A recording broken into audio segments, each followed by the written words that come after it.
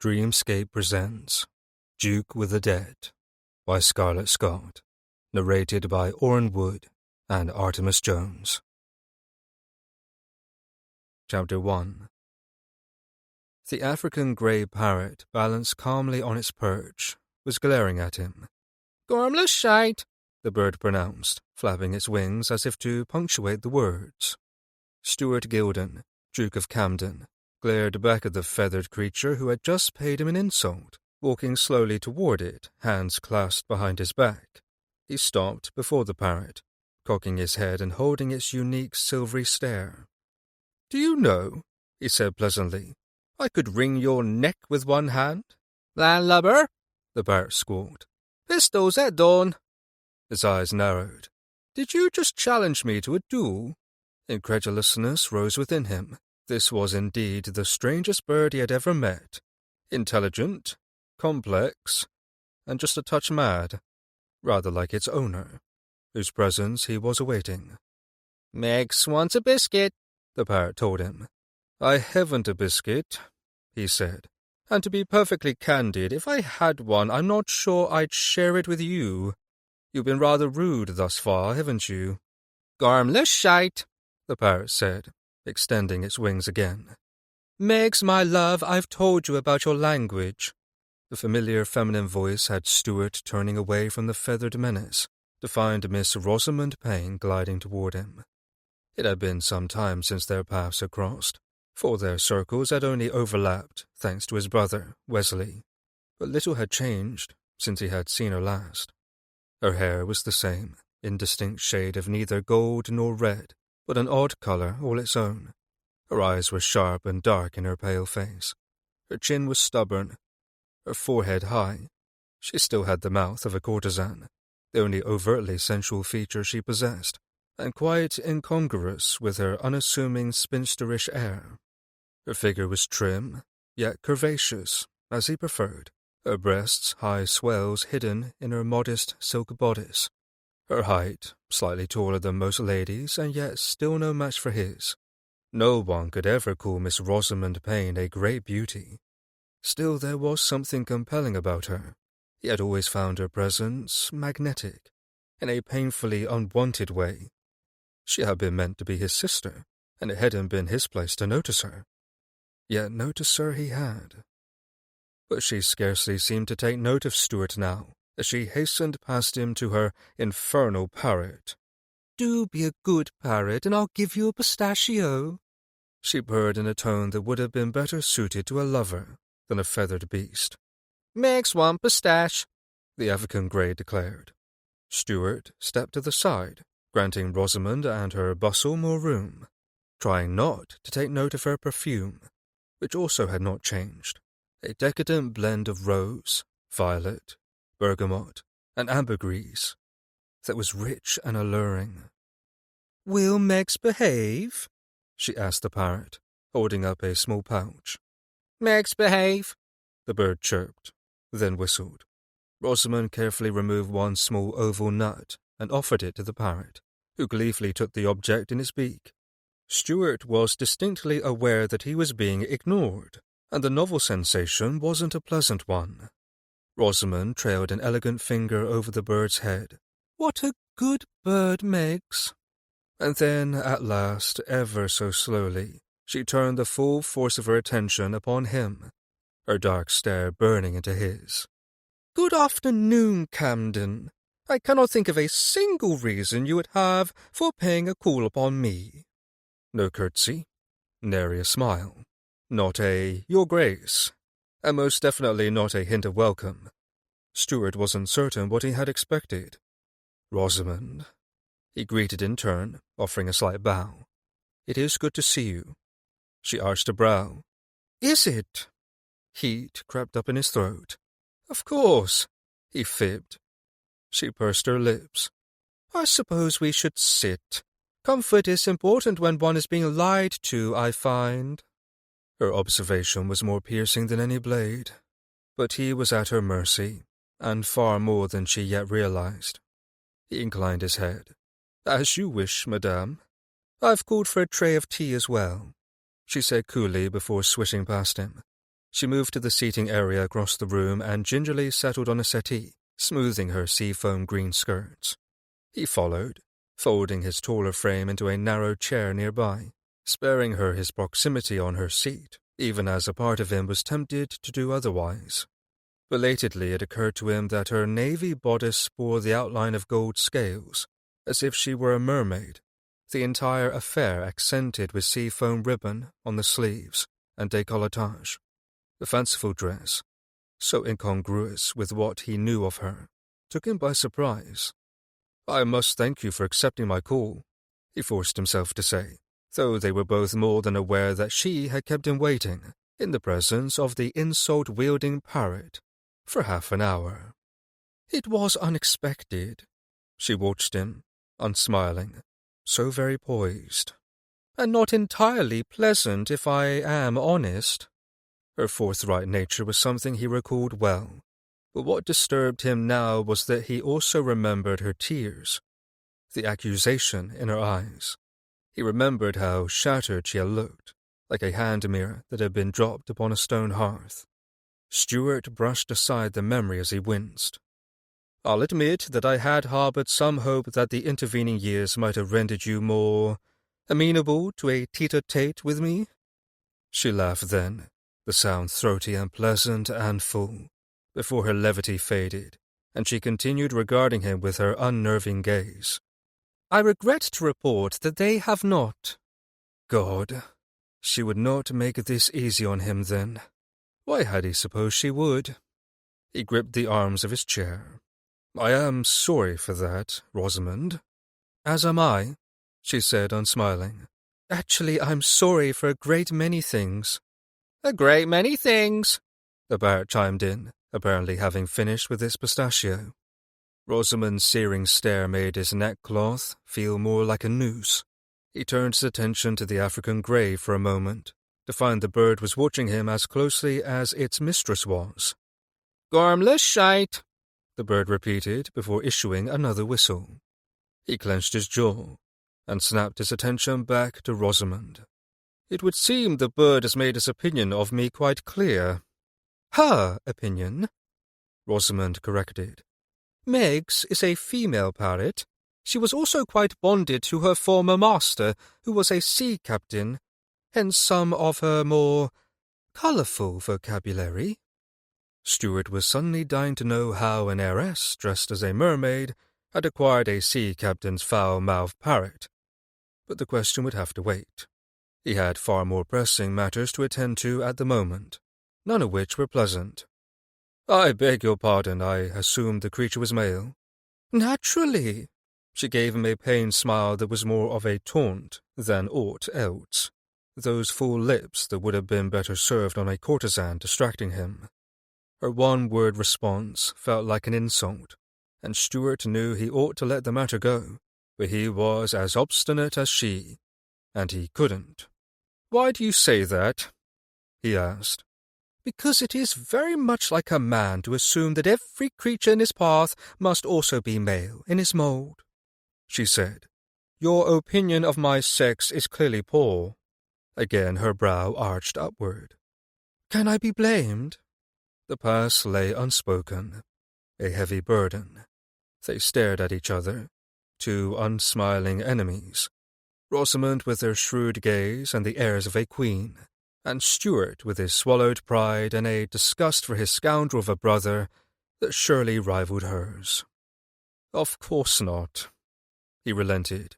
"What my brother did to you was unconscionable." Her smile was serene. "What he did made me stronger and wiser." She was utterly unflappable, and this was new. He did not remember such self-possession in her, the ability to flay a man with nothing more than her eyes and tongue. The line of buttons bisecting her bodice drew his attention. As he inhaled, the urge to undo them, to muss her irritating perfection perversely rising from nowhere. "I am relieved to hear it," he forced out. A tap at the door heralded the arrival of the tea-tray. They were silent as a servant bustled in, laying the tray on the table, separating them, before excusing herself with a curtsy. The dishes of tea that had been laid out looked as if they were antiques, fashioned of fine porcelain lined with gold and decorated with enamel Libra scales on the cup and a water carrier on the saucer. He watched as she prepared his tea precisely as he had always liked it, a splash of milk first, followed by tea and 2 lumps of sugar. She had remembered. Her attention to detail felt somehow strangely intimate, particularly when their fingers brushed as she handed him his tea. The sweet bergamot of Earl Grey rose from the steaming cup. "Thank you," he said, deciding the fine porcelain he held was likely Meissen. He wondered if Rosamond had purchased the cups and saucers herself, or if they had belonged to her father, whose eccentricities and affinity for collections had been rather notorious. She finished preparing her own tea.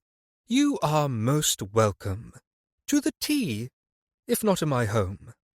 The reminder that they were bitterest enemies was pointed. She would serve him tea and recall precisely how he liked it made, but she drew the line at false pleasantries. "Makes 1 tea cake," the parrot called from across the room, reminding him of her presence. Well, at least she hadn't called him a gormless shite again. Progress. "You shall have some in a few minutes, darling," Rosamond returned, her voice gentling as she responded to the bird. And Stuart was suddenly, irritatingly envious of the feathered menace, still glaring at him from her perch. "Now then," Rosamond said suddenly, returning the full, disconcerting force of her attention upon him. "I don't imagine you came here for idle conversation or tea. What is it that brought you to me, Camden?" His heart thumped hard. Here was his opportunity, and yet the words felt thick and heavy and improperly formed. His tongue was stuck, his mouth dry. He, who had faced death and destruction and the hells of war, was terrified of 4 little words that, taken separately, were all rather inconsequential, save one. He could do this. He had to do this. The contents of the latest letter he had received yesterday were still burned upon his soul. Stuart took a deep, steadying breath, holding Rosamond's dark stare. "Will you marry me?" Into the shocked silence that had descended following the Duke of Camden's improbable proposal, Meggs interjected, "Gormless shite. Meggs wants pistache." The diversion was comedic for its timing. It was also just what Rosamond needed. "You'll not be having any pistachios if you insist upon paying our guest insult," she chided her beloved parrot, her mind whirling. He was jesting, surely, playing a terrible joke upon her. The Duke of Camden was a devoted Sybarite, as cold and jaded and arrogant as they came. He didn't want to marry anyone, least of all a plain spinster whose foolish heart had been shattered by his cruel scoundrel of a younger brother. "Meg's sorry," the African Grey said, her apology accompanied by a cheerful whistle that suggested her contrition was based solely upon her desire for another nut. Rosamond rose from her seat, as if it suddenly had been set alight, and moved across the room to Meg's, intent upon giving her reward, only to realise that she had left the pouch of pistachios on the table by the tea set. With an irritated sigh, she turned back to the abandoned nuts, only to find the Duke of Camden standing as well, his pale blue eyes upon her, so different from his brother's, which were hazel ringed with grey. In her stupid love for Lord Wesley, she had once written a sonnet devoted to the mercurial nature of his eyes. Pity she hadn't realised his eyes were a metaphor for his honour. "What is it?" she demanded, flustered. "It is rude to sit in the presence of a lady." He extended his arm, her pouch dangling from his long fingers. "Also, I do believe the pistachios you seek are to be found within." He had noticed where she kept them, and that she had forgotten them in her haste to flee him and his ridiculous proposal. But then, he had always been far too observant. She snatched the pouch from his grasp. "Thank you." Whirling about, she returned to Meg's, extracting a pistachio that she offered up. The parrot took it in her beak, nibbling. "Does she never move from her perch?" Camden asked, his voice far too near. He had followed her, rather in the vein of a tiger stalking its prey.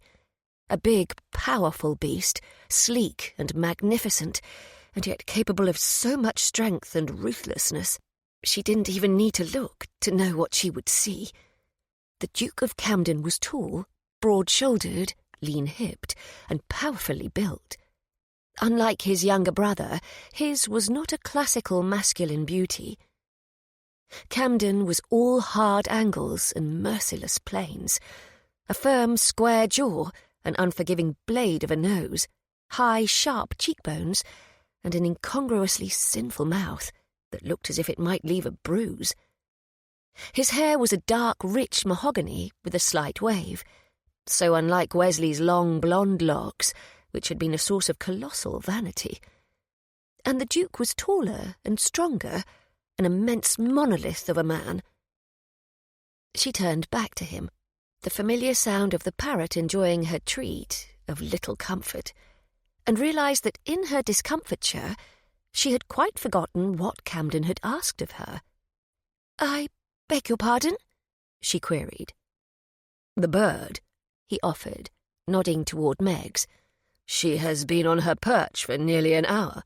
I merely thought it unusual that she hasn't chosen to flit about or wander." He was not wrong in his assessment, and the reminder of the lack of care Meg's had endured still left her heart hurting.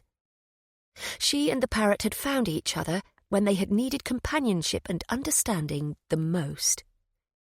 Before the sea captain took her in, she was kept too long in her cage by her previous owner, she explained. Continually being confined weakened her ability to fly. "A shame," he said softly.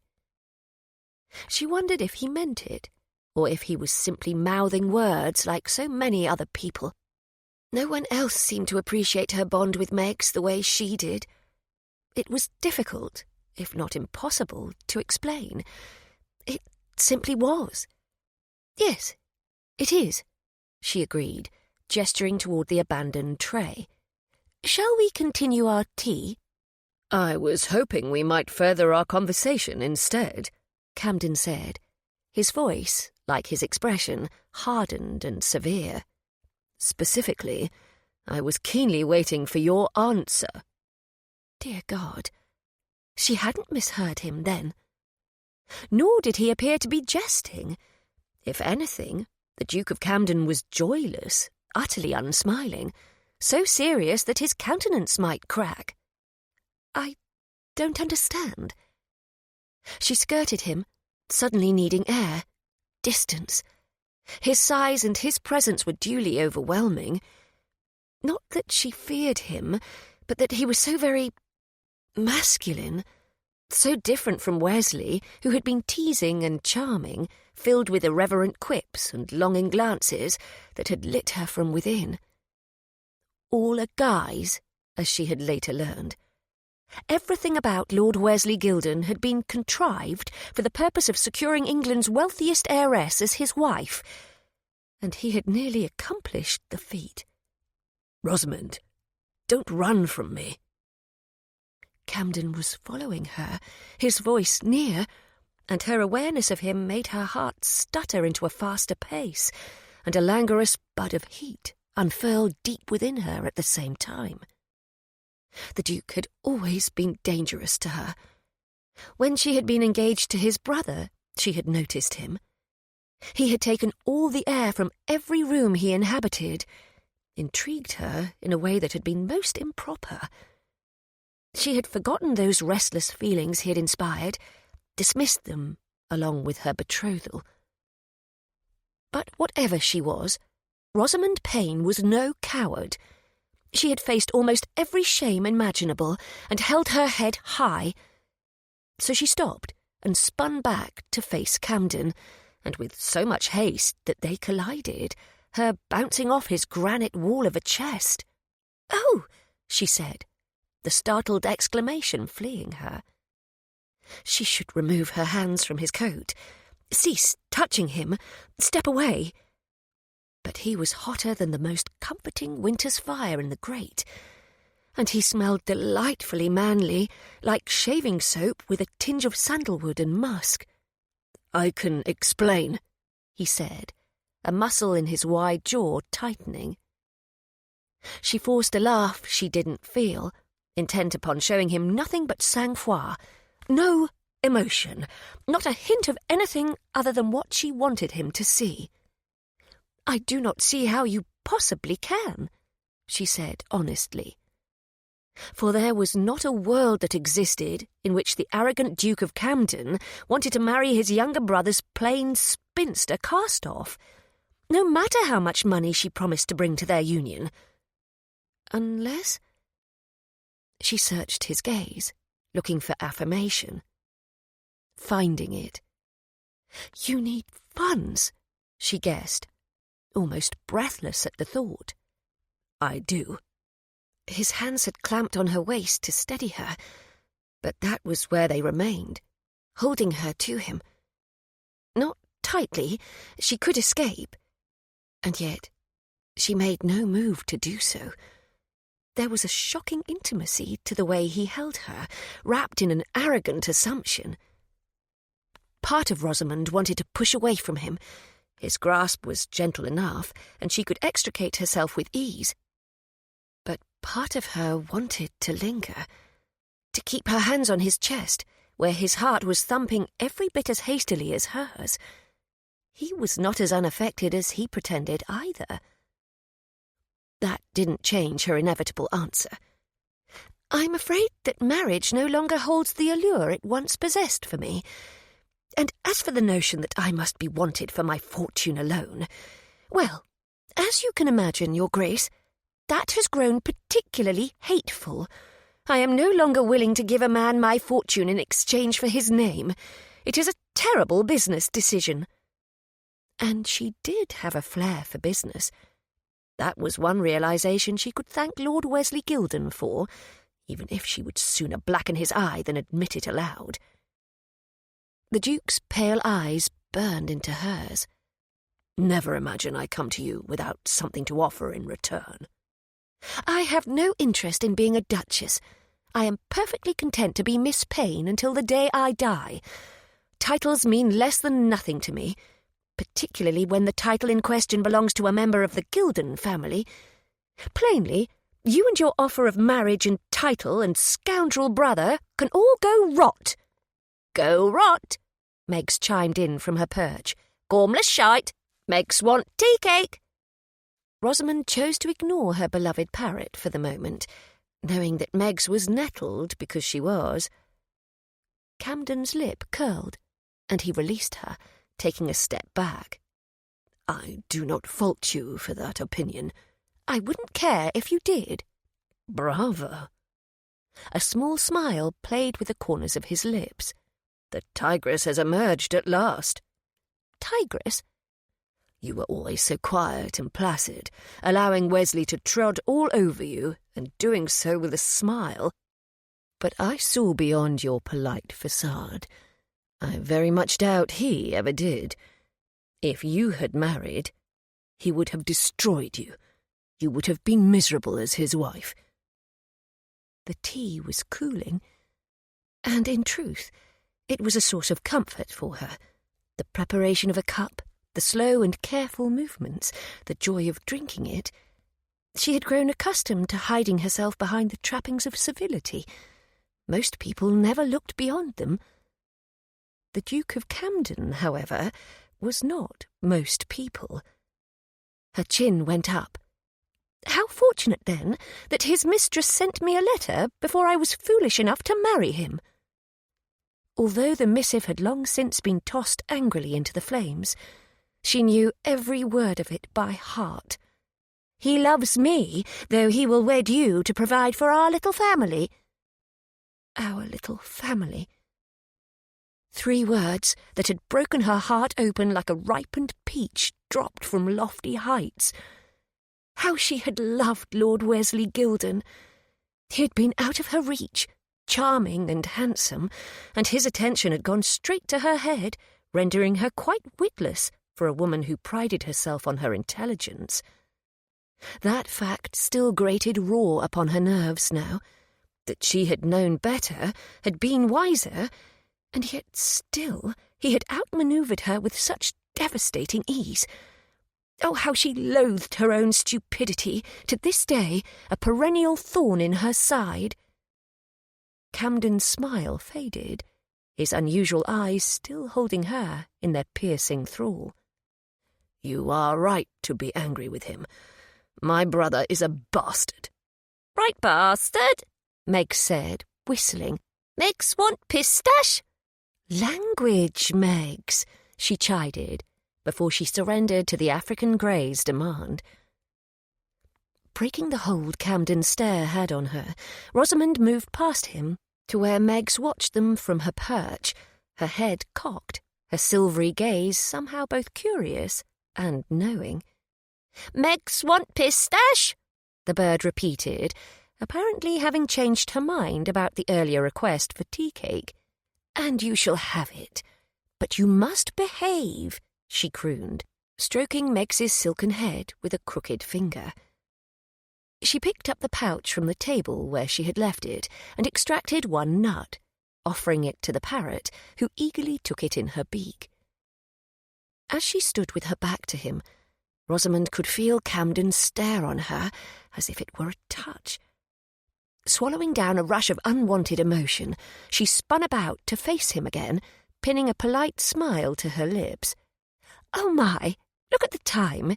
Regretfully, I have other engagements awaiting me today, Your Grace."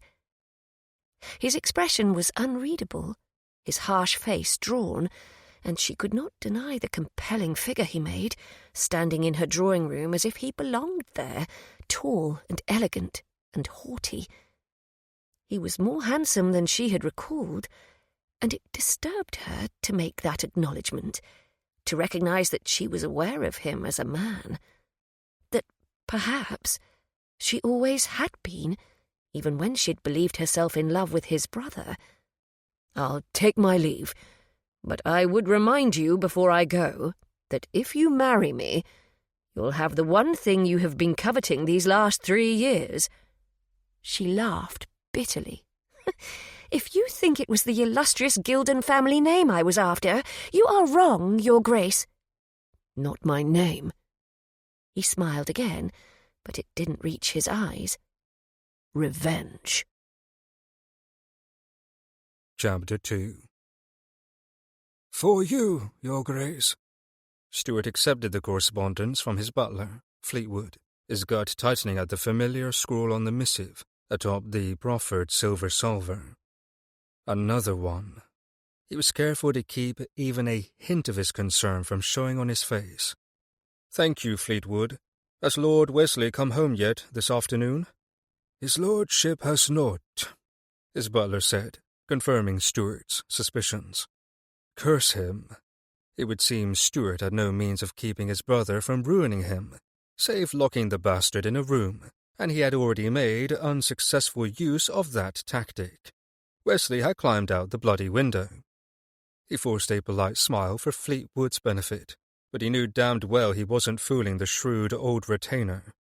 "I trust you will notify me if he does." The butler sketched a bow. "Of course, Your Grace." He nodded. "Thank you. That will be all." As Fleetwood disappeared with a discreet snick of the door closing once more, Stuart ground his molars and hissed out a frustrated breath from between clamped teeth. "Fucking damn it!" he muttered, then raked his fingers through his hair, no doubt leaving it unkempt.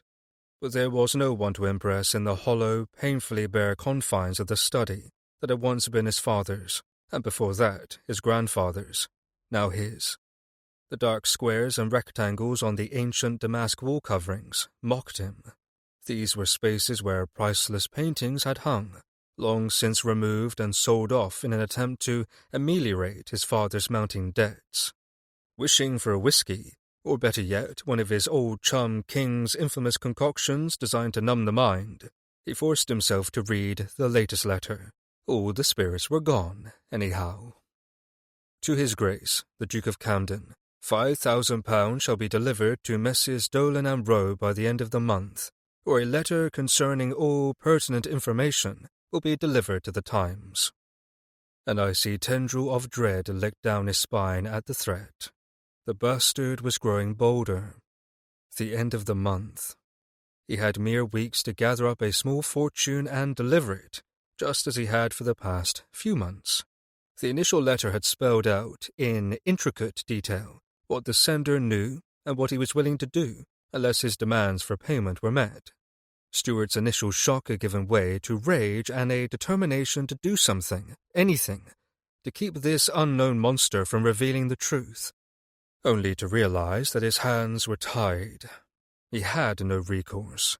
He couldn't go to Scotland Yard or anyone else with the threats because that would reveal the reason for the blackmail. And while Stuart could weather any scandal, Mother could not. And so he answered every letter with the required payment, draining his already scanty funds as surely as Wesley did, and their father before him. Stuart didn't have £5,000, of course. He'd scarcely summoned the £3,000 for the last request. Damn Wesley for putting them in this tenuous circumstance, and curse Miss Rosamond Payne for refusing his proposal. It had perhaps not been one of Stuart's finer ideas, but when one needed enough funds to rival Croesus himself, one had few options. Rosamond's wealth was tremendous. It would have been the solution to his problems, a means of relieving himself from the burden of debts, mortal and otherwise, that Wesley and their father had amassed. Oh, there was another solution, to be sure, but Stuart hadn't the stomach for murder. There was also a problem with such a tactic. He didn't know who was behind the blackmailing. But he hadn't the time to agonize over the letter or the threats at the moment. He had a ball to attend, because that was how utterly ridiculous his life had become, fending off creditors and blackmailers in the morning and afternoon, then feigning a smile, and waltzing by the evening. Gritting another foul curse, Stuart rose from his desk, crumpling the letter in his fist as he did so. No need to preserve the words, they were tattooed upon his very brain. Grimly he stalked across the room to the low fire burning in the grate, and pitched the bold missive within. Flames took a moment to lick at the paper before engulfing it, the entire thing diminishing to ash in seconds. If only he could apply the same hasty banishment to his unknown foe. Until that day came, he had no recourse, save trying to persuade Miss Rosamond Payne to change her mind. Stuart passed the next 2 hours in the prodigiously painful preparations. His valet, Sharp, fretted over his evening finery with the fastidious devotion of a true dandy. In the end it was formal blacks with a white necktie, but the first waistcoat he'd donned had been dismissed by Sharp. "Too garish, your grace, if you will forgive me for saying so." Stuart had glanced bemusedly down at himself, thinking the waistcoat perfectly suitable. "And a wrinkle," Sharp worried. "It must be pressed anew, I fear." He would have argued that no one would spy the wrinkle as it would be hidden well beneath his coat, but Stuart held his tongue. He knew there was no winning a battle with his determined valet. "So much lint," Sharp had proclaimed at the replacement, his worries no more assuaged as he shook his head and all but wrung his hands in despair. "I fail to see where it all has come from. No, no, no, this one shan't do, your grace." A third had finally passed muster, and now Stuart prowled the absolute crush of Brandon's Ball, overheated, annoyed, and desperately in need of a drink. Anything to bring him oblivion. Only he couldn't imbibe, not now, not yet. He had a plan of battle to attend. Unfortunately, his quarry stood just on the periphery of the dance floor, conferring with the widowed Countess of Grenfell, whose fiery tresses made her stand out in any crowd. How fortunate. The air was scented with a cloying blend of sweat, hair grease, champagne, and perfume, the gas lamps blazing hot as Hades overhead. But as he drew nearer to Miss Payne, those unfortunate details concerned him significantly less. She was smiling at something Lady Grenfell had said, and it was genuine rather than feigned, unguarded and guileless. It was decidedly not how she had looked at him during their meeting. There had been pistols at dawn in her eyes. Her smiles had been small, tight, and forced. Her posture had been that of a soldier about to march into battle, tense and poised, ready for action. She saw him as her enemy, and he couldn't blame her for that. In a way, he was. What he wanted from her was what most men wanted from her, what Wesley had wanted from her, her fortune. She hadn't minced words, and as always he'd been impressed by her. Miss Rosamond Payne was stronger and far more confident than she'd been 3 years ago. She was harder, too. Where once she'd worn her softness with naive unawareness, now she had donned her armor. He hated how poorly Wesley had treated her during their doomed betrothal, but he was also glad that she'd taken up the cudgels for herself. By the time he reached Rosamond, Lady Grenfell had conveniently ventured elsewhere, leaving Rosamond alone. Her dark eyes widened at his approach, and he forced a smile of his own, bowing. "Miss Payne?" She offered him a punctuated curtsy in return. "Duke?" A painfully polite silence descended. His fault? All the practiced flattery in his head had vanished the second he was in proximity. Thank Christ she didn't have the parrot with her. He had half expected to find the rude little creature perched on her shoulder, glaring at him with smug, silvery eyes, as it called him a gormless shite. A small victory. The orchestra struck up a cotillion, prodding him into action. "Would you do me the honor of dancing with me?"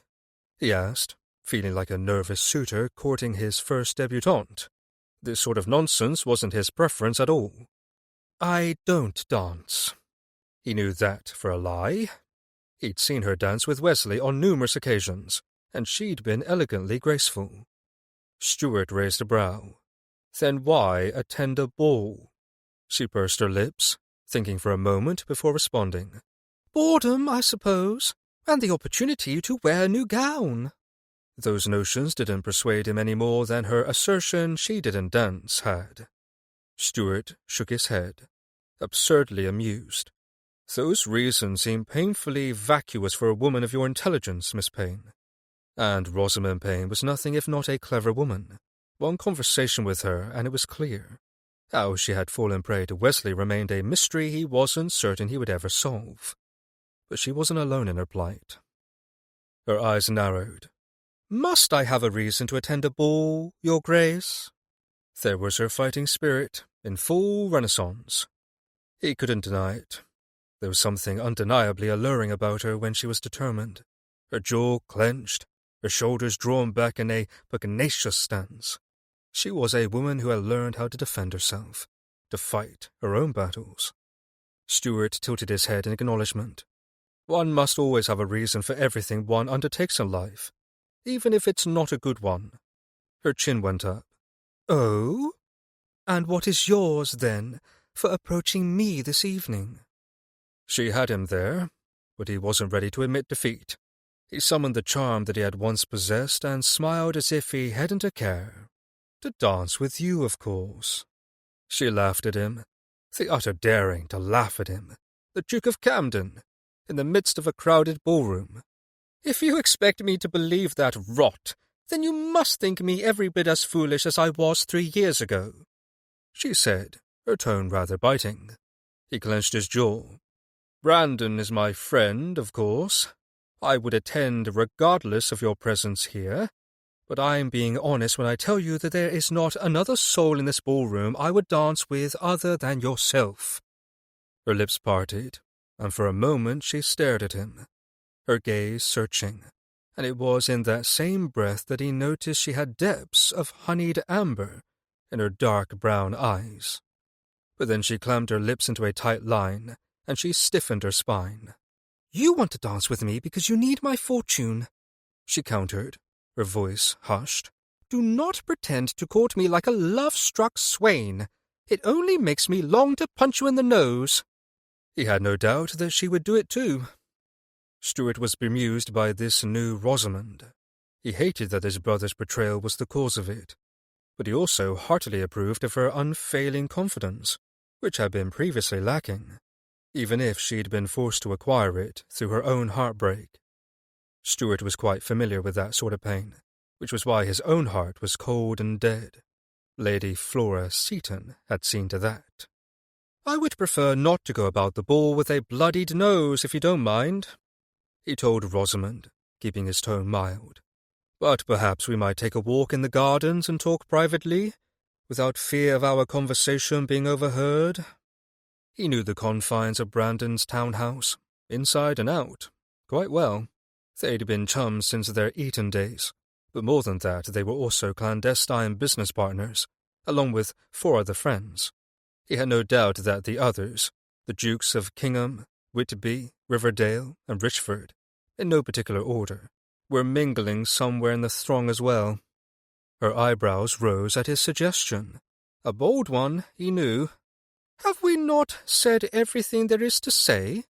She would give him no quarter. Of course not. "Must I prostrate myself before you to persuade you to lend me a few more moments of your time?" he asked. Between the letters, the threats, Wesley's profligate gambling, and his ever-growing mountain of debt, Stuart had no remaining pride. He would likely kiss Miss Rosamond Payne's hems if she demanded it of him, with the entire ballroom as witness too. The burden of duty was oft a suffocating, humiliating one. She hesitated in her response, and he seized his opportunity. "Oh, look," he said lightly, looking over his shoulder as if he spied someone approaching. "Here comes the Marchioness of Seabury headed in this direction. The august lady looks as if she is in desperate need of a tender, listening ear. I trust you can provide her with one." Rosamond's brows crashed inward in a sudden frown. "Not Lady Seabury. The last time she cornered me at a ball, I couldn't rid myself of her for a full hour." He remembered because it had happened when he had hosted the ball in honour of Rosamond and Wesley's betrothal. He felt slightly guilty at using Lady Seabury in his effort to further his campaign, for she had recently met an untimely end. But Rosamond didn't appear to know that salient fact, and he was shamelessly using it to his advantage. "Fine," she growled. "Take me outside if you must. Anything to listening to her opine on the finest feathers for adorning a hat. I have no wish to make a row with her today." Among her faults, Lady Seabury had been dreadfully loquacious, with a tendency to force anyone she could to listen to her sermons on fashion. He offered Rosamond his arm. "Allow me to save you, dear lady." She hesitated, eyeing him sternly for a heartbeat, her hand outstretched, before she settled it in the crook of his elbow. "Do kick your noble steed into a gallop, sir. I have no wish to spend the rest of my evening trying not to take note when Lady Seabury breaks wind." Her declaration started a laugh from him. I knew she was notorious for her lengthy discussions, but I hadn't quite heard that before. A becoming flush tinged Rosamond's cheeks. "I suppose that was badly done of me." Not as badly done as him lying about a dead woman approaching them just so he could get Rosamond alone. Stuart gave the hand resting on his arm a serene pat. "Never mind that, my dear. I'm happy to be of service." Hellfire. He was no better than his scoundrel brother. The night air was cool as it kissed Rosamond's cheeks, which was just as well because the combination of the ball's crush, the blazing chandeliers, and the Duke of Camden's sudden appearance at her side had rendered her thoroughly overheated. Likely, venturing outside with him had been a mistake, but it was one she couldn't rectify, now that she had walked with him on the gravel path beneath the silvery glow of a watchful moon. A heavy silence had descended between them, as Camden had expertly weaved them through the throng of fellow revellers and out the door into the gardens, punctuated by the gurgling of a small fountain. He brought them to a pause before it, the Roman goddess of the hunt presiding over them, reaching for her quiver. "Ah, Diana," Camden drawled, "goddess of wild beasts. Rather an appropriate place for our discussion, I think." "Which one of us is the wild beast, Your Grace?" she couldn't help asking. "There is one within us all, at least to a certain extent. Would you not agree?" His voice was low, and although he hadn't said a suggestive word, something within her quickened. The Duke of Camden possessed a pleasant, deep voice that slid over her senses like a silken caress. "Perhaps," she allowed, mindful that every minute she spent alone in his presence in the moonlight was fraught with danger. "But I do think it would be prudent to save such debates and to talk about what you wish to discuss with me instead. Our time here in the gardens must be limited." "Good of you to remind me." His tone was wry as he turned to face her instead of the fountain, forcing her hand from its resting place on his arm. "As you might have guessed, I wished to speak with you about my offer." His proposal of marriage, he meant. And she couldn't deny it. She remained cautiously intrigued by the prospect, for two very private, wholly different reasons. The old dream she had once had of a family, children of her own, had re-emerged like a perennial bursting through the crust of winter's soil to sprout anew. At 30, she had quite surrendered that dream and her shattered heart. But now, the lure was there, the opportunity to seize what had been denied her. And then there was the other potent temptation, not nearly as noble, gaining her revenge upon the man who had once brought her to her knees. But as much as she loathed Lord Wesley Gilden for his lies and betrayal, she could not, even in her weakest moments, when the need for vengeance burned hottest, reconcile sacrificing the rest of her life to obtain it. Nor was she certain that she would wish to have children with the Duke of Camden, of all men. It was foolishness to hope, and she recognised that weakness in herself that made such a union seem possible. There was only one sound response to give him. "I'm afraid my answer must remain the same, regardless of whatever you would impart," she told him quietly. "A chance," he said. "A few moments of your time to explain myself. That is all I ask of you now."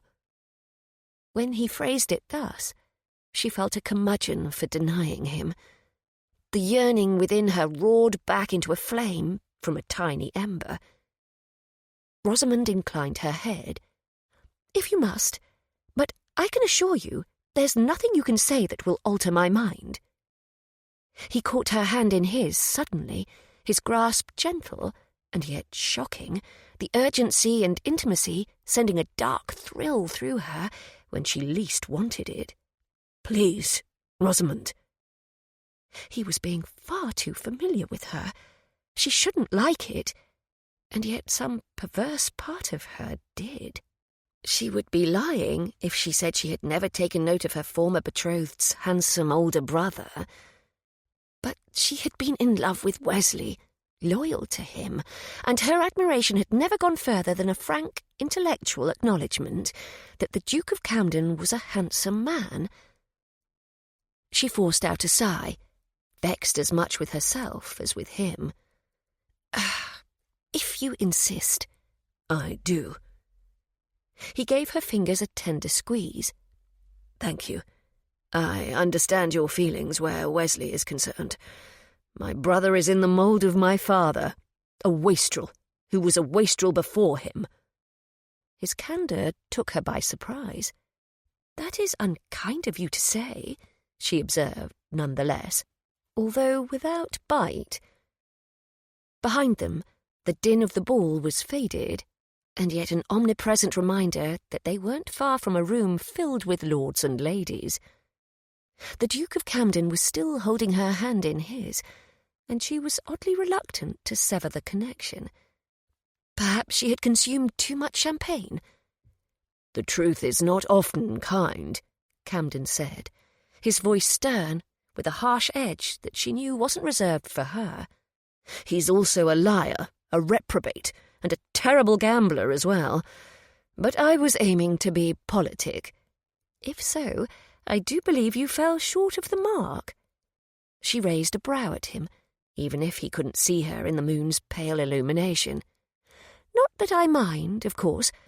My own opinion of your brother is anything but polite, as you no doubt are already aware."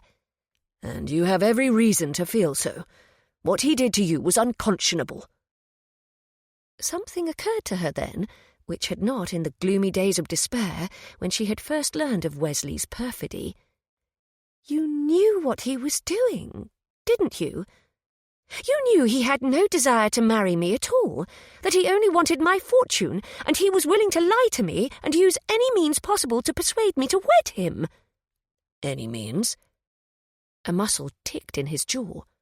"Surely he did not coerce you into anything untoward?" "If you are wondering whether your brother forced me, the answer is no. He did not." She summoned a smile that she knew was bitter, filled with fury for Lord Wesley's careless manipulations, and how effortlessly she had been his dupe. He wouldn't have done, or so he told me in his own words. He isn't partial to plain, big-nosed spinsters. The Duke muttered an oath. "Your nose isn't overly large." Camden's firm pronouncement took her off guard, as did the anger lacing his voice. It was almost as if he were furious on her behalf. But that made no sense. He was Lord Wesley's brother.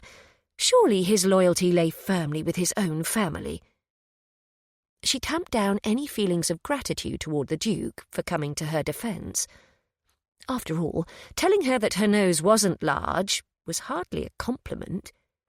"Thank you, Your Grace. I am unbearably flattered."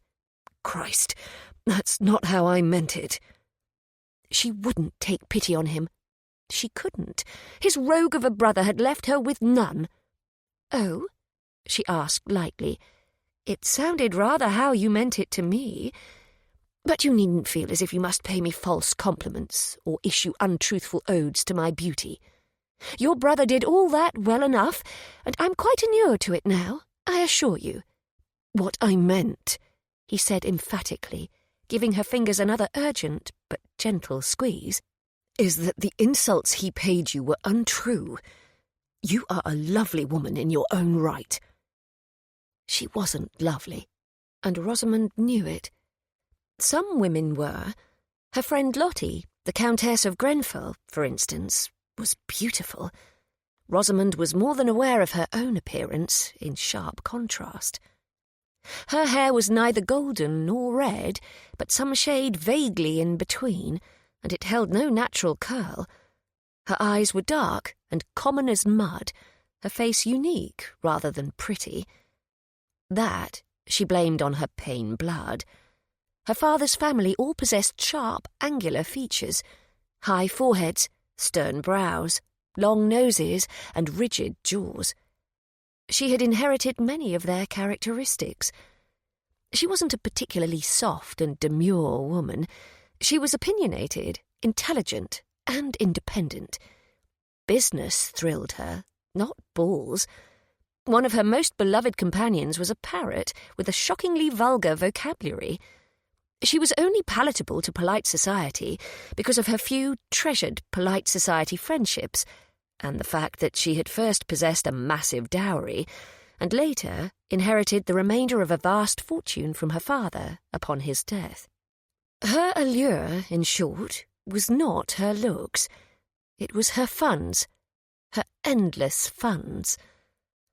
Once she had been naive enough to believe otherwise, persuaded by a handsome man who danced attendance and kisses on her. Never again. "Pray don't insult me with lies, Your Grace. It is beneath the both of us," she told Camden coolly. "Paying you insult was not my intent, and let me assure you that I'm not lying." She didn't believe him, of course, but she was growing weary of this game they played, and the longer they lingered in the darkened garden, the greater their chances of being caught became. Rosamond shook her head. "Regardless, you must understand my hesitancy to remain here with you, when all you have to offer me is false flattery and the concession that your brother is a scoundrel." "But I have more to offer you, if you will but listen," he insisted. "All our lives, my brother has wanted everything that is mine. It started with a set of wooden toy soldiers our father bought me on a whim, and it went on to include the title I was set to inherit, and later, the woman I loved. He has done everything in his power to ruin me." The raw bitterness in the Duke's voice was undeniable. Here, in the silvery moonlight, it was as if he had finally taken down the arrogant mask he wore. "The woman you loved?" she pressed, morbidly curious. "My brother seduced her and then refused to marry her, all to spite me. He took great enjoyment from my pain." The revelation should not shock her. She knew Wesley was capable of anything. And yet, it somehow did. "Was this before or after our betrothal?" Rosamond asked, wanting to know, and yet hating herself for it. The answer had no bearing upon her. It changed nothing. "Before." She swallowed against an unwanted rush of feeling, hating that after 3 years, Wesley's betrayal still affected her. "Still, I fail to see what this has to do with your proposal." "Everything. Do you not see? If you marry me, he will covet you, and yet he will never have you, because you are too wise for his tricks. Seeing you as my Duchess will be a constant reminder to him of what he lost through his own ruthless manipulations. It would be the greatest form of revenge he can be dealt." For the first time, she understood what the Duke offered her, completely and without question. And she couldn't deny it. There was a certain forbidden allure to the notion.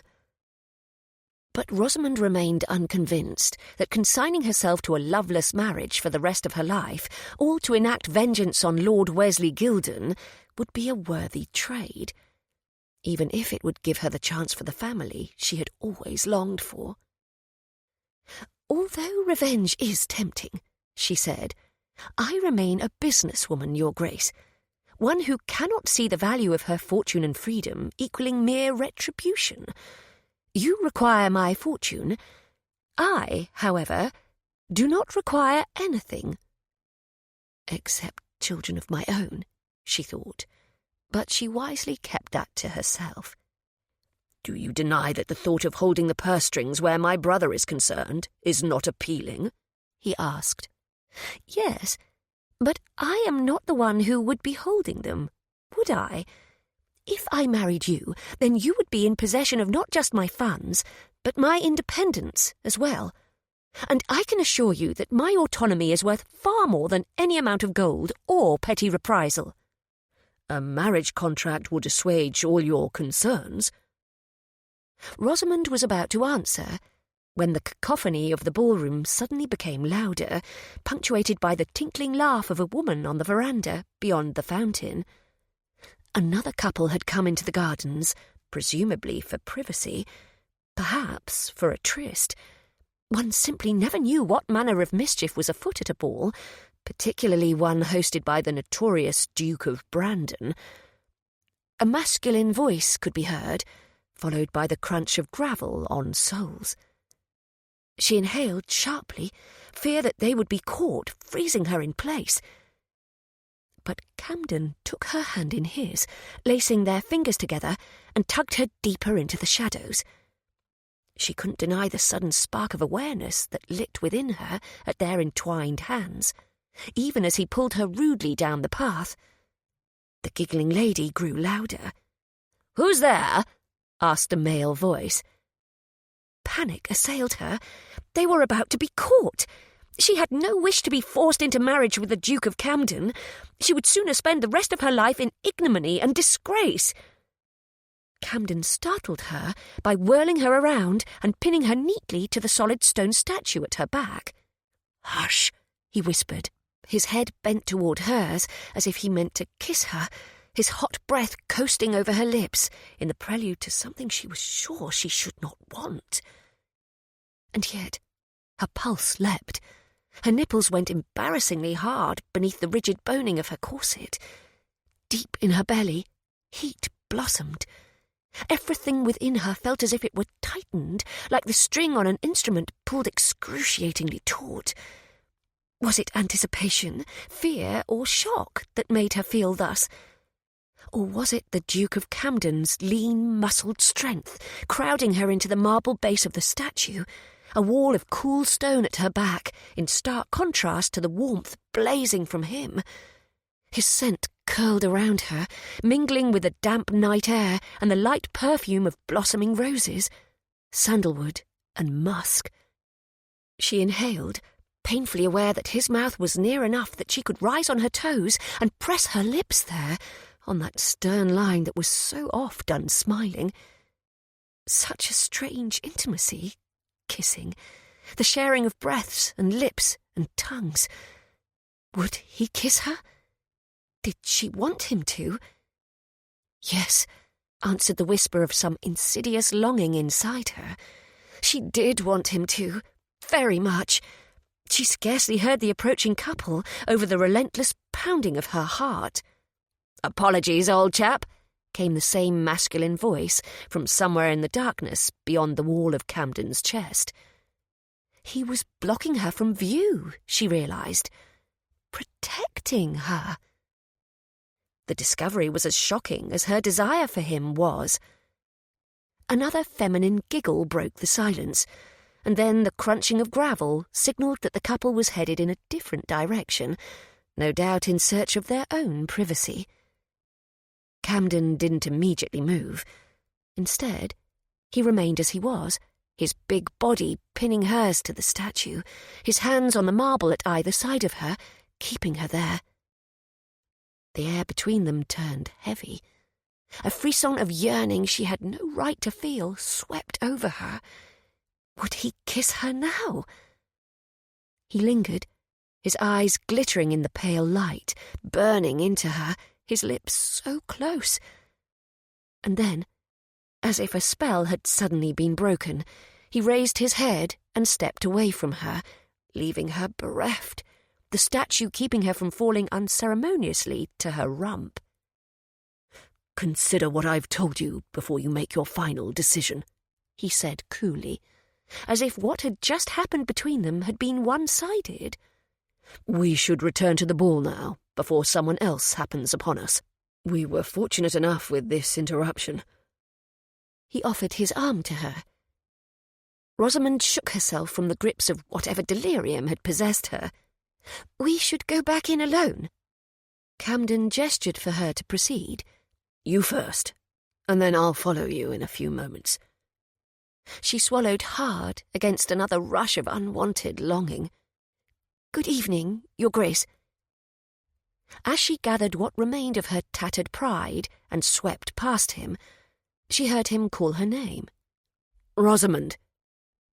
She turned back to find him watching her, the moonlight lovingly silhouetting his tall figure. "You still owe me a dance." She didn't bother to argue, and neither did she answer him. But when Rosamond returned to the ball, she found her mother, who was in her cups and tittering with a pair of dowagers who had similarly enjoyed more than their fair share of champagne. "I'm calling for the carriage," she announced. "Must we go already?" her mother asked, sounding dismayed. Since father's death, mother relied upon societal diversions to keep her from melancholy. Rosamond thought of her strange interlude with the Duke of Camden and his determination to dance with her. She didn't think she could risk being held in his arms. Her ability to remain impervious was in severe jeopardy, as was her rational thinking. Too much champagne and bracing air outdoors. The moonlight had made her maudlin. "Yes," she said firmly, "I'm afraid that we must." She needed to escape before she did something more foolish than agreeing to wed Lord Wesley Gilden, promising to marry his forbidding older brother. Chapter 3. He had almost kissed Rosamond. What the devil had he been thinking? Stuart was still chastising himself for his own stupidity the day after Brandon's ball, as he stalked toward his sleeping brother, pitcher of water firmly in hand.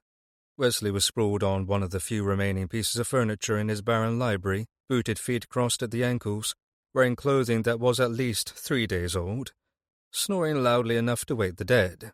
The whole bloody room smelled of sour spirits, sweat, and dirty boots. He hadn't been thinking, and that was a problem. He needed to remain calculated and collected if he was to persuade Rosamond to marry him. She was balking at the notion, and far too much for his peace of mind.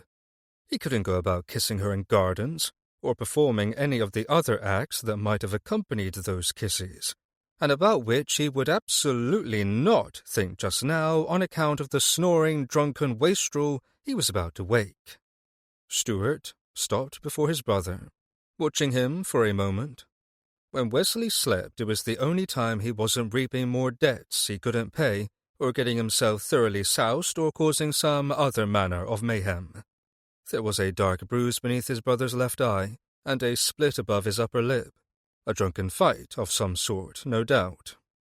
Or perhaps Wesley had bedded another man's wife, and the fellow hadn't been impressed. Whatever had happened to him, his brother wasn't dead, which was what Stuart often feared when Wesley disappeared for days at a time. He was alive and breathing and snoring on Stuart's Grecian couch, instead of lying in a ditch somewhere, a bullet or a blade in his back. But whilst the initial relief had been strong at being informed that Wesley had returned relatively unscathed, and was presently inhabiting the library, as Fleetwood had so politely phrased the situation, all such comfort had gone. Fury was its omnipresent replacement. Stuart lifted the pitcher over his brother's head and tipped it. Liquid poured from the spout, slushing over Wesley's greasy blonde hair. His brother came to life with a snort and a howl, sputtering on water. "What the bloody hell, Stuart?" he demanded furiously, shaking like a soaked dog emerging from an unwanted bath. Droplets sprayed all over the threadbare Axminster. "Wake up," he said without sympathy. "Fuck you," Wesley growled. "I am awake and thoroughly goddamn sopping." "At least you're alive," he said, unmoved by his brother's ire. "Where have you been this last few days?" He could imagine, of course, but usually reality was so much worse, and Stuart preferred to know what he was dealing with when it came to Wesley. "I was having a run of good fortune, if you must know," Wesley said, dashing more water from his eyes. "I won £1,000. Whenever Wesley won, he neglected to take into consideration the many thousands of pounds he'd lost over the years in the name of securing that futile victory. It was the disease of the gambler, to forever be chasing that ever-elusive luck, the one hand of cards or roll of dice that would make his every sacrifice worthwhile. Only too often that halcyon moment never arrived. "You haven't the funds to gamble," he reminded his brother grimly, and meanwhile Stuart had depleted his coffers of what he had gleaned from the wicked Duke's society. Not that it signified. Nothing stopped Wesley from doing whatever the hell he wanted, regardless of how damaging it was to those around him. "I've funds aplenty," Wesley countered. "How do you think I won the £1,000? One of the few acquaintances you have remaining whom you haven't yet beggared?" he guessed, unkindly. "Or perhaps you're selling yourself as a stud to unsuspecting widows." Wesley's eyes narrowed, and he shot to his feet, a bit unsteady. "I'm not a whore, you pompous prick." Stuart shrugged. "You've already sold your soul. I was merely thinking of what could be left of value that you might pawn." Wesley's lip curled as he swayed drunkenly to his right. "You haven't an inkling of what it's like, standing there, the Duke of Camden, so damn smug. 3 years difference, and I would be in your shoes. An accident of birth has kept me from all that should be rightfully mine." Stuart couldn't help but to think of another, for whom 3 years had made a great difference. Rosamond could assume the role of an icy queen all she liked, but he had seen hints of vulnerability hiding just beneath her emotionless facade. She had been suffering in the wake of Wesley's betrayal. It had left her reeling. But that was often the way of the world. The victim was left to pay the price for the crime visited upon them, whilst the criminal could blithely carry on with life. He held his brother's bloodshot gaze. "I do know what it's like to be the elder brother, forced to shoulder your debts and pay for your exploits, and to soothe mother's fears whilst you're gallivanting about London, whoring and gambling and Christ knows what else." "Ah, yes, our sainted mater." Wesley stumbled to the sideboard, presumably searching for spirits when more was the last thing he needed. "How is the old bird today, Still hiding in her chamber like a frightened mouse? Their mother was not well, and she hadn't been for years. His brother's casual insult stung on her behalf. Stuart longed to stalk across the library to grasp Wesley by the back of his rumpled coat and shake the devil out of him, before tossing him into the street. Instead, he remained where he stood, flexing his fingers at his sides, forcing himself to maintain the pretense of a calm he was incapable of feeling. Mother is as well as can be expected. She worries over you and wishes you would pay her a call. Wesley laughed bitterly. She's never given a damn about the spare. She only ever loved the heir. That wasn't true. Their mother loved Wesley, and with a dedicated determination and unwillingness to see any of the villainy within him that sometimes made unwelcome surges of jealousy eat Stuart up inside. She loves you, he continued, balling his hands into impotent fists. It would do her spirit some good to see you. It would do her spirit some good to get out of that fucking room, Wesley returned snidely, swiping his arm through empty crystal glasses and sending them crashing to the floor. Where the hell is the brandy? Gone, he said, pleased with himself for finally deciding to remove all sources of temptation from the townhouse. You drank the last of it, and we haven't money for more. Then I reckon my £1,000 will have to fetch me some. I'm ill. I need my medicine. Brandy was no panacea for Wesley. He'd been getting deeper into his cups every night. His dissipation was beginning to show on his face and around his middle. You drank too much, he said curtly. Again. On the contrary, I didn't drink enough, and that is why I feel like donkey shite. His brother waved an arm in the air and stumbled into the half-empty bookshelves. You look worse than it, he couldn't help pointing out. You need breakfast, some sleep and a bath, Wesley. Oh, do I? Thank you, wise brother Duke, for telling me. He leaned against the shelves, presumably to keep from toppling to his arse. I'll come to you for counsel on my life when you seek me out for advice on how to keep the woman you love from sucking your brother's cock. The dull anger that had been growing within Stuart raged into a roaring blaze. It took every modicum of restraint he had to keep from leaping across the room like a wounded animal and throttling his brother. Do not speak of it, he warned. Or what? Wesley grinned. You'll stop paying my debts. You'll toss me into the streets. We both know you won't. He pushed away from the shelves, his face turning white as he did so. Fucking hell, I think I'm going to retch. It would serve him right, but Stuart's domestics were spread painfully thin. The maid would already have to clean up the broken glasses. He had no wish to ask her to clean up his brother's vomit as well. He closed the distance between himself and Wesley in a few hasty strides, thrusting the empty pitcher forward. Use this. We can't afford to replace the carpets. How kind of you, brother, Wesley said, and then promptly held the pitcher to his face and emptied the contents of his stomach into it. Feeling ill himself and anything but kind, Stuart turned and stalked from the library, content to know that his brother would at least be staying in this evening. He wouldn't lose more money, and their mother could rest easily tonight with the knowledge that her second-born was safe beneath the same roof. Megs fluffed up her feathers as Rosamond approached her, blinking silvery eyes that watched her progress. Megs want pistache? Of course you do, darling, Rosamond crooned. But first, you must behave. The African grey flapped her wings. Megs behave! Megs behave! I don't believe I've ever heard our Megs behave yet, commented her friend Miranda from across the room. True. Rosamond sighed and gave Megs a caress before reaching into the pouch where the parrot's favourite treat was kept and extracting a pistachio. She offered it. Here you are, my love. No saying anything naughty during Miranda's visit now. Megs gleefully accepted the pistachio, her beak working at it. Rosamond turned back to where Lady Miranda Lennox awaited her by the tea tray that had just been delivered. At least she will be preoccupied for a few moments, so that we might be able to have our chat. And a much-needed chat it was. She had a great deal to tell Miranda, and in truth, she was somewhat afraid to reveal all for fear of what her friend would say, particularly after her revelations to her dear friend Lottie, the widowed Countess of Grenfell, had been met with stern warnings. Understandably so. Lottie's marriage had been a vastly unhappy one.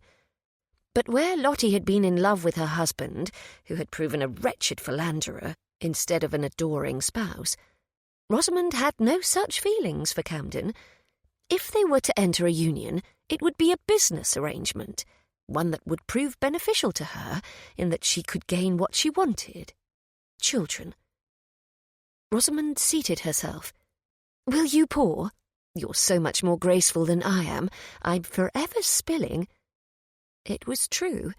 Miranda was the epitome of grace and elegance, which was ironic, because most of polite society had turned their backs to her and pretended as if she didn't exist. Not Rosamond, but then Rosamond wasn't truly considered polite society. "You are hardly clumsy, my dear," Miranda said kindly. Because Miranda was kind, sweetly, wonderfully kind, but only to those she cared for, as Rosamond had learned. She was honoured to find herself in that rarest of company. "Show us your bubbies," Meggs called into the silence, followed by a whistle. Mortification had Rosamond's cheeks going hot. Fortunately, Lady Miranda was an old acquaintance, and she wouldn't be chased off by the rapscallion parrot's vulgar vocabulary. Rosamond cast a glower over her shoulder at her beloved African grey, who had become more like a part of her since the two of them had first bonded several years earlier. "Meggs!" she chastised sharply, none the less horrified. "No more pistachios for you for the rest of the day." Meggs flapped her wings in affront, blinking. "Meggs want pistache?" "No," she countered sternly, wagging a disapproving finger at the bird, who eyed her serenely from her perch. "Meggs shan't have a pistachio. Meggs is a naughty bird." Naughty bird, Meggs agreed. "Walk the plank." Miranda's tinkling laughter spared Rosamond from further embarrassment. She turned back to the tea service awaiting them, and her lovely friend's unabashedly grinning countenance. "You needn't be put to the blush on my account," Miranda reassured her. "I find her hilarious. Her former owner was, you understand, her sea captain," Miranda finished for her, chuckling. "So you've told me before, and I must say I'm not surprised one whit. Her vocabulary is delightfully disreputable." "It is delightfully something," Rosamond muttered, casting another stern look in the direction of the African grey. "Not one word out of you, miss." Meggs regarded her, blinking, and then fluffed her feathers as if to offer protest. Shaking her head, Rosamond turned away. "Now you see why she cannot accompany me in polite circles. One word, and I'd be forever de trop in society. Not that I would particularly care much, but Mother would." And it was, in part, her devotion to her dear mother that guided Rosamond through her days. She couldn't lie to herself. The more she had turned Camden's offer over in her mind, the more she had come to think of how overjoyed Mother would be to see her settled at last, with the potential to have a family. Mother had lamented on many occasions that she feared leaving Rosamond alone in the world one day. It was yet another reason she was even considering Camden's proposal, when every modicum of reason she possessed told her she should not. "We cannot displease your mother," Miranda agreed, expertly pouring tea for the two of them. "You know how much I adore your maman." Rosamond smiled, accepting the cup that her friend had prepared, exactly to her liking. "She returns your regard, of course. I do think you're one of her favourites in our little coterie, along with Lottie and Hyacinth." "How wonderful to hear." Miranda sipped delicately from her own teacup. "Ah, perfection. It's so dreary outside, and I've been to the school all morning, which is utterly exhausting, even if it is rewarding. It was either tea or a nap, and I do so hate waking from naps. My mind always feels as if it's filled with fog when I rise. I'm quite bilious and disagreeable. It was almost impossible to believe Miranda was anything other than her vivacious, charming self. But Rosamond knew she herself was a veritable bear in the mornings, particularly when she needed to wake earlier than was her custom, or when Meggs decided to squawk her to waking, which was vexingly more often these days. "How is your school coming along?" she asked her friend, genuinely curious. "Quite well, thank you for asking, and despite all Armadale's determination to destroy it, and me." The Earl of Armadale had, until several months ago, been Miranda's husband. Their divorce had not just been acrimonious, it had been the cause of endless society scandal and gossip. Miranda had abandoned the courtesy title, Countess of Armadale, in favour of her maiden name and styling, Lady Miranda Lennox. After making Miranda miserable, Armadale had sought a divorce when she had flaunted an affair with another man. The truth of the matter was that Miranda hadn't been unfaithful to her husband, whilst he had been nothing but the opposite to her.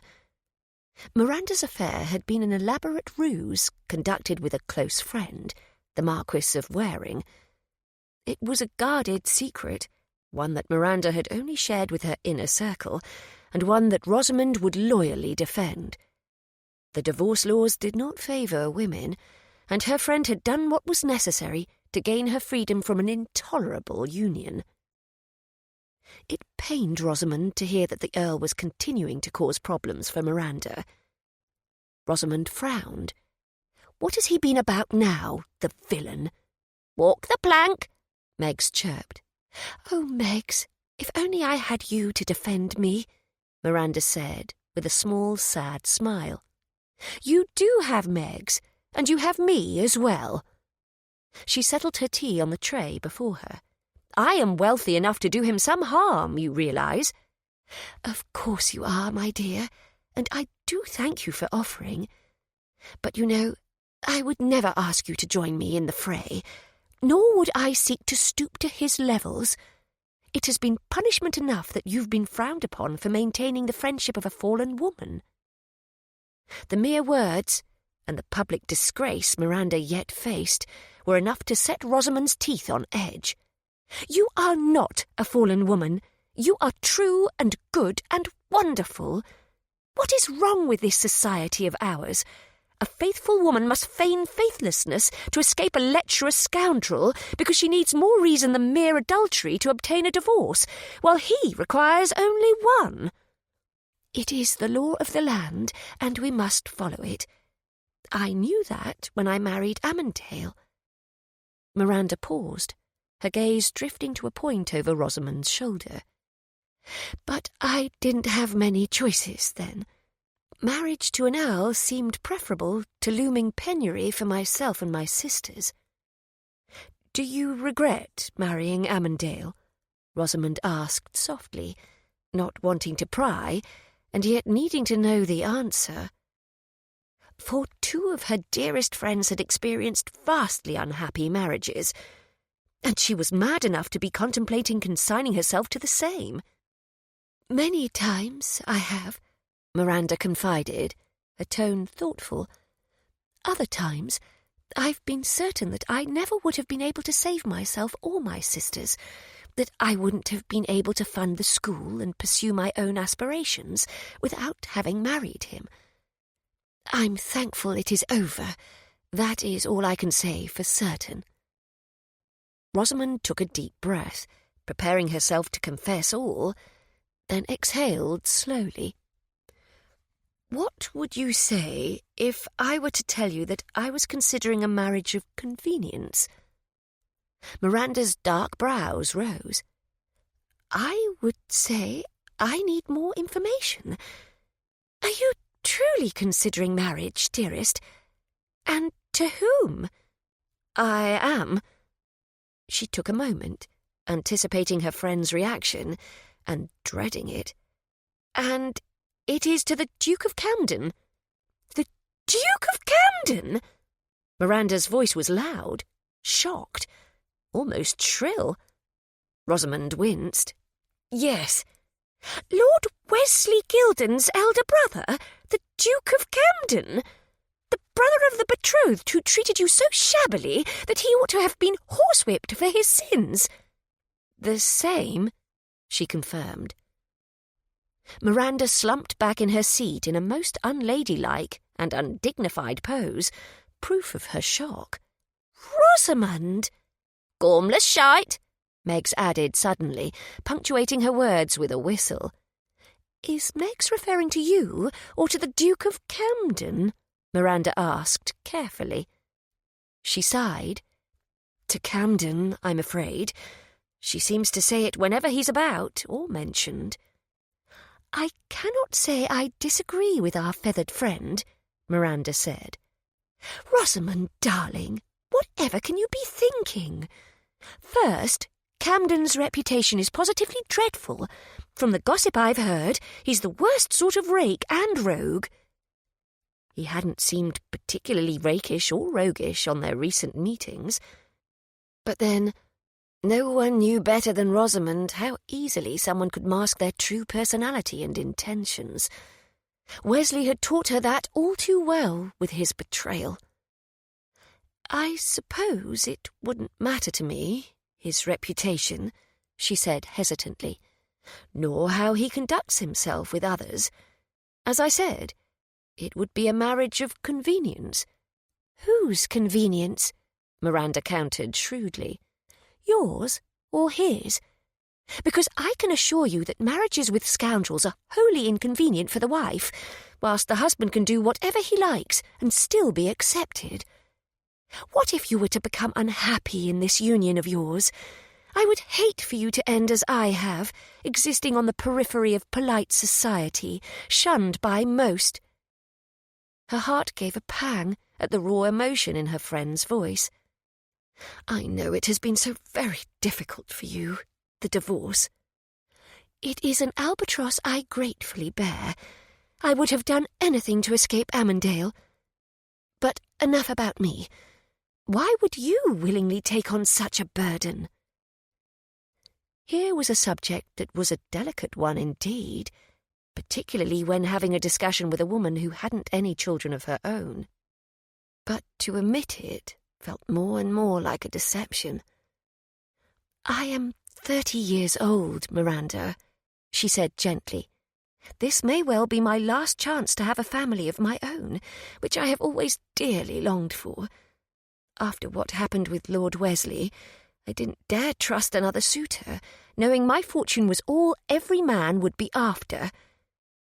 But these circumstances are quite unique, and Camden's candour gives me a certain leverage that is appealing. Her friend's face softened. I understand that desire all too well, my dear. But you are lovely and witty, and you would make a wonderful wife to any man, one worthy of you. You could find someone other than the Duke of Camden for such a purpose, I have no doubt. It is not just the lure of a family that calls to me, I must confess. Rosamond paused, taking a deep breath and exhaling before continuing. It's also revenge. It felt petty to admit, petty to say it aloud, and yet it was the truth. And then, somehow, it felt powerful. It felt tantalizing. She thought of what Camden had asked that night in the moonlit gardens. Do you deny that the thought of holding the purse strings where my brother is concerned is not appealing?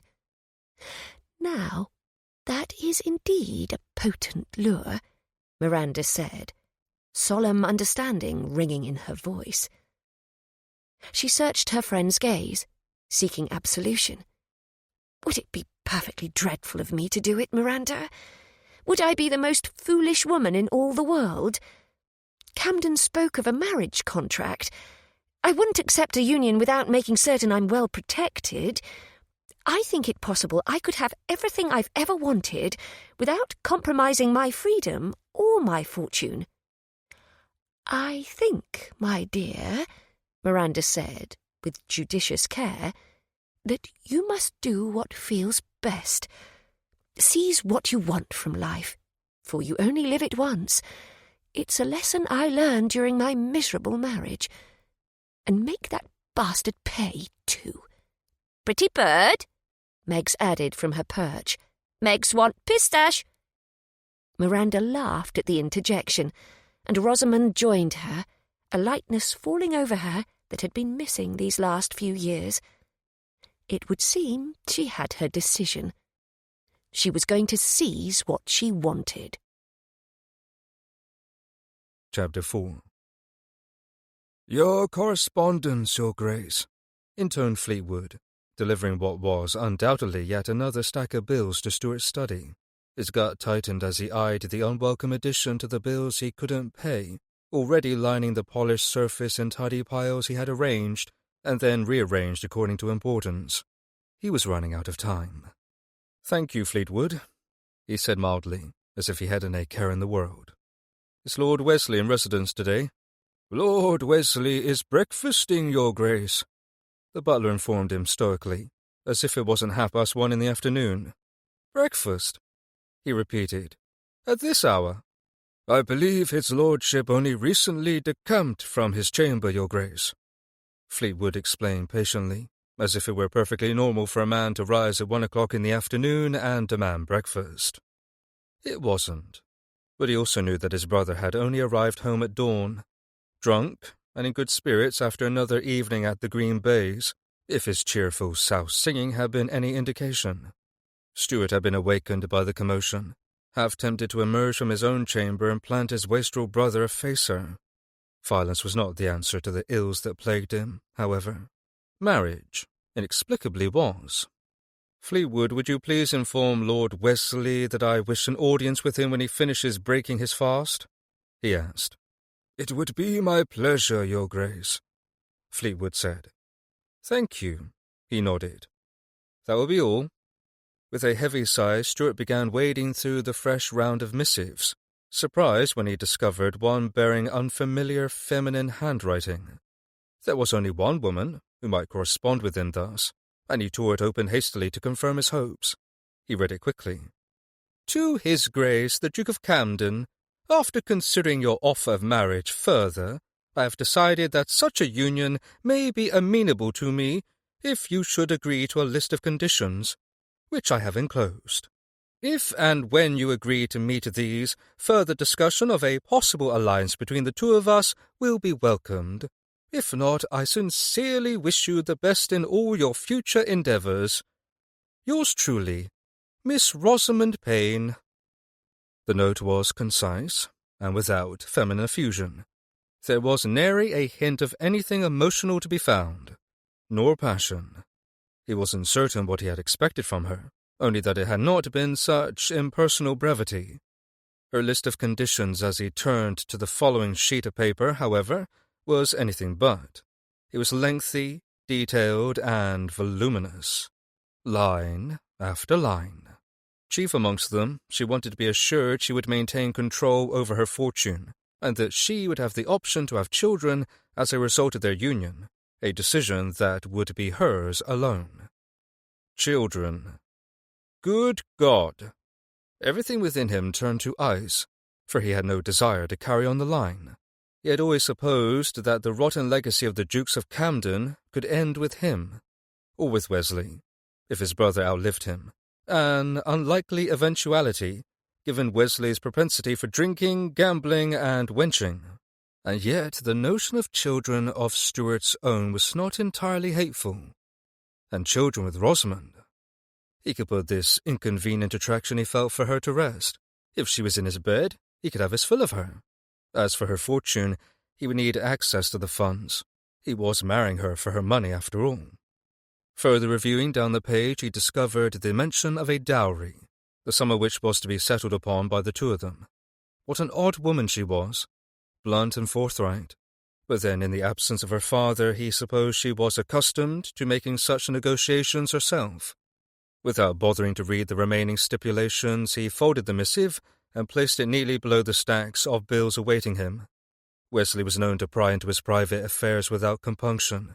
But if there was one place his brother wouldn't go looking, it would be amidst the endless debts he had a hand in creating. Stuart rose, deciding an interview with his feckless brother could wait. He needed to speak with Rosamond, to see if they could reach some sort of compromise.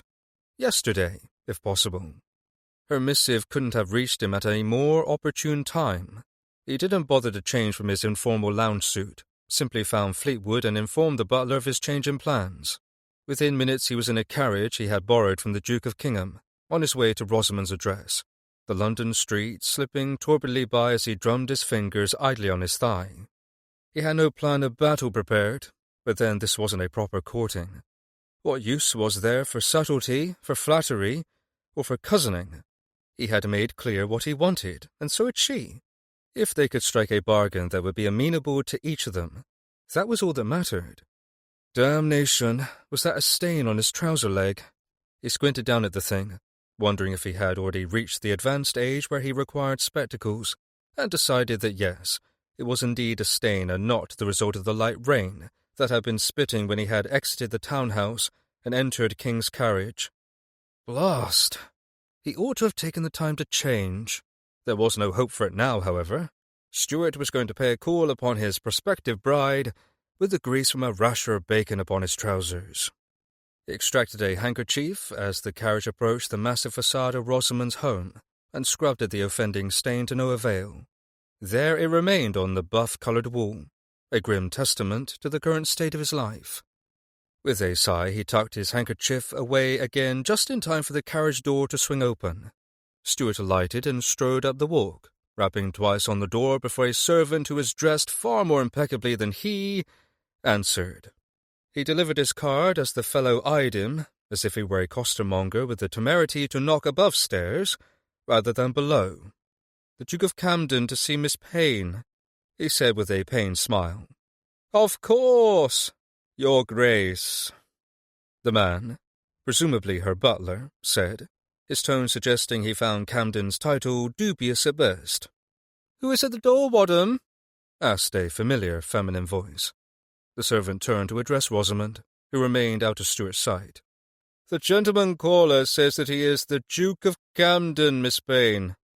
Stuart clenched his jaw, about to tear a strip off the impudent fellow, when the sound of her footfalls on the marble floor echoed nearer, until she had replaced the servant at the door.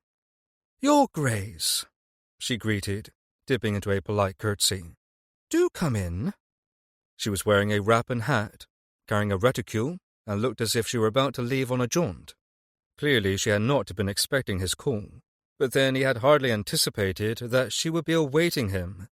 The tone of her missive had been most impersonal, and she had said she was a businesswoman, and all matters between them were to be settled in a similar vein. Stuart bowed in return and then crossed the threshold, acutely aware of the presence of servants hovering about in the entry as one of them closed the door at his back. "Miss Payne," he addressed Rosamond formally, "forgive me for the unexpected nature of my call, but I was hoping you might spare me a few moments of your time." "I was about to leave, Your Grace." "I can see. However, I am still hoping you'll allow me 15 minutes? His neckcloth felt as if it might choke him as he paused, clearing his throat. "It concerns your note?" "I will admit that I hadn't expected your response to be quite so immediate." She raised a brow at him, her dark gaze assessing. "Nor in person." He gritted his teeth and forced a smile. "Yes, well, I was passing by and thought it would be more efficient to meet in person." A lie, and he knew it. The expression on her lovely face said she knew it too. An impenetrable silence descended, during which Rosamond eyed him as if he were a botanist, and he a curious plant she had just uprooted, one for which she had no name. At last she nodded, apparently satisfied with whatever it was that she saw. "I can grant you a few minutes." He felt like a naughty lad caught by his nurse in some manner of mischief. Heat flared up the back of his neck.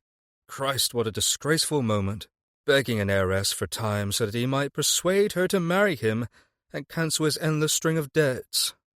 When had his life become so beyond his control? And how had he allowed it? The footman took his hat and gloves then, along with Rosamond's wrap and other garments. "We can speak more privately in my sitting-room," she told him. "This way." Her townhouse, which had been her father's before her, was massive, nary a hint of threadbare carpets or wood in need of waxing. The pictures in the grand entry were all hung in their places, with unabashed pride, the green brocatelle wall covering sharp and bold and fresh. The marble floor gleamed. Everywhere one looked there were signs of hideous wealth. Exotic statues, busts, vases, potted plants, and the shine of gold and gilt. The townhouse itself had once belonged to the Duke of Wiltingham, though Payne had purchased and refurbished it some years before. "Is that a Roman piece?" he asked, keeping his voice hushed as they passed an impressive bust of a woman with regal bearing, her hair plaited in intricate braids, the folds of her tunic draped around her elegant neck. It was a gauche question, he knew, but he was curious. Besides, this was Rosamond. She was known for her eccentricities and refusal to stand on ceremony. On his previous call, he'd been too anxious over the proposition he intended to make to her. He hadn't paid much heed to the ostentatious interior of her home. "Yes, it is," she called. "My father was a collector, and I'll admit that I found some comfort in taking over the pastime." He was struggling to pay the few who remained of his domestics, and she was collecting antiquities. No, Rosamond Payne did not need him, but he very much needed her.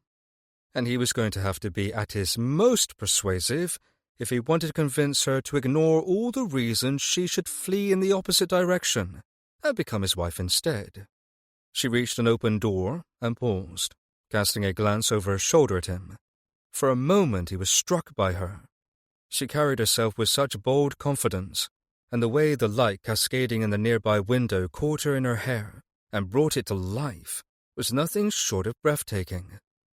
Her locks, swept up in a Grecian braid that allowed riotous curls to frame her face, glinted coppery and gold, an unusual rich hue that at once seemed to be both blonde and red.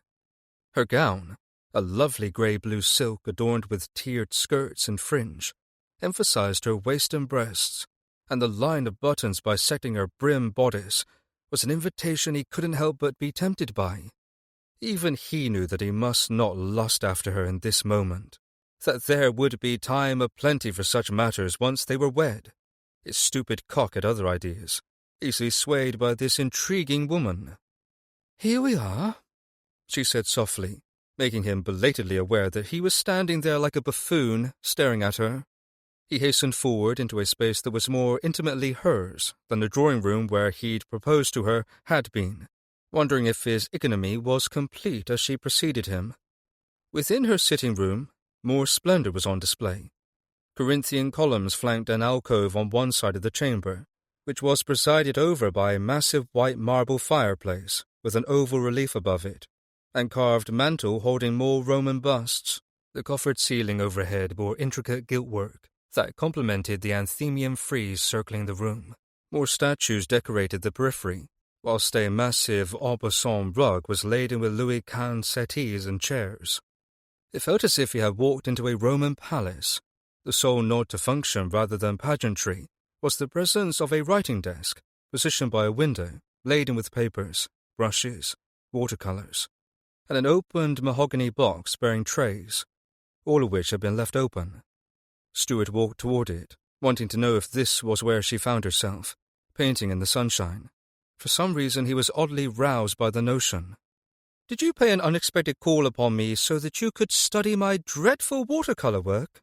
Rosamond's voice behind him was amused. He had reached the desk by now, and he glanced down to find her current work, which was, despite her words, a skillful rendition of his feathered nemesis. "She looks so much more innocent in paint," he drawled, turning to find Rosamond approaching him, unsmiling. "Likeable, almost." "Meg's is likeable," Rosamond countered, folding her arms over her chest in a defensive pose. "Quite unlike most people, I might add." His lips twitched. "Touché. I suppose you are referring to me?" "Actually, I was referring to your brother and a host of others as well, for various reasons. I haven't decided whether I like you or not just yet, Your Grace." "Ah, excellent," he grinned. "That means there is a chance for me yet." Slowly she lowered her arms, her bearing relaxing. "You wish to speak about the note I sent round?" He clasped his hands behind his back. "Indeed. Am I desperation?" he thought, with an inward wince. "You agree to my terms, then?" "Have I a choice, madame?" he returned, and not without a hint of bitterness, even if it wasn't Rosamond he resented, but the circumstances in which he was trapped. Trapped by his father, trapped by obligation, trapped by debts, trapped by mother, trapped by his bastard of a brother. Like a fox with his paw in the snare, he was either nibble it off himself and take a chance at survival, or await his grim fate. "There is always a choice, is there not?" she asked shrewdly. "As I've learned, unfortunately there isn't." Heaven knew he wouldn't have chosen his present circumstances. He'd done everything in his power to avoid them. She considered him, her gaze penetrating. "I would remind you that you are the one who came to me with this arrangement, Your Grace." Arrangement. How polite. What an agreeable way of avoiding the word marriage. Avoiding the fact that he was going to bed her, give her children. There was nothing polite about a union between them. He caught the scent of bergamot, laced with rose and ambergris, and a tantalizing hint of violet. So unique, much like the enigmatic woman before him. "I did, indeed, because it struck me that there is something we both want and need, and that of all the women in England, none other than you would be as perfectly suited to the task." A small smile curved her lips. "Pray, do not keep speaking in such a vein, or I'll swoon." "I'm not offering you flummery, Rosamond. You're far too intelligent for that." Her mouth twisted. "I wasn't once." An unintended reminder. Damn, but he hadn't been thinking of Wesley at all when he had made his observation. Even the most intelligent and astute can be manipulated when their hearts are pure, he said quietly. And indeed, he had no doubt that Rosamond had once loved his brother.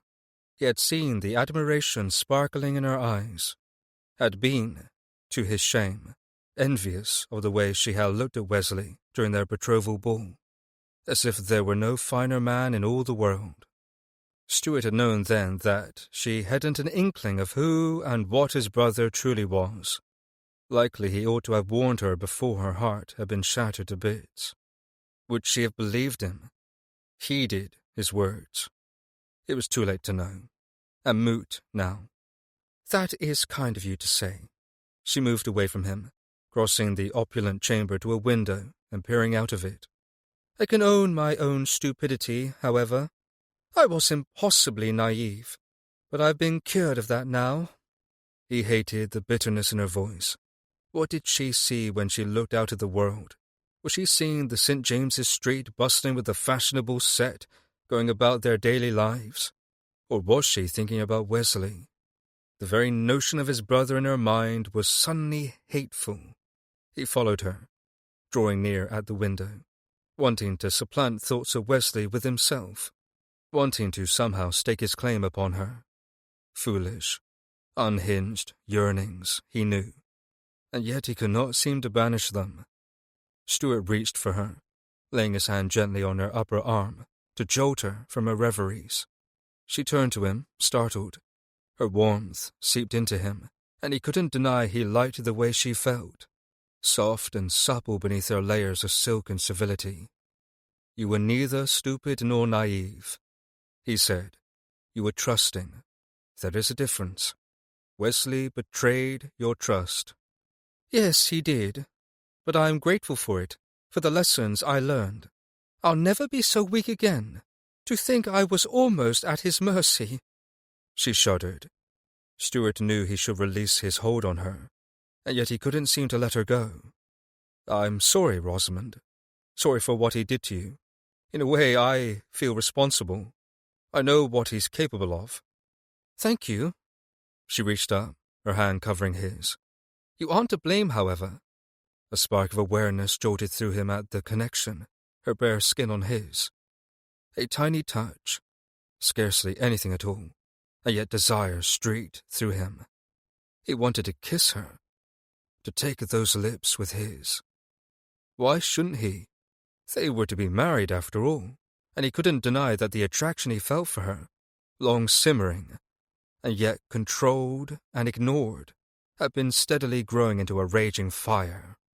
She seemed to sense the change in him, for her lips parted and her eyes widened, those glinting flecks of gold in their warm brown depths, more pronounced. The air between them suddenly crackled with desire. "Rosamond," he rasped, his voice thick with suppressed yearning. "May I? May you what?" Her tongue flicked over her lower lip, leaving it plump and glistening and so very tempting. He nearly groaned at the simple, sensual display, one that shouldn't have made his cock so bloody hard, and yet did. She would make him say the words.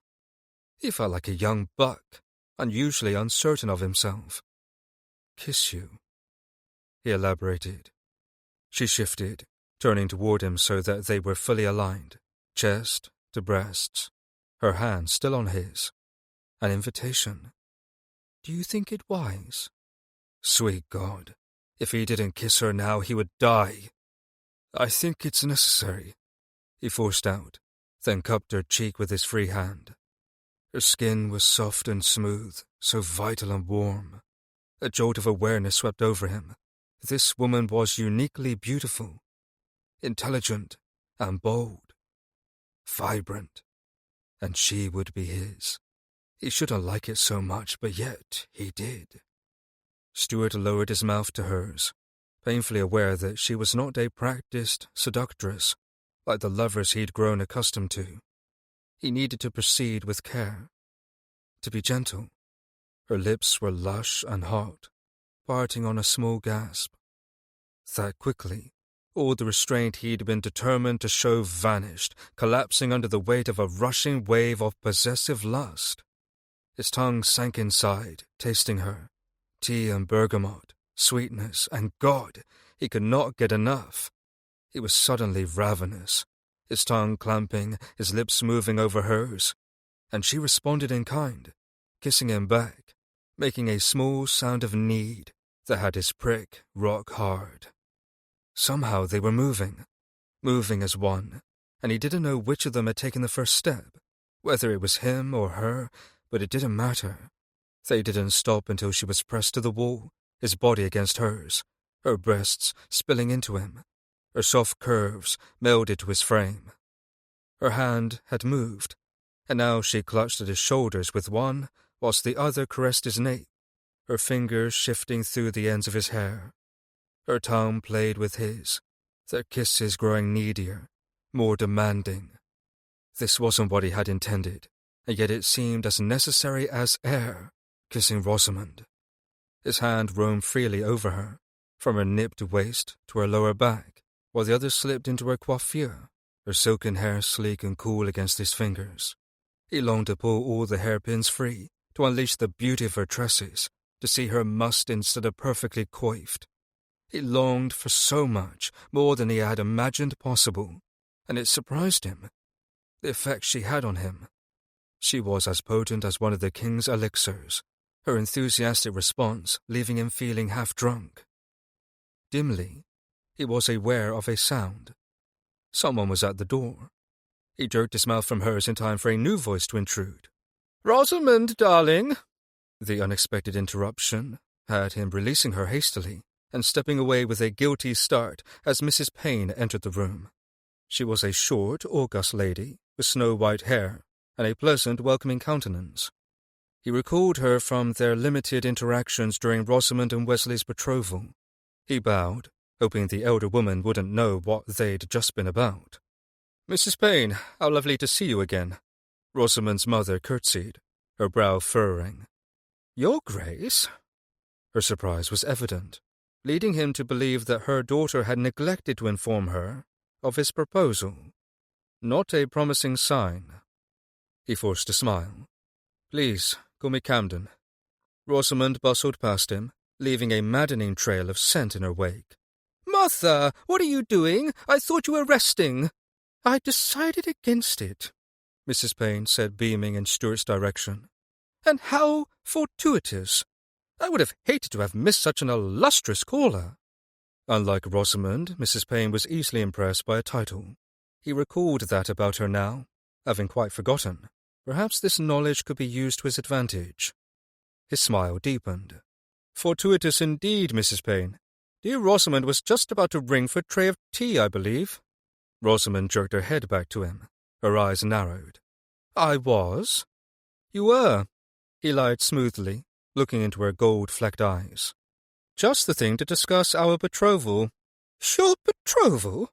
Mrs. Payne clasped her hands as if in prayer, mouth agape as she stared from Stuart to Rosamond. Betrothal? To the Duke of Camden? My darling girl, why did you not say so before now? Rosamond continued to glare at him. Because I've only just found out about it myself, mother dear. A bit of manoeuvring on his part. Quite badly done of him, he could acknowledge. But desperate times called for desperate measures. Our Rosamond has paid me a great honour, he told Mrs. Payne, who was flustered and wide-eyed at the prospect of having a duke for son-in-law.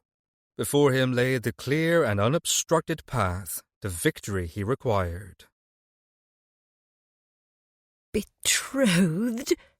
Mother sighed, pressing a hand over her heart. Truly, Rosamond, what manner of secrets have you been keeping from me? Her lips still tingling from those heated, drugging kisses with Camden that had taken her by complete surprise, Rosamond was having a difficult time gathering her wits.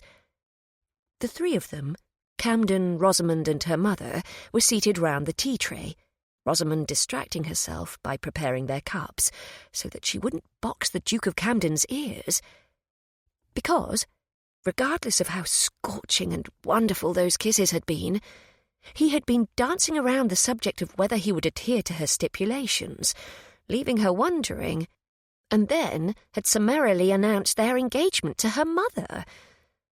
No doubt about it, he had deliberately sprung this trap, and she meant to make him pay, just not in front of her dear, kind-hearted mother. Since father's death, mother had been broken-hearted. Losing father had devastated the both of them. Rosamond blinked hastily against a rush of tears and swallowed a lump of grief that rose in her throat. Despite the time that had passed since losing her father, she could not think of his death and his gaping absence in her and her mother's lives without being moved to tears. But weeping over tea with the Duke of Camden's sharp blue gaze on her was a humiliation she couldn't bear. Heaven forbid he would think her emotions had been stirred by those passionate, carnal kisses, which, of course, they had, but no reason to give him any hint of power over her. He may be a duke and she a common miss, but Camden needed her far more than she did him. She was in the position of power in this odd dynamic of theirs, and he would do well to remember it. Rosamond, darling, are you attending me? Mother's voice pierced the thick haze of her thoughts, making Rosamond realise she had spent too much time on the Duke of Camden's tea. Of course I am, mother darling, but I can assure you that I have no secrets. She summoned a bright smile for her mother's benefit and extended the cup and saucer to him. Your tea, Your Grace. He accepted it from her, their fingers brushing, and the same hated course of awareness swept over her that had when he had touched her earlier by the window, the same that had burst into flame when he had pressed her against the wall and kissed her with such passion that her mind was still muddled and foggy, her body yet humming with desire. She wished she could whisk her hand away from his, yet she could not risk upending his tea, and so she lingered, forcing herself to think of anything but the unsteady way she felt at his touch, of anything other than his knowing kisses. The Duke of Camden was more than proficient at kissing. Indeed, he was far better at it than Wesley had been. Wesley's kisses had always been perfectly polite, chaste, and perfunctory. She had believed his reticence had been a sign of respect. Knowing what she did now, she understood that it had been because he hadn't desired her. Did the Duke of Camden want her? He had certainly kissed her earlier as if he did. "Thank you, dear Rosamond." He gave her an odious grin now, one that said he was more than aware of what he was doing. Well, his brother was a scoundrel as well. It only served that he was one too. Heat crept up her throat to roost in her cheeks. Did he know what she was thinking about? Did he sense the effect he had upon her? She mustn't think of it, not with Mother as an audience. "You're most welcome, dearest, darling Camden," she returned, doing her most dramatic impression of a lovesick debutante. "When did you intend to tell me?" Mother demanded, looking both pleased and flustered. "Had I not happened upon the sitting-room when I did, you wouldn't have breathed a word yet, would you? Why, darling? Is it because of what happened the last time?" Rosamond winced. Her mother was painfully adept at saying the wrong thing at the absolute worst moment. If it was on her mind, it was also on her tongue. Circumspection was not one of her virtues. "Of course it isn't because of my betrothal with Lord Wesley, Mother," she said, hating the words betrothal and Lord Wesley in the same sentence. "And I would just as soon never speak of that time again, if you please. Oh, yes, of course." Mother's expressive countenance was hurt. Guilt skewered Rosamond. "Forgive me. I didn't mean to be so harsh. It is merely that the subject is one best forgotten, particularly given the future." "I ought to have been more delicate," Mother said, frowning. "It is forever a fault of mine, being too bluntly honest when I should not be." "I find honesty delightful," Camden said smoothly, intervening at the perfect moment. His interjection earned him another pointed glare from Rosamond, telling him without words that his finding honesty delightful was absurd, given what he had just done. "It is a rarely appreciated virtue," she said meaningfully. He continued to grin, unperturbed. "Extra fortunate, then, that I do appreciate it." "When will the wedding be?" Mother wanted to know. "We haven't decided just yet," Rosamond told her. "As soon as possible," Camden said at the same time. "There is much that needs to be discussed yet," she reminded him through gritted teeth. "The flowers with which you might decorate the church," he said agreeably. "A gown. I'm certain Mrs. Payne can assist you with all such arrangements." "I would dearly love to do so," Mother declared. Oh, dear heaven! She had to put an end to this nonsense. His kisses had been lovely, more than lovely, if she were honest, but she required more assurance than his mouth on hers. "There are some other matters that His Grace and I will need to consider as well," she told her mother. Such as his intentions. Would he agree to her stipulations? She would have Mr. Watts, her father's man of business, and now hers, see that a marriage contract was drafted accordingly by father's solicitor, if so. But if not, then there would be no wedding. She would simply have to disappoint Mother, even if she dreaded doing so. The Duke of Camden would not entrap her into marriage any more surely than his brother had. One furtive embrace in a sitting-room would not sway her. "Matters?" Mother settled her teacup in its saucer, frowning. "What do you mean, Rosamond dear?" "Whether His Grace will sign the marriage contract," she said, angling another sharp look in the Duke's direction. He sat serenely on his chair in an elegant pose, his buff suit complementing his dark hair and startling eyes. "I will sign it, of course." His pronouncement startled her. She hadn't expected such easy capitulation. "You will?" she asked warily. He held her gaze.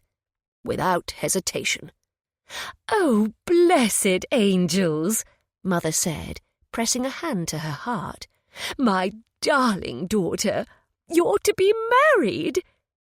Rosamond's heart pounded at the finality of it all, the looming change that had been impossible to comprehend even a mere fortnight ago. "I suppose," she allowed reluctantly.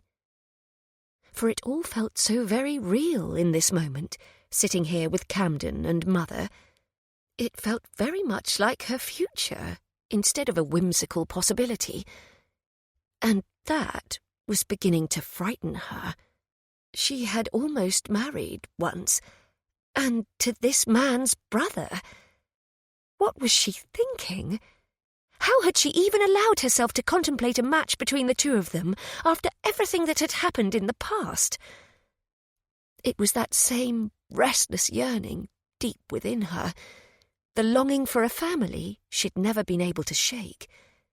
All the wealth she could possibly want or need was in her grasp, and yet there was one thing her fortune could never give her: children of her own. It would take a penniless duke to give her that. "When will the announcement be made?" Mother wanted to know. "The contract," Rosamond said quickly before Camden could offer a response. "After the contract is agreed upon and signed, then we shall move forward with the betrothal."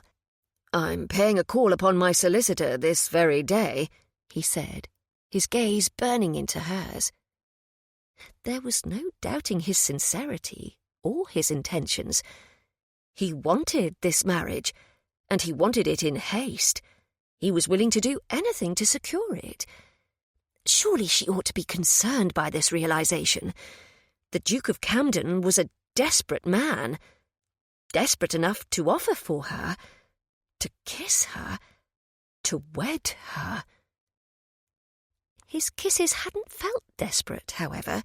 They had felt potent, all-consuming, decadent.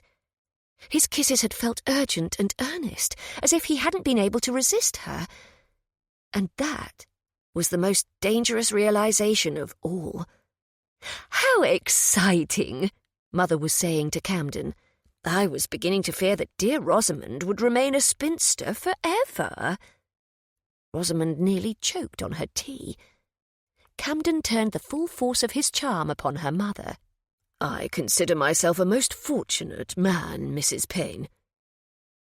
Mother and the Duke settled into a pleasant conversation without her, and Rosamond sipped her tea, grateful for the respite, fearing she had made the second worst decision of her life. The first had been to agree to marry the Duke of Camden's cold-hearted brother, and look at where that had left her. Chapter 5. He had to stop thinking about those bloody kisses, about Rosamond's lush mouth, about the fiery way she had responded, those seductive sounds of need she'd made with his lips on hers, the way her curves had felt moulded against him, beneath his hands. But how? Ever since they had parted the day before, Stuart had been able to think of precious little else. He had gone to bed with a hard cock, and had taken himself in hand to thoughts of lifting her skirts and finding the slit in her drawers, of stroking her sleek, hot cunny, to see if she was wet for him. And then he had risen this morning with a prick as hard as marble. He'd had no recourse but to bring himself to release again, so that he could proceed with his day sans the poison of lust running through his veins. It hadn't worked long. He had scarcely made it through breakfast before his mind had wandered back to her. If Rosamond's passionate kisses were any indication, he was going to thoroughly enjoy consummating their marriage, and having her in his bed. Sighing heavily, Stuart shifted in his chair now, attempting to ease the snug fit of his trousers as a tap sounded at his study door. "Come," he called, grateful for the interruption. He had been getting hard again, all over thoughts of the virginal spinster who would have once been his sister-in-law. How fucking depraved could he be? The door opened to reveal his butler, crossing the room in measured strides. "For your grace," Fleetwood announced, delivering the salver of correspondence this morning, as he always did, with the long-suffering look of a domestic who was unfailingly loyal. Stuart thanked his butler and accepted the latest amount in the debts and other assorted missives. One of the notes bore familiar script, and his gut clenched. Damn it. He still had time. He addressed his butler instead, ignoring the sealed note for now. "Is Lord Wesley at home, Fleetwood?" "His lordship is not, to your grace," the butler answered stoically. Of course he wasn't. He was likely passed out drunk after losing more money Stuart couldn't afford to lose all night long. Something would have to be done with him. Stuart needed to speak with Mother. "Thank you, Fleetwood," he said. "Has Her Grace breakfasted?" "Yes, your grace." "Excellent," he nodded. "That'll be all." The butler bowed and disappeared with the empty salver. Mother often slept late, and Stuart could never be certain of her schedule, which was rather ironic, since she never left her apartments.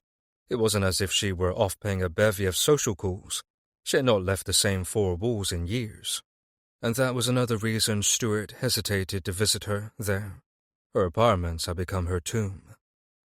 Grimly he seized the latest note from his blackmailer and tore it open, reading, "To His Grace the Duke of Camden, time is waning for the £5,000 to be delivered to Messieurs Dolan and Rowe.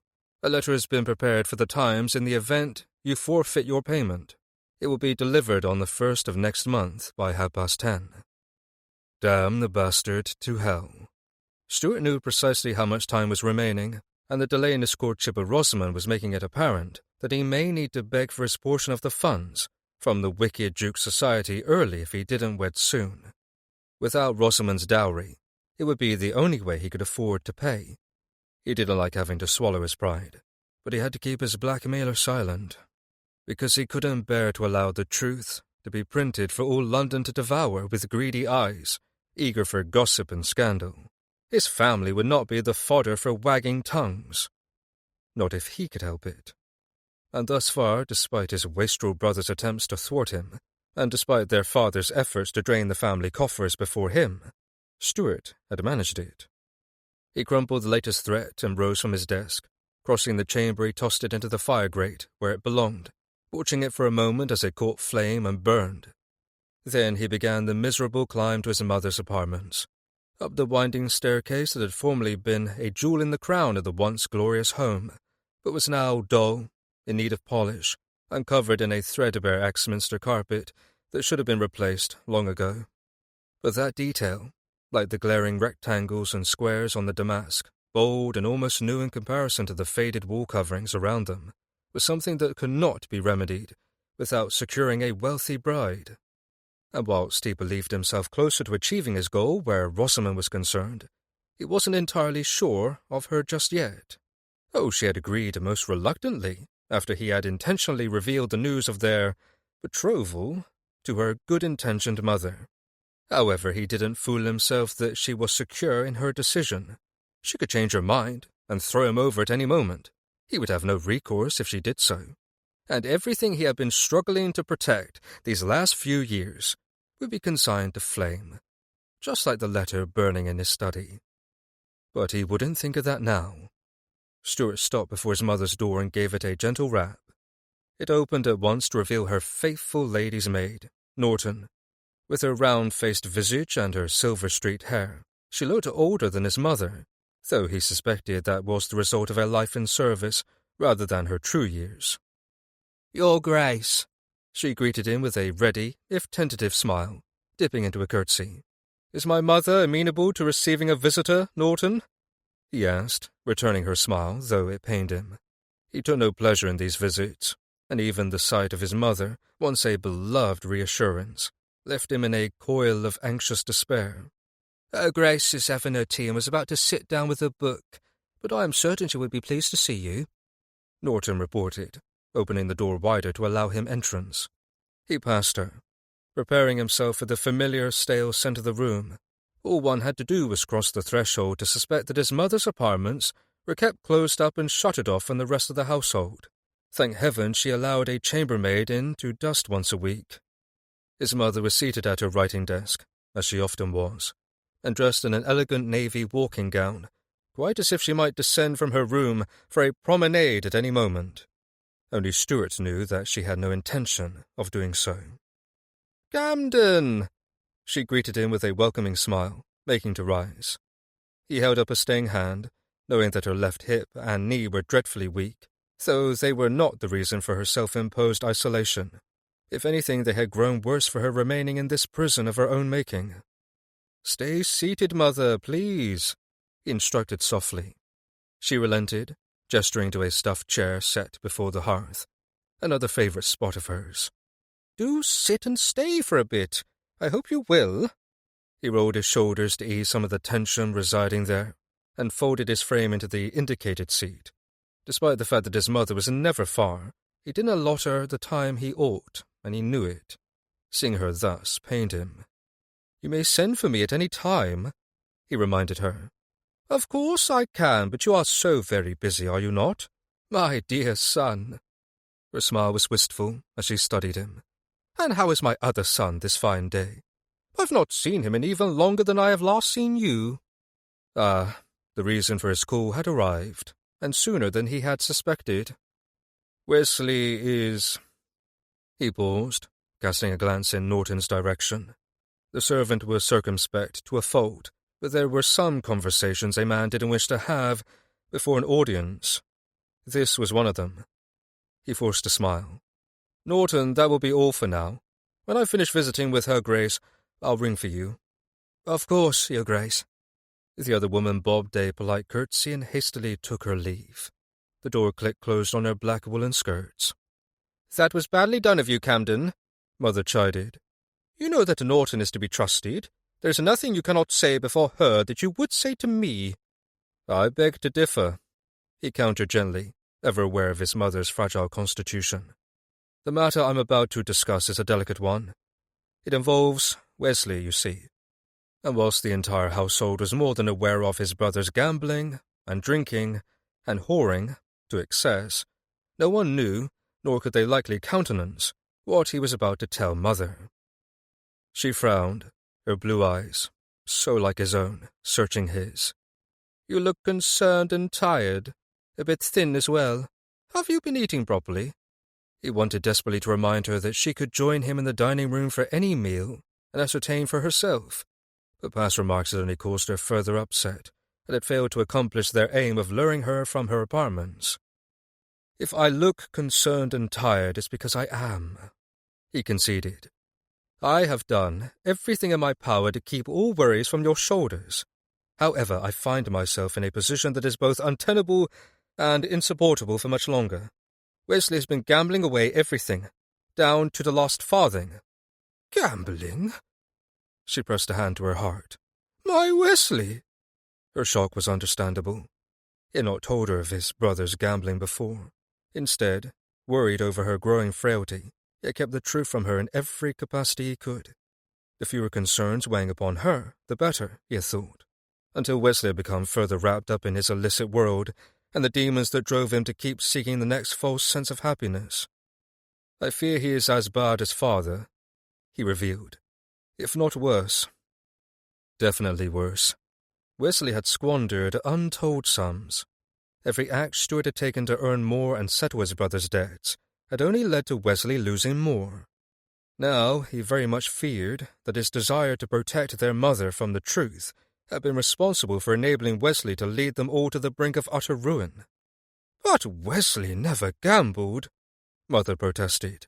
"His weakness was always light skirts." "And so his weakness continues to be," Stuart agreed grimly, "along with drink, and only the Lord knows what other manners of vice. But I do not tell you this so that you can fret over his gambling. I tell you this because I cannot afford to keep him here or to continue funding his profligacy." She frowned. "But, Camden, what does that mean? What do you intend? Wesley is your brother." "He is no true brother of mine," he said tightly. Hurt, even after the years that had passed, by his mother's insistence upon overlooking Wesley's every fault, no matter how grievous, and regardless of the cost to Stuart. "You are still wounded by that wretched Lady Flora Seaton," Mother observed, shaking her head. The mention of Lady Flora continued to send a stab of aching betrayal straight through him. "Do not speak of it," he said, his voice soft. His mother's spine stiffened. "Her loose morals were her downfall. Do you not see the way she trailed after Wesley? He has a way about him, a certain charm. Has had since he was a very young lad. Why must you blame him for what was clearly that dreadful girl's fault?" "I blame him because he seduced her," he ground out. "She was my betrothed, curse him, and he seduced her and deceived me. If she'd had a care for you, she would never have allowed Wesley to turn her head," Mother said, her voice raised, trembling in her ire. This was not good for her, he reminded himself sternly. He needed to regain his control over his wayward tongue. This conversation was not about the past, nor was it even about him.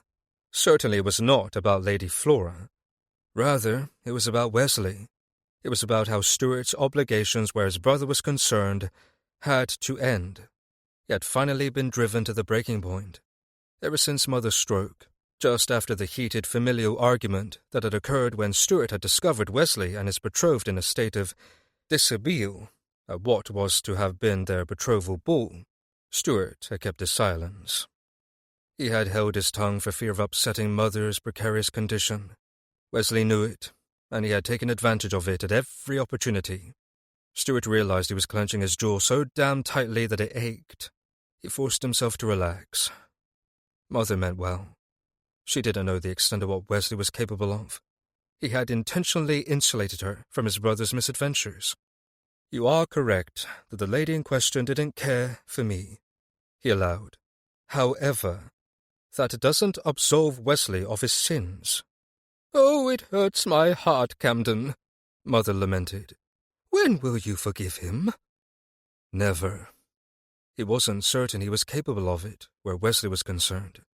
Not after everything his brother had done to so thoroughly destroy him, and all of it through jealousy. But he couldn't tell Mother that. The doctor had made it explicitly clear that further upset could induce another stroke. She was to be protected at all costs.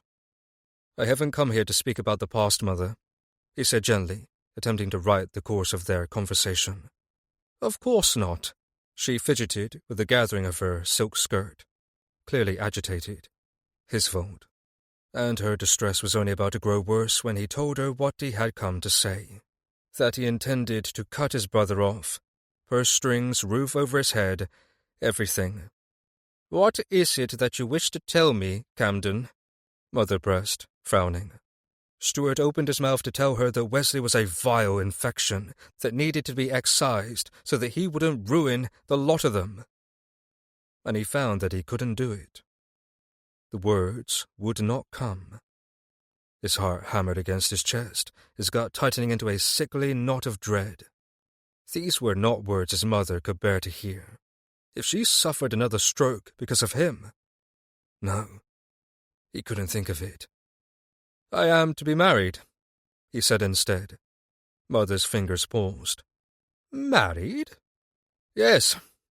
He forced a smile, as if the revelation were joyous. "You are the first to hear the news. Our betrothal hasn't been announced in the Times yet." "Oh, Camden!" She blinked as her eyes glistened with unshed tears. "I cannot tell you how happy this news makes me. I was beginning to despair over ever having grandchildren. Who is the fortunate lady you have chosen?" Seeing the unfettered delight on his mother's countenance pleased Stuart. Although marriage was the last institution in which he'd hoped to find himself, he couldn't deny that watching her come to life at the news warmed something inside him. But he knew that when he revealed the woman who would be his wife, the announcement was likely to be met with concern. He hated to chase the cheer from his mother's face, but there was no help for it. "The lady who has agreed to become my wife is Miss Rosamond Payne," he said. "Miss Payne?" Mother's eyebrows rose. "The same Miss Rosamond Payne who was betrothed to Wesley before she threw him over?" He nodded. "I am reasonably certain there is only one." Mother sighed. Pray do not tell me this is some manner of misguided attempt to get revenge on Wesley over what happened with Lady Flora. In part. Guilt tugged at his conscience, but he tamped it down. If you don't wish it, then I won't, he said smoothly, aware that his response was more half-truth than outright lie. Camden! The disappointment in his mother's voice echoed the expression on her face. You cannot think to consign yourself or Miss Payne to a union founded on vengeance. Miss Payne and I have decided we suit, he said, ignoring her entreaty. It is because of her fortune as well, is it not? Mother asked shrewdly. I know you asked me not to speak of such matters, but the servants do gossip. Norton, he demanded, surprised to hear. The lady's maid, turned companion, had always seemed above reproach.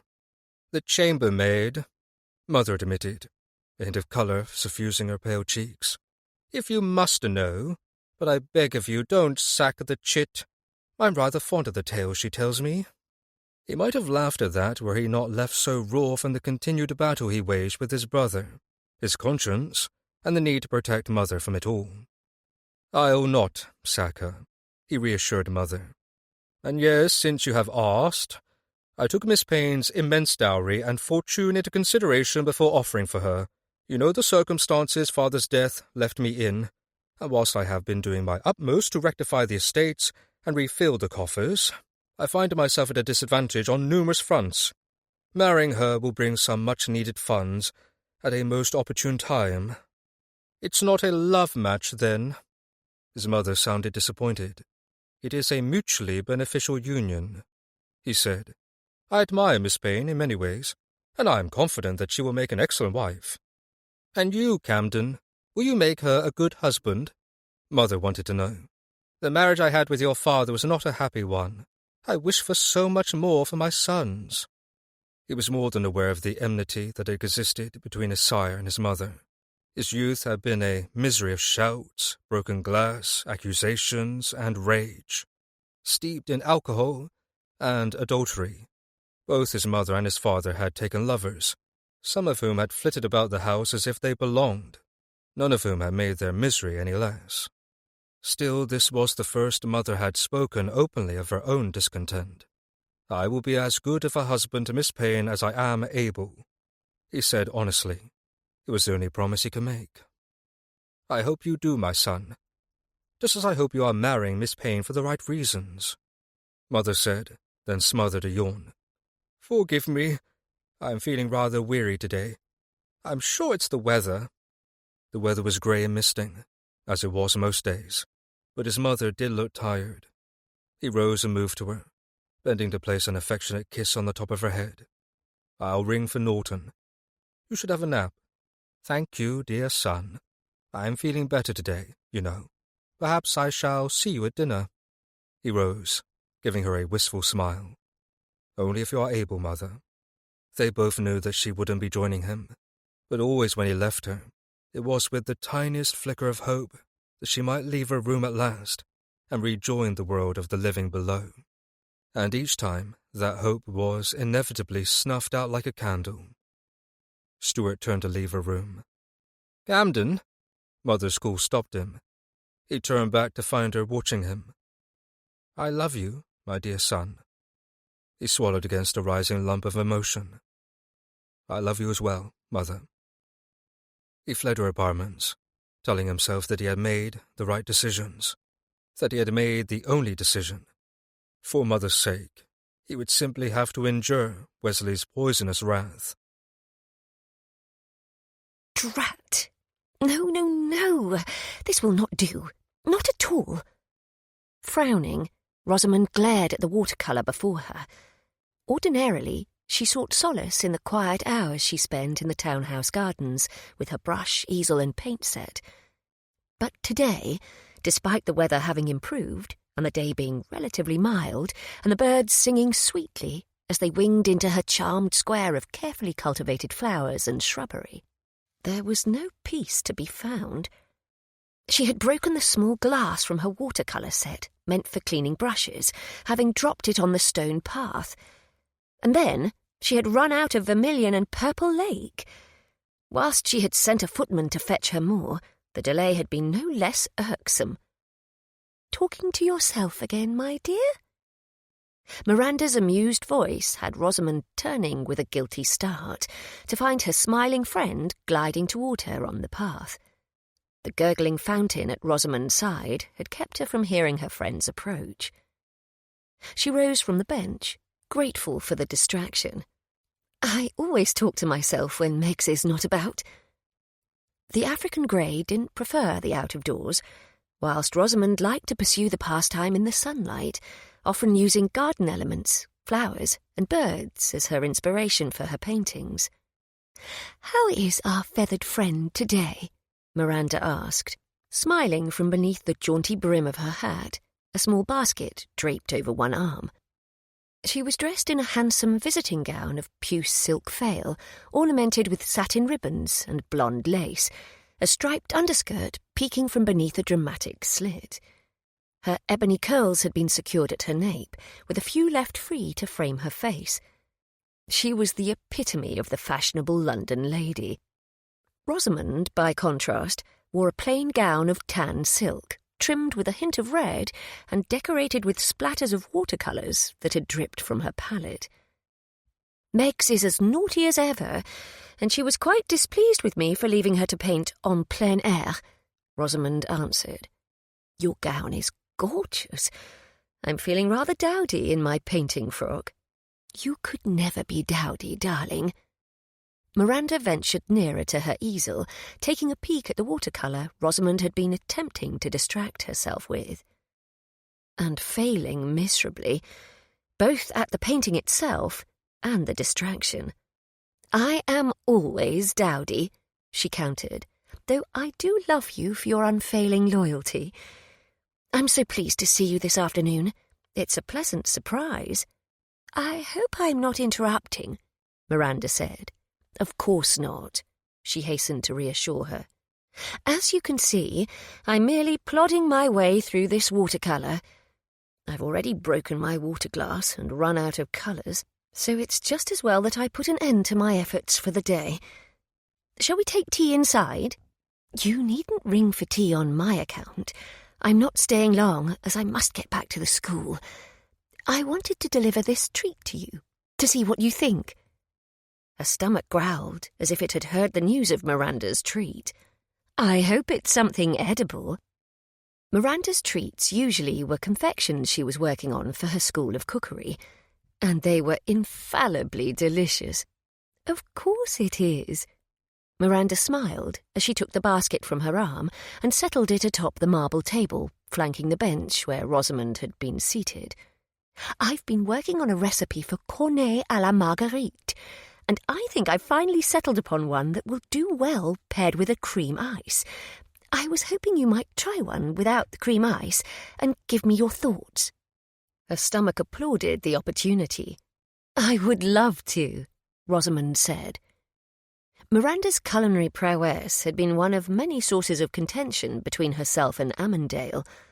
He had been horrified that his countess continued to pursue such a bourgeois passion. She had been determined not to surrender her dream of her school of cookery. Miranda lifted the basket lid to reveal a handful of cornets stacked within, their openings decorated with carmine royal icing and chopped pistachios. The sweet scent of them reached Rosamond. "They look lovely, Miranda," she praised her friend. Miranda beamed with pride. "Thank you. Take one and tell me what you think, if you please." Rosamond reached for one of the delicate cornets, eager to try it. The confection was crisp and delightful, the flavours of almond, sugar and orange flower water creating the perfect combination. Miranda watched her, eagerly anticipating her response. Rosamond finished chewing and then swallowed. "These are so delicious that you don't even need to fill them with cream ice. Do you think?" Miranda bounced on her toes like a girl, grinning. "Not too much orange flower water? The perfect amount." Rosamond took another delightful bite. "Would you change anything? What about the pistachios? Meggs would approve." She was my inspiration for them, if you must know," Miranda revealed with a conspiratorial air. "I've been toying with the recipe for an apple cream ice that I think would pair splendidly with these. When I'm satisfied with it, you and Mrs. Payne must come to tea, and we shall have them for dessert. That would be lovely." Rosamond finished the last of her cornet before the sudden realization struck her. "Although soon, I expect I'll not be requiring my mother to accompany me on my social calls." Miranda gave her a shrewd look. "You've made your final decision, then?" Swallowing hard against a rush of emotion, Rosamond nodded. "I have." "Oh, my dear friend." Miranda sighed and laid a comforting hand on her arm. "I trust that congratulations are in order." Rosamond smiled weakly. "I suppose. And what did His Grace make of the stipulations you presented him with? Do tell." A bird called overhead, flapping past them and settling in the branches of a nearby tree. Rosamond stared at the happy little bird for a moment, thinking of what Camden had told her. "He said he agreed with them." She turned back to Miranda. "That he hasn't a choice in the matter." The admission made a blade of guilt knife through her conscience. She didn't like the notion that his circumstances had essentially forced him into a union, even if it was no fault of hers, and he had been the one to seek her out with his unconventional proposal. "Perhaps we should sit and talk for a few moments," Miranda suggested, sounding concerned. "If you don't mind further interruption of your watercolours, that is. As you can see, I've been rather preoccupied." She gestured to her pitiful attempt at capturing the gardens. "Save me from tormenting myself, please." Miranda chuckled. "Nonsense. You are extremely talented. I have the fountain painting you made for me hanging in a place of pride in my sitting room. And undoubtedly, all your guests cannot help but to wonder why you have such a wretched little thing hanging there," she said wryly. They settled on the large stone bench, frightening the bird who had been watching them, for it flew from its branch. "Ha!" Miranda said. "You are far too modest, my dear. But let us speak of your impending marriage now. Are you happy, Rosamond? This entire affair has been most unexpected," she confided. "I'm not certain how I feel about it all just yet. Concerned, for certain. It is quite strange to think I'll soon be marrying a man I scarcely know and bearing his children, sharing the marriage bed with him." Rosamond didn't dare speak of such matters with Mother, despite how much she loved her and the closeness of their relationship. There were certain things she simply could not mention to her mother without boiling in everlasting mortification. Thank heavens for the confidence of good friends. "I was in your shoes when I married Amandale," Miranda said gently. "Unfortunately, my husband did not take care with me in the marriage bed. I hope for your sake that Camden is a more generous and patient husband than the Earl was." Her friend's words did nothing to assuage the worries that had been gnawing at her ever since the day before, when Camden had formally agreed to her stipulations, with Mother as an audience. "How will I know?" she asked, feeling woefully uninformed about such matters. Her knowledge was limited to what she had heard from friends, or read, fleetingly, in books. Rosamond had only ever exchanged kisses with suitors, nothing more familiar. "Have you and the Duke kissed?" Miranda asked quietly. She thought of those heated kisses yesterday, which had come just before a timely interruption, and her cheeks warmed. "Once? And was it pleasant?" Rosamond nodded. "Very much so." Miranda smiled sadly. "That is a good sign, my dear." She hated the melancholy in her friend's countenance, and, if she were honest, it also filled her with even more misgiving for the marriage of convenience she had agreed to herself. "If I may ask, what was it like between you and Amandale before you wed?" He was painfully polite, is the best description. I ascribed his lack of interest in me to a sense of propriety. His mother was a true stickler for every polite society rule, and I believed he had inherited her strict sense of what is right or wrong. She paused, a wry smile curving her lips. As it happened, he was merely wildly in love with his mistress, and was marrying me for the sole purpose of gaining a legitimate heir. Miranda's story was uncomfortably close to the miserable marriage Rosamond had narrowly avoided with Lord Wesley. Only Wesley hadn't been marrying her for an heir, but her fortune instead, and he had proclaimed his love for her loudly and often. That had been the most egregious betrayal of all, that he had pretended to love her. "I'm so sorry for all you endured," she told her friend earnestly. "It is in the past now," Miranda said. "Amandale and I were never compatible in the way a husband and wife ought to be. It was our downfall, I believe. But enough of that. What concerns me most is your future. I want your happiness, my dear." She wanted happiness too, a family of her own. But she also wanted to be sure that marrying Camden was the right step for her to take. It would seem there was only one way to manage that: discover whether she and the Duke were truly compatible as a husband and wife. Precisely how she would arrive at that was a question that required pondering. "Thank you, my friend." She patted Miranda's arm in sisterly fashion. "For now, do you think I might have another cornet?" Miranda grinned. "You may keep them all. Give some to your mother, and let me know what she thinks as well. I should be on my way now. The school is a hive of activity today." They rose from the bench and exchanged farewells. As Rosamond watched her friends departing back, she settled upon a plan. Tomorrow she had a wedding to attend. Viscount Sidmouth and her friend Hyacinth, Lady Southwick, were marrying in the morning. She had no doubt that Camden would be in attendance, for he and the Duke of Brandon were both chums with Sidmouth. That settled it. She would find Camden at the wedding and speak with him then. Chapter 6. Rosamond didn't have the opportunity to speak with Camden until Lord and Lady Sidmouth's wedding breakfast was nearly over. Thankfully, the sheer size of the nuptials had meant that guests were spilling all over the townhouse, and now that everyone had feasted and the newlyweds were about to depart for their honeymoon, she seized her chance. Separating herself from Mother, she sidled near to Camden, who was looking grim as he stood alone near a potted palm in the hall. "Weddings are supposed to be a cause for celebration," she told him, sotto voce. As if jolted from deep thoughts, he turned to her, his expression shifting, softening a bit. "Rosamond."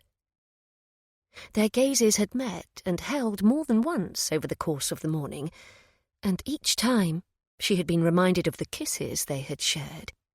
She wondered if he had been thinking of their heated embrace as well, or if he had not been as moved as she had. After all, he was an established rake with a notorious reputation. Her experience, by comparison, was painfully small. The reminder made her all the more determined to tell him what she must. "I was hoping I might speak with you for a few minutes," she said. His pale gaze flicked about, taking in the guests surrounding them. Now, she surveyed the hall as well, hoping no one was paying them any heed. To her relief, their fellow guests all appeared distracted. "It's rather urgent," she told him, "but perhaps this is a conversation best held in private." He nodded, and his eyes returned to hers, searching. "The library is down the hall to the left. I doubt the other guests are making use of it. I'll go first, and you can join me in a moment." "Thank you," she murmured. Camden slipped away from her, blending easily into the crush, though he was a head taller than many of the other gentlemen in attendance. Certainly, he was the most handsome and compelling, Her gaze followed him of its own accord as he disappeared down the hall and slipped into a room that must have been the library. After assuring herself that no one had seen him, nor were they watching her, she made her way to the periphery of the gathered guests. The wine had been flowing swiftly, and from the loud laughter echoing down the hall, it would seem that the guests were all halfway into their cups. She moved with haste, holding her breath until she had reached the library. She crossed the threshold to find him awaiting her, hands clasped behind his back in a casual pose that made her heart pound. Good heavens, he was so handsome. His lips were unsmiling, and looking at them made her recall for the 100th time how they had felt on hers. Warm and knowing and skillful, decadent and intoxicating. Maybe this was a mistake, her madcap plan to ascertain whether they would suit. What had she been thinking to even come to him with such a request? He had agreed to her stipulations. She wasn't sure she could find the daring to make such a brazen request of him. "Come, Rosamond," he said. "Close the door behind you. We'll have privacy here, for a few minutes at least." Rosamond did as he ordered, the door clicking closed with an ominous, if well-oiled, snick. "How are you so familiar with the Duke of Arrington's townhouse?" she blurted nervously into the cavernous room. Bookshelves lined the walls around them, the comforting scent of leather and paper filling the air. Libraries ordinarily were one of her favourite places. So many possibilities, so many worlds within the quiet spines. And yet, she was not moved to investigate. Camden commanded all her attention. He inclined his head. "The Duchess is a good friend of my mother's. I spent a great deal of time here visiting, getting lost in the halls, and finding myself in all manner of trouble as she paid calls when I was a lad." Strangely, thinking of him as a young boy, filled with an adventurous spirit, exploring the same halls they had just walked, made warmth trickle through her. She licked her lips, which had gone dry. "I didn't realise that Lord Sidmouth's grandmother was friends with your mother." During her betrothal to Lord Wesley, Rosamond had never met her. The Duchess of Camden had been ill, her health tenuous at best, and Rosamond suddenly recalled Wesley telling her something about Camden, as the heir, being his mother's favoured son. There had been bitterness in his voice, which she had ascribed at the time to hurt feelings. Odd how she had forgotten about that conversation until now, when she couldn't help but see their discussion in a new, troubling light, given what Camden had told her about Lord Wesley. "The two of them are old bosom beaux," Camden said easily, a wistful smile on his lips. "Mother would have dearly loved to attend Sidmouth's wedding today. It's a pity she wasn't able." "I am sorry that her health didn't permit it," she said, her heart giving a pang at the raw emotion in his voice. "As am I." They stared at each other in silence, Rosamond's heart beating ever faster as he moved toward her, closing the comfortable distance separating them. "But there is only so much we can control in this life of ours, and as much as I wish she were well, I am simply glad she is with us still." "Of course," she murmured, feeling even more foolish about her request now that such important matters had been discussed. As a daughter who had lost her father, she completely understood Camden's emotions. Perhaps they could forget she had requested a private audience and return to the gathering. Surely the time would soon come for Lord and Lady Sidmouth to embark on their honeymoon, and for farewells to be exchanged. She opened her mouth to suggest as much, when Camden spoke. "What is it that you wished to speak with me about?" he asked. Oh, dear. She was going to have to tell him. How else would she explain convincing him to take the risk of meeting in the Duke of Arrington's library in the midst of a wedding breakfast? She took a deep breath. and then blurted what had been weighing on her mind ever since her discussion with Miranda. "I've been considering something else, a matter far too delicate to be enumerated in the marriage contract, but one that is important to me, nonetheless."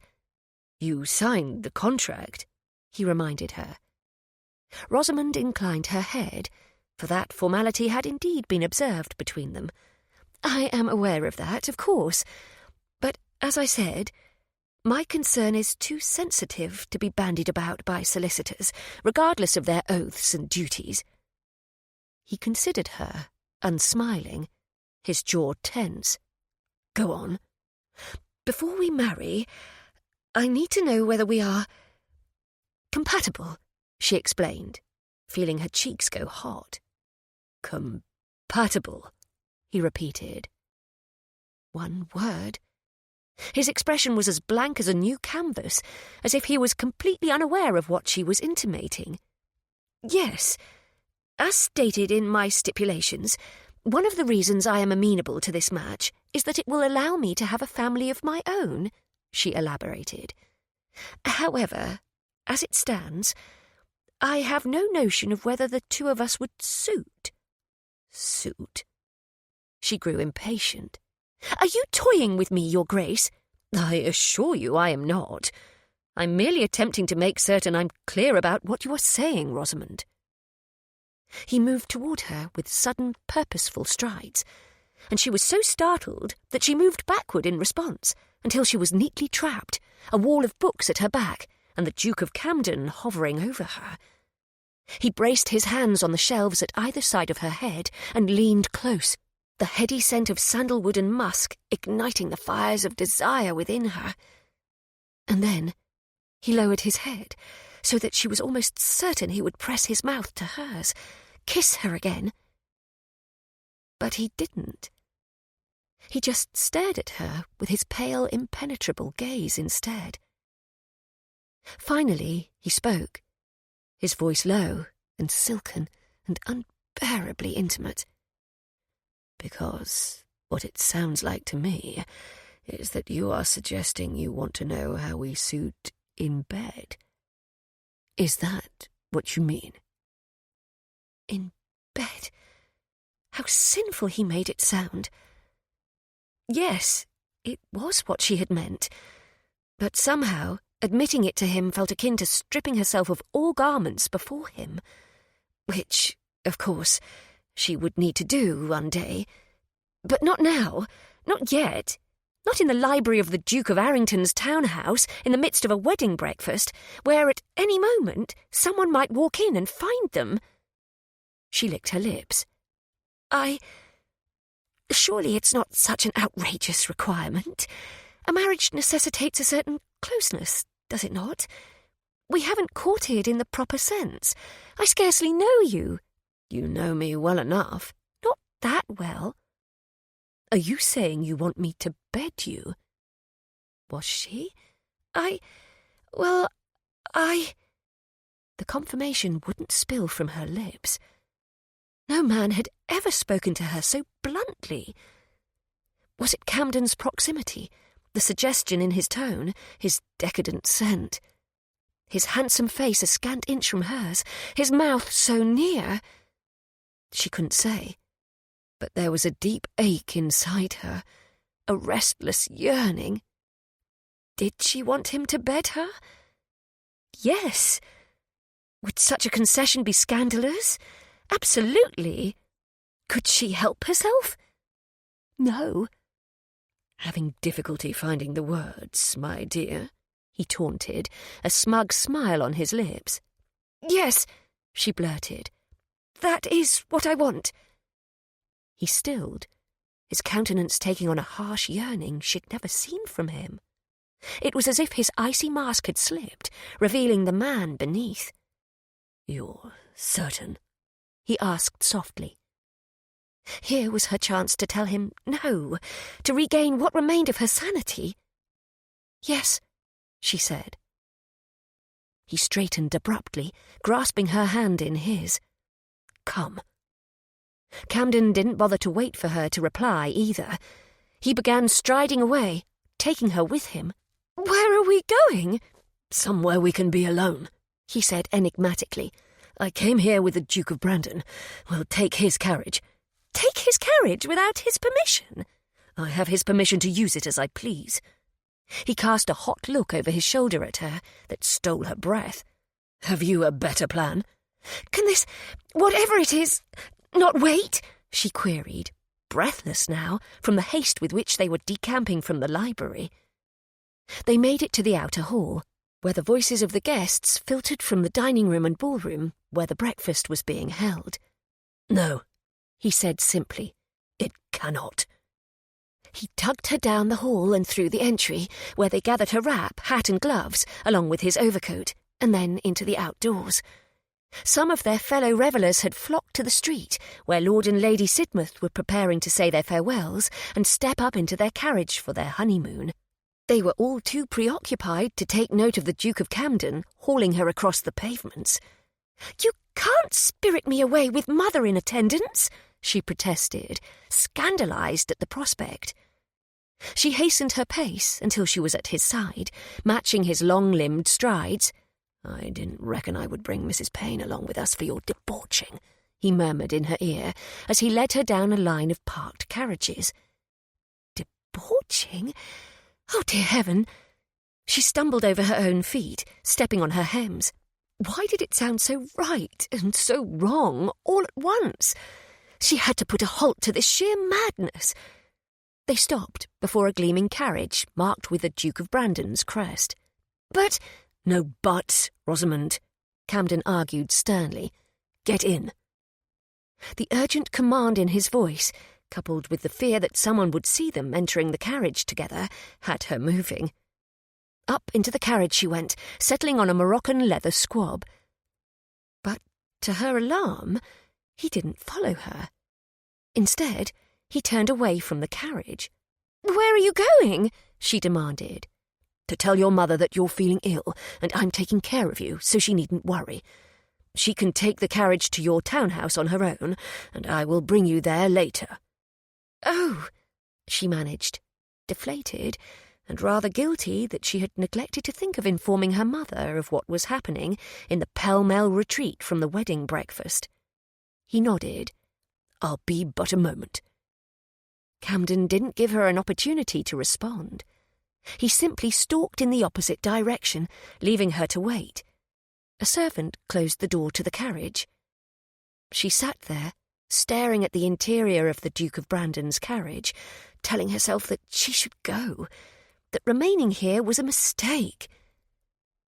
She had noticed a sensual shift in Camden that had been nothing short of dangerous in the library. Her heart yet pounded, and her nipples were still hard, but their state had nothing to do with the chill in the air, and everything to do with the Duke of Camden crowding her into a wall of books and asking her if she was saying she wanted him to bed her. Bed? Camden? These two words together brought sinful thoughts to mind, thoughts she should not be thinking.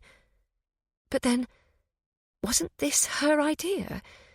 Hadn't she been the one who wanted to know whether they would suit each other in the bedchamber? It had seemed somehow simpler then, when the overwhelming reality of Camden hadn't been before her, around her, when his eyes hadn't been burning into hers with undeniable desire, when his mouth hadn't been a breath away from hers, and when she hadn't needed to fret over being whisked from a wedding breakfast in a stolen carriage. Borrowed, perhaps. He had permission, so he claimed. Oh, what if the Duke of Brandon leapt into his carriage at this very moment and found her here alone, waiting for Camden to return? Would he raise a cry amongst their fellow guests? Would she be ruined? Perhaps that was Camden's goal. Had she allowed herself to be neatly led into a trap of her own making? The carriage door swung open, and to her relief, it wasn't Brandon climbing inside, but Camden. He settled on the bench opposite her. The servant closed the door once more, and then the Duke gave the roof a simple rap, indicating he was ready to take his leave. All while holding her stare. Rosamond could scarcely breathe or think. Yes, this is what you must do, she reminded herself. Think.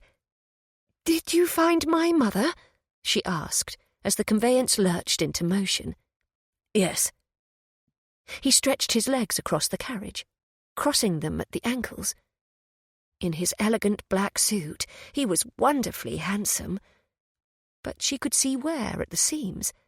His garments were not new. Indeed, at his left elbow, a clever hand had made an excellent effort at restoring a tear. The only sign was a small pucker, catching Rosamond's gaze for a moment. She didn't like this evidence of his reduced circumstances. The Duke of Camden was a beautiful man. He should have been dressed in the newest and best fashion, not in a suit slightly faded from laundering, the evidence of repairs everywhere a discerning eye could be cast. Belatedly, she realized he had offered her nothing beyond that single-word reply. She jerked her gaze from the flaws in his suit, which seemed somehow magnified in the close quarters of the carriage. "What did you tell her?" "I told her that a megrim had come upon you, and that you needed to rest, but that she ought to proceed home with the carriage the two of you brought." She closed her eyes for a moment, her stomach twisting into a knot of worry. What if she tells everyone? "I do believe she will hold her tongue." "But she blurts things sometimes, Camden. She has done for some time now. Inappropriate truths. Something like Meg's, now that I think upon it. For all we know, she's announcing to everyone at the wedding breakfast that you have run away with me to assuage my megrim." He leaned forward, resting his forearms on his thighs as he did so, his regard impossible to avoid. "And if she does?" She ran her tongue over her bottom lip. "Then I shall be ruined." "You will also be ruined after I bed you."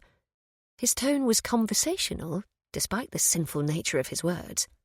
Did nothing move him? Had that naked hunger in the library been naught but her imagination? "I never said that you should... that we ought to...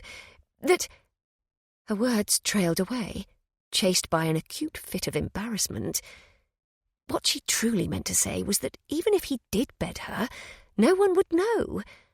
But she kept tripping over bed, a three-letter word laden with so many wicked implications. A slow smile curved the corners of his sensual lips upward.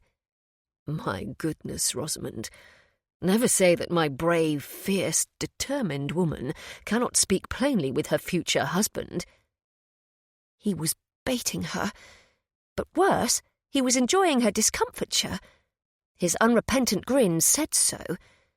And truly, what was wrong with her that a part of her deep within stirred to the way he had called her his woman? How positively primitive! "If you will recall, I haven't decided you are to be my husband just yet," she reminded him sharply, vexed with herself for being charmed, for apparently having learned nothing from her disastrous betrothal with this infinitely more dangerous man's brother. She needed to keep her wits about her, to make certain that she made the right decision. She couldn't afford to be swayed. "Ah," he said, drawing the word out as he straightened, settling back against the squabs. "If you are undecided, then I will have to do my utmost to persuade you. However, shall I do it?" She took a shallow breath. "Camden, my given name is Stuart. Perhaps you might try it." Stuart? She hadn't known. But it suited him. She liked it. She liked the way he was looking at her now as well, as if she were a sweet he intended to devour, slowly and with great deliberation. "Stuart," she repeated, the name feeling foreign. Intimate, far too intimate for this confined space, when his heated gaze was threatening to send her up in flames. His smile faded, and he became utterly serious. "There. That was not so difficult, was it?" "No, I suppose not," she conceded. "However, the rest of it is a mistake. Perhaps I was being hasty in thinking we needed to make certain we're compatible." "Oh, no," he said, his tone smooth. "I think you were absolutely right, my dear. We owe it to ourselves to do so." "I didn't intend for it to happen today," she blurted, frustrated. "Rosamond." She eyed him warily. "Yes?" He extended a gloved hand. "Come here." There was nowhere to go that wouldn't involve being pressed against him, and she didn't trust herself. Or him, as it happened. "I am perfectly comfortable as I am," she declined primly. "If you don't come here of your own volition, I'll haul you onto my lap. If that is what you'd prefer, I'm happy to oblige. However, if you would like to sit by my side, then now is the time to do so." She raised her eyebrows. "Is that a threat?" The corner of his mouth kicked upward in a half grin. "It's a promise, sweetheart. Now, which will it be?" She settled her hand in his, and he tugged her across the carriage, allowing her to seat herself at his side. "There. Are you well pleased now?" "Pleased enough, if not well pleased." Rosamond huffed a sigh. "Have you forgotten that I am the one who is truly in control of this situation of ours, Camden?" The grin faded from his lips. "Of course I haven't. Have you forgotten to call me Stuart?" His scent was once more wrapped around her, his sinful mouth all she could look at, recalling what his lips felt like, demanding and knowing, moving over hers. Yearning rose within her, the flesh between her legs aching, her breasts feeling heavy and full. "Stuart," she said again. "Better," he praised. And then, before she could say anything else, he cupped her nape and angled her head, his mouth descending in the same moment. She tilted her face up, welcoming his kiss with a sigh, feeling as if she might burst if she didn't have his lips on hers. This was new, this sensation that she was unravelling inside, like a tightly wound skein of yarn rolled down a staircase, coming wildly undone. His lips were hot, firm and demanding, his tongue seeking entry. She surrendered, opening, giving him what he wanted, forgetting about her hesitation, the wariness fading. This was Stuart, the man she was marrying, the man who kissed her and made the world around them fade, the man who would be her husband, the father of her children. Did she want that? Yes. Their tongues moved together, teasing, tasting, and she found her answer. She very much did want that. This was an exercise in futility. Those kisses in the sitting room of her townhouse had not been an aberration. The carriage rocked over the road, taking them to their destination, and all her fears vanished. No man had ever kissed her as he did, and she knew somehow that none would. Something unique was burning brightly between them, something that belonged only to the two of them. But then there was more. His mouth left hers to explore her jaw, to string a thread of kisses all the way to her ear, and then lower, travelling down her throat. He stopped at the décolletage of her modest bodice, his mouth lingering there, as if he were revelling in the moment, his breath hot through the layers of her gown and undergarments. She suddenly wished that her gown were open, that her chemise and corset were gone, that his mouth was on her bare breasts, all the sensitive peaks. The notion was shocking, yet thrilling, and it sent a rush of molten desire to the very centre of her, where, between her legs, she was already damp and aching. He kissed the upper swell of her breast, then the full curve, then finally laid his mouth over her nipple. She gasped, wishing the boning and silk and cotton did not separate her greedy skin from his. He tipped his head back, slanting a glance upward at her. "Compatible?" Rosamond swallowed. Yes. Would he forget this mission of his, now that she had shown herself so humiliatingly susceptible to his advances? Likely. He had made his point, had he not? Apparently not, for he slid from the bench at her side, and lowered himself to his knees on the carriage floor. "You sound a bit uncertain, Rosamond. I think I must proceed if I'm to convince you properly." Holding her gaze, he calmly removed his hat, settling it on the squabs, followed by his gloves. The removal of each finger, slow, deliberate, seemed itself a seduction, even if she had seen and touched his bare hands before. "What are you doing?" she asked, her voice sounding slightly breathless, which aggrieved her even as she was helpless to stop it. "Why are you on your knees?"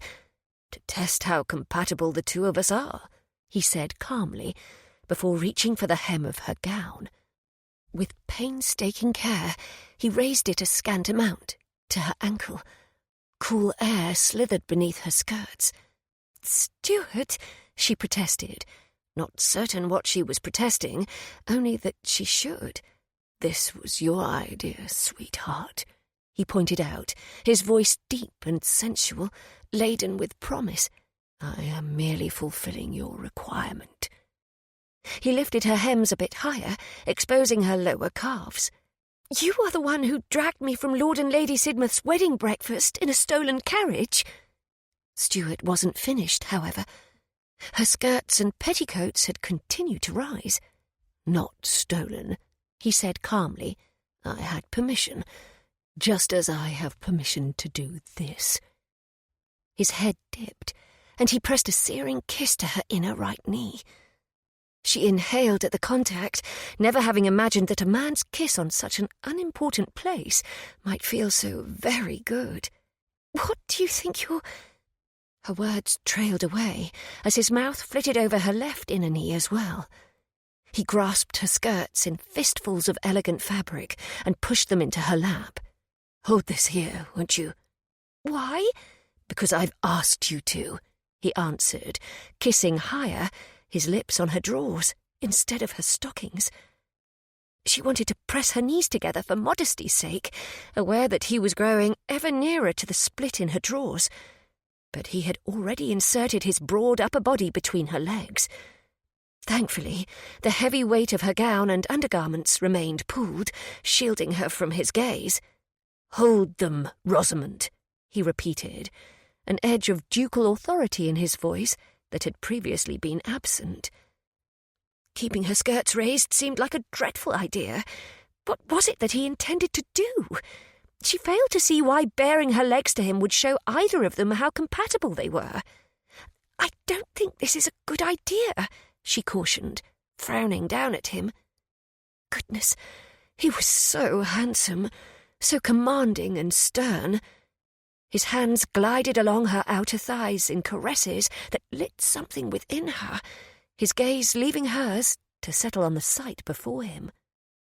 "This is what you asked for," he reminded her. "I aim to see how compatible we are." "But this is a carriage. Should there not be a bed?" Her mind whirled. She was confused, needy, wanting. Nothing made sense. His touch swept higher, beneath her skirts entirely, his hands disappearing, his unusual eyes flicking back to hers. "Rosamond." It felt good, his hands on her. Better than good. It made her feel as if she were melting inside in the most delicious, exquisite way. She caught her breath. "Yes." "Hold your skirts and your tongue, darling." She bit her lip, and at last did as he asked. Stuart shocked her by gently nudging her legs apart. But he had told her to hold her tongue, and a raw, potent curiosity came over her.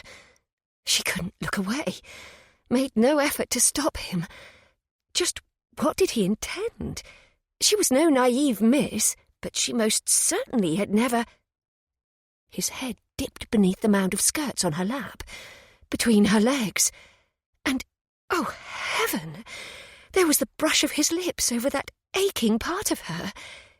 He kissed her once, slowly, delicately, in a way he had not kissed her mouth, but she felt it so acutely because she was so sensitive. There was no question of what he was doing. Compatible. compatible? He wanted to know, his lips grazing her folds as he spoke the lone word. The scoundrel!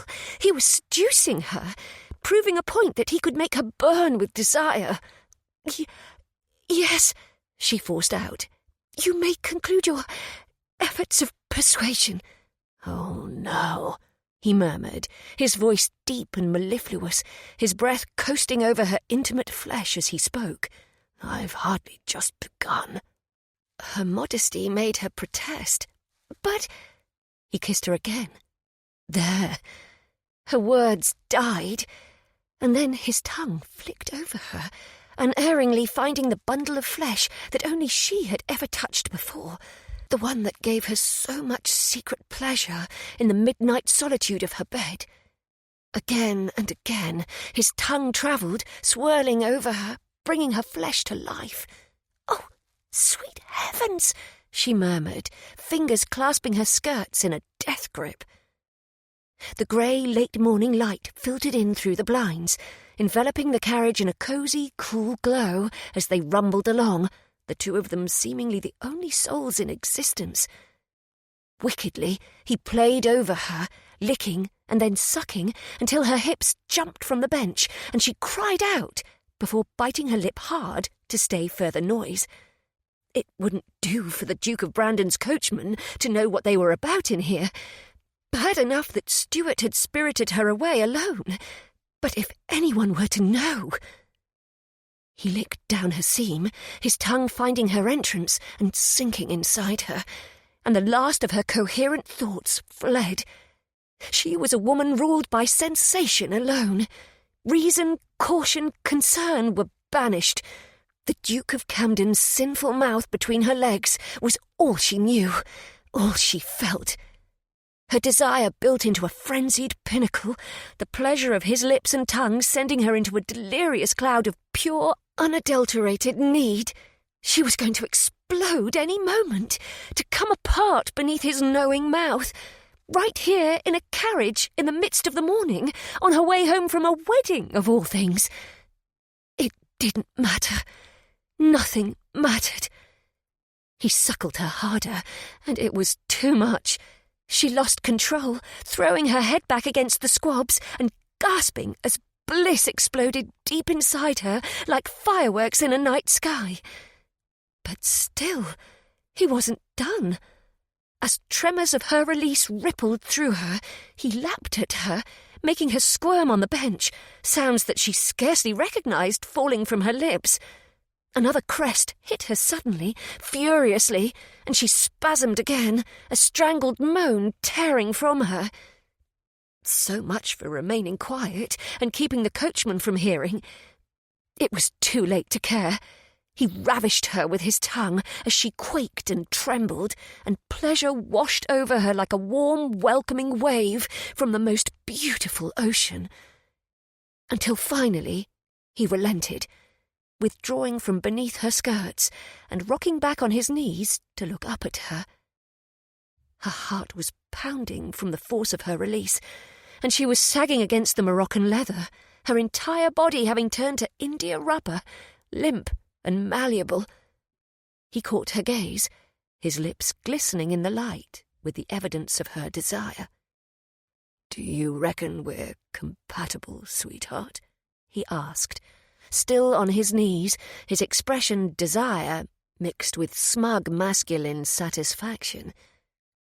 It took her a moment to form an answer to his question, for her mind was a jumbled mess.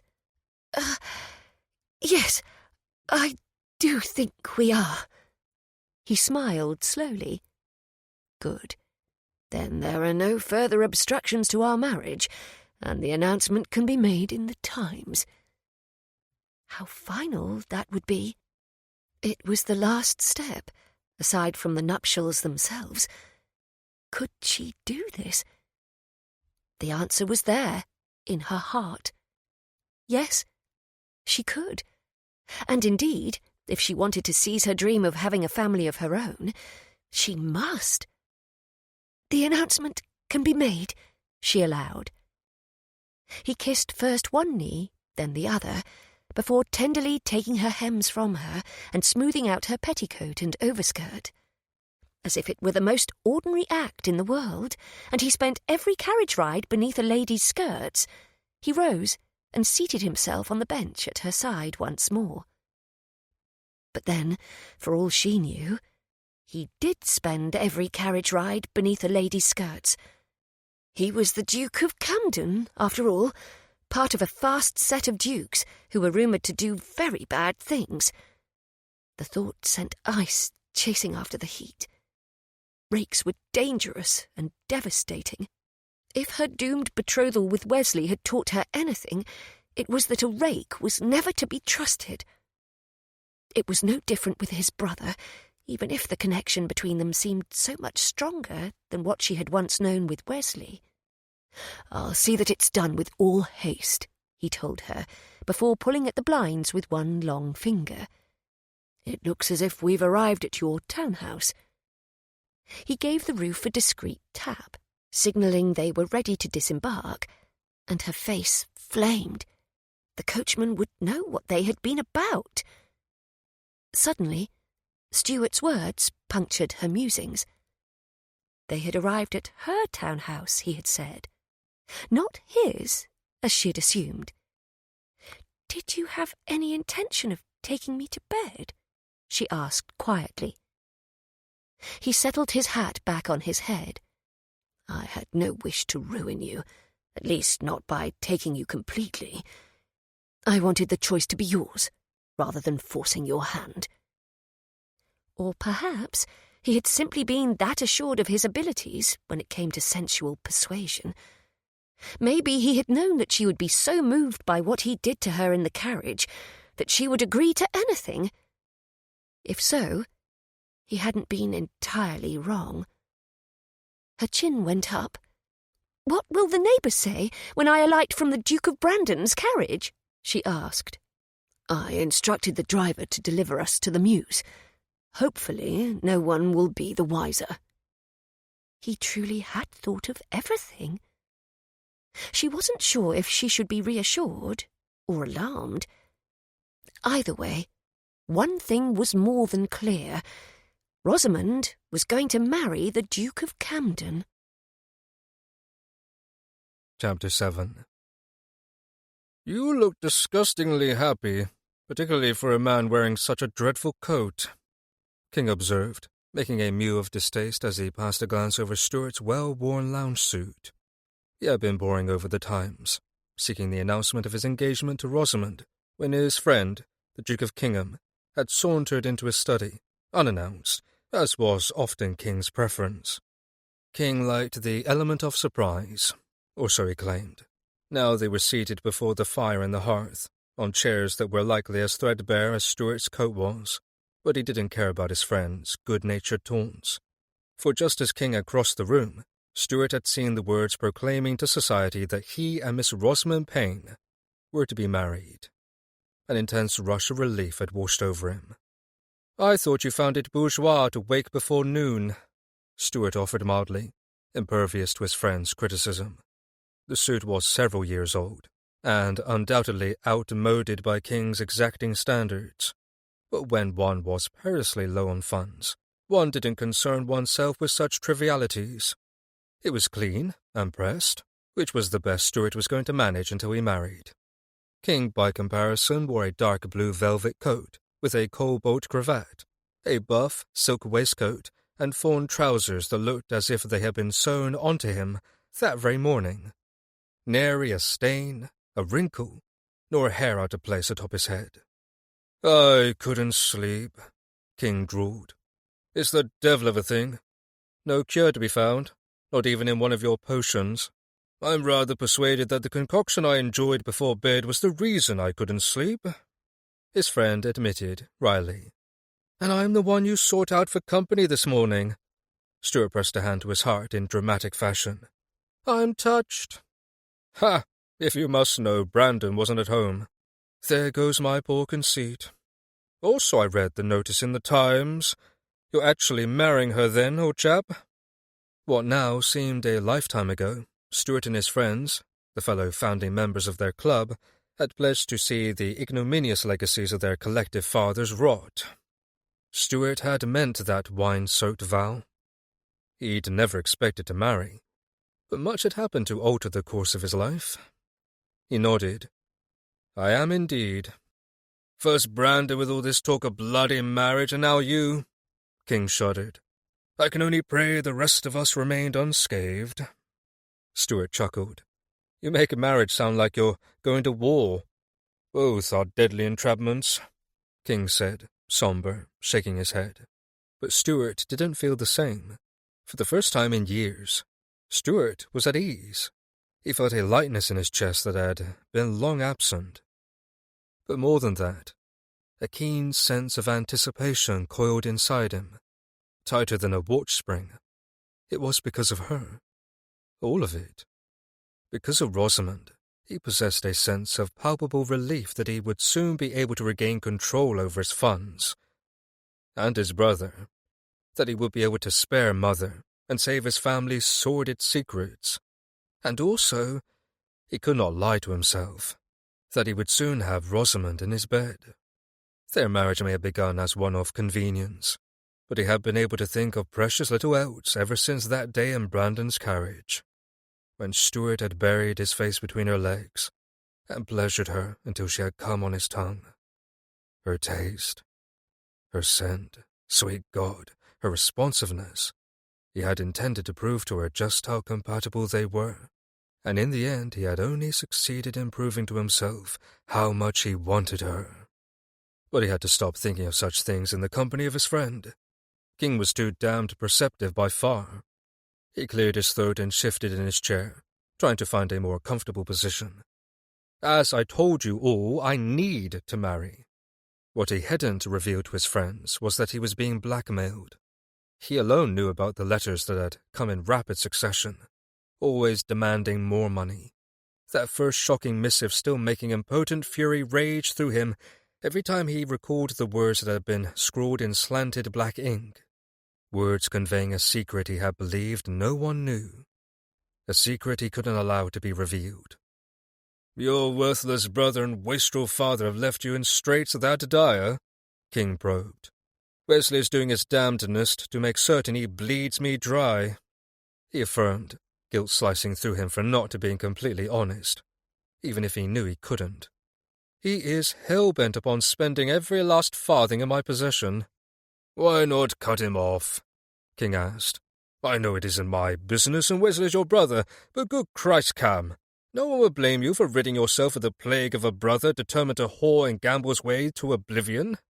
"My mother would, however," he said, thinking of the beloved woman he had almost lost. "She's intent upon believing the best of him, and with her infirmity the doctor has been insistent that she isn't to suffer any upset. It could drive her to her grave. How can I, in good faith, cast her son into the streets, knowing this?" "It's said that a mother's love can see no faults," King drawled. "Having had a mother who didn't give a damn if I lived or died, I never experienced that firsthand." Stuart sighed. "I'm sorry for that." "She wasn't." King raised a brow. "She was more concerned with her lovers, I fear. But never mind my sordid upbringing. Let us discuss the most pressing matter, your arsehole brother. I do know some enterprising fellows, Cam. For the proper motivation, it would only require one shove in front of a carriage, or a bit of arsenic in his soup." "King." "Right," his friend shrugged. "You can't fault a chap for asking. Murder feels a trifle worse than merely cutting him off and casting him to the streets," Stuart pointed out dryly. "Such a strong, hideous word, that," King said. "I prefer to think of it as an unfortunate mishap, facilitated by a helpful criminal." "Jesus," he muttered, scrubbing a hand over his chin. "Please don't tell me you've employed such tactics in the past." King held his gaze. "I've never employed such tactics in the past," he said with an innocent air that Stuart couldn't be entirely certain was genuine. "Feel better now, Cam?" "No," Stuart answered with blunt honesty. "I bloody well don't." "Perhaps a drink would assuage your conscience," King suggested. Impossible. I'm afraid my brother's drained the household dry of every last drop of spirits. King extracted a small bottle from within his coat. Fortunately for you, I come prepared. Stuart eyed the offering with a raised brow. A new potion of yours? King was known in their circle for his delight in crafting concoctions that were both mysterious and potent. His skill certainly pleased the other members of their club, particularly at the house parties they hosted. It is indeed. King grinned. Dare I inquire what it is? Stuart asked, although he already knew the answer. Don't spoil my fun, his friend chastised, offering him the bottle. Have a sip and tell me what you think. He extended the bottle to him, and Stuart accepted it. I'm about to have a very unpleasant conversation with my arsehole of a brother soon, so I need all the fortification I can beg, borrow, or steal. Stuart unscrewed the cap on the bottle and brought the slim, tapered neck to his lips. The liquid hit his tongue, smooth and mellow, with a hint of sweetness. It was rather good, actually, but that was hardly surprising. King's potions were infallibly delicious.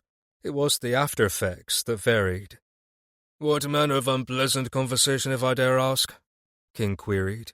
Stuart winced, recalling the task awaiting him, one which he had been dreading.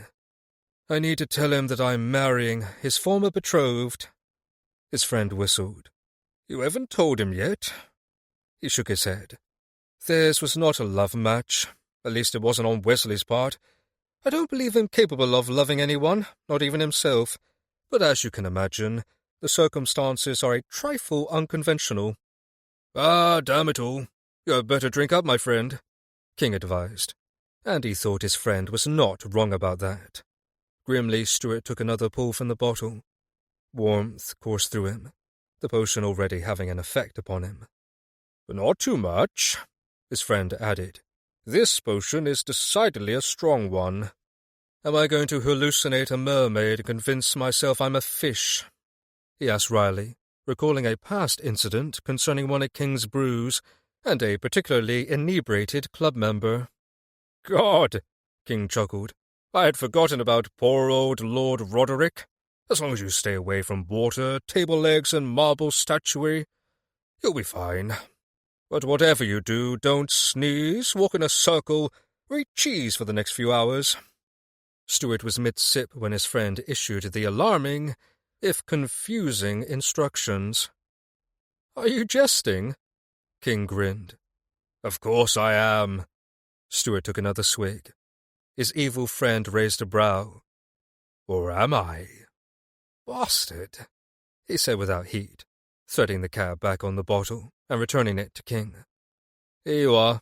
I thank you for the calm before the storm. Any time, old chap, King said. I am to serve. He tucked the bottle back inside his coat. I suppose I should be on my way, but do think on what I said. Just a bit of arsenic in the soup ought to do it. All one need to do is soak some flypapers. They both rose from their chairs, King smoothing every wrinkle from his velvet coat and brushing the sleeves for any hint of lint. I'm not sure if I ought to be concerned you possess intimate knowledge on the means of obtaining arsenic for poisoning someone, or impressed. Don't be impressed, King winked. I can assure you that, were I in the mood to murder anyone, you would never be in danger. I cannot, however, say the same for everyone in my acquaintance. Bloody hell. Only King. His spirits further lifted with the aid of his friend's latest potion. Stuart saw King off, but when he inquired with Fleetwood about Wesley's whereabouts, it was to discover that his brother had already skulked from the townhouse, likely off to lose more money Stuart didn't have. Informing Wesley about his impending nuptials would have to wait for another day. He would pay a call on his future Duchess instead. They needed to arrange the details of their wedding, and he simply needed to see her again. Chapter 8. Rosamond was frowning over her watercolours when a servant informed her that she had an unexpected caller, His Grace, the Duke of Camden. Her betrothed, she thought for a breathless moment, as her paintbrush hovered over her canvas before she settled it in the glass water basin on her writing desk. Because It was official now. The notice in the Times had stared back at Rosamond when she had opened the paper earlier that morning. "See him in, if you please," she said, trying to tamp down the frenzied rush of excitement that lit within her, rather like a flame igniting into a roaring fire. If only she could stop thinking about what had happened in the Duke of Brandon's carriage. Her cheeks were flushed, and the same aching hunger that had refused to abate since their wild ride through Mayfair pulsed deep within her. Even her nipples were hard and pebbled beneath her corset. She squeezed her thighs together to stave off the yearning, but the action only seemed to heighten her affliction. He strode into her sitting room unannounced, jolting her from her musings, which was just as well. She rose from her seat. "Your Grace." "We agreed that you would call me Stuart," he reminded her, stopping within reach and executing an elegant bow. His scent wafted over her, and for a heady moment she longed to throw herself into his arms. A most unexpected reaction, even given what had happened between them before they had parted last. "Stuart," she murmured, feeling suddenly, unaccountably shy. This man was to be her husband.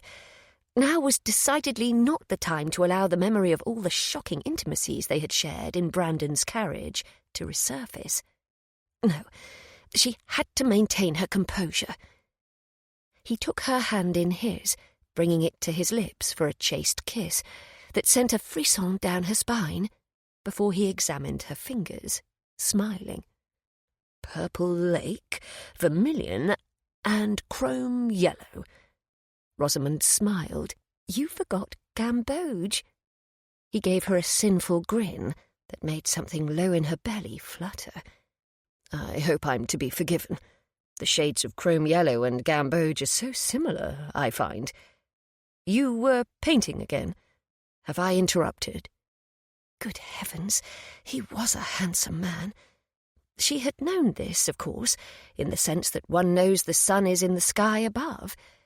However, she had not admired him, for he was a force she had not dared to stare at overly long. Also, like the sun, he had been forbidden to her, beyond her reach. But he was within reach now, and the contact of his bare skin on hers was enough to make her melt inside. A sudden longing to paint him rose. The lines of his face, striking jaw, high cheekbones, proud nose, and high forehead, were made for being captured on canvas. If only she were talented enough to paint him.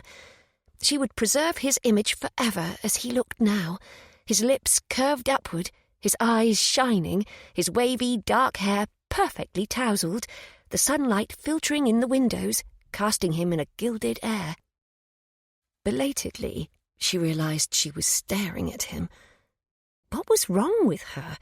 She had seen handsome men before, even if none of them had kissed her so passionately, or in such intriguing places. "Your call is welcome," she said, realizing it was the truth, and not merely a forced, polite response. She liked the Duke of Camden. Indeed, she enjoyed his company, even beyond his searing kisses and skilled caresses. It was a sobering revelation. "Thank you." He released her hand, still regarding her warmly, his gaze never leaving hers. "What are you working on today? I'm guessing it is no longer my feathered nemesis's portrait." "I'm having a dreadful time with it, but you may look, if you like," she said, thinking of how she had been struggling to capture a vase of fresh flowers she had arranged on a table by the window. "The shadow cast on the rosebuds is giving me difficulty. I may just surrender and begin a new piece." "I would love to see your painting," he told her easily. "If it pleases you, of course." "You truly wish to see it?" She raised a brow. "I must warn you that flowers are not exactly my forte." "I'm sure you're being modest." His smile gentled, becoming intimate, just for her. She swallowed hard against an unexpected rush of longing. No man had ever looked at her thus, with such tenderness, as if she were of the utmost importance to him, and everything she said, and all she did, were sources of immense fascination to him, which was surely a skill he had acquired during his tenure as a rake. The reminder of his past served as a tart rebuke. What was she thinking? She was a rational, reasonable, intelligent woman, one who'd had her heart broken by a cad before. She must not, above all, read too much into Camden's concern for her. He needed her fortune, and she wanted a family, and those were the only two reasons they were marrying. The reasons they stood together now in this very room. She would do well to remember it. Rosamond stiffened her spine, and renewed her determination to remain thoroughly immune to this man's charms. "I am only modest where it is due," she said, moving toward her writing desk, where she kept her watercolour set in its polished mahogany box. The drawers were presently open in disarray, her brush where she had abandoned it, in a sea of purple-red water. Her porcelain palette was already drying. She would need fresh water to bring the paints back to life. She gestured to her painting, which was only partially completed, frowning at the rosebuds. The intricacy of the furled petals always escapes me as well, as you can see. He had trailed closely in her wake and stood at her side, gazing down at her effort with what appeared to be genuine interest. "This is fine work, Rosamond. When you finish it, we shall have it framed and hang it on the wall in the salon in my townhouse." The mentioning of his townhouse jolted her from her musings. "Why would you wish to hang one of my watercolours in your salon?" "Because it is yours, and because you are immensely talented, even if you insist otherwise." He turned the full force of his unusual gaze back upon her. "And because the salon shall be yours after we wed." Her lips parted, her mind hanging upon his mentioning of the salon at his townhouse rather than his praise for her talent. "That won't be necessary. I have my sitting-room here, which I have decorated to my liking." He smiled, the corners of his eyes crinkling in a way she couldn't help but to find appealing. "Yes, but you'll not be living here any longer after we marry, my dear." The pronouncement left her gaping at him. "Don't be silly. Of course I shall live here. This townhouse is my home. It is where all my father's antiquities are. It is where I have always lived." He cocked his head at her, his smile fading. "But you are to be my Duchess. Your place will be at my side, in my home, in my bed." Somehow, in all her logical, extensive plans for what a marriage between them would require, she had not thought of this. Nor was it spelled out in any of the conditions he had agreed to as part of their marriage contract. She reeled with the implications, feeling dizzied. Surely she could dissuade him from this course. "I cannot live in your townhouse with you, Camden," she said. "You must know that." For many reasons. She was an independent woman of means. She liked the carefully crafted world she had built around herself. "I know nothing of the sort," he said, clasping his hands behind his back and regarding her in a censorious fashion. "Don't look at me that way," she snapped. "What way, my dear?" He was calm, unsmiling, so very patient. Rosamond did not like it, because her heart had been fairly galloping ever since he had crossed her threshold. She did not like the effect he had upon her. She did not like how handsome he was, and she did not like the idea of living in his townhouse. "As if I am a costermonger with the absolute daring to knock upon your front door." He frowned. "Poor as I am, I still never answer my own door, especially not to costermongers." "You're being obtuse." She was wringing her hands before her, whilst he remained the picture of serenity, and yet she could not collect herself. I cannot live with you. I will not live with you. This is where I live. Am I to schedule appointments with you to do my marital duties? Do you truly intend me to pay a call upon you so that I may shag my own wife? Her cheeks went hot at his vulgar words. You mustn't speak that way. Mustn't I? At last, he had lost his polished veneer, his hands no longer clasped behind his back, as he reached for her, pulling her against his hard form. Tell me, sweetheart, how should I speak?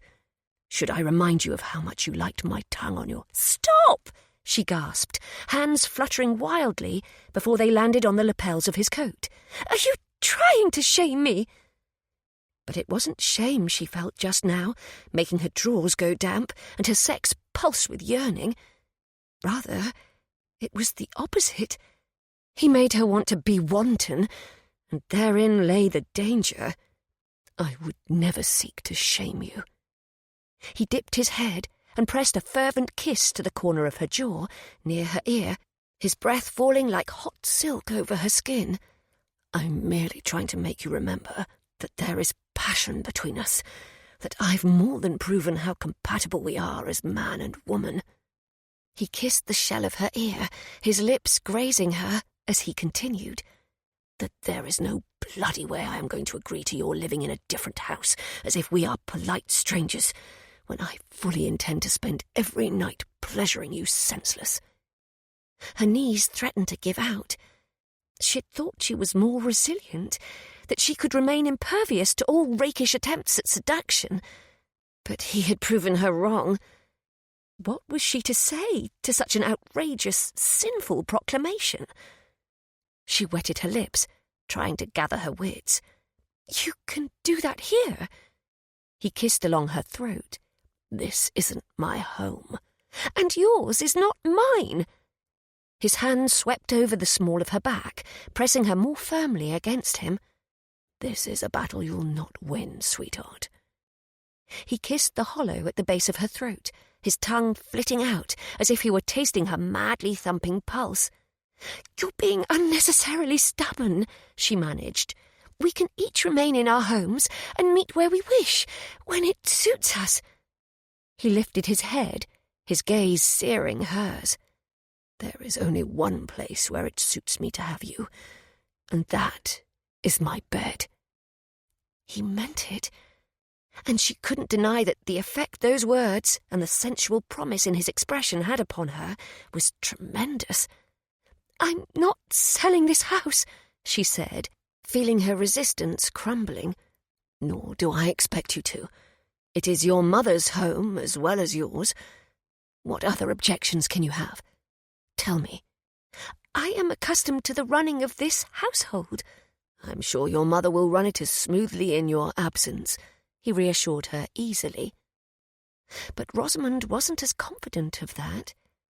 Mother was getting on in years, and since father's death, she had come to rely upon Rosamond so much. She needs me. He cupped her cheek. Of course she does. But as your husband, I will need you more.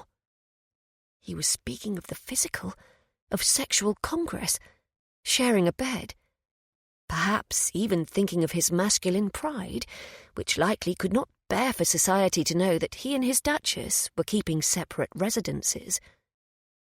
But the way he was touching her now, the way he looked at her, was clouding her judgment, making her weak.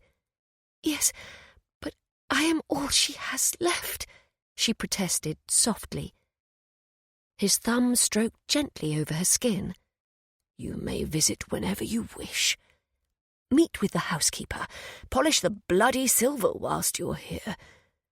All I ask is that you come back home to me, that you live with me, as you are meant to do as my wife.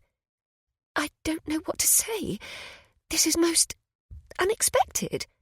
Unexpected?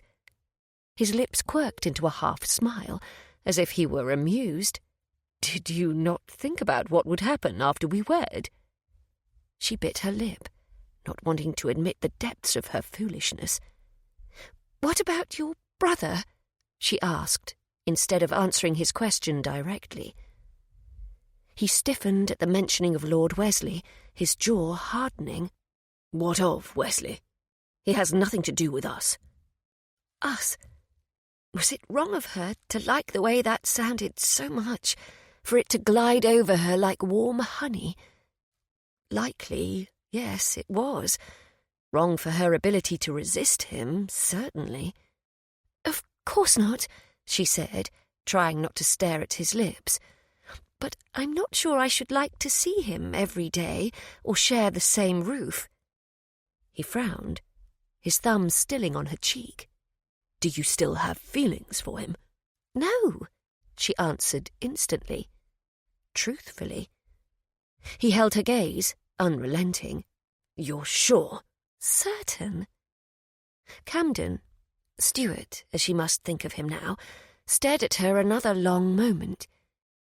And then slowly, giving her time to object, should she wish it, he lowered his head. She didn't object.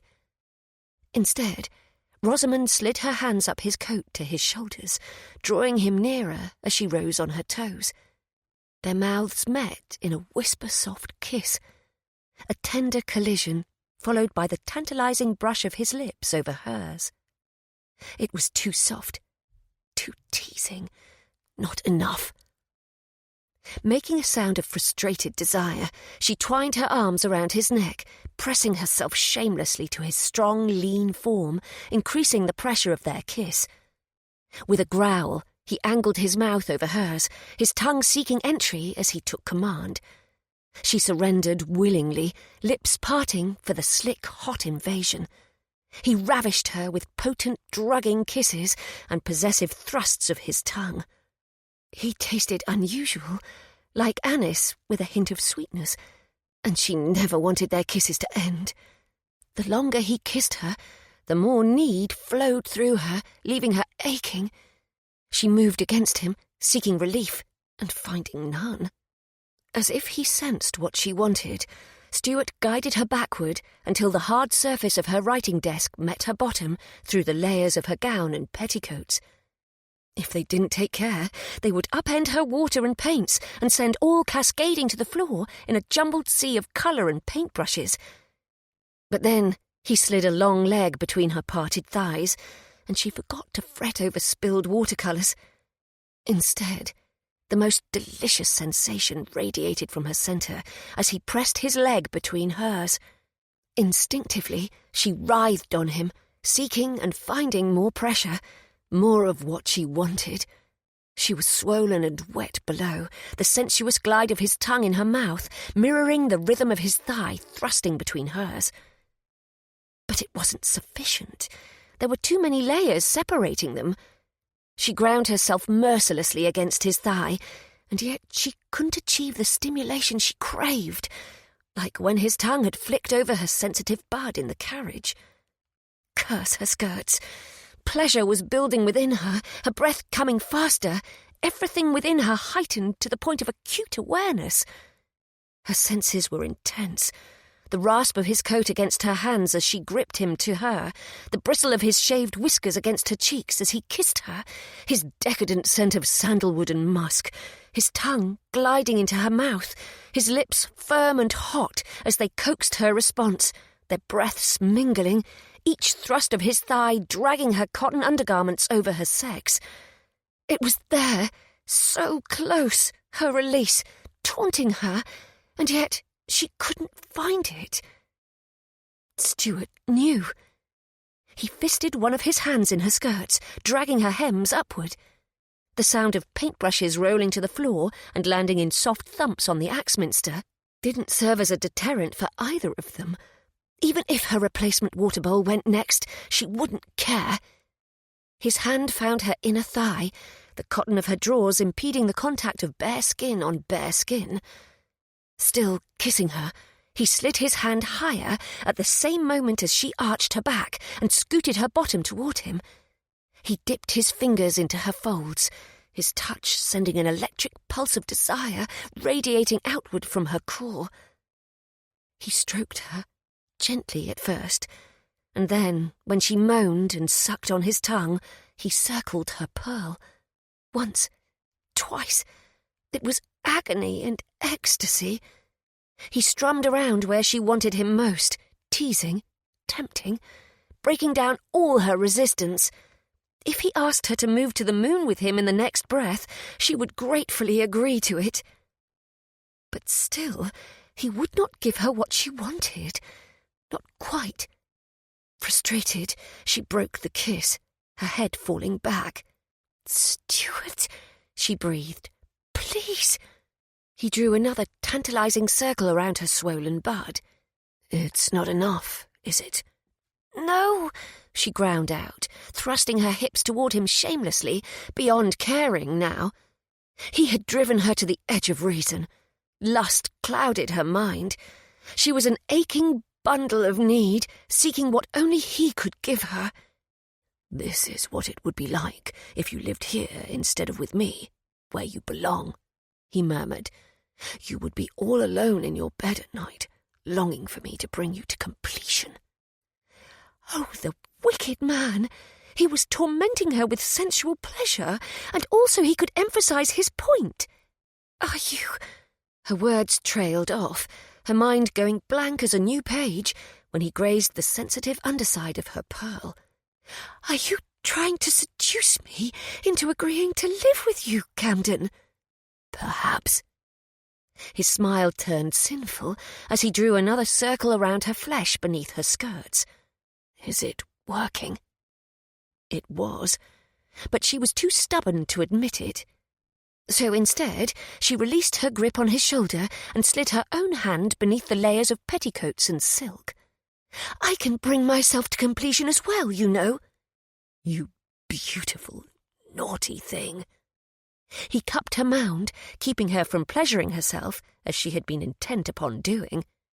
"What do you think about when you touch yourself?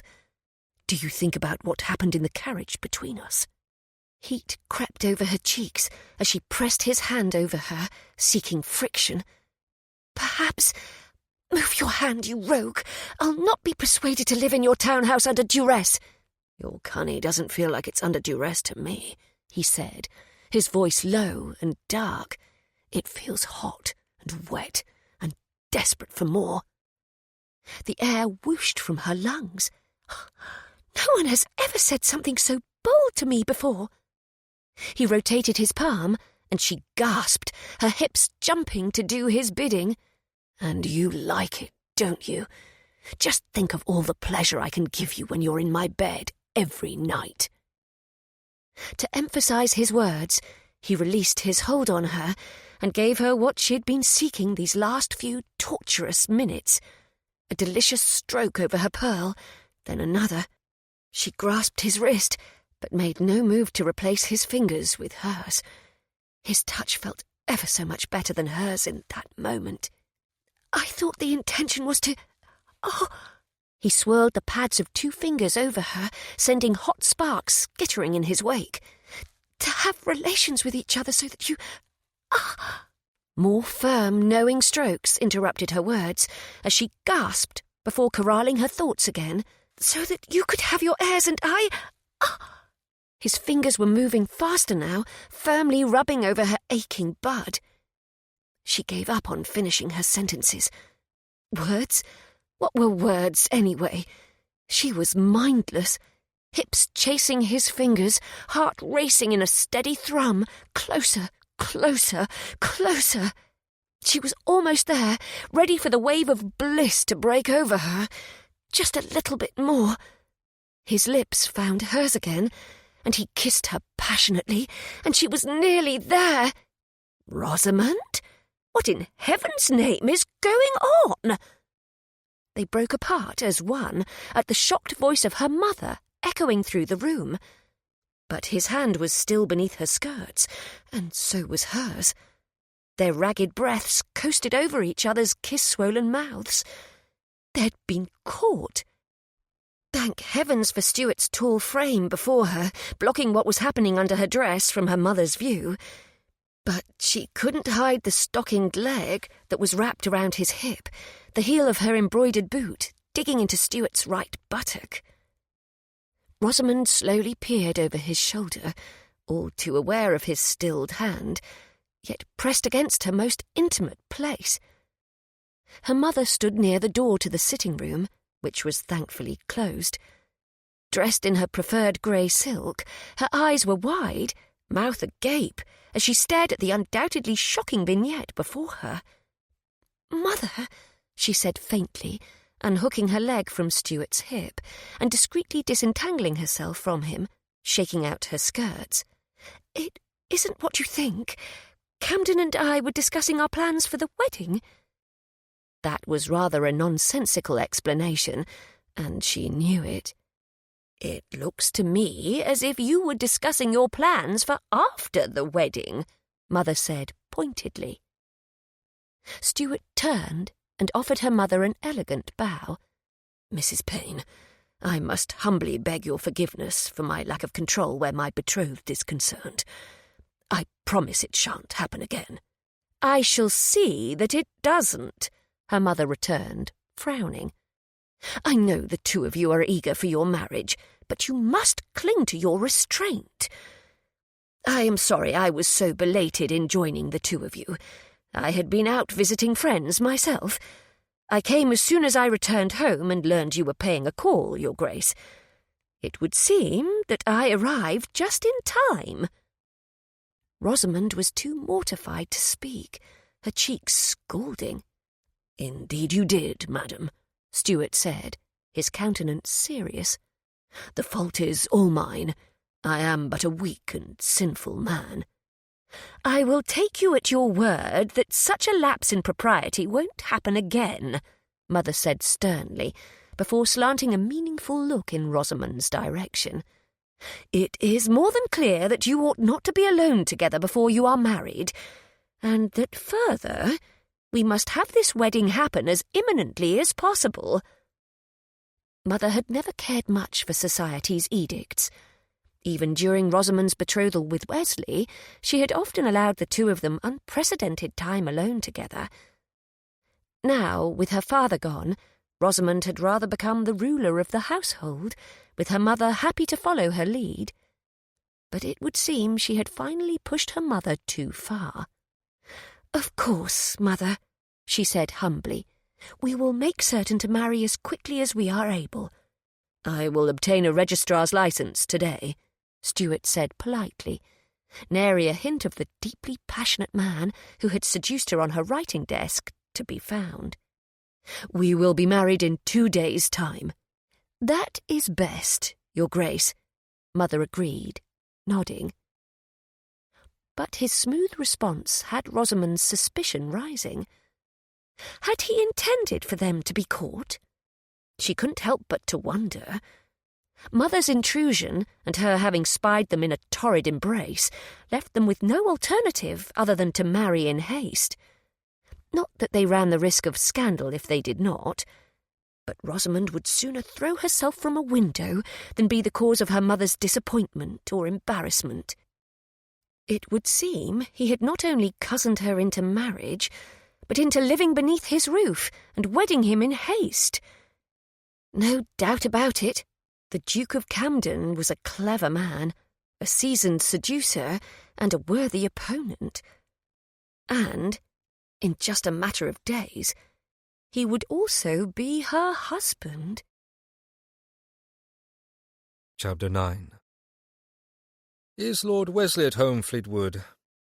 Stuart asked his long-suffering butler, just narrowly refraining from adding, "Because if he isn't, I'm going to hunt him down and throttle him myself." "I do believe that his lordship is at home and yet abed," Fleetwood confirmed. "Excellent," he nodded. "Thank you, that will be all." Stuart moved from his study into his butler's wake, on a mission to roll his arsehole brother out of bed if necessary, because he was running out of time to have a discussion with Wesley about his impending marriage.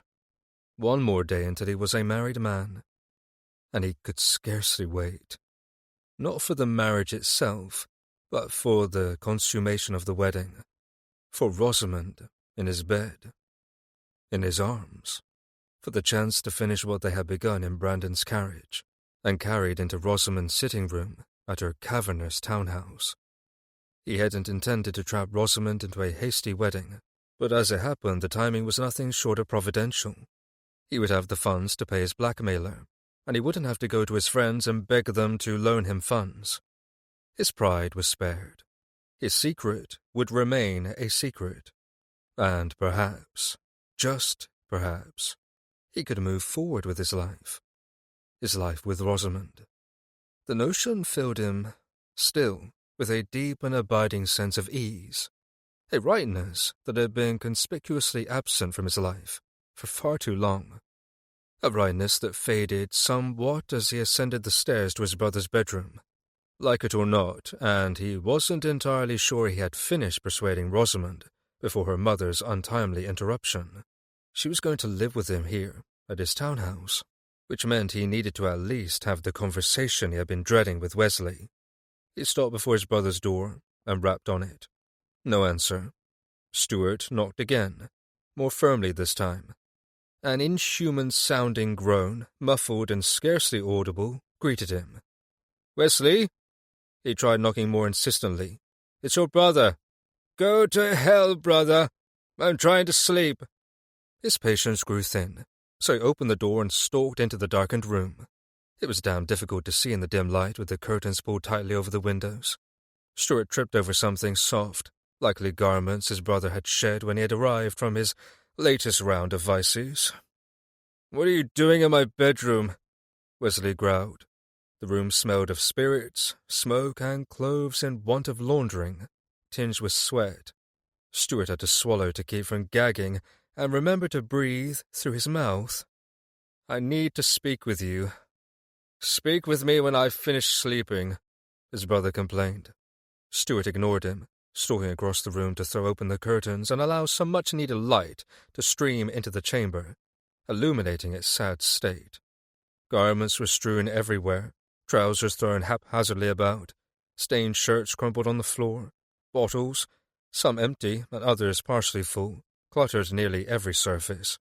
There was a bottle of laudanum at his brother's bedside, which caught Stuart's attention. "Now I see why you haven't allowed the chambermaid entrance," he muttered, glaring at his brother, who was lying unrepentantly in his mussed bed, his eyes bloodshot and his hair standing on end. "Laudanum now, Wesley?" He plucked the bottle from the table at his brother's bedside, sickened at the evidence all around him of Wesley's excesses, but most particularly troubled by the laudanum. "It is my medicine," his brother snapped. "Give that back to me. I need it." "What you need is to get your ass out of bed so I can have a conversation with you." "I don't want to talk to you. Get out of my room." His brother's expression was mulish. "I'm not going anywhere," Stuart told him calmly in return, narrowly resisting the urge to toss the bottle of laudanum headlong into the fire at the opposite end of the room. "Fine, then." Wesley waved a hand dismissively. "At least make yourself useful and fetch me the chamber pot. I need to take a piss." That was it. Stuart's tentative grip on his patience snapped. He tossed the laudanum into the fire grate, gratified as it smashed to bits on the bricks, making the remnants of the evening's fire crackle and hiss as it rained down on the coals. "Get out of the fucking bed," he ordered his brother. "I paid for that bloody laudanum only yesterday," Wesley complained. "You owe me a new bottle." "Get out," Stuart gritted through clenched teeth, "of the goddamned bed." "Jesus," Wesley grumbled, throwing back the bedclothes and rising, still clad in last night's trousers, judging by the wine stain marring the buff fabric. "I'm out of the bed. Stop throwing things like a child having a tantrum. Get dressed," he clipped out. "I am dressed." Wesley rubbed his bare chest, then yawned loudly. "Say your piece and get the hell out of my room." Stuart took in the sight of his brother presented, thinking that if he'd been a painting, it would have been titled Dissipation, Portrait of a Drunken Wastrel. "This is my house," he reminded him sharply. "I own everything in it." Wesley sneered. "But not everyone in it. And you would do well to remember it." "Damn you, Wesley, you have been warned," he growled, infuriated. "There is a matter of some import which we need to discuss." The scent of spirits grew stronger as his brother shuffled listlessly toward him. Dear God, Stuart realized. He was still soused from the night before. "Do you need some blunt, brother dearest?" Wesley smirked. I'm flush in funds at the moment.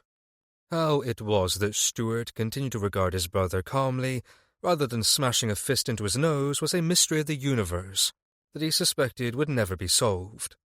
Hardly that. Eureka's spirits are likely to get drunk on the fumes you're emitting. I'm not in my cups at all, Wesley said, and then hiccuped. I won £2,000 again just the other night, you know. I suppose whispers have made their way to you, and you're going to demand it all so you can pay some bloody creditor of yours. Stuart clenched his jaw. Your contribution to the extensive debts you've created would be appreciated. However, it isn't funds or debts that I wish to speak with you about. His brother staggered to the left and nearly tripped over the side of a wing chair, piled with more clothing, before righting himself, scowling. What the hell is it? I don't appreciate being summoned from my bed like this, you know. A man needs his damned rest. Perhaps you would have more rest if you didn't go to sleep at 8:30 in the morning, he pointed out, trying to tamp down his resentment and failing miserably. Wesley's lip curled. Are you having the household spy on me now, brother? He raised a brow. Hardly. The domestics all have far more important tasks than watching my scapegrace younger brother. Now, are you finished being insolent? Because if so, perhaps you ought to have a seat, so we can speak like a gentleman. But Wesley gave her no quarter, scoffing as he retrieved a discarded shirt and slipped it on, doing up the buttons. I'm not a gentleman, and I don't want to sit. As you wish. The news I wish to discuss with you is my impending marriage. Wesley blinked. Marriage? Yes. Marriage, Wesley repeated. As I said, twice. Who is the fortunate lady?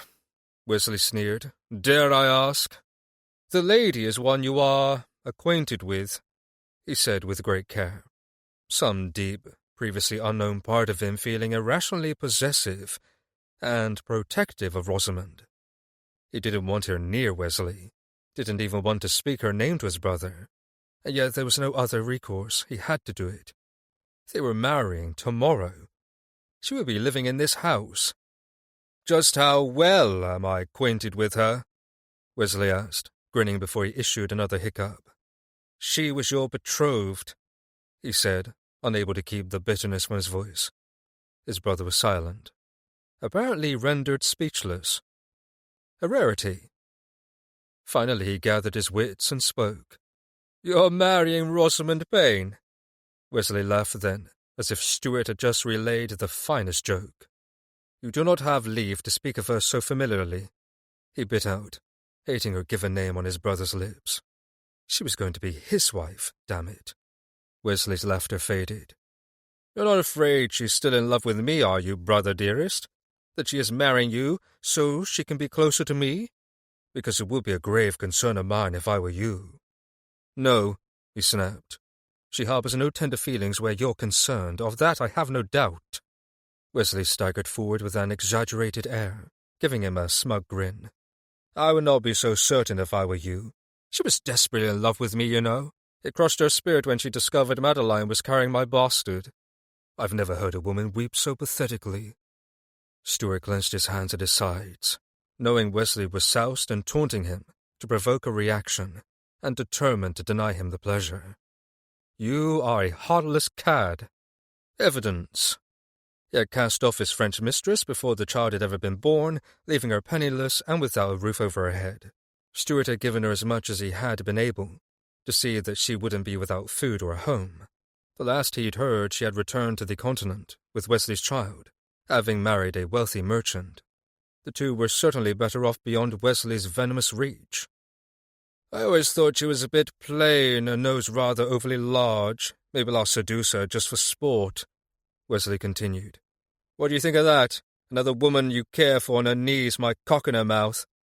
Despite his every intention to remain unmoved, Stuart's reaction was instant and uncontrollable. He rushed forward, slamming his brother into the barren damask wall, grasping a handful of his shirt with one hand and holding his opposite forearm to Wesley's throat. Don't you fucking touch her! He roared in Wesley's face, fury overtaking him. But Wesley was unmoved, still smirking. I'd like to see you stop me, brother. We both know that I'm the better-looking of the two of us. You may be the Duke, but when they have the choice between the two of us, they always choose me. That was before you were a drunken ruin, Stuart snarled. What woman won you now?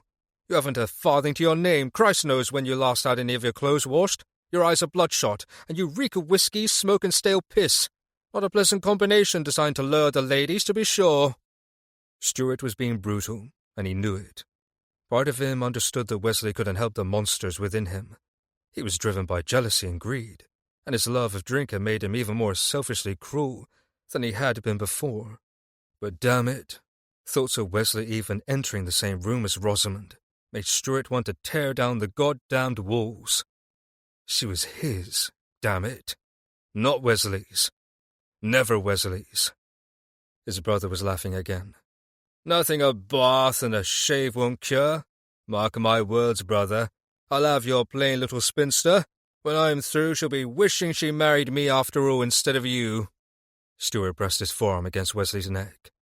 If you so much as look at her in an impolite manner, I'll toss you out of here on your arse and cut you off. You can't cut me off, Wesley rasped, struggling a bit to catch his breath from the force Stuart applied to his neck. Mother would never allow it. He didn't relent. Mother has no notion of what you've become. It would kill her if she knew, but her protection of you is not infinite.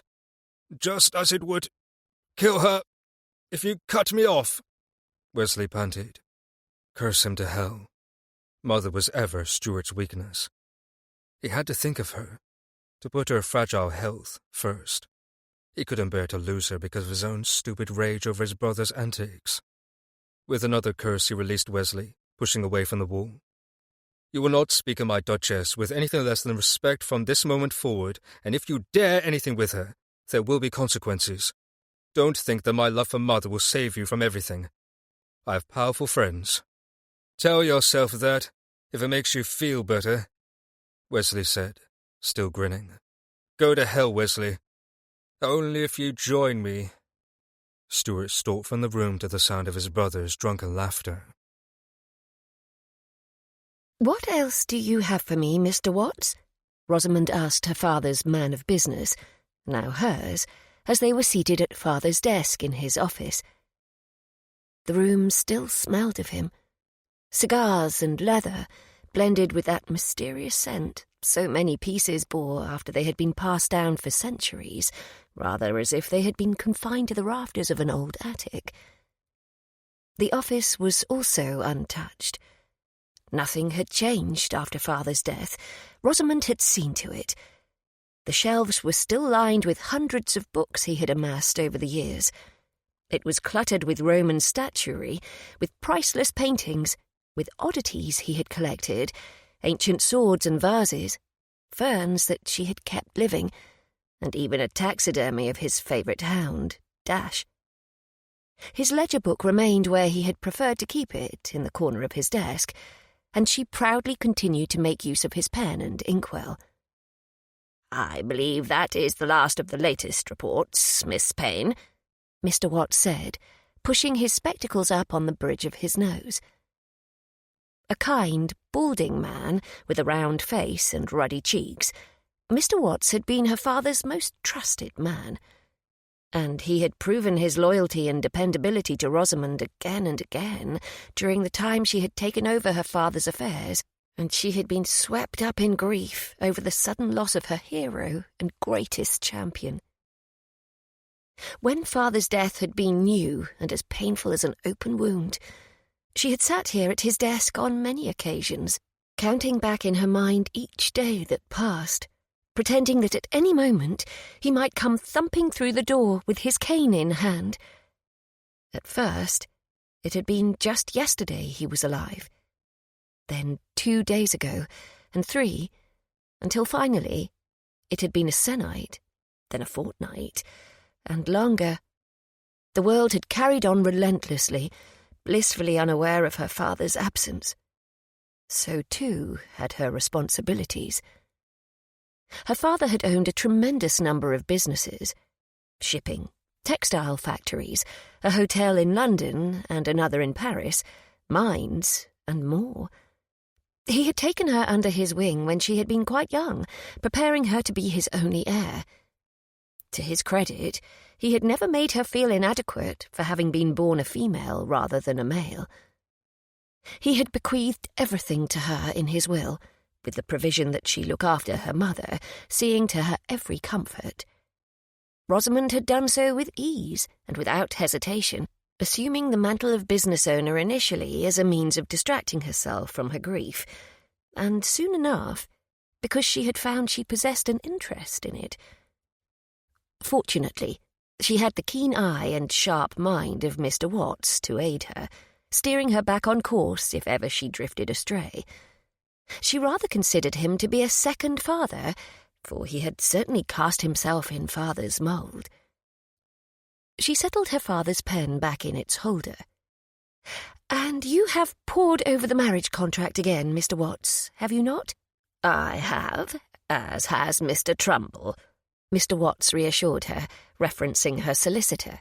"You are uniquely protected, thanks to the provisions Mr. Trumbull enumerated in the contract. The Duke cannot lay claim to your business interests, and the control of your fortune will remain yours, aside from the generous sum allotted as your dowry by your father in the hope you would marry. His Grace is to receive the full amount, his to dispense with as he sees fit." Her greatest fear was that she had somehow overlooked something, made an error somewhere in the marriage contract, particularly after Stuart had all but demanded that she live with him instead of remaining at her own townhouse. She nodded now, forming a tremulous smile. "Thank you, Mr. Watts. I am indebted to you, as always. I cannot think of where I would be without your trusted counsel." Mr. Watts gave her a benevolent fatherly smile in return. "You need not thank me, Miss Payne. You know that I owe your father everything I have. If he had not believed in my potential many years ago, I shudder to think where I would be now. It is my great honour to offer you any paternal advice and protection that I am able, in the absence of such a great man." The fondness in his voice, coupled with the references to her dear father, brought tears forth to sting Rosamond's eyes. It never seemed to matter how much time had intervened between when she had whispered her last farewell to him, when he'd lain there on the bed, so still and pale, and the present day. There would not cease to be a day when his loss would not loom large in her heart, a wound that could never fully heal. "Do you think he would have been happy to see me married?" she asked Mr. Watts, her voice gone thick with her effort to stay her tears and keep from weeping. "Of course he would have," Mr. Watts reassured her.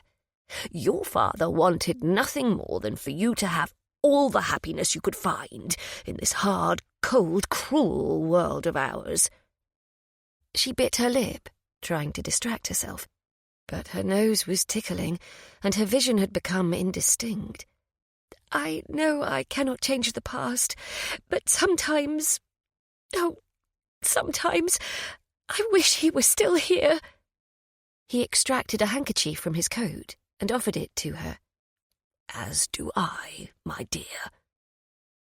She accepted it gratefully, using the scrap of fabric to dab at her eyes, before forcing her thoughts back to where they belonged, where her father would have wanted them, to business.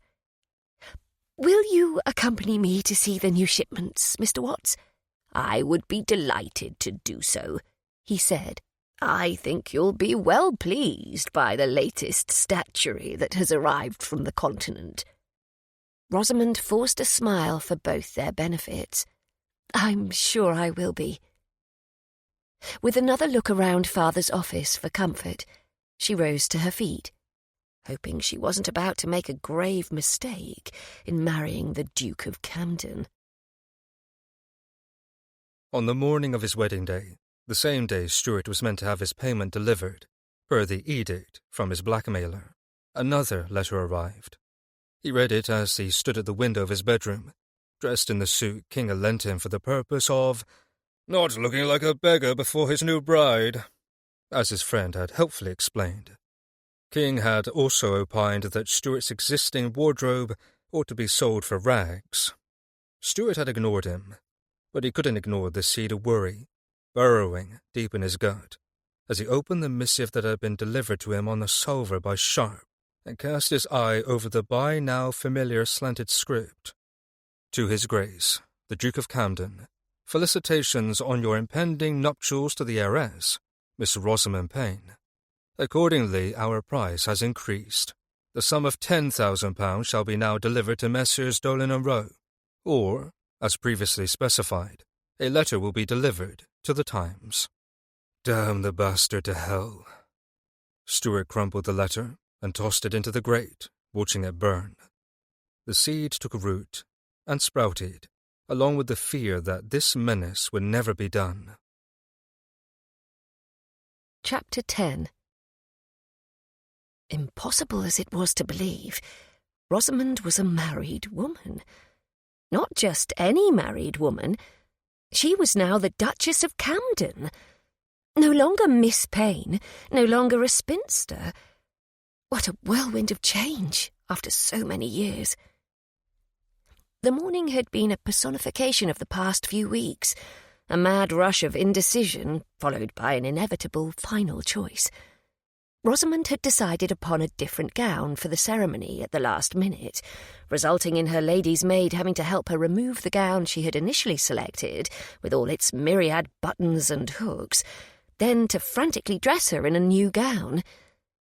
As there hadn't been sufficient time to have a gown made for the occasion, Rosamond had chosen a striking red silk, ornamented with blonde lace and velvet bows, foregoing a more subdued morning gown of ecru silk from the same Regent Street dressmaker. Her decision had been worth the frenzied struggle to don a new gown when she had joined her husband in the church, and his gaze had all but devoured her. She had felt, for the first time in as long as she could recall, as if she were truly beautiful, as if she were capable of commanding the admiring gazes of every man who had joined them. They had spoken their vows in what seemed a dream, for how quickly it had passed, before pews filled with their closest friends and family members. And now she was seated at her husband's side at their wedding breakfast. As a point of pride, they were holding the affair at Stuart's townhouse. Evidence of his reduced means was the hallmark of the once grand edifice. She had not dared to call attention to the threadbare carpets, the faded wall coverings bereft of pictures, or the alarming lack of domestics. These matters would need to be addressed, however, now that she was the mistress of the house. "You aren't eating the poulet gras au cresson," her new husband observed softly at her side. "Is it not to your liking?" The food was excellent, and that was thanks to Stuart's willingness to allow her own chef to aid his cook in the preparation of the morning's many courses. "It is delightful," she murmured, making a show of cutting off a bite-sized piece. The problem was not the quality of the offerings. Already there had been decadent asparagus soup, lamb cutlets, lobster salad, and an assortment of meats in aspics. To emphasize her response, she brought the forkful of meat to her lips. His gaze settled on her mouth, and all the misgiving that had been churning in her stomach since she had risen that morning was banished by an instant spark of awareness. The way he was looking at her, good heavens, it was positively sinful. At least the consummation of their marriage would come soon enough. It was a wicked thought to entertain before all their happily chattering and eating guests, and she hoped none of them would spy the flush she felt creeping over her cheeks. She swallowed the chicken and watercress cream, then licked her lips. His gaze jerked back to hers. "We have a journey ahead of us. I don't want you to be hungry." "Yes, of course." She shifted on her chair, trying to ignore the liquid heat pooling between her thighs by distracting herself. Tomorrow they were off on a honeymoon in Hertfordshire at Stuart's country seat, Gilden Hall. It had been a surprise, but a welcome one. She would have an additional fortnight to prepare herself for living under the same roof as her former betrothed. Stuart had warned her that the house was not in its finest form, but given his lack of funds, that was to be expected. Rosamond was eager to explore the land and house. Best of all, the general proximity of Guildhall to London meant that she and Stuart could travel by carriage instead of train, and Meggs could accompany them. Rosamond had made the mistake of bringing her beloved parrot with her in a private train car once, and she would never repeat the error. Poor Meggs had been terrified of all the sounds and bumps and swaying. She had scarcely spoken for days after their return, having spent the entirety of the journey huddling in a corner of her cage. "Is something amiss?" Stuart asked her, his voice hushed, his hand settling on her lap beneath the table. The heavy fall of his hand on her upper thigh had her inhaling sharply. Her entire body was so acutely attuned to his.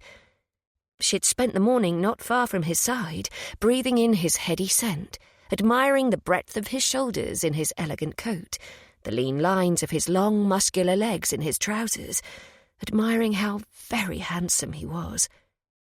More than once, she had caught herself wondering how this beautiful man had come to be hers. It seemed an impossibility. Her old feelings of never being sufficient had returned with relentless determination, telling her she was not pretty enough, not smart enough, not interesting enough, that aside from her fortune, there was nothing truly outstanding about her, that Stuart was only marrying her for her wealth. She tamped down such thoughts yet again to answer him. "Nothing is wrong," she said. "I am merely weary after all the preparations for today." True, there had not been as many preparations as most society weddings would have possessed. Their nuptials had been hasty. Rosamond didn't fret over details such as flowers or the wedding breakfast menu. Mother had quite thankfully commandeered those tasks. Stuart's mother, meanwhile, had been notably absent from all planning and the wedding itself. Nor was she at the breakfast. Stuart had explained that she was feeling too ill to join them. Rosamond had decided she would pay a visit to her new mother-in-law's quarters when she was strong enough for companionship. How lonely it must be to spend life as an invalid, confined to a chamber. Rosamond didn't think she could bear it, not even with Meggs to entertain her. "Has my brother caused you any trouble?" Stuart asked quietly next. It had been very strange to see Lord Wesley again, sitting in the pews at her nuptials to his brother. Not, to be certain, the wedding day she had once imagined for herself, but she was wholeheartedly glad that she had not married Wesley, that she had discovered what manner of man he truly was before she had been tied to him for life. "He hasn't spoken a word to me," she reassured Stuart, taking note of the tension in his bearing, in the tight clench of his jaw. She had known that there was no love lost between the brothers. Stuart had been candid about Wesley seducing the woman he had loved and intended to wed, about the vicious jealousy that ruled his brother. But there was more, she suspected, behind Stuart's apprehension. She wondered now if the brothers had exchanged words. Over her? Surely not, she thought. That was fanciful musings on her part. Good. Stuart nodded, reaching for a glass of wine and looking unaccountably grim. See that he doesn't. I don't want him bothering you. Should he do so, come to me, if you please. He spoke with quiet care, making certain that his words didn't carry beyond the two of them at their private table. Has he done or said something to make you think he would? She asked, searching her husband's expression. Husband? Yes, he was that now. How little she knew of him. There would be much to learn. We can discuss it later, my dear, he told her calmly. I should hate to ruin the meal by lingering on such an unpleasant subject. "Of course," she agreed, subtly removing her hand from above the table and placing it upon his on her lap. She had meant the gesture as one of wifely comfort, but the moment their bare hands touched, awareness swept over her. Stuart's expression suggested he had felt the same potent response. She laced her fingers through his, feeling a curious sense of tenderness rushing up from deep within her, melding with the desire. But just as quickly as she felt it, she banished it, removing her hand and turning her attention back to her plate. She mustn't make the mistake of allowing herself to become too vulnerable. Today was the first day of the rest of their lives, and she would need to become more adept at guarding her heart if she was to make the most of this marriage of convenience. She wanted a family, she reminded herself, children of her own. She did not want to lose her heart to a man who was a notorious rake and had only married her to save his estates from ruinous debt. All she had to do was remember that.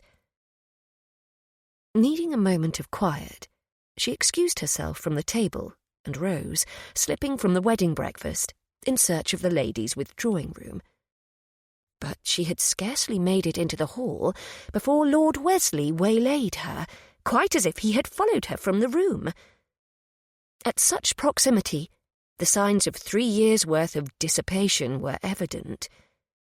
He was yet handsome, as she had remembered, but there were notable changes in him now. His face was thinner, his cheekbones slashing in stark relief beneath his eyes, where dark half-moons and lines marred his formerly youthful skin. His blonde hair was too long, and his suit, not nearly as elegant as Stuart's, hung on his tall frame. Her reaction to him was one of visceral contempt. She eyed him warily. "What is it that you want, Lord Wesley?" He gave her a slow smile, his gaze raking down her body in a way she did not like. "I think you know what I want, Rosamond. What I've been starving for." Surely he was not suggesting what she thought he was. What manner of man would accost his newly-wed sister-in-law in the hall outside her wedding breakfast and make an amorous overture to her? Lord Wesley Gilden, it would seem. She forced a cool smile. "There is ample food at the wedding breakfast. If you are hungry, I suggest you begin there." He laughed.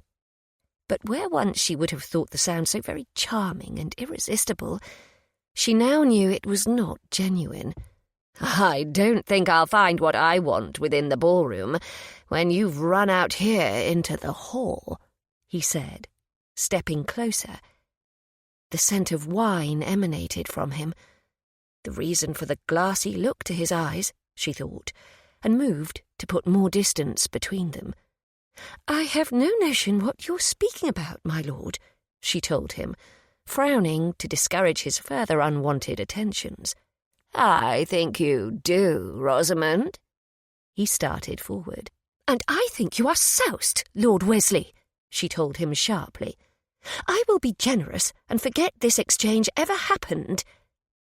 When she made to skirt around him, he placed a hand on her forearm, staying her. "I'm not so drunk that I don't know what I want. And you want it too. You always have you not? I do recall your pretty words of love, and all the tears you later shed over me quite well, Rosamond." She shook free of his hold. "You do not have leave to speak with me so freely, Lord Wesley. In future, I suggest you exercise restraint and hold your tongue. Excuse me." Without bothering with the pretence of manners, she whirled away from him, seeking refuge in the ladies' withdrawing room, her stomach knotted. Little wonder Stuart possessed such disdain for his brother. Lord Wesley had just propositioned his sister-in-law on her wedding day. Thank heavens she had thrown him over years ago. He would have made her life an utter misery. She could only hope her life with Stuart would turn out far, far differently. It was late afternoon by the time the last of their guests had departed, and Stuart had performed the customary introduction of Rosamond to his domestics. Mother would have to wait, as she had been napping when they had stopped together at her room. Now their tour of his dilapidated townhouse had at last brought them to the room that would henceforth be hers. He almost dreaded the presentation of the room, which had gone unused for the better part of a decade, after Mother had chosen to take a different chamber upon his father's death. It was in as dreadful a state as the rest of the townhouse, but together they would rectify that. He opened the door for Rosamond, allowing her to precede him into the chamber, which had been aired out and thoroughly cleaned, if not decorated in proper style, in preparation for her arrival. "After you, my dear." "Thank you." Rosamond crossed the threshold in her magnificent red gown, the one that had been taunting him all morning and afternoon long. The brilliant color brought out the sparks of fiery cinnamon in her hair, and the way it hugged her waist and emphasized her breasts was nothing short of criminal. He followed in her wake, the intricate train of her gown necessitating more distance between them than he preferred. But never mind that. He couldn't very well shag her in the moment he had her alone in a bedroom. Could he? His conscience warred with his desire for her. As he closed the door behind them, a familiar voice cooled the lust in his veins considerably, siding with his conscience. "Gormless shite!" Fucking hell. The bloody parrot. "Megs?" Rosamond chided, gliding across the chamber to where her damned feathered beast preened on its perch. "We meet again," he drawled, pinning the nettlesome creature with his sternest ducal glare. Meg stared at him, unperturbed, those silvery eyes unwavering. "Walk the plank. What a good bird."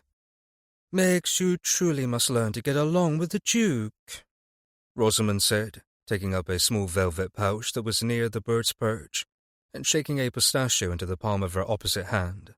"Megs want pistache," the bird declared, fluffing her feathers.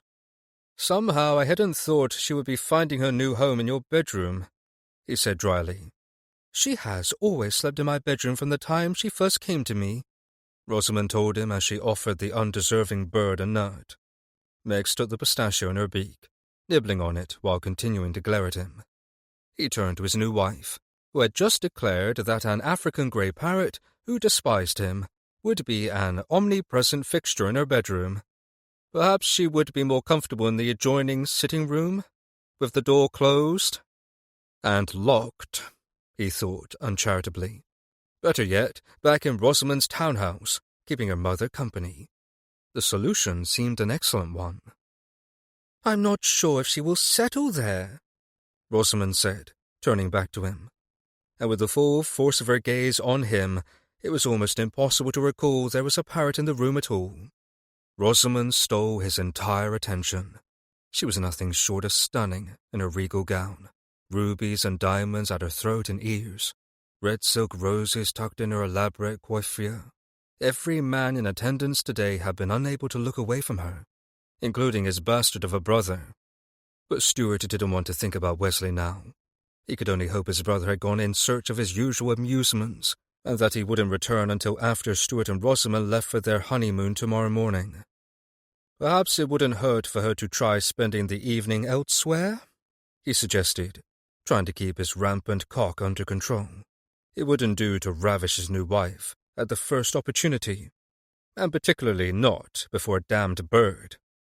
"Megs can be rather noisy when she's distressed." Rosamond was busy fretting, nibbling on her lower lip. "She has already had the upheaval of new surroundings. I fear she'll be distraught if she isn't with me as she is accustomed." Was there a polite way to tell one's wife that one wanted to fuck her senseless without an audience? To explain that licking her cunny whilst her pet bird watched on was decidedly unappealing. Not for the first time it occurred to Stuart how woefully inept he was at being a husband. A proper man. Not a lover. Not a rake carrying on with his mistress or whatever experienced woman had tempted him for the night. No, this was different. A whole new world. One in which he had never existed before, nor dreamed he would. He scrubbed a hand over his jaw, still searching for a means of conveying his opinion without causing her insult or distress. Rosamond. She was fussing over the parrot now, cooing at her and rubbing the bird's head with her thumb. Was it wrong to be jealous of the feathered menace? Because he was. Just now. He wanted to be the sole recipient of his glorious wife's attention. He wanted her to be desperate with desire for him, throwing her arms around his neck, kissing him wildly. He didn't want her to be caressing her parrot. "Rosamond," he said again, his tone intentionally firmer this time. She turned to look at him over her shoulder, still stroking the African grey. "What is it?" He felt foolish. He felt as if he were bursting with raw, feverish lust. He felt as if he had waited a lifetime for this moment, without previously realizing it, only to be standing there now like a dolt in a borrowed suit, second to a parrot. He stared at her, unable to think of a single way he might convey the whirlwind of emotion and passion writhing within him. "I don't think the bird likes me," he said stupidly instead. This earned him a tinkling laugh from his new wife, and that didn't help assuage his hardening cock one whit. Rosamond's laugh was husky and beautiful. He wanted to kiss her while she was smiling, to drink the joy from her lips. He wanted so much that it frightened him. "Come here," Rosamond invited, extending a hand to him, smiling softly. He settled his palm in hers, their fingers entwining, and he felt the connection deep within. There was a feeling of rightness, of possession, of his body recognizing that this was his woman, the future mother of his children. The thought made his prick thicken, much to his dismay. When had the notion of having a babe ever made him randy? What was happening to him? The answer appeared in the next second. He was allowing his new wife to pull him to her pet bird, and he was essentially no better than the feathered nuisance, adoring her, preening for her, desperate for her slightest touch. They stood side by side, their fingers still linked, and then she raised their hands as one. "You must introduce yourself to Megs properly," Rosamond said, "and show her some affection. Show her that you mean no harm." "Gormless shite," the bloody parrot announced. He gave Rosamond a meaningful look. "As I said, the thing doesn't like me." "I cannot blame her at the moment." Rosamond frowned, looking adorably cross with him. "She is Meg's. Not a thing and not a bird. She is my companion. And for years now she has been my steadfast champion in times of grief and times of pain, just as in times of happiness and joy." He wondered what had caused her happiness and joy, having an inkling of what had caused her grief and pain.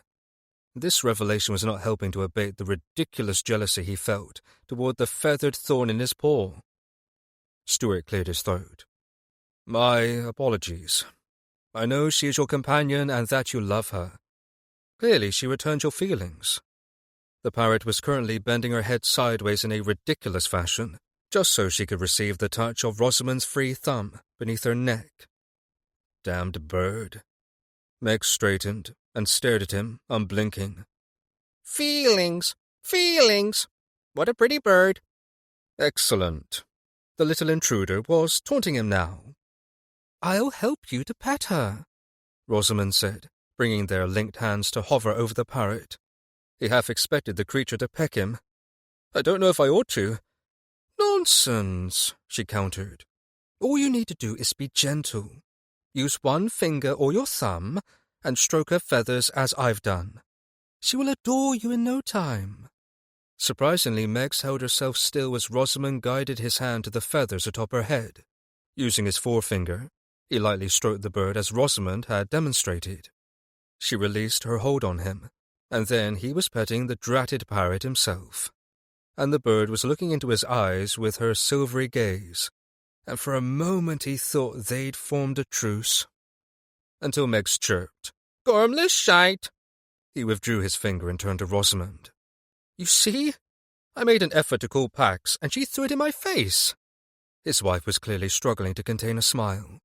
"Perhaps she needs to grow more accustomed to you. The only gentlemen she has known thus far during her time with me are my butler and some of the footmen. You are new to her." "She may have all the time she requires," he said reasonably.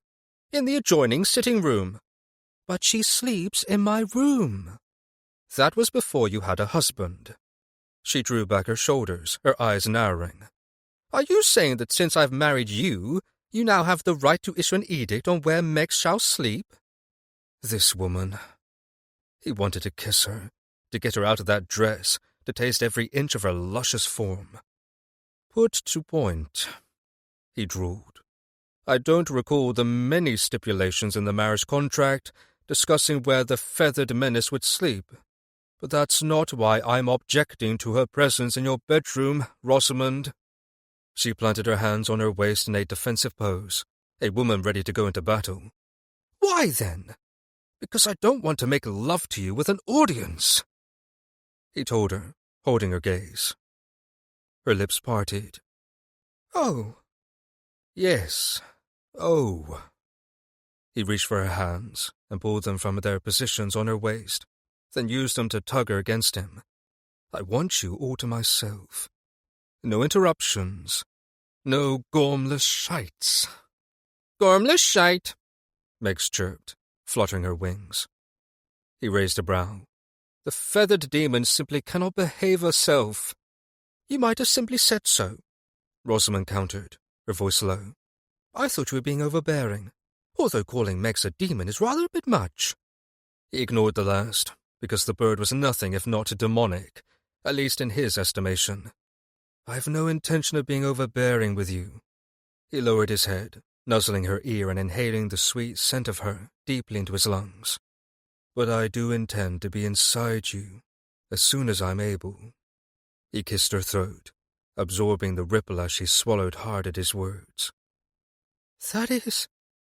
you are..." Stuart smiled against her silken skin. How he adored when she grew flustered and couldn't complete her sentences. Ordinarily, Rosamond was so composed and capable and buttoned up, almost to the point of frostiness, but he knew the heated passion burning hotly beneath her prim exterior, and her complete lack of control made his cock hard. "We can leave Megs as she is for now," he murmured. "Come to my room." To emphasize his invitation, he placed a series of open-mouthed kisses down her neck, sucking gently, tasting some of the floral essence she must have dabbed there when she dressed that morning. Sweet. She was so sweet. And after waiting what had felt like an eternity to make her his wife, and then go through the formalities of their wedding day, he had her alone at last. Well, save the bloody bird. But he'd improvised. Rosamond made a low sound in her throat, tilting her head back to grant him greater access. Yes. He kissed her neck again, holding her to him, his eyes closing as he savored the moment, the feeling of her in his arms. He hadn't expected to be so moved, to want her so much. Stuart straightened, and still holding one of her hands in his, drew her to the door adjoining their chambers. The parrot fluffed her feathers on her perch, but didn't offer further objection, which was just as well, because he would have ignored it. He crossed the threshold into his bedroom, drawing Rosamond into his territory, and shut the door firmly at her back. They would have no audience here, no interruptions. And by God, he couldn't wait to make her his wife in deed, as well as in name. Chapter 11. Rosamond's heart was pounding furiously. Stuart intended to consummate their marriage, here, in his room, now, in the midst of the afternoon. Somehow, she hadn't expected him to be so eager. She had thought they would carry on with the formalities of the day before returning to their rooms to rest and change in preparation for dinner. Instead, he wanted to seduce her, and she planned to enjoy every second of it. She had a moment to glance around the room. It was as sparsely furnished as the rest of the townhouse, the Axminster also in need of replacement. There were no pictures adorning the walls. The ridiculous thought occurred to her that she might paint him some watercolours to liven up his space. How wifely of her! Everything felt new and strange and exciting. "This is your bedroom, then?" she said stupidly, feeling nervous and shy, even though she had been alone with Stuart many times. Because never had she been his wife, about to share his bed. He wanted to be inside her, he had said. And although she was no hen-wit and knew the mechanisms of sexual congress, those words still made her feel faint, as if her knees might buckle, sending a streak of something wonderful straight to her core. "This is my bedroom." He flashed her a wry grin, looking unfairly handsome, stubble already shadowing his strong jaw from the morning's shave. "Such as it is. I have no Roman statuary or priceless antiquities to adorn it, but it has sufficed." She wanted to kiss him, she thought, as she studied his sensual lips. Did she dare? She took a step toward him, closing the small distance separating them, and flattened her palms on his chest. There, that felt nice. He was a wall of lean muscle, and she wondered how he accomplished such a fine form. Likely he engaged in fencing or some other gentlemanly manner of sport. "Did you mean what you said?" she ventured, feeling her cheeks go hot. "God, yes." He leaned his forehead against hers. "Ever since I saw you this morning in that red gown, I've been able to think of nothing other than peeling it off you." Hyperbole, she was sure, but Rosamond smiled nonetheless. "You make me sound like a banana. I don't believe my lady's maid has ever peeled a gown off me." "Then she is doing it all wrong," he said, punctuating his words with a slow, albeit chaste, kiss. "I would be more than happy to demonstrate." Molten heat settled between her thighs. "Would you?" She couldn't keep the breathlessness from her voice. "Of course."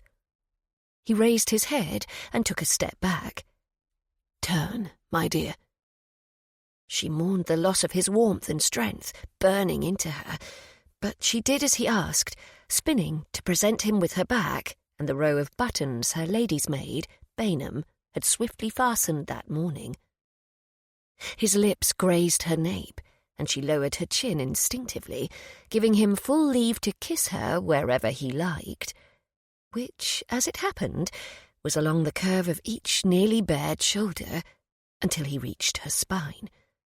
His fingers found the fastenings, and she felt buttons beginning to come undone, slowly and surely.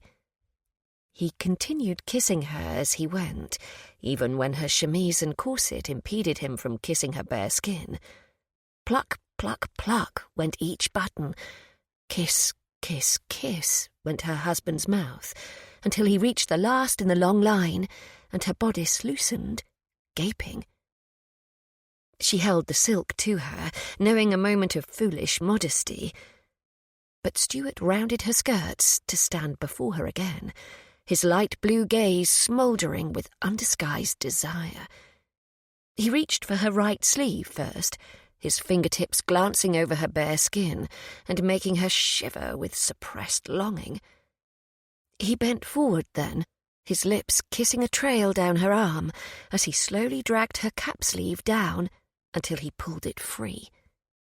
Without hesitation, he moved to her left sleeve, doing the same. The silence in the chamber was only broken by the whisper of her velvet and silk bodice gliding down her skin, Stuart's kisses, and her own ragged breath. How could the act of removing her bodice, whilst she was still trussed in so many layers and so much boning, drown her in lust? She was 30 years old, and she had disrobed thousands of times before. but never had it felt so laden with sin, like the decadent prelude to something impossibly wonderful. He draped her bodice over a nearby chair and moved behind her again, finding the tapes of her skirts and undoing them with ease. The red silk and accompanying train cascaded to the threadbare floor in a sinful susurrus.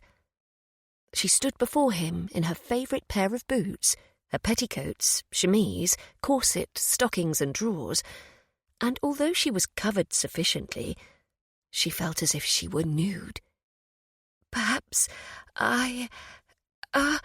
she stammered, nervousness overtaking Rosamond as he moved to her topmost petticoat, unfastening it and sending it to join her overskirts. He knelt before her on her skirts, and although she had a wardrobe positively overflowing with gowns, her instinct was to remind him to take care with her precious silk.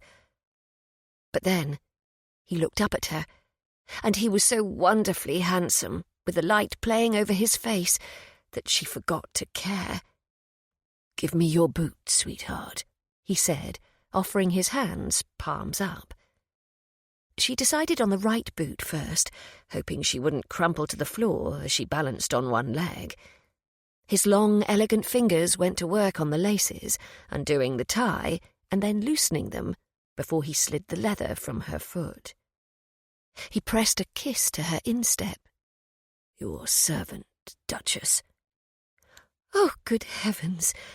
What was it about this man on his knees for her, tending to her, kissing her foot, that made her want to swoon? "You needn't," she protested weakly.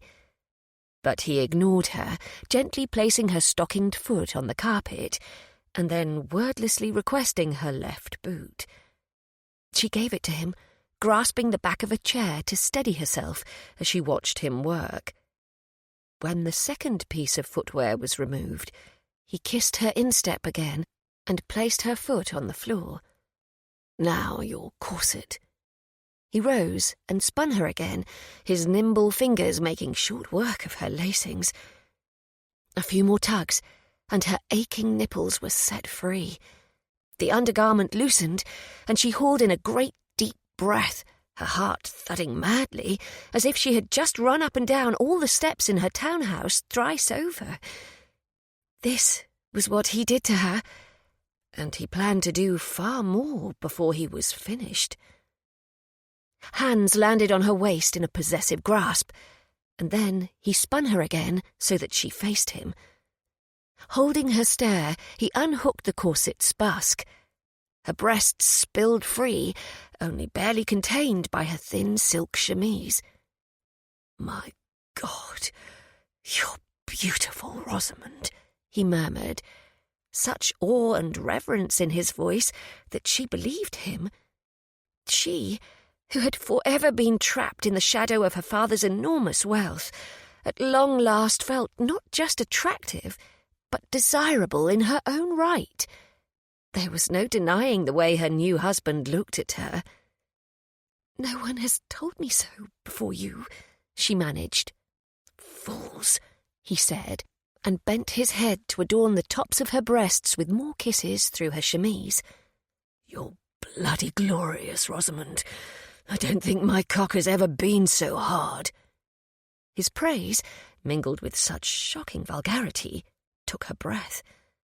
And then he groaned, almost as if he were in agony, and sucked the peak of her breast through the silk covering it. Glorious! He thought she was glorious, and she made his cock hard. She managed, her hand fluttering to his shoulder, another to his head. She didn't know where to place them. All she knew was that she wanted to touch him everywhere, and she wanted him to touch her everywhere, too. His mouth was hot, drawing on her nipple, but she wished the boundary of cloth separating her bare skin from him was gone. She also wished he were not wearing so many articles of clothing. He was still fully dressed. This seemed a dreadful injustice she needed to help rectify. But how? He was intent upon devouring her through her chemise, taking her other nipple into his mouth and leaving a wet mark over the one he had just abandoned. "So sweet," he murmured against her breast. "I'm going to peel this off you now, just like I promised." Sweet heaven! He made good on his words by pulling the sleeves of her chemise down her shoulders to her arms. Another slow, firm tug, and he drew the undergarment around her elbows, her breasts popping free in the cool evening air. "Perfection," he praised, giving the chemise another jerk until it was pulled around her waist. And then he cupped her breasts. She arched her back into his touch, wanting more. It felt so good, his bare hands on her skin, his thumbs rolling over her aching nipples simultaneously. Lowering his head, he feasted on her, licking, sucking, nipping with his teeth. He lavished attention on her breasts until she could scarcely bear more, and she was threading her fingers through his hair, holding him to her, needing something that was beyond her reach. Needing what had happened in the carriage. "Stuart," she managed breathlessly, writhing against him, twisting her body so that it was in contact with his. "Please." "Damn." He released a nipple and kissed a hot trail along her collarbone. "If I don't take care, I'll come in my trousers, and King will never forgive me." Dimly, some part of her mind recognised the difference in today's elegant suit. It had been borrowed from the Duke of Kingham. She hated that his circumstances had been so reduced, but held her tongue, not wanting to hurt his pride. Instead, she helped him to pull her chemise past her hips, sending it to the floor with the rest of her garments. Together, they removed what remained: drawers, stockings, red silk garters. His lips found hers, and they kissed deeply, her hands tearing at his clothes so that he would be revealed to her as she was to him. His coat fell away, and her fingers fumbled next with the buttons on his waistcoat, until he chuckled into her mouth and helped her. Next came the buttons on his shirt, which were smaller and even more difficult for her trembling hands to manage, whilst he kissed her witless. Somehow they came undone, and the crisp white linen was whisked away to reveal hot, taut skin beneath her questing fingertips. Touching was not sufficient, however. Rosamond wanted to see him. She stepped back, breaking the endless kiss, and drank in the sight of him, so potently male, stripped to the waist. He had called her glorious, but here was proof that he was far more so. Her gaze travelled over the breadth of his shoulders, his strong upper arms, the wall of his chest and his stomach, where a line of dark hair disappeared beneath his waistband. The prominent bulge in the placket of his trousers sent a jolt of liquid desire to her centre. Her new husband took note of the direction her eyes had fallen. "See how much I want you?" he asked, his voice velvet soft and sinfully deep, laden with sensual promise. To emphasize his words, he stroked a hand over the front of his trousers, smoothing the buff fabric over the outline of his rigid length. She had seen many a marble male member on the various statues in her father's collection, and later in her own collection, as she had taken up where he had left off. But the statues were so very small in comparison to what appeared to lie beneath the fall of Stuart's trousers. "Oh, my," she whispered, biting her lip as she jerked her stare back up to his, intrigued and roused. "That does not appear to be anything like the Roman statuary I've seen." He grinned at her. "My wicked wife, have you been ogling the ancient marbles in your collection?" Embarrassed heat suffused her face. "I wouldn't call it ogling, more like studying." His smile deepened, revealing a lone groove in his right cheek that she couldn't help but find magnetically attractive. "No need to study cold marble any longer, sweetheart. You have your own flesh and blood example right here." Cupping her cheek, he brought his lips down on hers again, kissing her soundly, his tongue gliding against hers until she was drowning in desire, banishing the last traces of mortification from her. By the time he withdrew, she was breathless again, clinging to him like a vine. "Explore, if you like," he told her, reaching for her hand and bringing it between their bodies to the front of his trousers. "I'm yours." Oh, how she liked those words, the notion that this beautiful man was hers. It filled her with potent power. She worked at the buttons, pulling one free from its mooring, then another. The placket loosened. She glanced down, watching as she completely undid the fall of his trousers, putting his hardness, barely encased in a pair of cotton drawers, on crude display. "Touch me," he invited. "Please, Rosamond, I need to feel you." Tentatively, she did as he asked, laying her hand over that sinful bulge, feeling the warm strength of him through the thin layer of fabric that acted as barrier. The arc of pure, molten desire it sent through her made her knees go weak. "Oh, God," he growled, taking her hand in his and urging it over him with greater pressure. "That's it. Take me out of my drawers now." She found the slit in the front of his undergarment, not unlike hers, and she parted it, allowing his cock to spring outward, erect and decidedly larger and different from the statue's in every possible way. "May I?" she asked, hand hovering over him, longing to touch, to stroke, to tease and caress, and bring him pleasure as he had done for her. "Please," he said simply. It was all the invitation she required.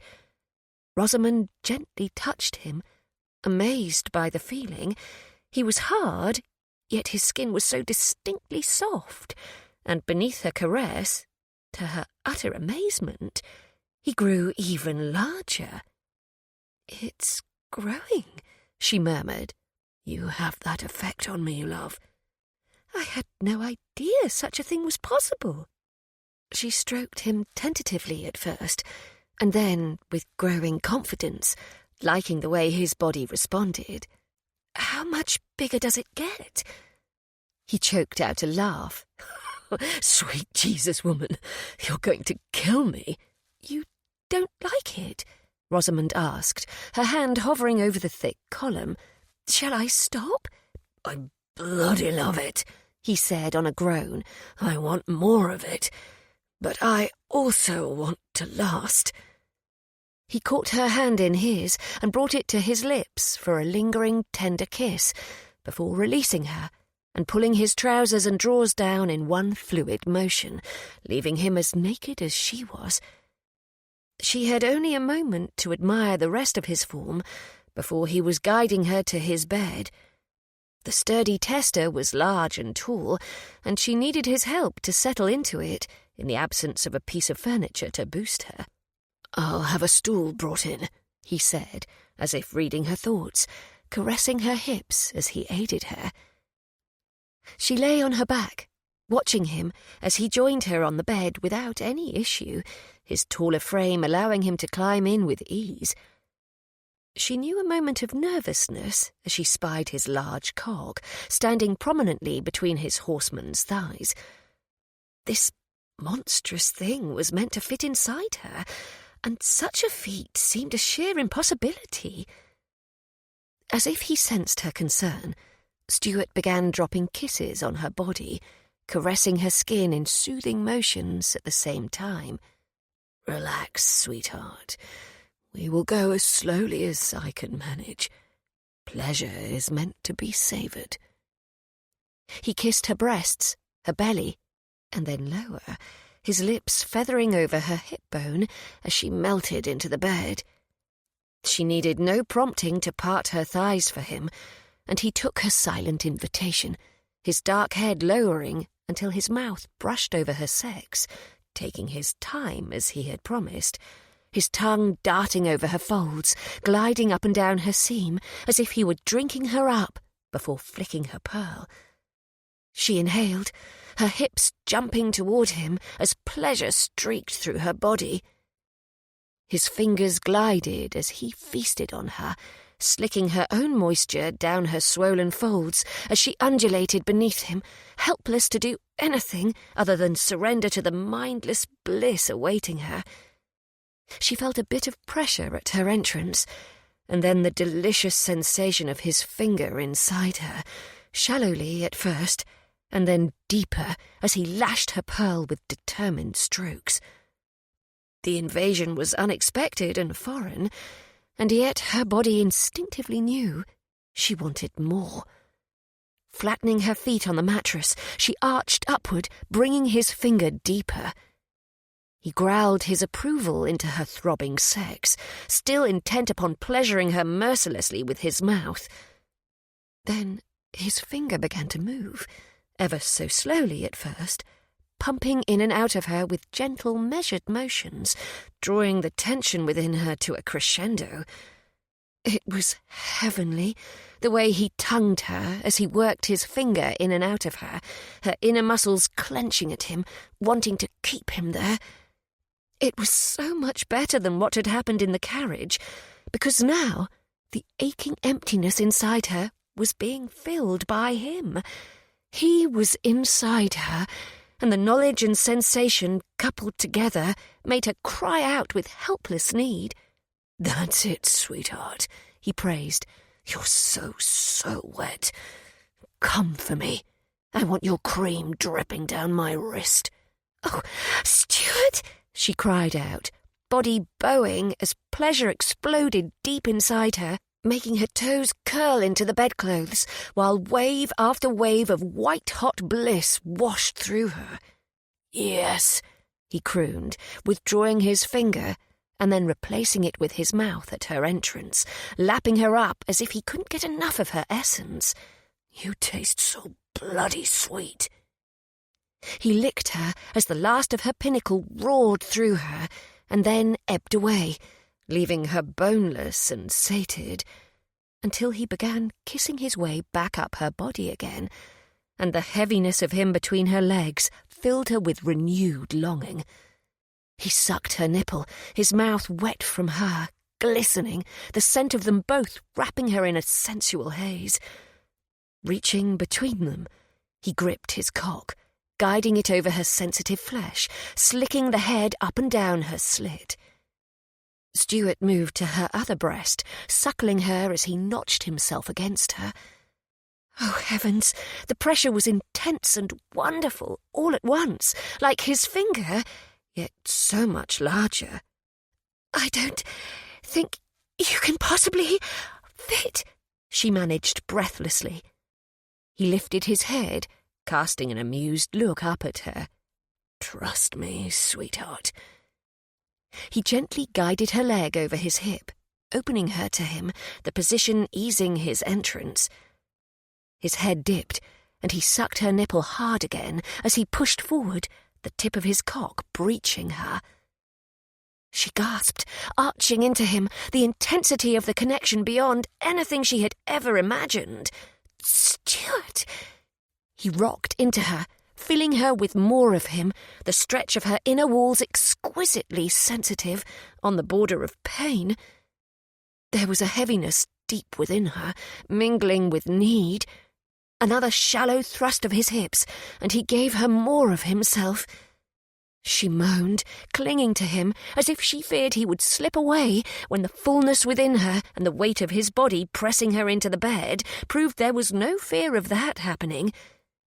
He released her breast and hovered over her, his countenance taut with worry and desire as he leveraged himself on his forearms. "You feel so good, love," he murmured, "so tight and wet on my cock." His naughty words made her relax, something within her softening. Another flex of his hips, and he was seated within her, his hips aligned with hers, and she was full of him, his cock somehow buried deep. The breath fled her, her fingers tightening on his shoulders. There was such a strange blend within her of desire and discomfort, of need and uncertainty. "Breathe, sweetheart." Stuart cupped her face with one hand and lowered his lips to hers, kissing her softly, tenderly. "Breathe and relax. Let me make you feel good." He kissed her again and began moving, his length slipping almost completely from her, and then sliding in again. She tasted herself on his lips as she opened for his questing tongue.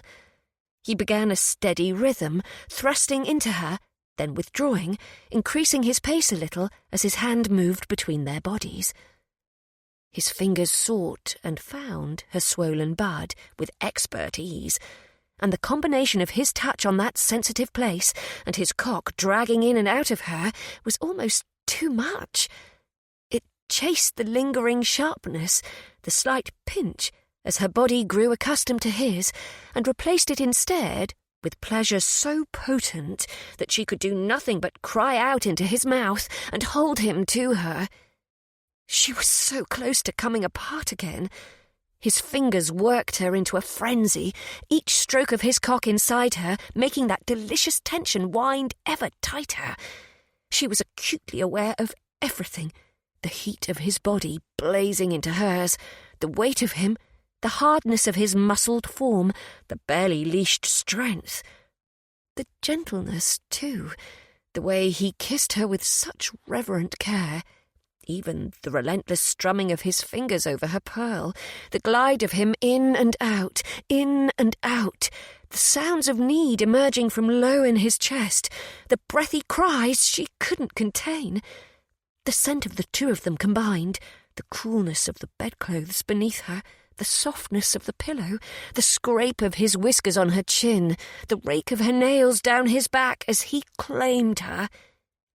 She never wanted this moment to end, never wanted him to be anywhere other than where he was, atop her, inside her, making her his.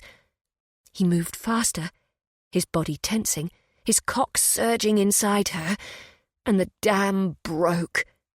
Bliss surged from her core, spiralling outward, and she stiffened beneath him, shuddering at the force of her climax. He broke the kiss, rising over her to drive into her body with frenzied pumps of his hips, his breathing as ragged as hers, his muscles flexing with each movement. "Rosamond, fuck, I'm going to fill your sweet pussy. Fill you until I give you a babe." For some inexplicable reason, her body reacted to those words, to that promise. Her cunny fluttered around him as she splintered apart yet again. He sank deep, his cock hard and insistent, and just where she wanted him, where she had to have him, or so it seemed, lest she expire from want. "Yes," she gasped out, beyond all rational thought. "Please, Stuart, I need you." He thrust into her again once, twice, and then the hot rush of his spend flooded her as she clutched him tightly, holding him to her, never wanting to let go. Chapter 12. Stuart returned to the townhouse later than planned that evening. "Dinner is awaiting you, Your Grace," Fleetwood informed him, as Stuart handed off his coat, hat, and gloves. "Where is my wife?" he asked, hoping Rosamond wouldn't be cross with him over his disappearance. "Her Grace is awaiting you in the gold salon, Your Grace," the butler informed him. The gold salon hadn't been used since Mother had been well. It was a small chamber, lined with some bric-a-brac Mother had collected over the years. Family paintings, pictures, some sketches. The paintings that had been worth anything had long since been sold, as had a great deal of the furniture. Stuart thought the space sad, and preferred to keep to his study rather than dwell among the ghosts of the past. Did she choose the salon herself, Fleetwood, or was it a recommendation made to her? He asked curiously. "I do believe that she inquired with Mrs. Wadham," the butler told him, referring to the housekeeper, who had been jubilant at the prospect of having a mistress to oversee the menus once again. Like many roles Mother now eschewed, household management had fallen to the housekeeper, The fewer demands made upon his mother, the better. He nodded. I see. Might I ask how long she has been awaiting me? Dinner has been held for the last hour, the butler told him, his face an expressionless mask. Last. Rosamond had spent the last hour in the gold salon, likely wondering where he was. It wasn't how he had intended to begin their marriage, but there had been no help for the delivery of the funds. One more day, and he ran the risk of his blackmailer revealing all. He thanked the unsmiling Fleetwood and hastened to the direction of that forlorn room, hoping he wouldn't find a wife who was outraged by his absence. They had made love for the better portion of the afternoon, and he must have had fallen into a deep and sated sleep afterward. He had awoken in a panic, having recalled that he was due to deliver the funds to the solicitor's office, so that his blackmailer could hopefully slink away into whatever hell he had emerged from. The small fortune in return for that bastard's silence was a sum he would pay again and again, if it meant protecting his mother, however. Taking great care not to awaken Rosamond, he had slid from the inviting warmth of his bed and her arms, dressing with silent haste to make his grim delivery. As luck would have it, he had been waylaid by a snarl of carriage traffic, and now he had returned, an unpunctual arse on his own wedding day. All he could hope was that this damned business of blackmail was finally at an end, that all family secrets in danger of being revealed would be forever kept, and that he could begin to move forward with his life, whatever the hell that meant. At the moment, he couldn't be certain. He hadn't expected to marry at all, let alone to feel the depth of emotion he had earlier, when he'd made love to Rosamond. He couldn't lie to himself. Although he was no innocent and he'd earned his reputation as a rake, he had never in all his days experienced what he had with her earlier. It was exhilarating and terrifying all at once. As he approached the gold salon, he heard voices, Rosamond's soft tones coupled with a familiar and damned infuriating baritone. Stuart didn't bother to knock, striding across the threshold of the room, fury igniting something deep within him. Rosamond was by the lone window, frowning at Wesley, who was standing entirely too bloody near to her. Stuart had a moment to appreciate her luscious figure molded in a cream brocade gown, à la Bolognese, adorned with blonde lace at the cuffs and décolletage, the entire affair accented with a vivid floral embroidery. He had to swallow hard against a rush of desire, and force himself to concentrate on the tableau before him, rather than merely upon his wife. "What the hell are you doing here?" he asked his brother, without preamble. Wesley turned to him with a smug grin that he longed to wipe off his face with his fist. "What am I doing here? Lovely to see you this evening as well, brother. I was merely keeping my new sister company. After all, she was left alone, and on her wedding day." Stuart clenched his fists at his sides. "You never take dinner here." "This is not an ordinary day," Wesley said, waving a hand dismissively. "Besides, it has been so long since I have been able to spend time with dear Rosamond. I missed her, and I dare say she missed me as well." The pointed reminder of the past was enough to have Stuart clenching his jaw so hard that it would be a miracle if he didn't crack a bloody molar. "You aren't welcome here, Wesley." "But this is my home." His brother was smiling, and still far too close to Rosamond for Stuart's liking. His new wife was watching the verbal parrying between himself and Wesley with a frown, and he didn't know if the look was meant for him, for his brother, or for the both of them. "Was he troubling you?" Stuart demanded of Rosamond. "Lord Wesley only just joined me whilst I awaited your return," Rosamond said quietly. There was something in her countenance that gave him pause. He turned back to his brother. "If you insist upon dining here this evening, then you may as well go to the dining room ahead of us. I would like a moment alone with my wife."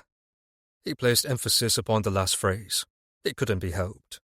He was still thinking about what had happened with Lady Flora, about Wesley's claims that he would have Rosamond as well.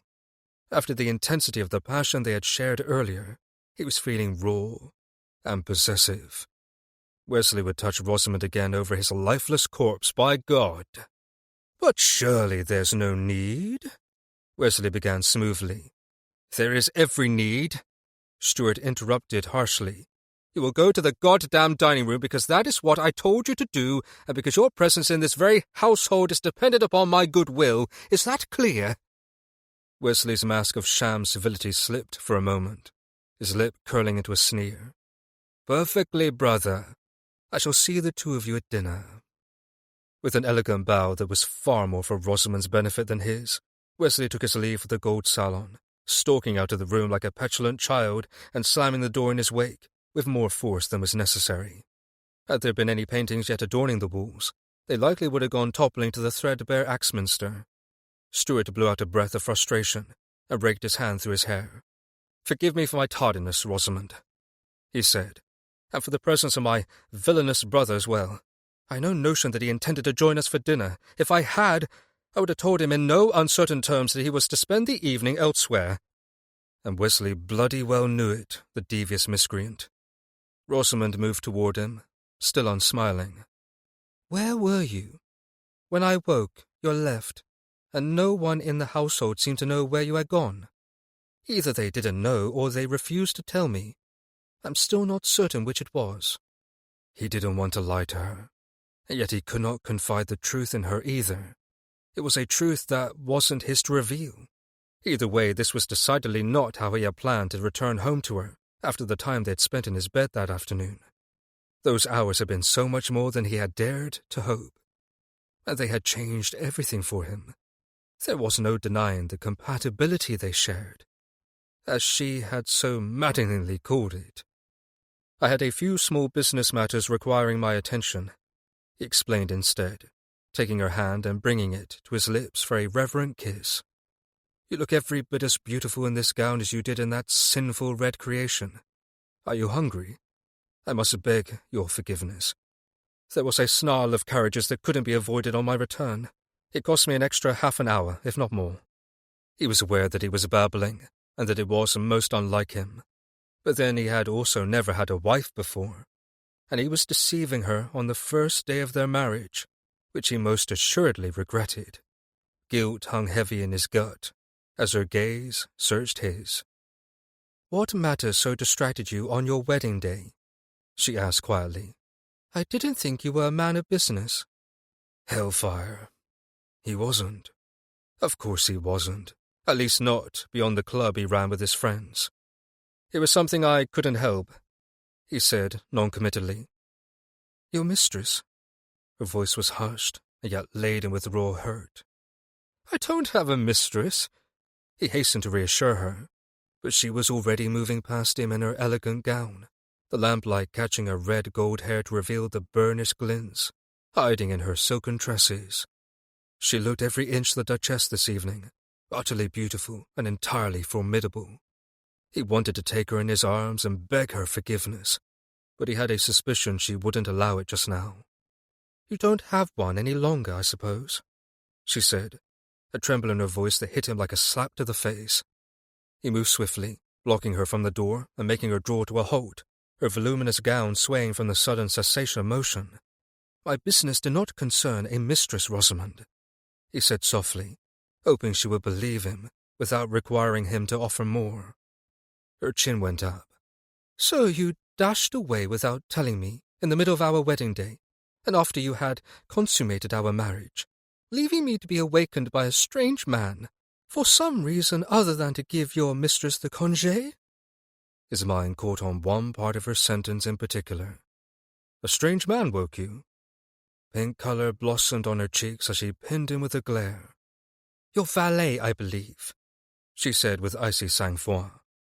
"Sharp," he provided. "Damn it, I apologize, Rosamond. I ought to have sent word to him that you weren't to be disturbed before I left." "It is understandable, I suppose. You were likely too preoccupied with the unpleasant nature of the conversation awaiting you."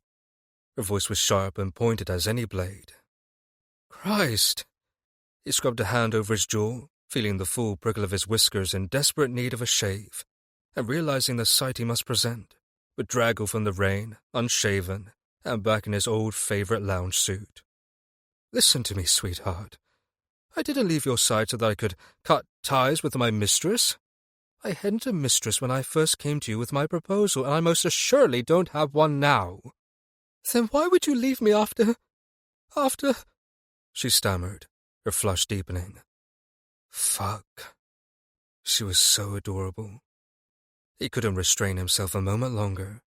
Stuart reached for her, hands settling on her cinched waist, and pulled her gently into him, her decadent scent in his lungs and her softness filling him with fire. The truth is, he began, looking down into her upturned face, that I had no intention of bedding my glorious wife in the midst of the afternoon. I had wanted to woo you properly, but then I brought you to your chamber, and we were alone at last, and I couldn't wait a moment more to have you naked beneath me. You expect me to believe that? I fear you think me every bit the fool that your brother did. Don't, he bit out. Don't what? She asked, her gaze crackling with defiance. Don't compare me to him, he ground out. I am nothing like him, Rosamond. Nothing. You are brothers, are you not? To my everlasting regret. He took a deep breath, trying to calm himself and dispel the inevitable rage that rose within him when he discussed Wesley. What did he say to you when you were alone? Did he try to do anything untoward? If he did, by God, I will beat him to a bloody fucking husk. Rosamond's hands had settled on his chest as lightly as butterflies, a pale comparison to the way she had scraped her nails down his back earlier. I don't wish for violence. Regardless of how terrible he is your brother. He had only just joined me here in the salon when you arrived. You needn't be concerned that anything happened, but neither have you offered an explanation as to why you were gone this afternoon, if not to throw your mistress over. He closed his eyes for a moment, inhaling and gathering the calm that was fast fleeing him, before opening his eyes and meeting her brown gaze.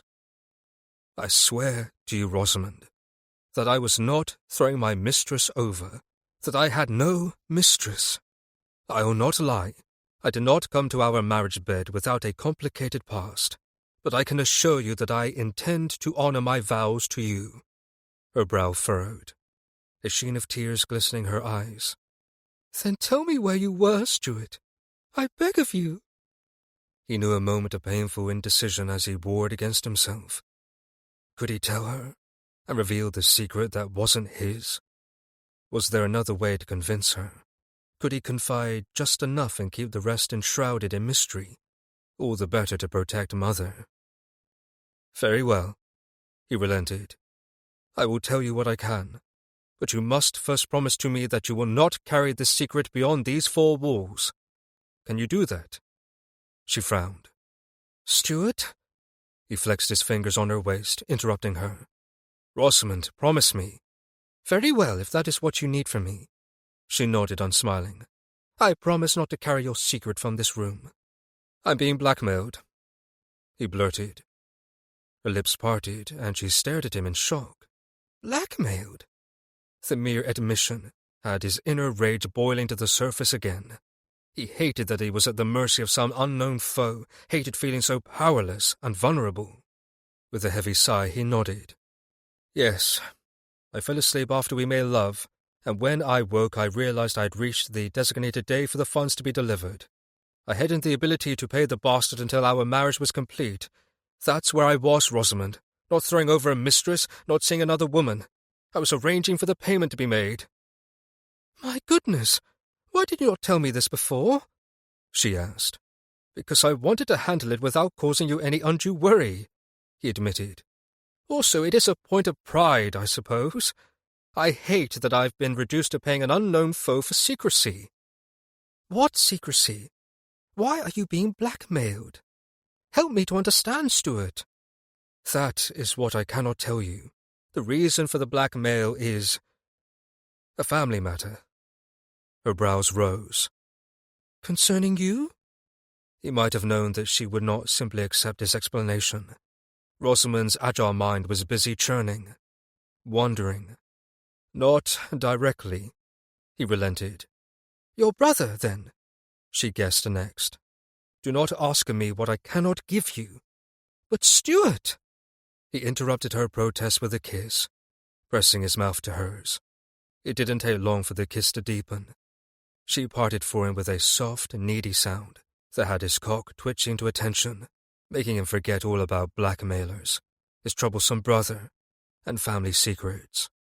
He gave her his tongue, tasting her, sweetness and passion, and Rosamond, his Rosamond. By the time he raised his head, they were both breathless. He held her stare, unwavering. The secret I protect is not my own. Either way, the business is done. The debt has been paid, and I don't expect to hear anything more of this. His gut clenched at his words, because he wasn't as certain of that as he would like to be. His blackmailer could become greedy. There was every chance that Stuart hadn't heard the last of him. "Very well," Rosamond said. "I'll not ask you to unburden yourself further, but this has reminded me of another stipulation I neglected to include in the marriage contract." He flattened his palm over the small of her back, caressing her there. "Oh, and what is that?" "Fidelity. Do you intend to take lovers, Stuart?" He stared down into her upturned face and realized suddenly that the thought of any woman other than Rosamond in his bed was foreign and hateful. When the hell had this happened? Had he become besotted with his wife of less than one day? He wanted to be faithful.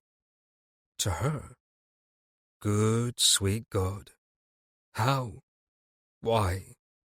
He reeled, the discovery taking him by complete surprise. Rosamond stiffened in his arms, misunderstanding his silence.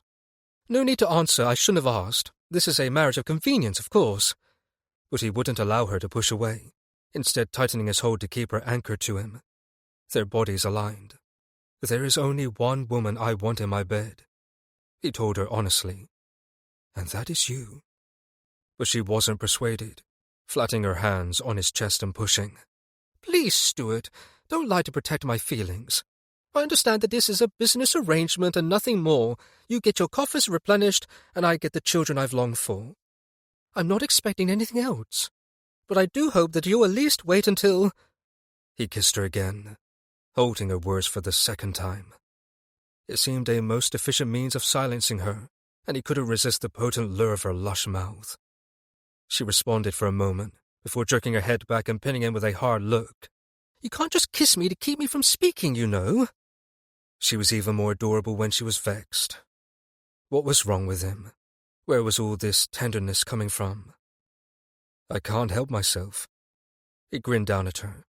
"You've cast some manner of spell on me." She pursed her lips.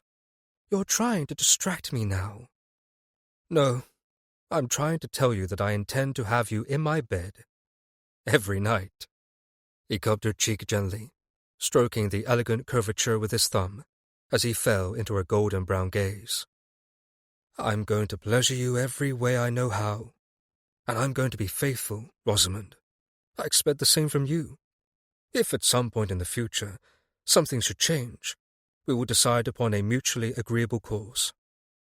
"If you grow bored of only bedding your wife, you mean?"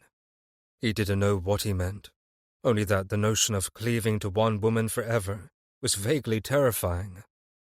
"Perhaps you shall grow bored of me," he pointed out, hating the notion even as he spoke it. He would kill any man who dared to touch her. The vehemence of his reaction, guttural and instinctive, again took Stuart by surprise. He would tear any bastard who dared to attempt to seduce her away limb from limb. She searched his gaze for a long moment, and he wondered what her clever mind was thinking. "I don't think there is any danger of that for now." For now.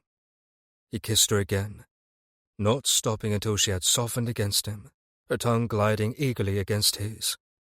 Reluctantly he withdrew, pleased at the sight of her mouth, swollen and dark with his kisses. "Good," he said. "Now I suppose we ought to go to dinner. I've delayed it long enough." Stuart straightened, offering her his arm. Rosamond settled her hand in the crook of his elbow, and together they proceeded to the dining room. Dinner was fast proving not only trying, but dreadful. The unwanted presence of Lord Wesley at the table left both Rosamond and Stuart in a heightened state of discomfort. Wesley's nettlesome insistence upon interjecting his conversation didn't help. "I am so pleased to have you here at our table with us, sister," he said, with ebullient enthusiasm. Rosamond summoned every bit of kindness she had and forced a smile at Lord Wesley for the benefit of the servants working on the next course. "I am happy to be here." In truth, she wished she were back in the haven of Stuart's bed, that he had never left, and neither had she. It troubled her anew to think of someone blackmailing him over a mysterious secret he refused to reveal to her. She didn't like the notion of anyone knowing something about him that would cause sufficient harm that he would pay to keep the truth from being revealed. She also didn't like that he was keeping whatever it was from her. But that was a matter for another day.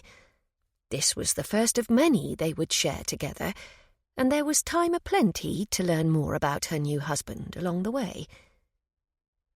An awkward silence fell as the servants completed their task.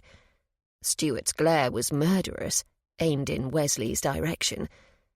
His brother, meanwhile, was on his third glass of wine. The pair of footmen were newly hired, and they took their time, whisking away the soup course and laying out the mutton pie à la Périgord and asperges à la sauce vinaigrette. Rosamond had scarcely tasted the potage à la Prince before it, and had only managed a few spoonsful. The footmen excused themselves and disappeared, leaving Rosamond, Stuart and Wesley to the course, which was laid out beautifully on the table. The silver epergne at the table's centre was one that Rosamond had brought with her, but the serving dishes were Gilden family relics, some of which were flawed with hairline cracks and chips. The preparations for her move to Stuart's townhouse had been frenzied, but she fully intended to see the home and household restored to its former glory. The three of them tucked into the mutton pie and asparagus, Stuart continuing to glower at his brother. Heavens, to think how he would look at Wesley if he knew what had happened earlier at the wedding breakfast. Rosamond had been torn between telling Stuart and simply ignoring it. If anything, Wesley's cloying cheer at dinner this evening persuaded her that she should tell her husband. She wanted honesty between them at all costs. And she would have it too. He couldn't keep his secrets from her forever. Could he? "My, but this mutton is tender and delicious," Wesley drawled, his gaze pinned on Rosamond. "It's so moist that it practically falls apart in one's mouth." There was an insinuation in his words that set Rosamond on edge. Apparently, Stuart felt the same way. "I'll not countenance any of your antics today, Wesley," he warned his brother coldly. "It is purely out of deference to my wife's charity that you are joining us at this table at all. Don't think I won't have you hauled out of this room like a petty thief at the first opportunity, if I must." His words were harsh, and so too was the expression on his face.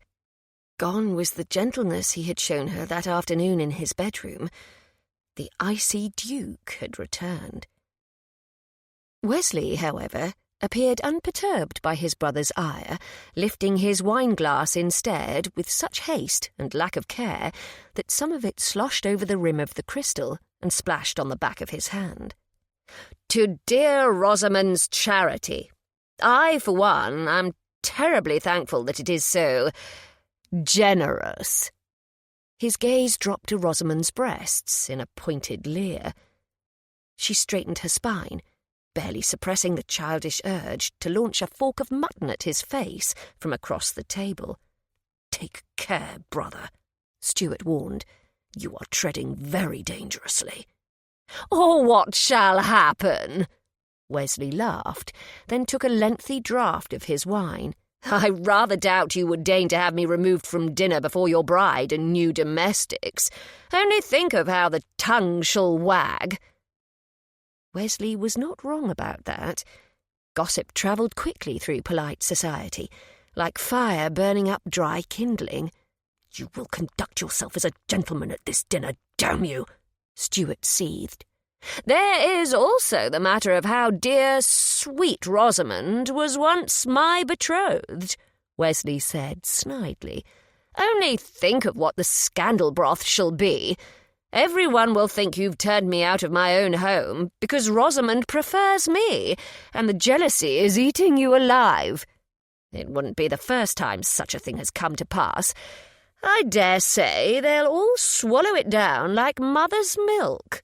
"You do not have leave to refer to my wife by her given name," Stuart snapped, pounding his fist on the table for emphasis and making the dishes rattle in the process.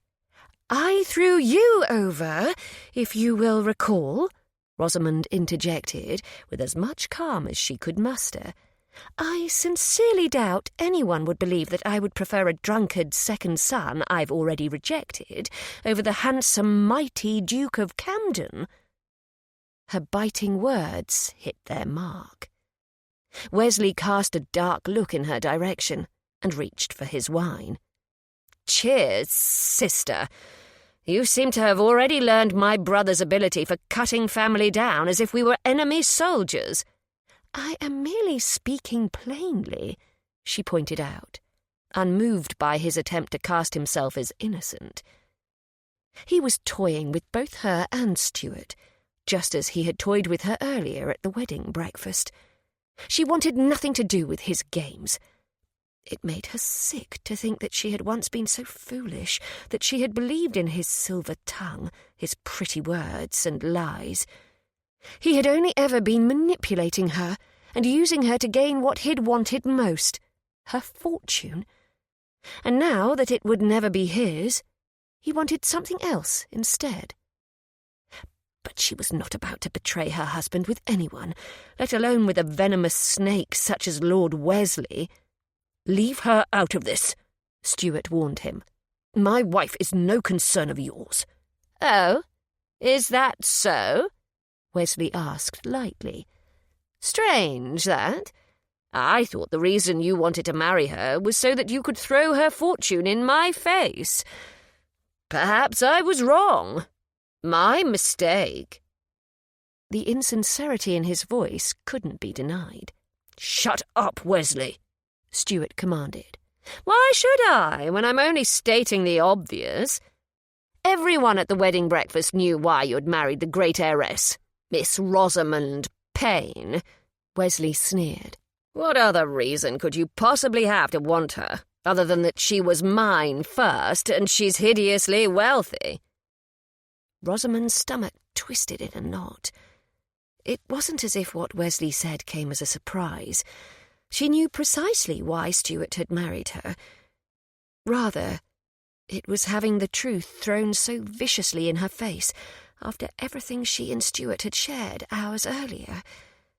She felt raw and uncertain, and perilously close to the heartbroken woman who had thrown over Wesley after she'd learned the truth. Stuart shot from his seat, his expression harder than granite as he faced his brother.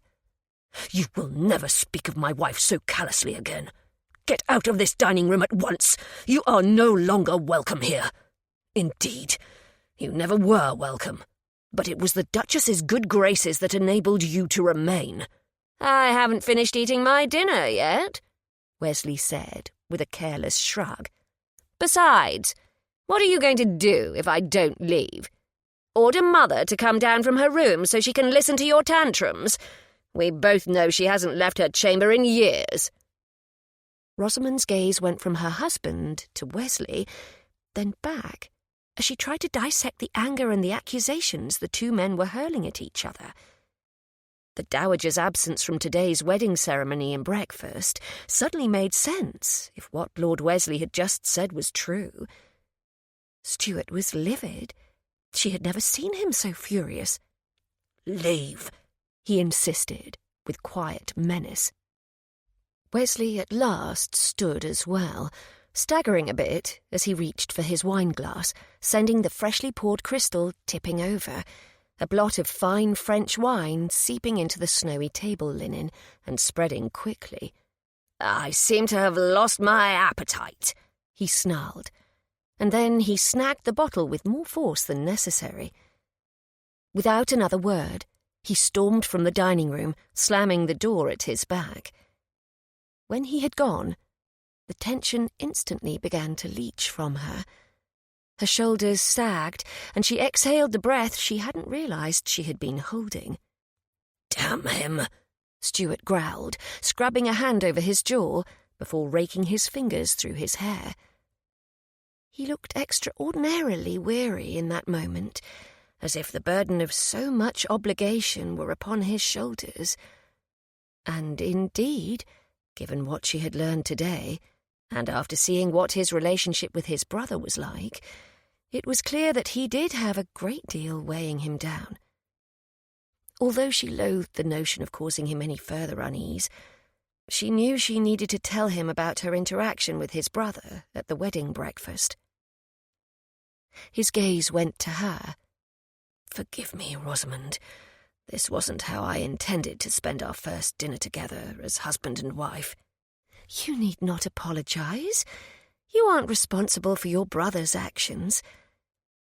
However, there is something I must tell you about Lord Wesley, and I ought to have done so before now, but She allowed her words to trail away, uncertain of how she should proceed.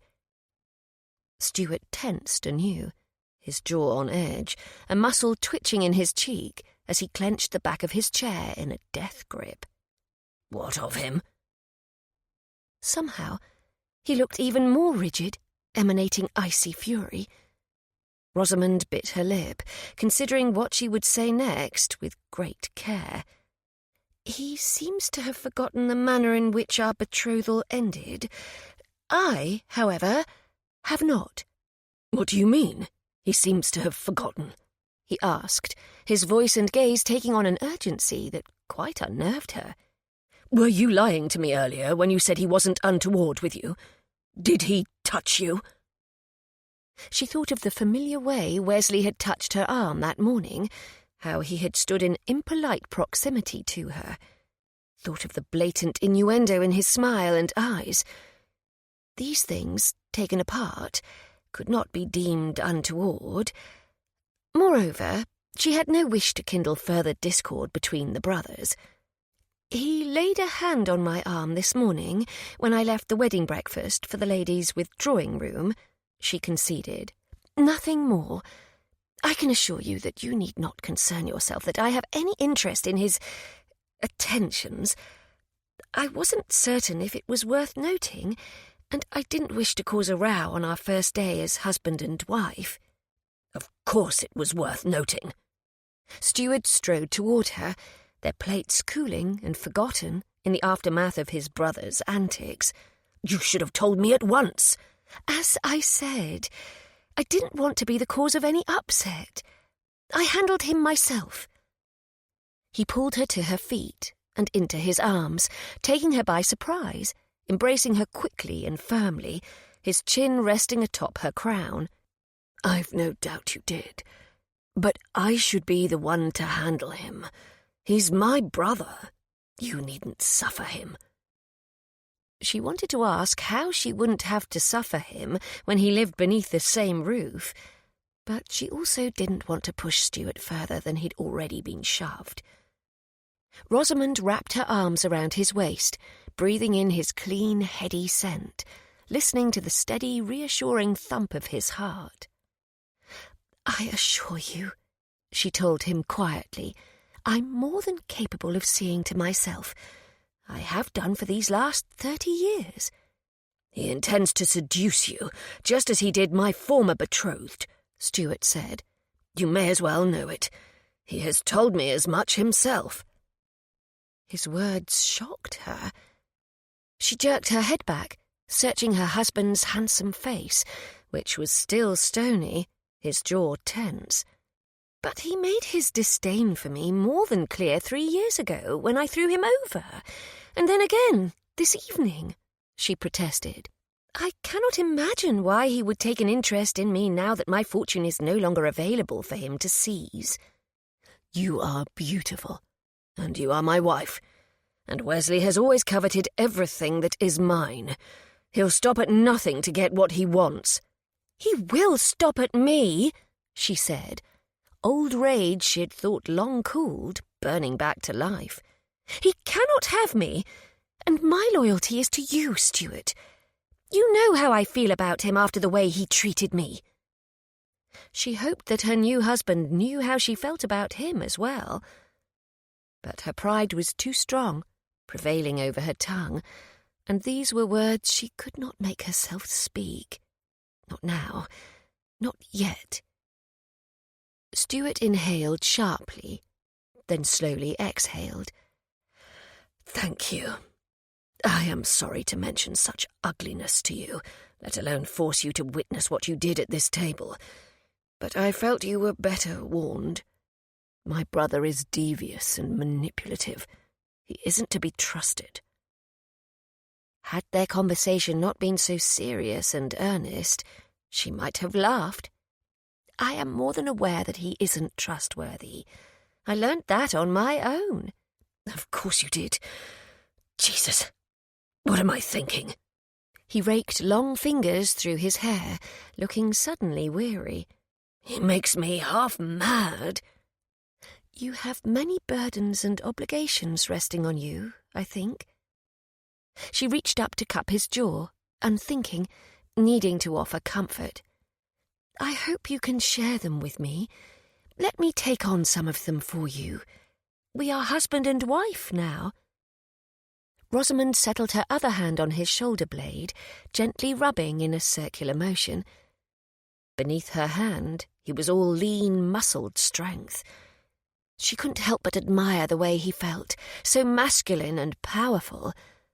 And much to her shame, although she was meant to be offering solace and understanding in this moment, she was also thinking about his body beneath the trappings of civility, of how it had felt to be naked with him in his bed, his mouth between her thighs, his cock deep inside her.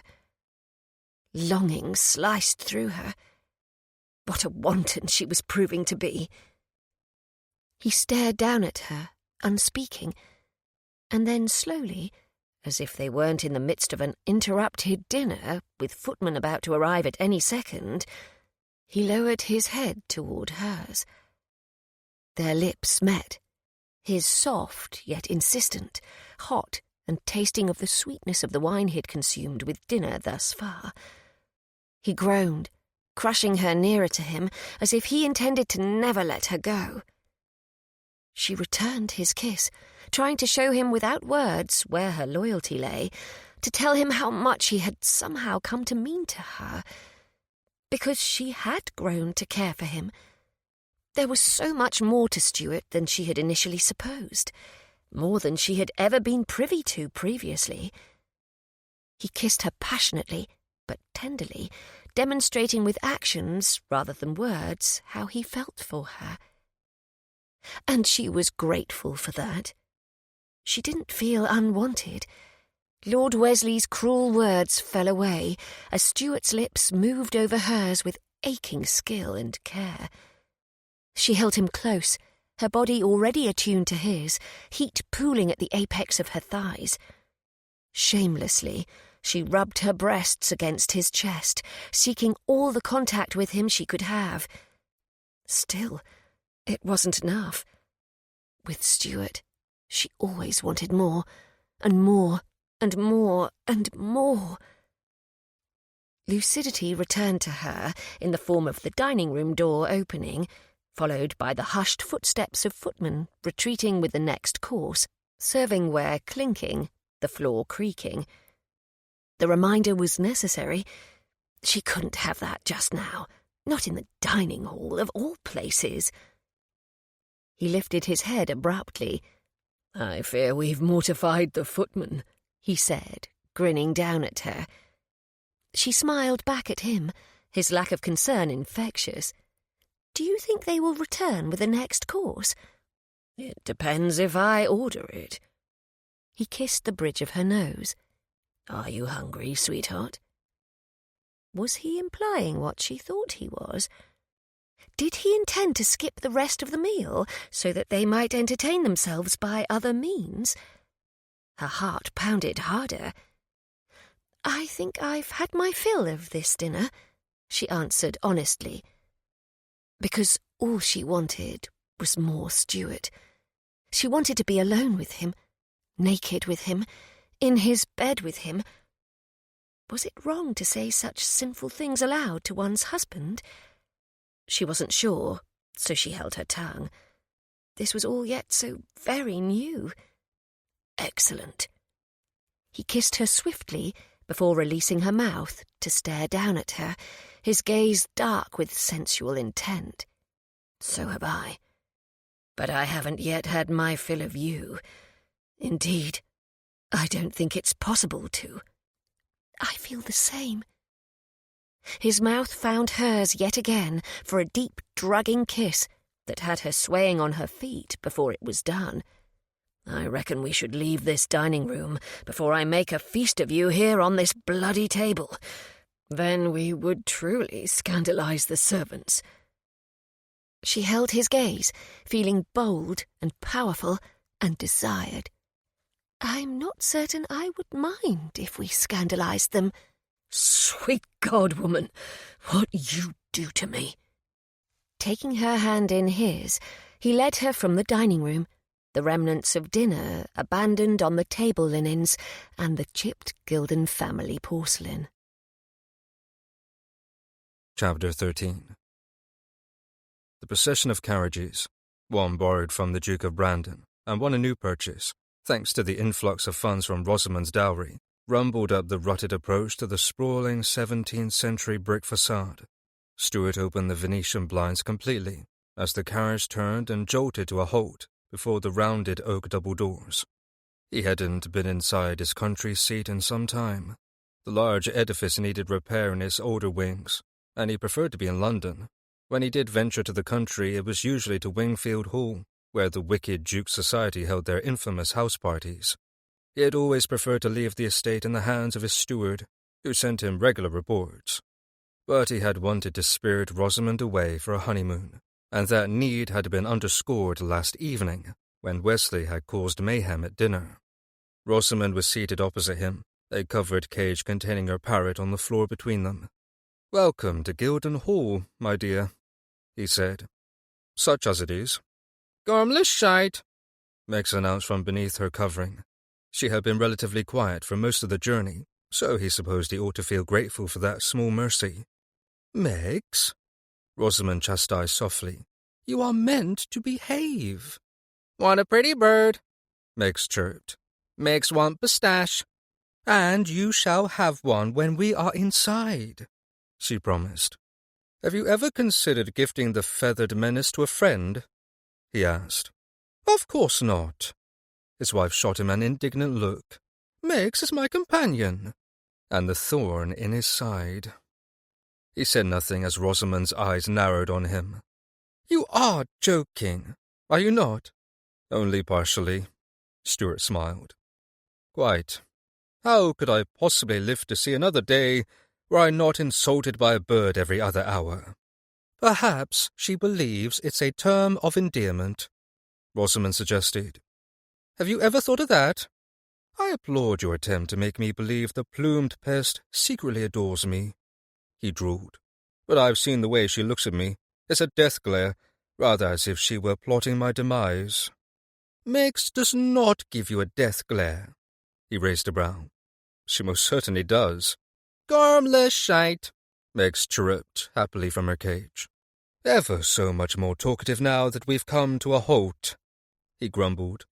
The carriage door swung open, bringing with it sunlight and fresh country air. Stuart descended from the conveyance first, landing on the stone drive, and turned to offer his hand to Rosamond. In typical Rosamond fashion, however, she was fretting over her bloody parrot, and attempting to carry the cage herself. "Leave it, my dear," he commanded. "One of the servants will carry the cage inside." "But what if someone drops her?" she worried. He recalled the anxious manner with which she had presided over the delivery of Megs to the carriage early that morning. She had fluttered about the pair of strapping footmen, wringing her hands as she worried one of them might lose control of the cage and cause her precious bird injury or distress. "Would it make you feel more at ease if I were to carry the cage?" he offered. She turned to him, indecision written on her countenance. "Would you? Anything for you." He promised with ease, realizing the veracity of his words as they left him. He would indeed do anything Rosamond required of him, whether it was carting her insult-spewing parrot about, or bringing her to this mouldering family estate so that she might have some semblance of a honeymoon, or giving her children. His prick twitched at the thought of that. There was something about getting her with child, filling her with his seed again and again until his mission was accomplished, that made him ridiculously randy. He was going to have to think of something else now, just so he could walk through the great hall bearing the damned parrot. "Thank you," Rosamond said softly, apparently having made her decision as she took his extended hand and allowed him to help her alight from the carriage. Her perfume wrapped around him, mingling with the fresh scent of country grass and trees and damp earth. She was wearing a cool grey gown accented with brown lace and ruffles that was far too alluring to be a travel gown, for the way it clung deliciously to her curves. Her hat was a jaunty grey with an upturned brim and satin ribbon. Not for the first time he noted the lack of feather ornamentation on her millinery. Curious, for many women were perpetually festooned in so many feathers they could well be mistaken for avian themselves. By God, she was beautiful, bathed in warm afternoon sun and surrounded by the verdant beauty of the country. And his wife. "Is something wrong with my hat?" she wanted to know, her nose crinkling as she looked up at him. Christ, he'd been standing there mooning over her like a lovesick swain. "Not a thing," he told her smoothly. "I was merely wondering at the lack of feathers in your hats." "I don't wear feathers," she told him firmly. "Have you any notion how many poor, innocent, lovely birds are murdered each year for the sake of adorning hats?" No, but he had a feeling she was going to tell him. "Millions!" she proclaimed, shaking her head. "It is a horrid practice, and I shan't add to it. Silk flowers and satin ribbons suffice." He might have known his generous-hearted wife couldn't bear to wear feathers when she doted over her African grey as if she were a child. "Of course," he agreed, inclining his head toward the doors, which had opened to reveal the servants anticipating their arrival. "We ought to make our way inside so the carriages can be unpacked. I'll fetch the feathered one." Rosamond glided elegantly toward the entrance to Guildhall, and Stuart dutifully clambered back into the carriage to extract the bane of his existence. "Gormless shite!" the parrot chirped as he carried her heavy cage into the front hall. If the butler, housekeeper, and assorted maids and footmen awaiting them heard, they gave no indication. Now that he was within the ancient edifice, he was once more reminded of just how dilapidated it was. And damned draughty, too, even on a warm day like this one. He settled the cage on the floor and performed a formal introduction to the domestics, after he and Rosamond had handed off their hats and gloves, along with her wrap. "I present to you Her Grace, the new Duchess of Camden." Beneath the covering on her cage, Meggs made kissing sounds. He inwardly sent up a prayer that the winged demon would hold her beak. Rosamond smiled brightly, and he forgot about the outlandish parrot. She was lovely on any occasion, but when she exuded genuine happiness, she was nothing short of breathtaking. How had he ever seen her as anything less than blindingly beautiful? He cleared his throat, realizing he had yet to finish his obligation, and gestured to the elderly butler, whose white hair had noticeably thinned since Stuart's most recent visit. "This is Mr. Fitzsimmons." A few old family retainers had remained here at Guildhall, but many of the faces greeting them were new, having been hired in anticipation of his nuptials. Yet another sign of how Rosamond's dowry was already at work. The butler bowed stiffly. "Your Grace." "The housekeeper," Stuart went on, "Mrs. Lumley." Mrs. Lumley had been the housekeeper for the last 20 years at least. Streaks of silver shot through her dark hair. Yet another reminder of how long it had been since Stuart had come to Guildhall. The housekeeper curtsied, her chatelaine jingling. "I would be more than happy to see Her Grace to the Blue Chamber, which we have readied at your Grace's request."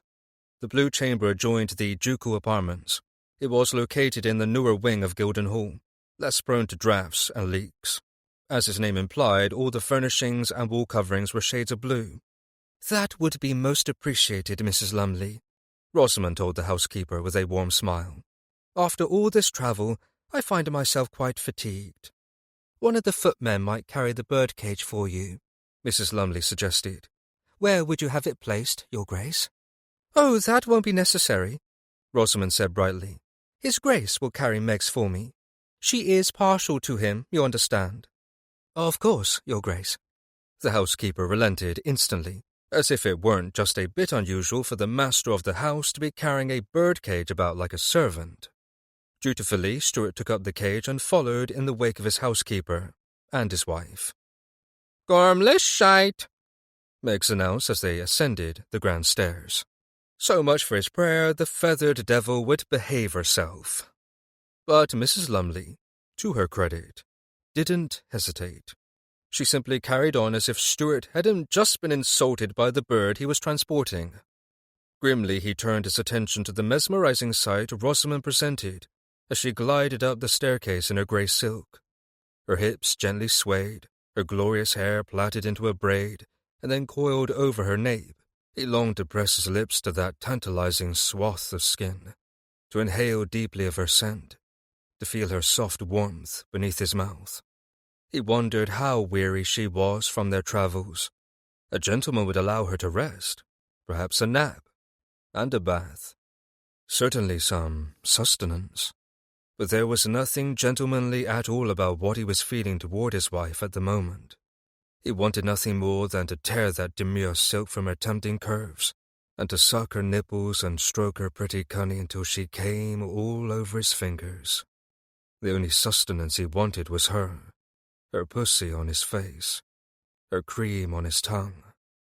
He wanted to devour her until she was limp and sated, and then he wanted to sink his cock deep inside her and fuck her until they were both crying out, and he pumped his hot seed within her.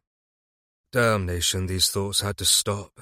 His cock was pressed uncomfortably to the placket of his trousers, and each step dragged the linen of his drawers against his aching erection, which was already leaking. He made a sound in his throat, gripping the cage more tightly in an effort to distract himself. The noise didn't go unnoticed by Rosamond, who glanced back at him over her shoulder. Is something amiss? Yes, something was amiss. His brain had clearly rotted, because he was carrying his wife's parrot, and all he wanted to do was shag her all day and all night long. They had made love again last night, and in the early hours of the morning he'd been forced to take himself in hand, concerned he would make her sore. And still he could think of nothing other than making her spend, and then filling her with his cock. He gritted his teeth. Nothing at all, my dear.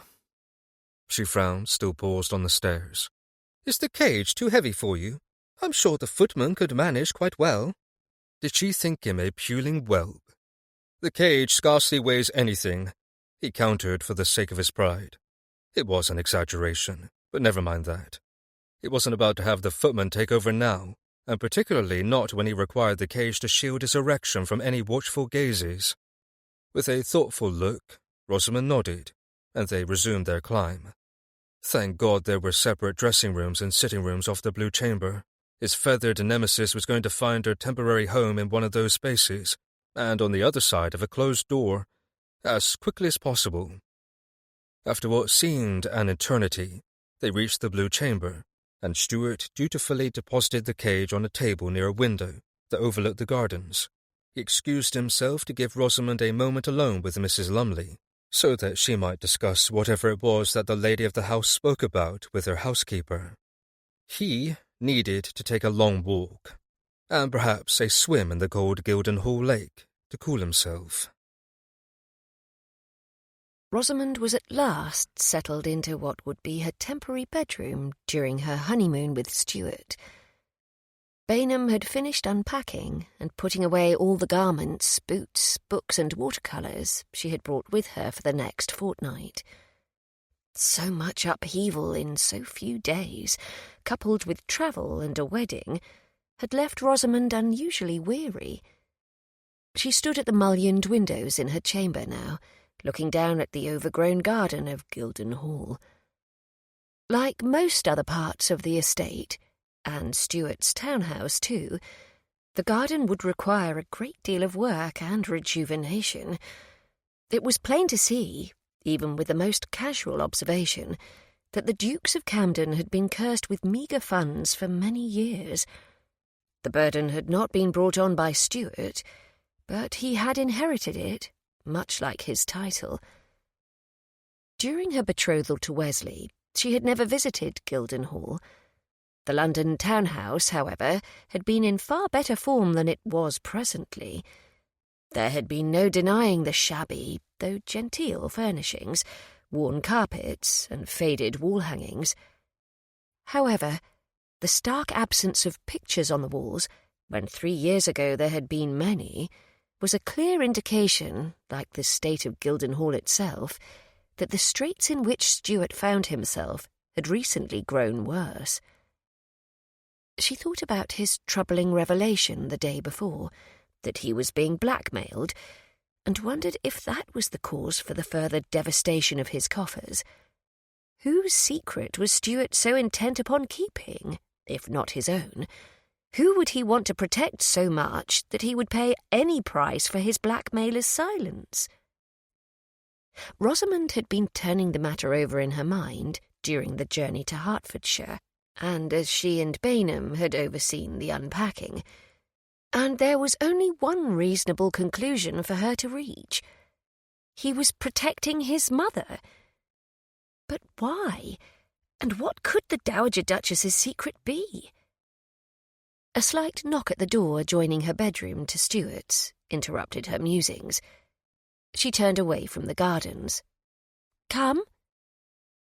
The door swung open to reveal him on the threshold, still dressed as he had been earlier for travel, and so unfairly handsome that she had to remind herself of her need to maintain her restraint. It wouldn't do to become too fond of him already. "I hope I'm not interrupting," he said, casting a glance around the room as if he were looking for someone. Bainham, she realised. "Of course not." She smiled, and it was genuine. "Do come in." She was pleased to see him. More alarming, however, was the realisation that she had missed him. "Good heavens, Rosamond," she chastised herself inwardly. "It has only been a few hours. You must gather yourself and stop acting like a henwit." "Your lady's maid has finished the unpacking?" he asked, crossing the room to her. "She has." He stopped before her, taking her hands in his and bringing them to his lips for an ardent kiss that sent heat flooding between her thighs. "And the feathered she-devil, has she been settled as well?" "If you mean Meg's," she said pointedly, "she is comfortably settled in the dressing-room. Travelling here has left her tired, I believe. I haven't heard a sound from her." "Excellent." He tugged her gently forward into his embrace, and she went willingly. "I've missed you these last few hours." She placed her hands on his shoulders, trying not to admire their breadth and strength, and failing. "Has it been a few hours? I hadn't noticed." She was being wretched, and she knew it. But she couldn't allow him to charm her. He was too dangerous to her heart. Rosamond refused to allow herself to have tender feelings for a man who had married her for her fortune. They had a contract, she reminded herself sternly. This was a business arrangement between them, nothing more. "My pride is wounded," he said softly, his head dipping toward hers. "It requires the sweet balm of your lips to restore it." Their mouths connected in a chaste kiss that was somehow gentle and seductive all at once. She promptly forgot all the reasons she must guard herself, all the reasons she must not allow herself to be vulnerable, as malleable as bread dough in his knowing hands. Because his tongue glided along the seam of her lips, and nothing else mattered. She opened for him, giving him her tongue as well. He tasted like tea, and she supposed she must as well. A tray had been sent up for her by Mrs. Lumley. One must have also been provided to him. She pressed nearer to him, her nipples hardening in her corset, aching for his touch. all the exhaustion that had been gathering within her was dispersed by a potent rush of desire so strong and furious that it made her knees tremble. How could she want him so much? How could he feel as necessary as the air she breathed, as water? This was dangerous territory indeed, and yet she was helpless, hopelessly in his thrall. He tore his lips from hers to drag them down her throat, leaving hot, open-mouthed kisses in his wake. "Tell me you haven't missed me just a bit," he murmured against her skin. "I cannot be alone in this all-consuming desire." She licked her lips, tasting him, and tipped her head back. "You're not... Oh, heavens, that is..." He had sucked on her throat and then nipped her with his teeth, and a molten bolt of need had gone straight to her core. "God, I love it when you get flustered," he murmured, his lips finding their way to her ear now. "It makes my cock hard as marble." He licked the hollow behind her ear, and she couldn't contain her moan of pure, unadulterated need. Every swipe of his tongue tightened her nipples, as if he were sucking them. It does," she managed breathlessly. He hummed against her ear, his breath hot and humid. "Would you like to feel?" Here was an invitation that her inner wanton could not refuse. She liked touching him, liked knowing the effect she had on him. Heavens, who was she fooling? She loved that she, a previously untried virgin, could wield so much power over a wicked rake. "Yes," she whispered, "show me." She was still too hesitant to touch him so intimately without his direction, and he seemed to understand this, taking her hand in his and lowering it between their bodies, settling it over his rigid length. "Feel what you do to me. I've been thinking of making love to you again ever since I woke this morning. Sitting in that carriage with you was pure agony. All I wanted to do was toss up your skirts and lick your sweet cunny until you spent, and then fill you with my seed." Her sex throbbed at his forbidden words, the description of what he had wanted to do to her as vivid in her mind as if it had happened, because she had been thinking of it too.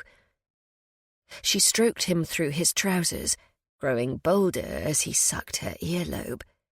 "Why did you not do it, then?" "Because the feathered menace was taking up half the bloody carriage," he growled. She laughed at the thwarted desire in his voice and continued her exploration of him below. "I suppose it was prudent of me to make a place for her in the dressing-room, then?" "God, yes," he groaned, jutting his hips forward, pressing himself into her hand. "How are you feeling? Please don't tell me you're tired and sore. I'll die if you do." She had been tired until he had appeared, making her want him so desperately. As for soreness, her body was tender in new places, but that didn't prohibit her from needing him. Smiling, she rubbed her cheek along his, enjoying the rasp of the whiskers shadowing his jaw against her skin. "I'm feeling like I want you to peel me out of this dress." "I'll die another day, then." His lips sought hers, eager and demanding, and she lost herself in his kiss. Working as one, they tore at each other's clothes. This was no slow and steady seduction. It was a frenzied need to be naked. Buttons came undone, laces were untied, silk and cotton and linen fell to the floor. By the time they were lying together on her bed, they were both breathless. The bed was stiff and unforgiving beneath her, but the bedclothes were soft enough, and when Stuart buried his face between her legs, the mattress beneath her and everything else in the room, in the world even, ceased to exist. Parting her swollen folds, he licked her, his tongue gliding over her aching flesh in long, relentless swipes. She tangled her fingers in his thick, dark hair, holding him to her as her hips undulated beneath him, and he devoured her. He groaned into her as if she were the most delicious thing he had ever tasted, the vibration echoing in her pearl, and then he rubbed his face against her sex. His stubble teased her highly sensitive flesh, making her gasp with pleasure as his tongue swirled over the bud of her sex. With another low sound of desire, he latched onto her pearl and sucked hard, simultaneously slipping a finger deep into her channel. It was exquisite, his long finger finding a place inside her that made wild bursts of pleasure rocket through her. But he didn't relent, sucking and adding another finger, thrusting in and out of her until she could withstand the sensual torment no more. With a cry, she came violently, shuddering beneath him as the force of her pinnacle roared through her like a train bustling down the tracks. She scarcely had enough time to recover before he was rolling her onto her stomach, his big hands palming her bottom, giving both cheeks a gentle squeeze. Still breathless, her body pulsing with the aftermath of her release, she looked over her shoulder. "What are you doing?" "Enjoying your beautiful arse." He lowered his head and kissed the indentation of her spine. She liked that. Liked it very much, in fact. And she also liked the gentle massage he was giving to her rump. It felt forbidden, however. "Are you certain you're meant to do such a thing?" she ventured. "It seems quite wrong." He gave her a smouldering look that melted her insides. "I can assure you that I am, and that there is nothing at all wrong with admiring my beautiful wife's equally lovely bottom." He kissed her left cheek, then gently bit, and she arched her back instinctively. "Oh," was all she could manage. "Rise up a bit, sweetheart," he urged, gently guiding her. "Onto your knees. Yes, just like that." How will this work? She wondered. And then he astonished her by licking into her from behind. "Oh, sweet heavens!"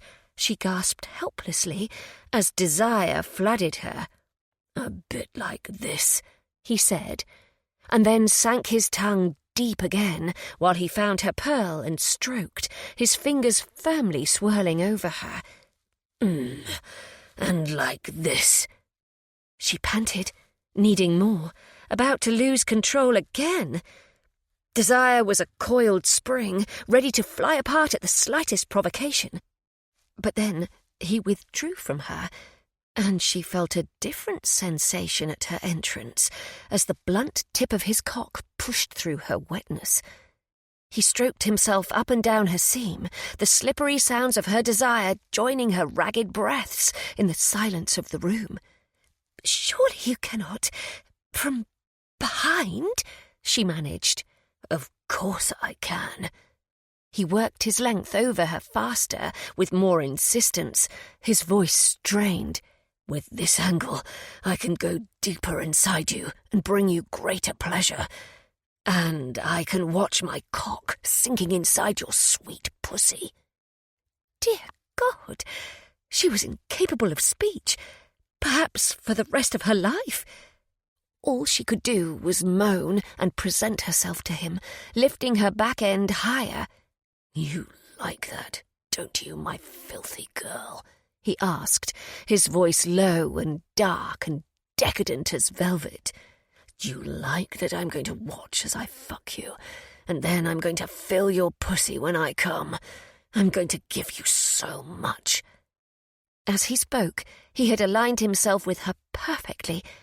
One thrust, and he sank inside her, and she was so needy from his words that the sensation of him stretching her was enough to make her spend again. A tremor shook through her, and she cried out with her release, her walls clenching on him. "I knew it," he said, withdrawing from her only to thrust deep again. "You were made for me, sweetheart. Your cunny is so fucking perfect, so tight and wet and hot. You feel so good." Heaven help her, but she liked when he described that part of herself, liked hearing how she felt. It was wicked, she knew, but she didn't care. She began to move with him, meeting him thrust for thrust. "Yes, sweetheart," he ground out. "That's it. I love watching your pretty pink pussy take every inch of me. Come on, my cock. I want you to coat me with your cream." She felt dangerously near to doing so. Her body had never been so unbearably stimulated. It was as if every part of her was intensely aware, her nipples tight points that abraded the bedclothes with every thrust, her bottom connecting with his thighs, his cock impaling her. It was beyond anything she could have imagined. Closing her eyes, she surrendered to sensation, becoming one with him. His fingers delved between her thighs again, stroking her pearl, and that was all it took. She flew apart, pleasure arching through her, her cry throaty and animalistic, torn from some primitive place within her that she hadn't known existed. He moved faster, groaning low, pumping in and out until he sank deep, and then the hot rush of his seed flooded her. Her heart pounded as he collapsed, his chest a hot wall at her back, his lips brushing over her nape, her shoulder, his cock still filling her. "That was incredible," he said raggedly, dropping another kiss on the side of her throat before he withdrew from her body. "The way we are together, it's madness." He rolled to his back at her side, his skin flushed from his exertion. So masculine and beautiful. She was too sated to move, so she remained as she was, admiring him. "The best madness," she managed, finding her ability to speak once more. He cupped her cheek, giving her a slow smile. "The best indeed." Stuart drew her against his side, lifting the bedclothes over them, and she snuggled against his warmth, her earlier weariness returning. He kissed her crown tenderly. "Get a bit of rest, sweetheart. You must be exhausted after all this travel." She was, and he felt so wonderful. "Perhaps for a few minutes," she allowed, with a yawn. He stroked her bare back in soothing motions beneath the covers, and within moments, Rosamond fell headlong into slumber. Chapter 14. "How much longer do I need to remain still?" Stuart asked Rosamond. At her request, he was seated on a chair in the sitting room, where she had chosen to set up her watercolours. The sitting room itself was decorated sparsely, much of the furniture outmoded. The chair wasn't particularly well padded or comfortable, but the chamber did enjoy the brightness of the morning sunshine, thanks to the wall of windows facing eastward.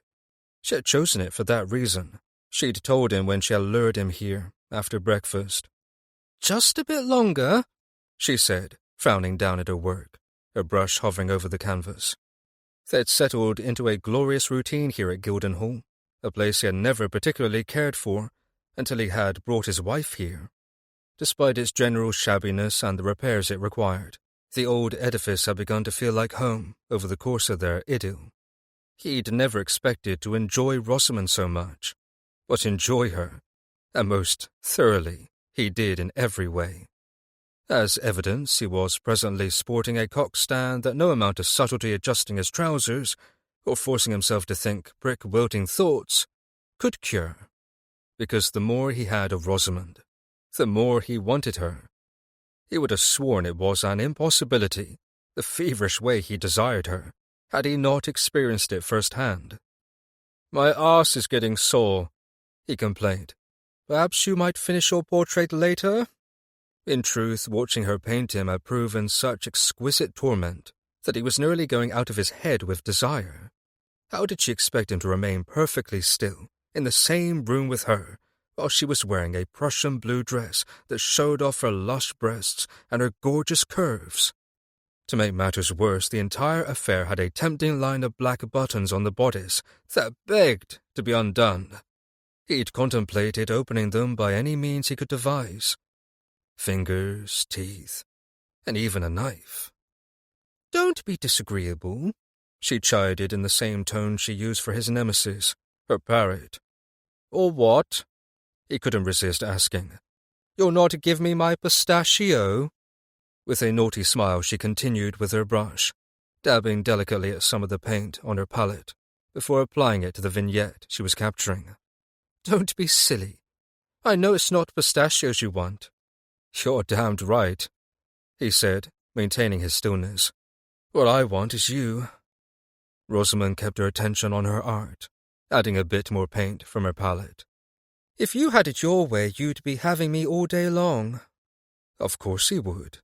His cock liked the prospect of that far too much. He was going to have to invest in looser trousers. "And the problem with that is?" he asked, hoping she wouldn't take note of the effect she had on him. Because if she did, he would abandon the chair altogether, and despite her insistence to the contrary, her watercolor was going to have to wait. He would bend her over the settee and fuck her silly. Damn it. He had to stop all such thoughts at once. "You'd wear me out," she said lightly. "Ha!" he grinned. "You're insatiable." Yes, his formerly innocent spinster had been thoroughly debauched. And much to his delight, he had discovered she had a lusty appetite that matched his. Even better, she went wild when he said filthy things to her, which was as often as he possibly could.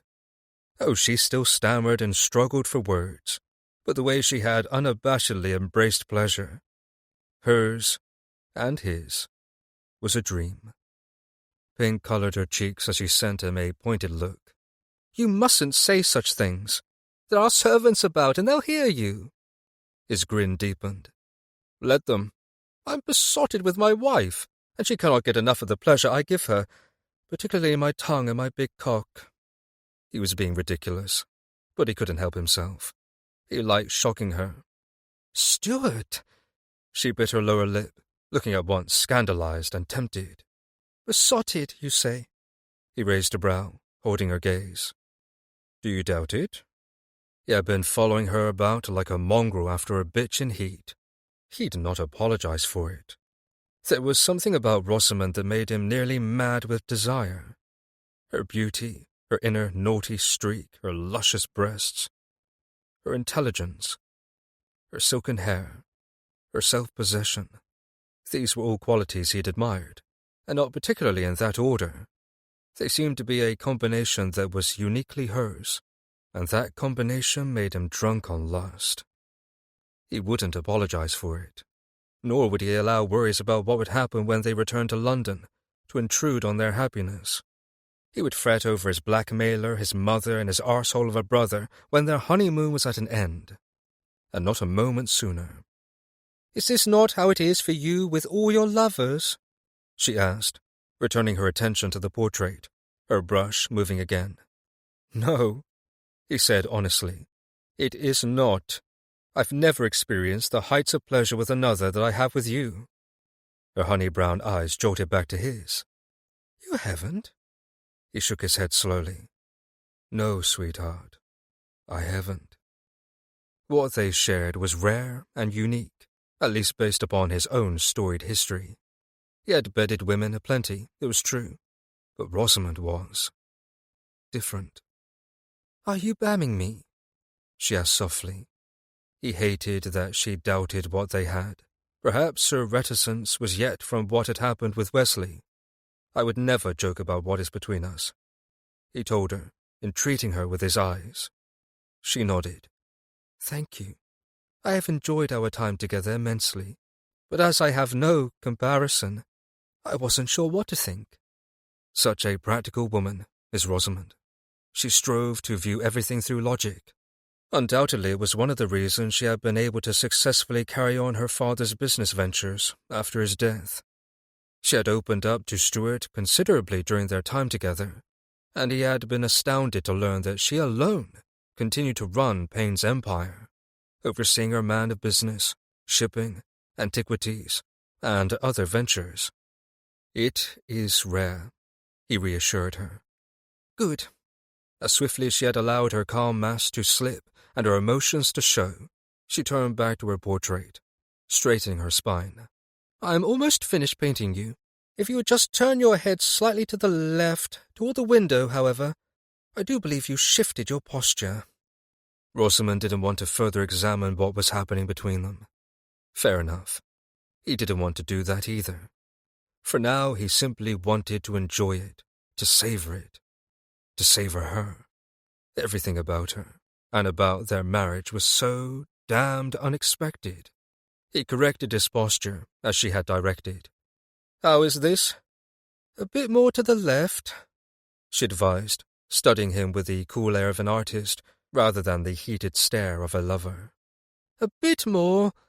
Now tip your chin up just a hint toward me. He did as she asked, but then a new idea took hold of him, and he deliberately moved his chin to the window. Like this? No, she frowned at him. In my direction, not in the window's direction, if you please. The light has changed with the sun moving, and I want to see if I can have your face bathed in the late morning glow again. This time he made an exaggerated motion with his chin and shifted his right shoulder. Let me help you, she said finally, frustration evident in her voice, as she replaced her paintbrush in its crystal holder and rose from her seat, shaking out her skirts with a sigh. She brought with her the seductive scents of rose, violet, bergamot, and ambergris, blended together in a decadent floral lure. He inhaled and maintained the pretense of his confusion, which forced her to lean over him, cupping his face and angling it the way she wanted. There, she said, sounding breathless, as she placed a hand on his shoulder and pressed it down as well. I do believe this is how you were originally seated, with the light playing across your face, just as it is now. Stuart decided he had grown weary of posing. He had Rosamond where he wanted her. Well, almost where he wanted her. That could be remedied, however. He hooked his right arm around her waist and hauled her into his lap with one swift motion. She fell atop him with a squeak of surprise. Stuart! I like it when you chastise me, he told her. Go on, do it again. Her eyes went wide as, undoubtedly, through the layers of her gown and undergarments, she felt the exact effect she was having upon him. Oh my! Her cheeks were flushed. She was so fucking gorgeous, and her skirts were billowed around her, so bountiful that the two of them scarcely fit together in this bloody chair. And he didn't care. He had lured her away from her portrait, and now she was in his arms, and he wasn't about to let her go. With his left hand he smoothed some of their skirts out of the way, before settling it on her waist in a possessive hold. Do you have any idea how much torture it is to watch you from across the room and not be able to touch you? He asked, nuzzling her throat. It's only been 2 hours, she protested. It felt like a bloody eternity, he grumbled, noting the way she softened in his arms, the protest seeping out of her.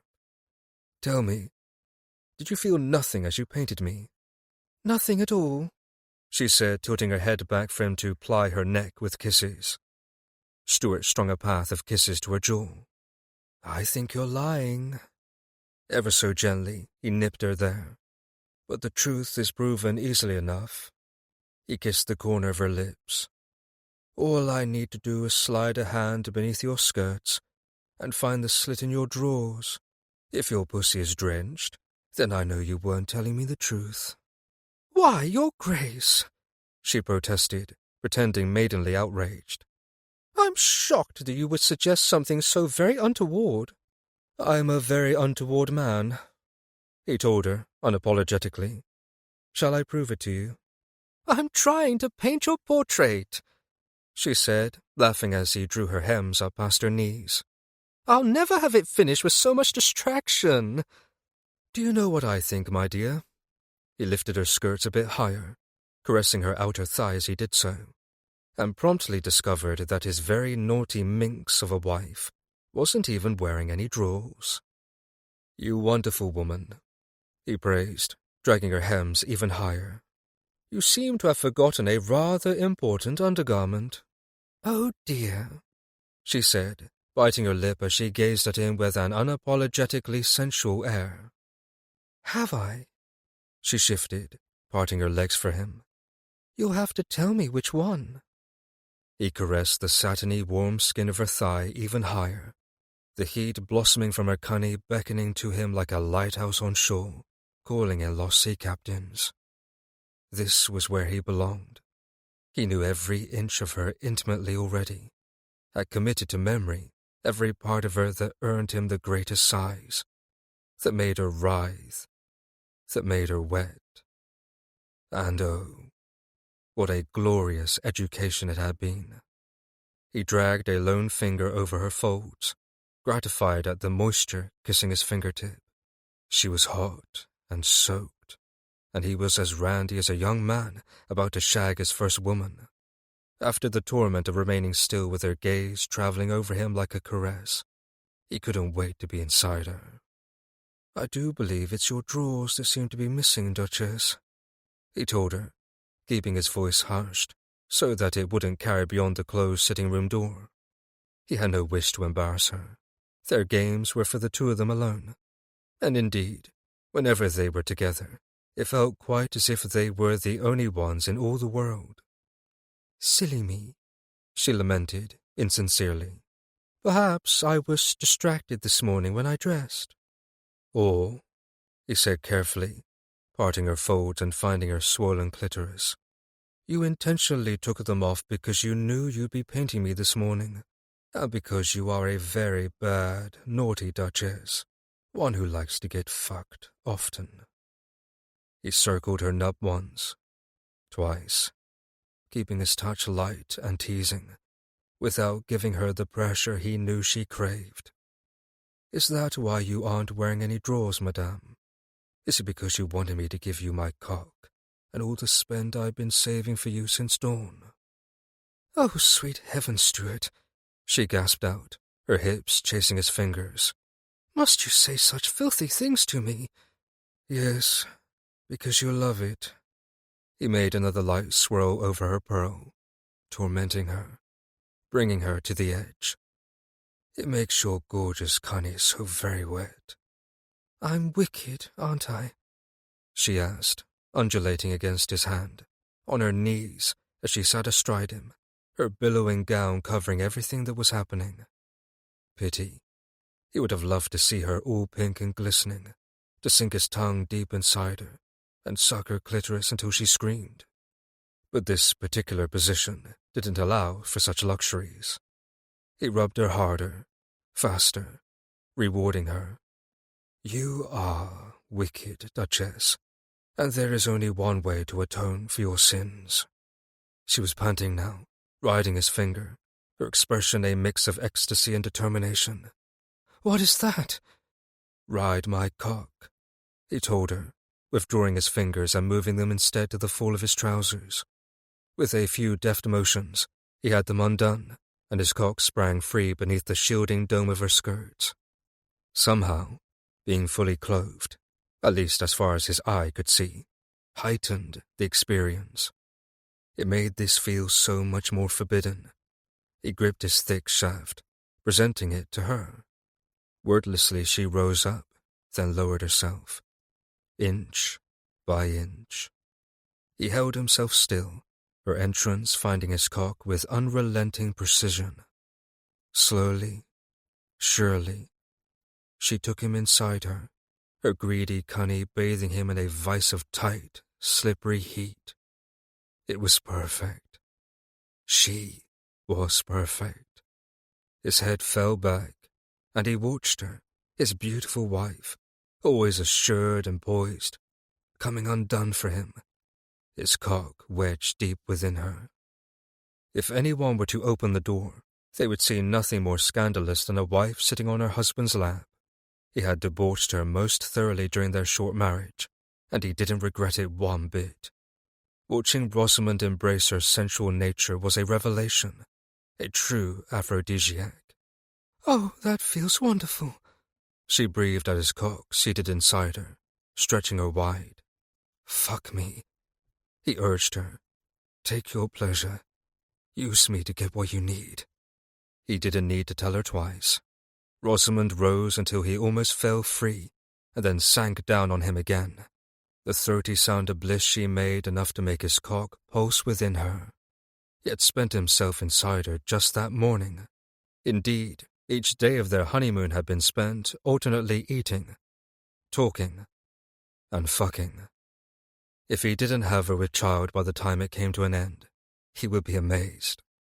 And somehow that notion made him harder still. He surrendered himself to the exquisite sensation of her fucking him, riding his cock as the chair creaked around them, threatening to give way, and the sun shone on them both, gilding them in late afternoon warmth. It was too good.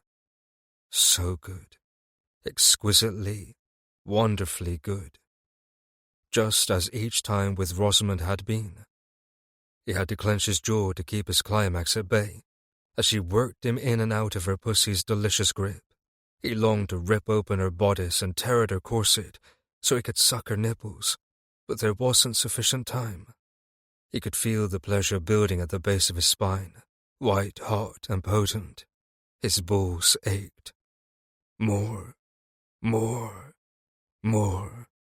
She rode him faster, harder, and then, with a cry, she came, clamping down on him, her cunny nearly squeezing him from her velvet depths. He clamped his hands on her waist and held her there, her pussy fluttering around him, so hot, so wet, milking him. A few thrusts of his own, and he was gone, his hips pumping to meet her, sinking his cock deep as he came and came and came. He seed a hot flood within her, his vision going black around the edges. Stuart drew her to him, giving her a long, slow kiss on the mouth before releasing her. "Now, sweetheart, you can finish your portrait." She stared at him, skin flushed, eyes glassy, looking dazed and sated. "Perhaps I can finish it tomorrow instead." He grinned and kissed her again. This woman, he was so damned grateful she was his. Chapter 15. Rosamond gave the wooden boat floating at the edge of the Gildenhall Lake a dubious look. "Are you certain it's seaworthy?" she asked Stuart. As a Londoner born and bred, she could not swim, and whilst her husband had assured her that punting could be a wonderful diversion, she was not convinced. "I don't reckon I would take her on the sea." He flashed her a grin that was almost boyish, looking indecently handsome, with the sun shining on his country tweed and dapper hat, his eyes twinkling merrily into hers. "However, I think she'll do just fine on the lake." When he chose to be charming, the effect was nothing short of devastating. Their honeymoon was soon at an end, which was just as well, because she needed the stern reminder of the life that awaited them in London to keep her from falling any further beneath this magnetic rake's spell. "Stop mooning over how handsome he is, Rosamond," she ordered herself, turning her attention back to the punt, which looked as if it had been sitting on the edge of the lake, forlornly awaiting its fate, for at least as long as Stuart had been alive. "How old is it?" she asked suspiciously.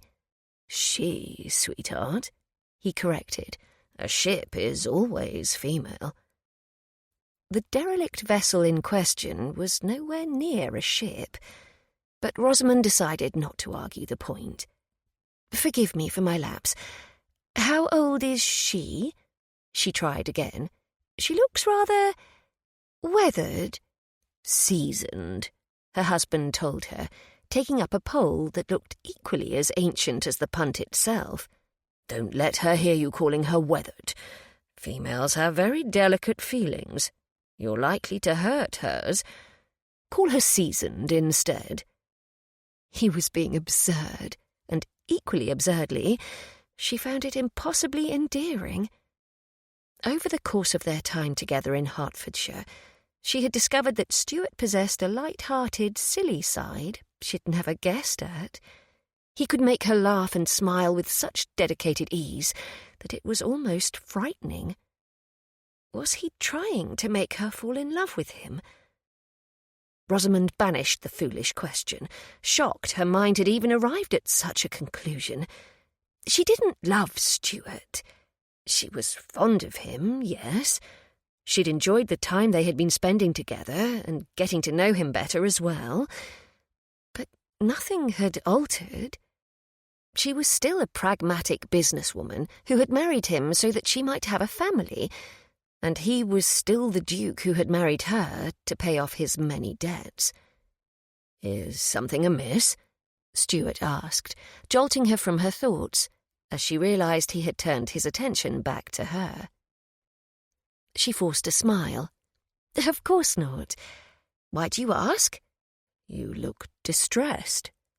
He frowned, moving toward her. "Are you afraid to go punting? If you are, I'll not force you. I thought you would enjoy it." She wasn't about to tell him that her unease was caused by the wayward ramblings of her inner musings, nor about the feelings she was unintentionally developing for him. Let him think it was the old punt that was her greatest source of worry. "I'm not afraid," she reassured him.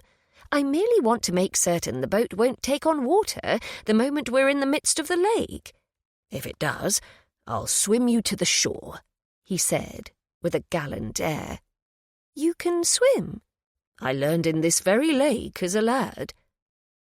For a wistful moment, she tried to imagine what Stuart must have looked like as a young boy, swimming in the sparkling still waters before them.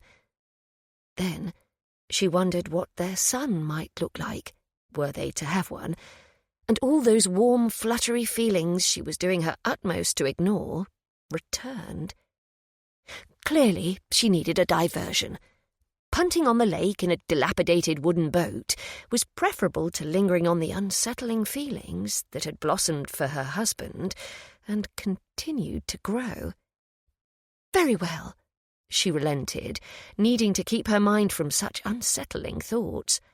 "I'll go punting with you, as long as you promise to save me should we sink." He took her hand in his and settled it into the crook of his elbow. "I promise. Besides, the lake is filled with silt. It's grown quite shallow. You could likely wade to shore." She allowed him to lead her to the waiting punt and help her to get in. Not a particularly easy feat, with the way the boat dipped and swayed as she lifted her hems and stepped one booted foot into the hull. He put a hand on her waist, steadying her. "I have you," he said softly. And, oh, the effect those words had on her. Her foolish, foolish heart.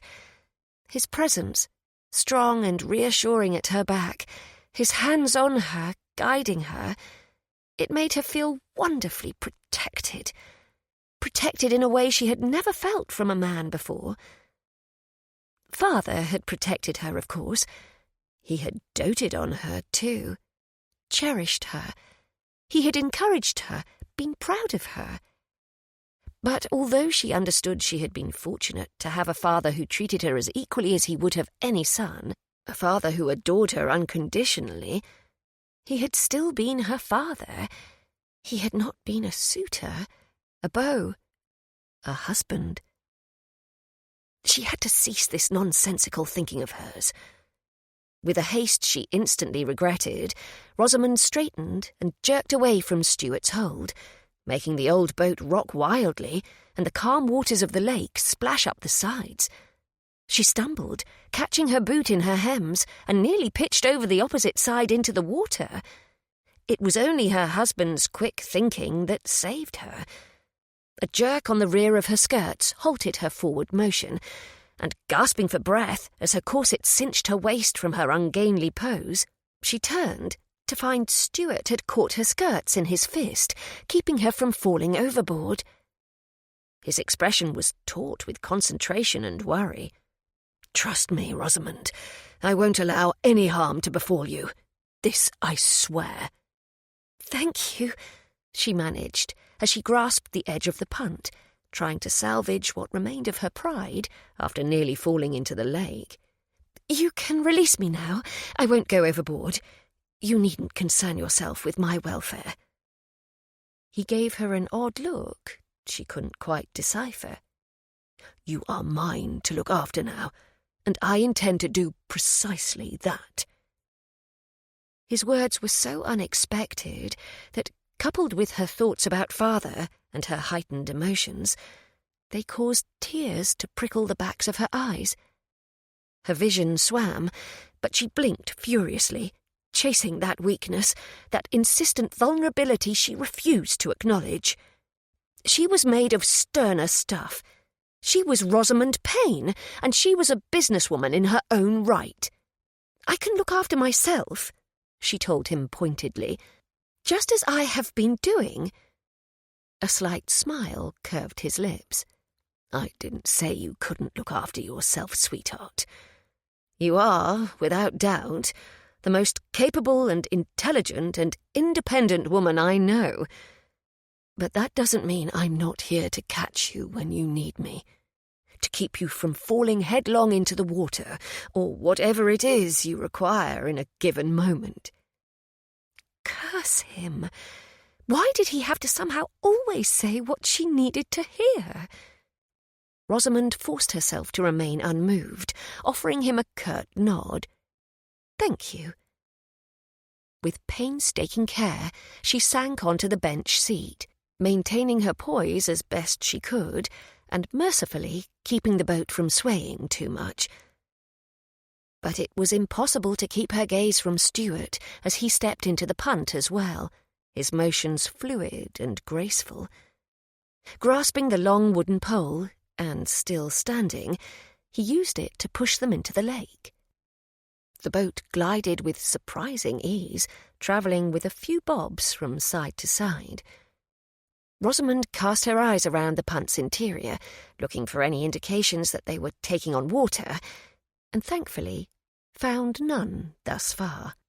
"Searching for leaks?" Stuart's amused voice had her gaze returning to him with a start, heat creeping up her throat. "I don't see any yet. Should you not sit down, now that we are moving?"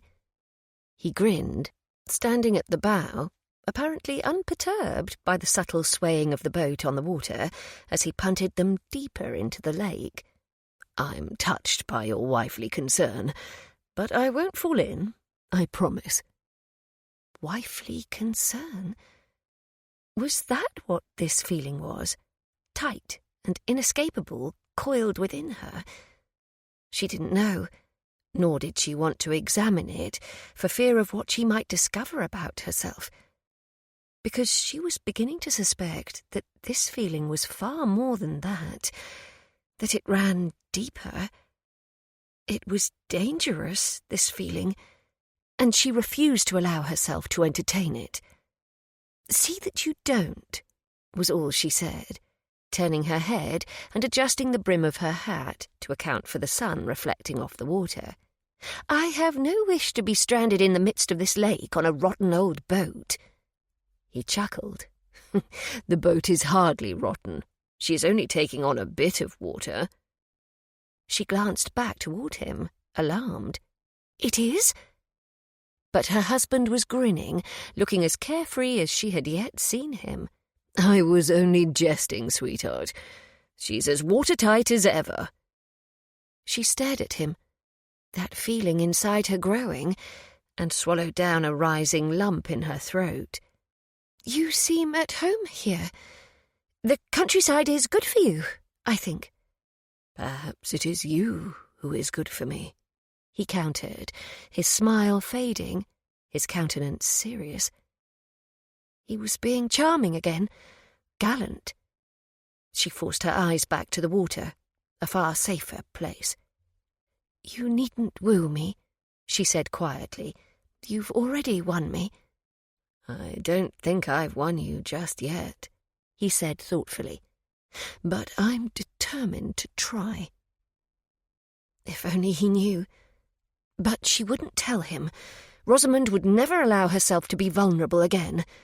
No amount of drugging kisses, courtly promises, captivating grins, or knowing caresses could change that. I'm your wife. I do believe that is as much victory as you shall have, she said primly. There is always more. A seductive note had entered his voice, one she recognised. You're being fanciful, she told him. There's nothing fanciful about what I want to do to you, he promised.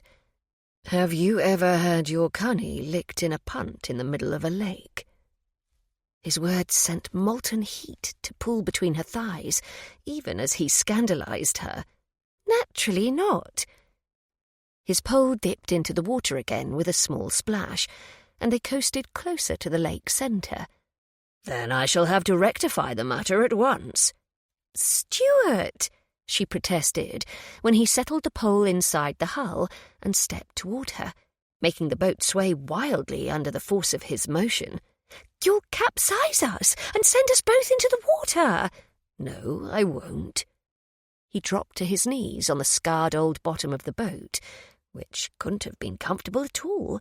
You see, we're still afloat. Yes, she agreed breathlessly. We are, but you're not going to. We cannot.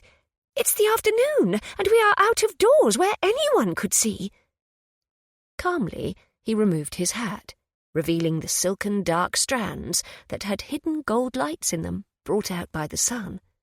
You know how hard my cock gets when you turn into a maiden spinster, sputtering over your words. Stuart!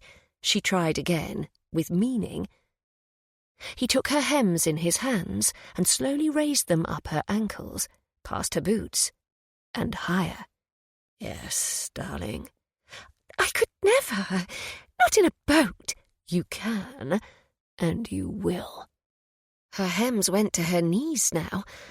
She was on fire, and it had nothing to do with the sun blazing overhead.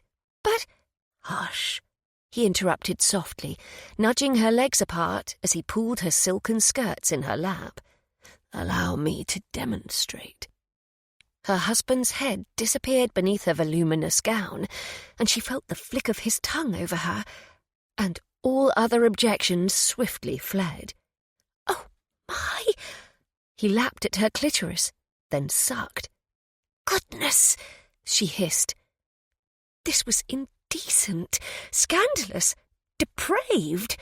They were in sight of the manor house, even if a spacious distance stretched between the lake and Gilden Hall.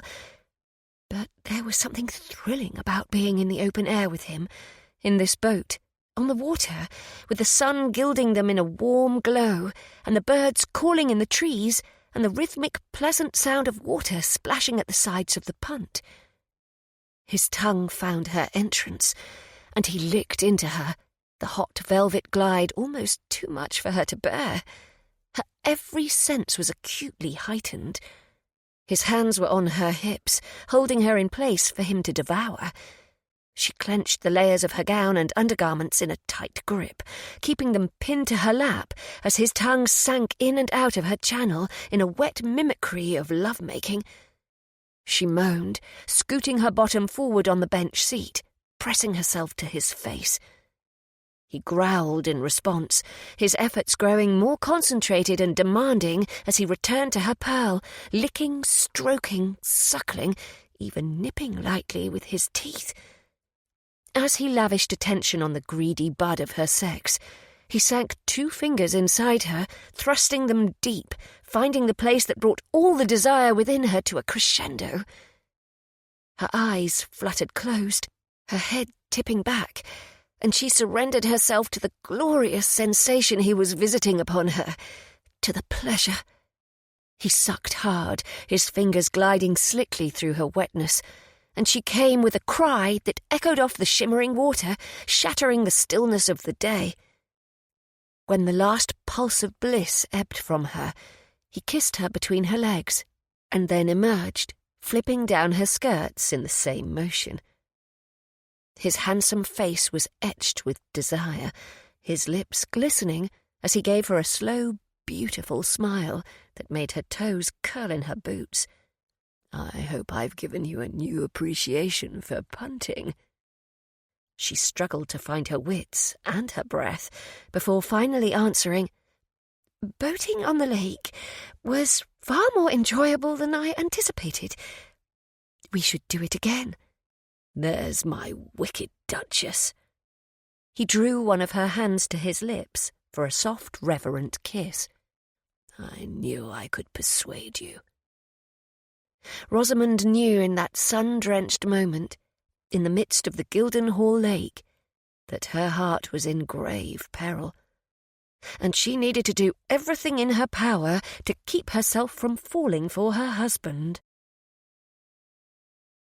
My heavens, this must have been a wonderful edifice at one time, Rosamond exclaimed at his side, her enthusiasm making him smile as they approached the late 15th century Tudor ruins that had been abandoned back in the early 17th century for the present Gildenhall's manor house.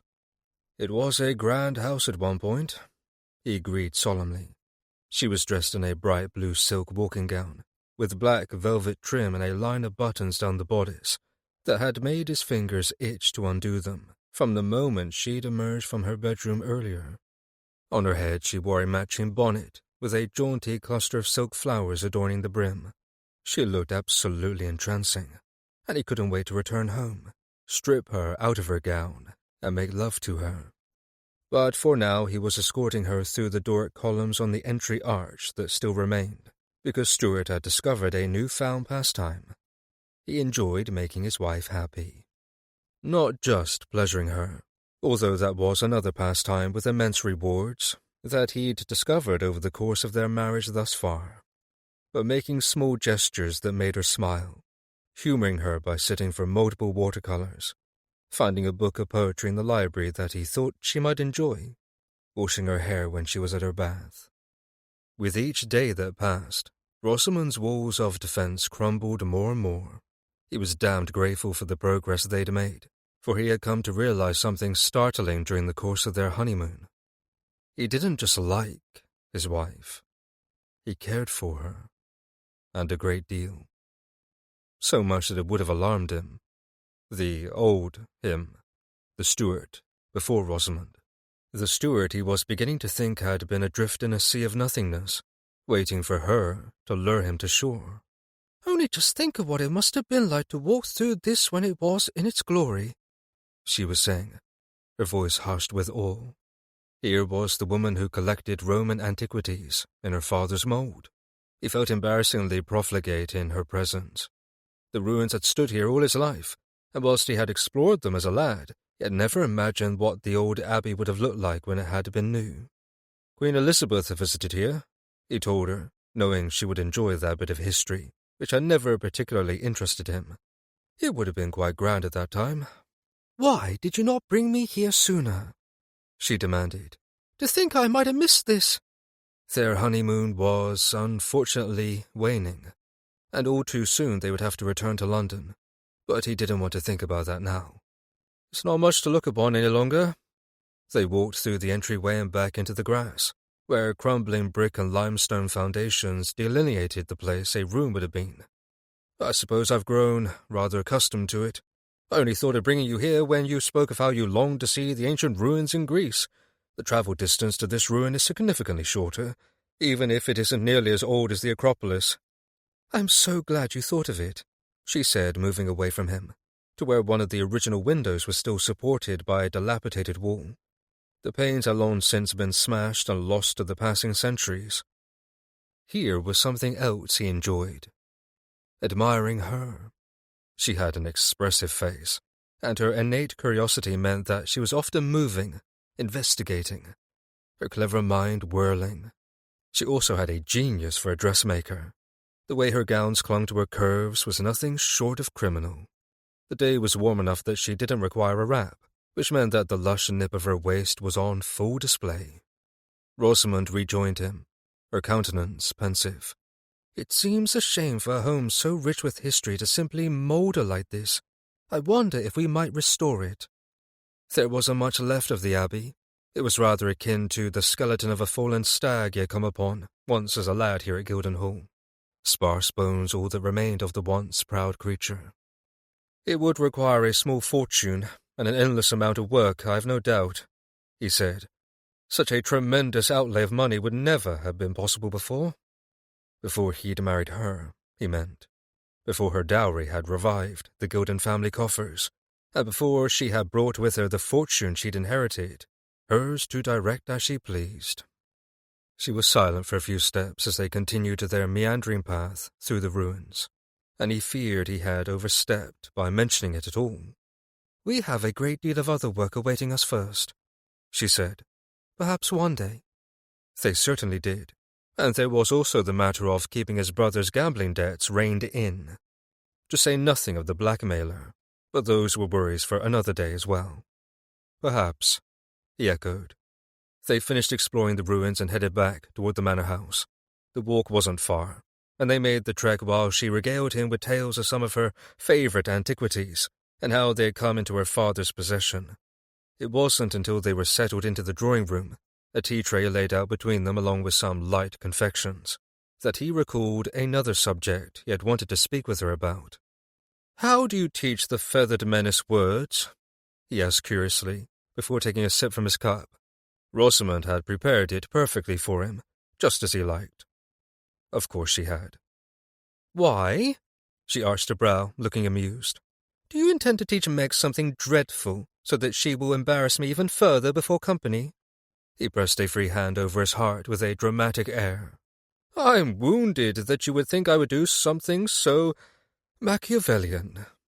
She was not entirely wrong, but Stuart didn't bother to tell her that. It would spoil his fun. "You must admit that it wasn't out of the realm of reason for me to make the assumption," she said archly. And he couldn't disagree. She knew him so well already. He would fret over that alarming fact later. For now he needed to learn her secret means of charming a parrot. "Perhaps," he allowed, "but I can assure you that I have no nefarious intentions. I'm merely curious. It is quite intriguing how intelligent and loquacious she is. I've never known another parrot before."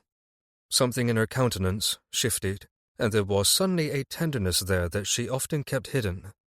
He wanted to kiss her, but that would distract her from giving him the information he required, so he tamped down the desire. "You don't dislike her as much as you claim to, do you?" she asked. "I wouldn't entirely say the two of us have called a truce, but seeing as how she has many more years to live, and I fully intend to have the same, perhaps it is best if Meggs and I might reach an understanding. If I know how her mind works, I shall be well ahead of myself." He was evading the truth, dancing about it lightly, but Rosamond appeared to take him at his word. She nodded. "Not all parrots are as social and eager to learn as Meg's is," Rosamond explained. "Some are much more resistant to training. However, Meg's enjoys new words. All she requires is impetus, and it was quite easy once I learned her cues." "Cues?" "Her behavior tells me whether she is amenable to learning. If she is moving about and making sounds at me, the chances are far greater that she will enjoy a small session of learning. If she is tired or quiet, I know to wait until her mood improves. If she is in the proper mood, I place her on her perch and make sure no one else is about. It is imperative that she have a calm, quiet room, as she can get easily distracted." By God, the parrot was not so dissimilar from a person. He didn't know what he had supposed the process would be like, but he hadn't imagined it would require such attention to detail. "Of course," he offered. "Distraction is the very devil of a thing. I can't begin to count the number of times, just in this day alone, that I've been distracted by your breasts straining against your gown. It doesn't matter the time, of day, or the frock. Your bubblies look astonishingly lovely in everything you wear, and then I can scarcely concentrate on a word you say. I'm merely staring at you, thinking of the moment when I can strip the silken corset and linen from your skin, and suck your pretty nipples until you come." Her lips were parted as he finished, and there was no mistaking the way her pupils had darkened and grown. She was not unaffected by his words, though she remained a safe arm's length away. "Not at all." He grinned. "Oh dear, have I shocked you, wife? I must confess I wasn't certain such a thing would be possible, but let us get back to the subject, shall we? You were telling me how our feathered friend must not have any commotions?" Rosamond wetted her lips. You... she stammered in that adorable way of hers, looking deliciously flustered. "My breasts are that great a source of distraction to you?" His grin deepened. The rest of you as well, my dear. I could go on if you would like. No. She shook her head vehemently this time. That won't be necessary. We were talking about Meg's. If ever there was a topic of conversation that made his rampant prick wilt, here was one. Just as well. He did need to learn how to teach the damned nettlesome parrot to call him something far less insulting than gormless shite. Ah, yes. He kept his tone magnanimous, as if he weren't drowning in lust for her at this very moment. Do go on, my dear. What happens after the feathered beggar is on her perch? Rosamond's frown was instant. You must cease referring to her by such names, you know. Must I? Well, then, she is to also refrain from calling me a gormless shite, he said smoothly. What comes after the perch? When she is settled, I hold a treat before her, making sure it's level with her eyes. Rosamond continued. Level with her silvery demon eyes. Did that mean he needed to look into them? Stuart barely suppressed a shudder at the notion. But for his wife he would do anything, even beguile a parrot. Not an entire pistachio for training, Rosamond continued, unaware of his uncharitable thoughts. But a bit of a crushed one works wonders. I say the word I want to teach her, and then when she makes any sort of sound I praise her and give her the pistachio. After a few rounds of this, I withhold the pistachio until she makes a sound that is closer to the word I'm trying to teach her. She adores praise. So I tell her what a smart bird she is, what a pretty bird. And then she usually preens. We do this in 5-minute increments, with lengthy pauses in between, until she has mastered the word. If she needs a rest or grows weary, she begins to groom her feathers, and I know it's time to give her a respite. That sounds as if it requires a great deal of patience and time, he said, trying to quell his inner disappointment. Of course, it couldn't have been as easy as telling the parrot, repeat after me. He couldn't lie. He'd rather hoped it would have been as simple. Teaching her did require some patience, Rosamond agreed. Of course, she still has a mind of her own, as you have seen. Some of her favourite words tend to be the impolite ones, much to my chagrin. I can only imagine it is because of her former owner.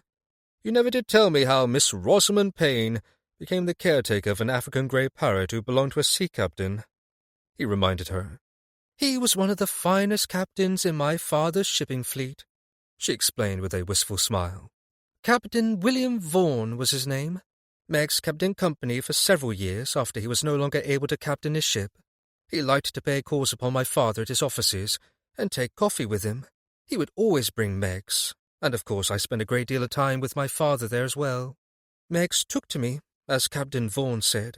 Just before he died, he told me that if anything were to ever befall him, he wanted me to have her. So I honoured his wish. Her voice broke a bit at the last, a sheen of tears making her eyes glisten.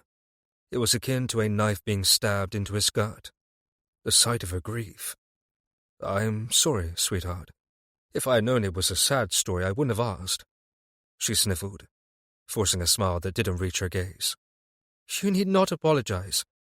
I miss the captain, but I miss my father as well. There was a great deal of death in a short period of time in my life. I don't suspect I shall ever truly recover from it, not entirely. Her raw admission touched something deep inside him. Stuart rose from his chair and opened his arms to her, not knowing any other means of comfort. Come here, Rosamond. She didn't hesitate, setting down her tea and rising to close the distance between them. She burrowed into his chest, wrapping her arms around his waist. He held her tightly, pressing his face to her fragrant hair. I wish I had been there to comfort you then, he murmured thickly. You are here now, she said, her words muffled into his waistcoat. Yes, he was, wasn't he? And he was thankful for it. Not because he had needed her fortune to dig himself out of the tremendous hole of debt in which he'd nearly been buried, but because the time he had spent with her recently was the happiest in his memory. She had brought passion and caring and kindness to his world, like a lamp lit to shine into his darkness. How astonishing that she should be his. How wondrous. He kissed her part. Yes, I am here now. Yours to do with as you wish. As I wish. Her head tipped back, and there was a lone tear that had slipped down her cheek leaving a trail. He couldn't resist lowering his head and drying up the salt of her sorrow with his lips. "As you wish," he repeated softly when he had finished. She gave him a subtle squeeze. "I am not certain you should give me so much power over you, husband. I ceded it to you long ago, whether you realized it or not," he said honestly. "You've changed me, and in the very best ways, I think." "Oh, Stuart, I do believe that is the sweetest thing you have said to me." Another thought rose in his mind. "Marrying you has made me happier than I ever hoped to be." The words were impetuous, impossible. How could they be true? This wasn't meant to be anything more than a marriage of convenience. He didn't dare speak them aloud for fear he was delusional. Had he fallen and hit his head? Was he feverish? He didn't feel as if he had gone mad, but perhaps he had. He swallowed hard against a rush of emotion and tried for a lighter tone to disperse the heaviness of the moment. "I rather thought that bit I said about your bubbies earlier was sweet as well." She laughed, and it was a beautiful sound, one he wished he could capture and store somewhere so that he might listen to it again and again. It was husky and sweet, mellifluous like her voice, but it was also the knowledge that he was the source of her laughter that moved Stuart. "It was sinful," she told him, "and you know it. Moreover, I cannot believe it's true. I do think you merely wanted to shock me." "I would never lie about something like that," he assured her. "Shall I offer you the evidence that I spoke truth?" Her eyes widened. "Stuart!" He liked when she said his name with spinsterous outrage. It made his cock hard. "Here, give me your hand, darling." He reached for her right hand with his left and brought it between their bodies, settling her palm over his straining cock. "You see? Proof that I am hopeless when it comes to trying to ignore your potent allure." Her fingers curled around his length, and she gave him a brazen stroke from root to tip. "I'm not certain if this is proof," she said slowly. "Oh?" It certainly felt that way to him. He was near to coming in his trousers, and not for the first time when she was about. She nodded, every inch the seductress. "I think you will have to show me, to persuade me." His cock thickened, and he thrust himself into her touch. "My beautiful, naughty wife, I do like the way you think." Chapter 16. It was the last day of their honeymoon. The afternoon sun was bright and sparkling, the sky was blue, birds were winging through the air and singing their songs, and Rosamond was riding through the Gildenhall estate with her husband at her side. She had to admit, Stuart seated a horse quite well. She was not nearly as skilled a horsewoman. She preferred city life and travelling in carriages. But she was not a complete novice when it came to riding. She was mustering her side saddle with what she hoped was at least a modicum of aplomb. "How often do you come here to Gildenhall?" she asked him, as their horses trotted slowly alongside each other. Her mount was a dappled mare named Lady, and his was a gelding called Alexander. The stables, much like the rest of the estate, were in dire need of restoration and attention. She had already suggested they hire additional hands to help the stablemaster and to bring in some new horseflesh. Gildenhall was ripe for rearing horses, the land open and sprawling, a gurgling spring pouring into the lake that would serve well. With some fences and newly erected structures to house the animals, she had no doubt that they could begin thriving again. "Not often," Stuart admitted, casting a wry glance in her direction. "Perhaps once every few years." His response shocked her. She couldn't imagine owning such a vast property and yet visiting it so sparingly. "How do you manage it, then?" "My steward does," he said. "We correspond regularly, and I trust him to make the decisions necessary to the daily running of the estate." She tried to imagine allowing her man of business to conduct all her affairs without overseeing him.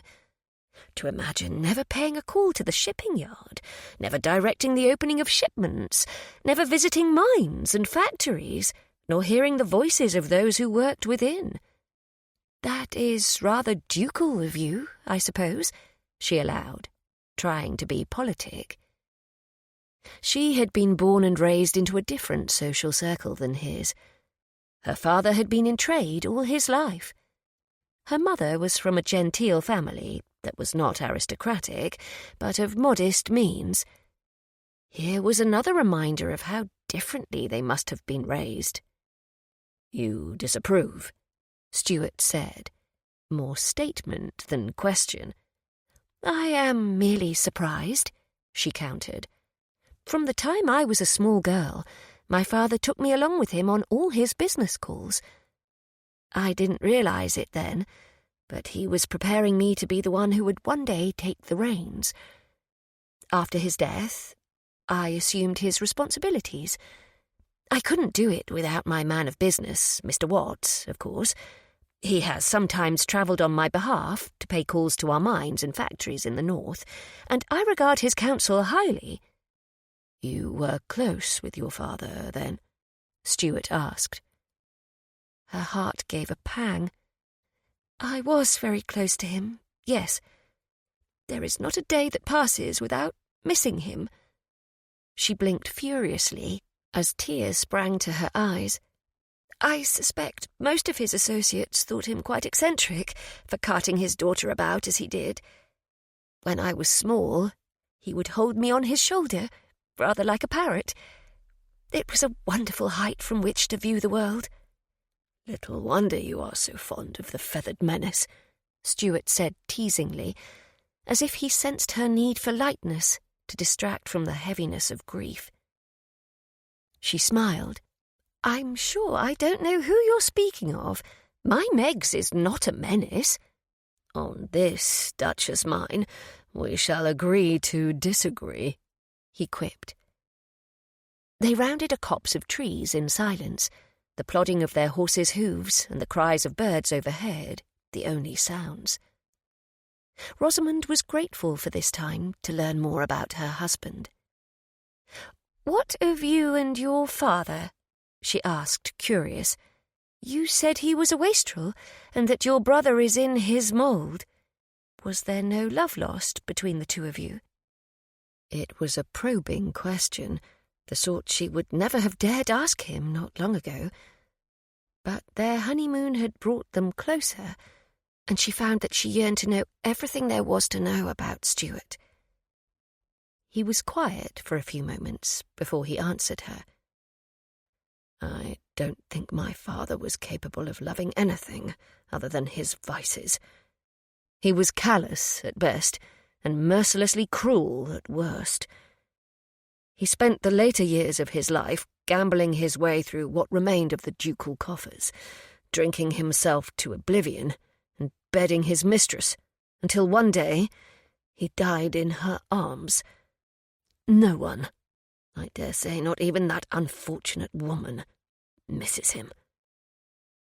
The vitriol in his tone said as much as his harsh words did. Her heart ached for him. "I'm sorry." "Don't be. It's all over now, and he can no longer hurt anyone. His legacy of misery died with him." "Did it truly?" She frowned.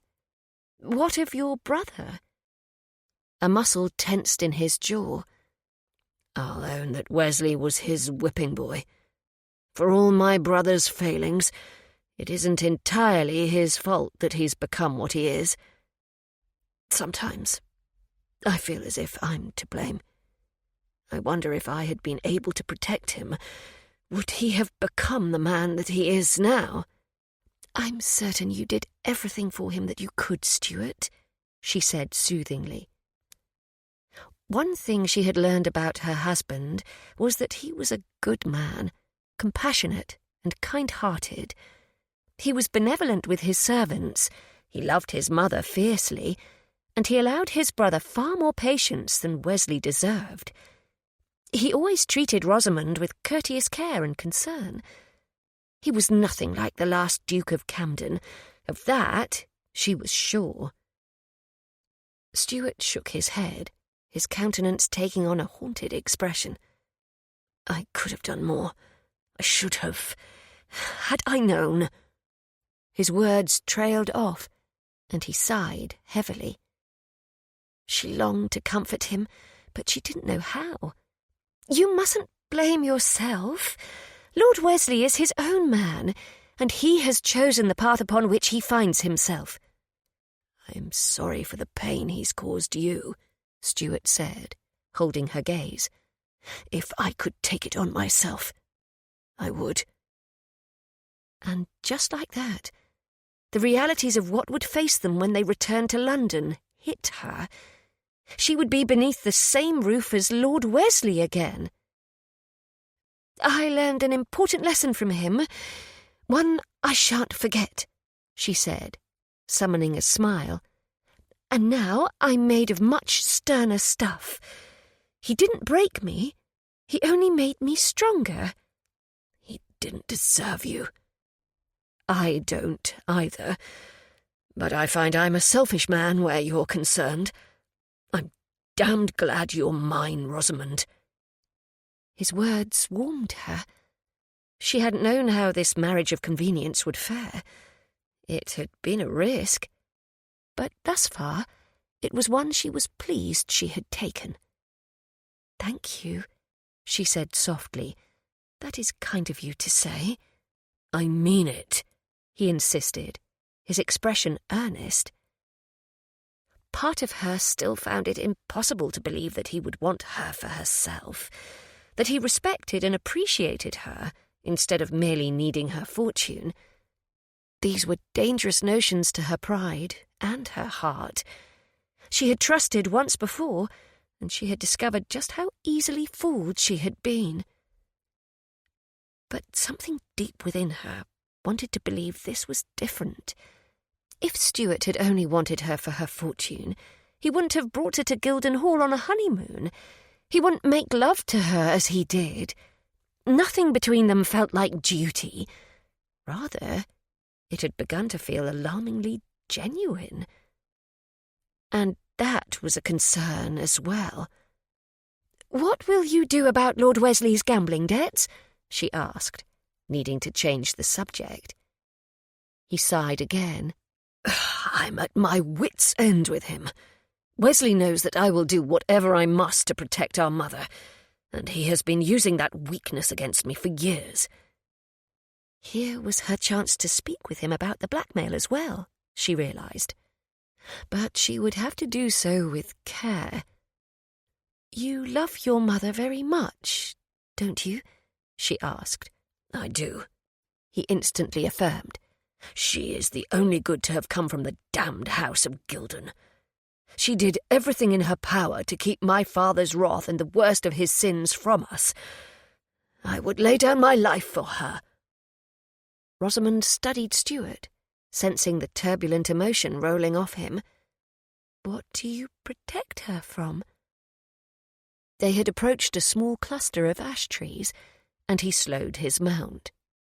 Let's tether the horses and walk for a few moments. She followed suit, slowing Lady and then bringing her to a halt. Rosamond watched as Stuart secured Alexander to an ash trunk before he turned to her, offering her a hand to help dismount.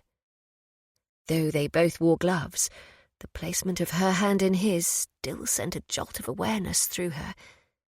She slid from her side saddle and landed on the uneven ground, swaying a bit as she lost her footing. He held her and kept her from falling, his hands on her waist. Steady, he murmured. She couldn't help but to notice how handsome he looked today, wearing country tweed and riding boots, a dashing hat atop his head. It was still something of a shock, after all the intimacies they had shared, that he was her husband. Almost like a dream she had wandered into, too good to be true. I'm fine, she reassured him, a trifle breathlessly. See to Lady. He nodded and released her, securing her mount to a nearby tree as well, before returning, his arm extended. She took it, and they began walking back along the path they had travelled, Rosamond waiting patiently for Stuart to speak.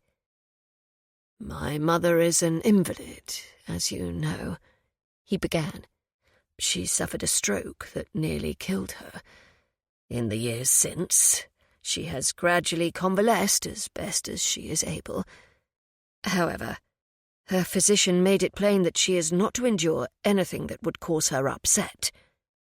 "Anything like enmity between her sons, you mean?" she said, understanding. "She was so near to death, Rosamond," he said, his voice cracking with emotion. "I thought she was lost to us forever. That she recovered at all is a miracle, and one for which I'm willing to pay the devil." "That is why you pay your brother's debts, then?" "I know how it sounds. I should be able to keep better control over him, but tightening the purse strings only makes him more frivolous. And my mother has always doted on him. Wesley has long been her favoured son, in part, I believe, because she feels guilty over the hell my father put him through. She has made me promise to take care of Wesley, and I gave her my oath as a gentleman and as her son that I would." Her heart hurt for him anew. What a terrible burden for him to bear, saddled with a wastrel drunkard of a brother who ceaselessly gambled away funds and the promise he had made to his invalid mother. "Have you ever tried speaking with her about your brother's gambling?" she asked gently. "I have, and it did not go well. She accused me of being distraught over what happened with Lady Flora Seaton." Stuart's betrothed.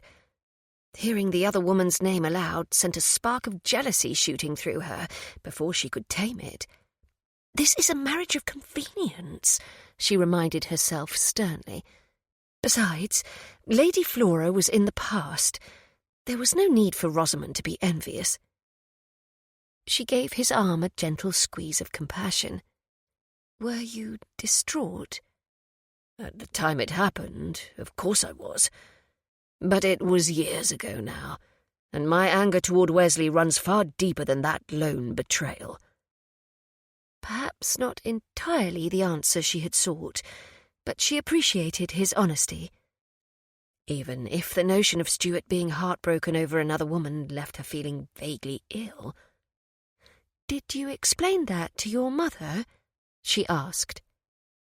A muscle in his jaw tensed. "When I tried, she grew agitated, and I was reminded that I wasn't to upset her in any way. I couldn't bear it if I were to cause her any harm." "And so you continue paying your brother's gambling debts, allowing him to live at your townhouse, and sacrificed yourself in marriage to save you all from ruin," she concluded. He gave her a tender look. "I would hardly call marrying you a sacrifice, sweetheart. It has turned out to be a fine decision. The best I've ever made, in fact." She wondered if he was saying so for her benefit, or if he truly meant those words. Best not to examine it too much, her vulnerable heart decided. "The secret you've been so intent upon keeping, the reason you've been blackmailed," she said instead, at last addressing the blackmail that had been troubling her. "Is it your mother's?" He stiffened beneath her touch, drawing their leisurely walk to a halt as he turned to stare down at her, his expression rigid. "Rosamond, don't." "Why not?" She searched his gaze. "If you tell me, perhaps I can help you." "There is nothing you can do, and the payment has been made. The problem is at an end now. You mustn't fret over it. I've handled it." "What makes you think this blackmailer of yours, whoever he may be, will settle at this payment?" "Because I've made it clear that this will be the final payment I offer, and it was a more than ample sum. I'll not beggar the estates again." "But if you are willing to pay a small fortune to keep this secret, does it not stand to reason that you will pay more? she pressed gently. "Do you not think this villain will continue to want payment? What shall you do then?" "I don't know, but I will manage it, should that come to pass. As I said, you need not worry, my dear. This is my albatross to bear, not yours." He was being polite, smiling at her as if he hadn't a care. But the smile didn't reach his eyes. And she didn't like the distance she suddenly felt, as if he had retreated into his fortress and raised the portcullis before she could join him. "I am your wife, Stuart," she said quietly, trying to hide her hurt. "How can I help but to worry?" He lowered his head to press a chaste kiss to her forehead, as if she were his sister, the brim of his hat colliding with hers and jostling it in the process. "I will manage it. This I swear. The problem shan't affect you." "You don't trust me," she said, the realization hitting her in the same moment as she spoke the words. "That's the true reason you won't tell me what this secret you keep is, isn't it? You needn't dance around the truth. Just say it." "Rosamond, please, let this go." Likely she ought to do so. She had no expectations from him, save the children he would hopefully one day give her. This business agreement was mutually beneficial, and no emotions were to be involved. And yet, over the course of their honeymoon, something had shifted. Now, she felt raw and sore inside, like a scraped knee. She felt as if she were allowing herself to feel more than lust for him, regardless of how foolish she knew it was. "We need a plan in place for if he asks for more," she insisted, trying to approach the matter practically, rather than with her jagged emotions. "Surely you agree? As long as the blackmailer is in possession of this secret, whatever it is, you will be in danger. He may ask for more and more until there is nothing left to give again." But he was stubborn. "As I said, should that come to pass, I will take care of it, just as I have been before we married." "Taking care of it, as you say, was paying this villain everything you had, and still it wasn't enough," Rosamond pointed out. "I may have been pockets to let, but I'm not an imbecile, Rosamond. I know all this." He clenched his jaw, an edge in his voice that she hadn't heard before. Perhaps it was his pride that was stung. She tried to tell herself that, but his cool reticence felt like a rebuke. And after the closeness that had developed between them, it was akin to cold water tossed in her face. She disengaged from him, needing some space, physically, if not emotionally. "I hope you haven't forgotten that I retain control of the bulk of my fortune. I'll not be spending a farthing so that a blackmailer can keep a secret I'm not permitted to know." His lips twisted into a derisive smile. "You needn't fear, my dear. I could never forget that you bought me." She recoiled at his words, so harsh and unfeeling. The accusation was ugly, as were the implications. Plain spinster Rosamond. What had she been thinking, that this beautiful man had wanted her for any reason other than her fortune? Heavens, what a ninny she was! He had made it plain from the start what he was after, and now he had showered some attention upon her, and she wanted more. Tears pricked at her eyes, but she refused to allow them to fall. She held her head high and adjusted her hat, meeting his gaze. "I'm beginning to think I made a poor bargain." With that, she spun away from him, blindly stalking back toward where their horses were tethered, mouthing at the grass, blissfully unaware of the tension roiling between the people who had left them there. "Rosamond!" he called, the crunch of his boots following after her. She refused to stop or turn around. He had hurt her, and she didn't like it. She wasn't meant to feel. She was meant to have children and live her own life. She wasn't meant to have emotions where he was concerned. "Rosamond, wait," he called. "I'm going to ride back," she told him. "I find I've grown weary." Long fingers encircled her elbow from behind, halting her progress. "Please, don't be cross with me." She was more than cross with him, but she was vexed most of all with herself for somehow being enough of a fool to allow herself to be charmed by a second Gilden brother. What had she been thinking? This was but a temporary haven away from the rest of the world. Stuart was only making love to her so that he could fulfill his end of the bargain. She must not forget that. Gathering herself, Rosamond turned back to him, pinning a smile on her lips. "I'm not cross. You've made your opinion clear, just as I have made mine.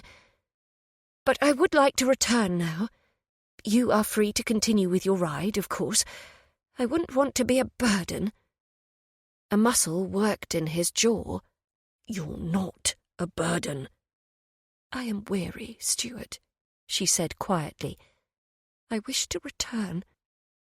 His light blue eyes bored into hers for a long moment, until he finally relented, nodding. "Of course, I'll ride with you." She nodded, saying nothing, firmly keeping her smile in place. This would serve as her reminder to never allow herself to believe their marriage could be anything more than one of convenience. Chapter 17. He had hurt Rosamond, and Stuart hated himself for it. Their carriage ride back to London presently held a funereal air, for which he was wholly at fault.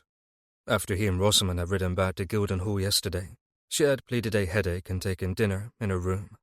When he had knocked at the door adjoining their chambers to inquire after her welfare, she had told him that she was well, but in need of rest.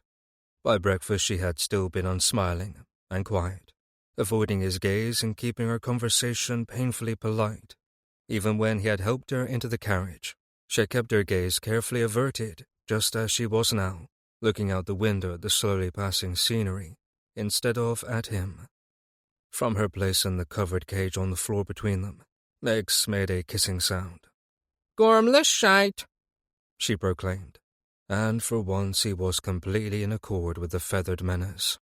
He was a gormless shite, and he deserved to be taken to task for his own stupidity. "Do behave, Megs," Rosamond chastised in a hushed voice, still keeping her face turned to the Hertfordshire countryside beyond the window. "She's not wrong," he said. "I have been a gormless shite." And at last his wife's head turned from the sea of sky and fields out the window to him. "Did I just hear you correctly?"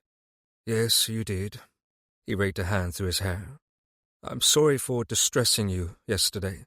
I was frustrated, and the burden of what awaits me in London was hanging heavily on me, and then my foolish pride had me saying something stupid." "You said that I bought you," she reminded him. "As if you were a horse. Is that how you truly feel?" He winced, wishing he could go back in time and record those truly stupid words. "Of course not. I was being an arse." "Arsehole walked the plank," Meg said, then made another kissing sound. "Language, Megs," Rosamond chided. "You must remember to be a good bird." "What a pretty bird," Megs responded. The carriage travelled through a rut that made the conveyance jostle from side to side. The parrot whistled. Stuart was trapped in bedlam, a bedlam of his own making, it was true. "Please forgive me, Rosamond." He tried again. "You did not deserve my anger or frustration. I was being an insufferable, vainglorious prig." She gave him a small, sad smile, one that didn't reach her eyes. "I think you were being honest, Stuart. We have enjoyed our honeymoon, but the reasons for our marriage have not changed. I overstepped as well. This is a business arrangement between the two of us, and I was allowing my emotions to get the better of me yesterday. It shan't happen again." He didn't like the sound of that. Not one whit. Nor did he like the lack of passion and fire in her voice, or the way she had referred to their marriage as a business arrangement. That stung, because while it had once been true, what they had shared this last fortnight had taken them well beyond the bounds of a marriage of convenience, until he had dashed their tentative happiness to pieces yesterday. She averted her gaze again, looking back out the window before he could respond. "Look at me, Rosamond," he commanded softly. "I am enjoying the scenery," she said. Damn her, she was being stubborn. He skirted the cage containing Meg's, which was on the floor between them, striking his head on the carriage roof in the process, and then knocked his shoulder into the door, adding insult to injury. But finally he wedged himself onto the Moroccan leather at Rosamond's side. "Look at me," he repeated. She did, her expression startled and uncertain. They were pressed together on the squabs, and he was crushing her voluminous travelling skirts, but he didn't give a damn. "You're crowding me," she accused, frowning. "Go back to your seat, Stuart. I don't want to have a row with you today." "I have no intention of having a row with you," he countered. "I am trying to make amends for what I said." "I fear it is too late for that. You made your opinions clear, and I am not to know your secrets because you don't trust me. Nor am I to interfere in any of your private concerns because I bought you." She shook her head. "What we have is a marriage of convenience, nothing more, and yesterday served as an important reminder of that." She had resurrected the walls she ordinarily kept around herself, and it was his fault. But he didn't know how to dismantle them again. He stared into the amber-flecked depths of her brown eyes, imploring her to listen. "It doesn't feel like a marriage of convenience when we are together, Rosamond. It feels like a great deal more than that to me." Her icy mask slipped. Indecision reflected on her lovely face for a moment, giving him hope. "My fortune has always been a curse. I thought it might be different with you because, unlike other suitors, you were honest about what you wanted from me. I didn't buy you. I made a bargain with you." She was clinging to those stupid, thoughtless words of his still. Stuart couldn't blame her for it. He reached for her again, unable to resist, cupping her cheek. "It is a bargain I hope you don't regret." "Stuart." She was still frowning at him. He hated being the cause of her distress. He traced the fullness of her lower lip with his thumb. "I'm sorry, sweetheart." "Please say you'll forgive me," she sighed softly. "Of course I forgive you." The unspoken was there, hanging in the air between them. She would forgive him, but she would not so easily forget. He had chipped at her defenses, but he hadn't yet managed to obliterate them. He could only hope that he hadn't foolishly ruined everything they had built during their honeymoon. "Thank you," he said simply. The carriage rocked on, bringing them ever nearer to London, and the reckoning that awaited them. The street surrounding the townhouse was a throng of carriages, quite unusual for this time of day. The moment their conveyance rumbled to an abrupt halt in the sea of brooms and landaus, Rosamond sensed that something was amiss. At her side, Stuart stiffened before peering out the Venetian blinds and cursing. "Wesley," he growled. "what the devil has he done now?" She couldn't deny it. His brother seemed a reasonable conclusion. Nor could she deny that returning to London after their honeymoon in Hertfordshire felt like a grim harbinger. The confluence of carriage traffic and their arrival was apropos. "Gormless shite," Meg's chirped from her cage. "Megs," she scolded quietly. "You really mustn't." "I'll not protest the name for my brother either," Stuart said grimly. "Damn it, why aren't we moving?"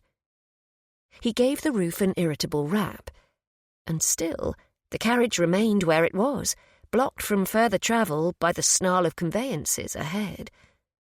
A few more moments of irritated silence and stillness ensued before Stuart surrendered with a heavy sigh. "Remain where you are," he told her, a muscle in his jaw working as proof of his quiet fury. "I'll see if I can ascertain what is happening, and why all these blasted carriages are blocking the street." She nodded, because they were too far from the townhouse to carry Megs in her cage, and she would not abandon her beloved companion. Poor Megs would be frightened to be suddenly alone in the cramped confines. "What do you think it could be?" she asked. He stuffed his hat on his head. "If it's what I fear it is, then my brother needs a sound drubbing." Those words did nothing to dispel her worry, but she didn't have time to tell him as much, because in the next breath he was wrenching open the carriage door himself and leaping to the street below. "Stuart!" she called after him. He turned back, looking over his shoulder, his countenance hewn of marble. "Don't do anything you will regret," she implored. "You needn't worry over my brother," he said coolly. And then, without another word, he stalked away, far too quickly for Rosamond to tell him that it wasn't Lord Wesley she was concerned about at all. Rather, it was him. A servant swung the carriage door closed, leaving her alone with her beloved African grey. "Well, Megs," she murmured, unable to keep the sadness from her voice, "I don't know what will become of this." "Walk the plank," her parrot said. "Handsome Duke." The last two words took her by surprise. She bent down, flipping back the covering on Megs's cage, to find the bird gazing up at her. "What did you say, Megs?" she asked. Megs made a kissing sound and cocked her head to the side. "Handsome Duke. Megs want pistache." "That devious man," she breathed, wondering when Stuart had been spending time with the African grey without her knowledge. "He's been teaching you to say that, hasn't he?" Megs extended her wings. "What a pretty bird." "You are the prettiest bird," Rosamond agreed solemnly, that strange, pernicious fullness in her chest returning. The one that had been steadily present, growing ever larger and more imperative during the idyllic days of her honeymoon. The one that Rosamond was beginning to fear was the beginnings of love, or something like it. His townhouse looked as if it had been invaded by a phalanx of marauding enemy soldiers. Stuart stood in the entry, staring aghast at the river people parading all over his house. These were not the lords and ladies of a Mayfair ballroom. No, indeed. These were the rabble with whom Wesley had no doubt been consorting at the filthy gambling warrens he inhabited. Stuart had suspected as much on his walk, as he had spied many hired hacks in the congestion. But here was his proof, unveiled before his eyes. The drunken revelries before him were nothing short of depraved. Men and women wandered about, shouting over the top of one another, in various states of dishabille. Stuart had attended many house parties hosted by the wicked Duke Society, and all of those paled in comparison to what he witnessed now.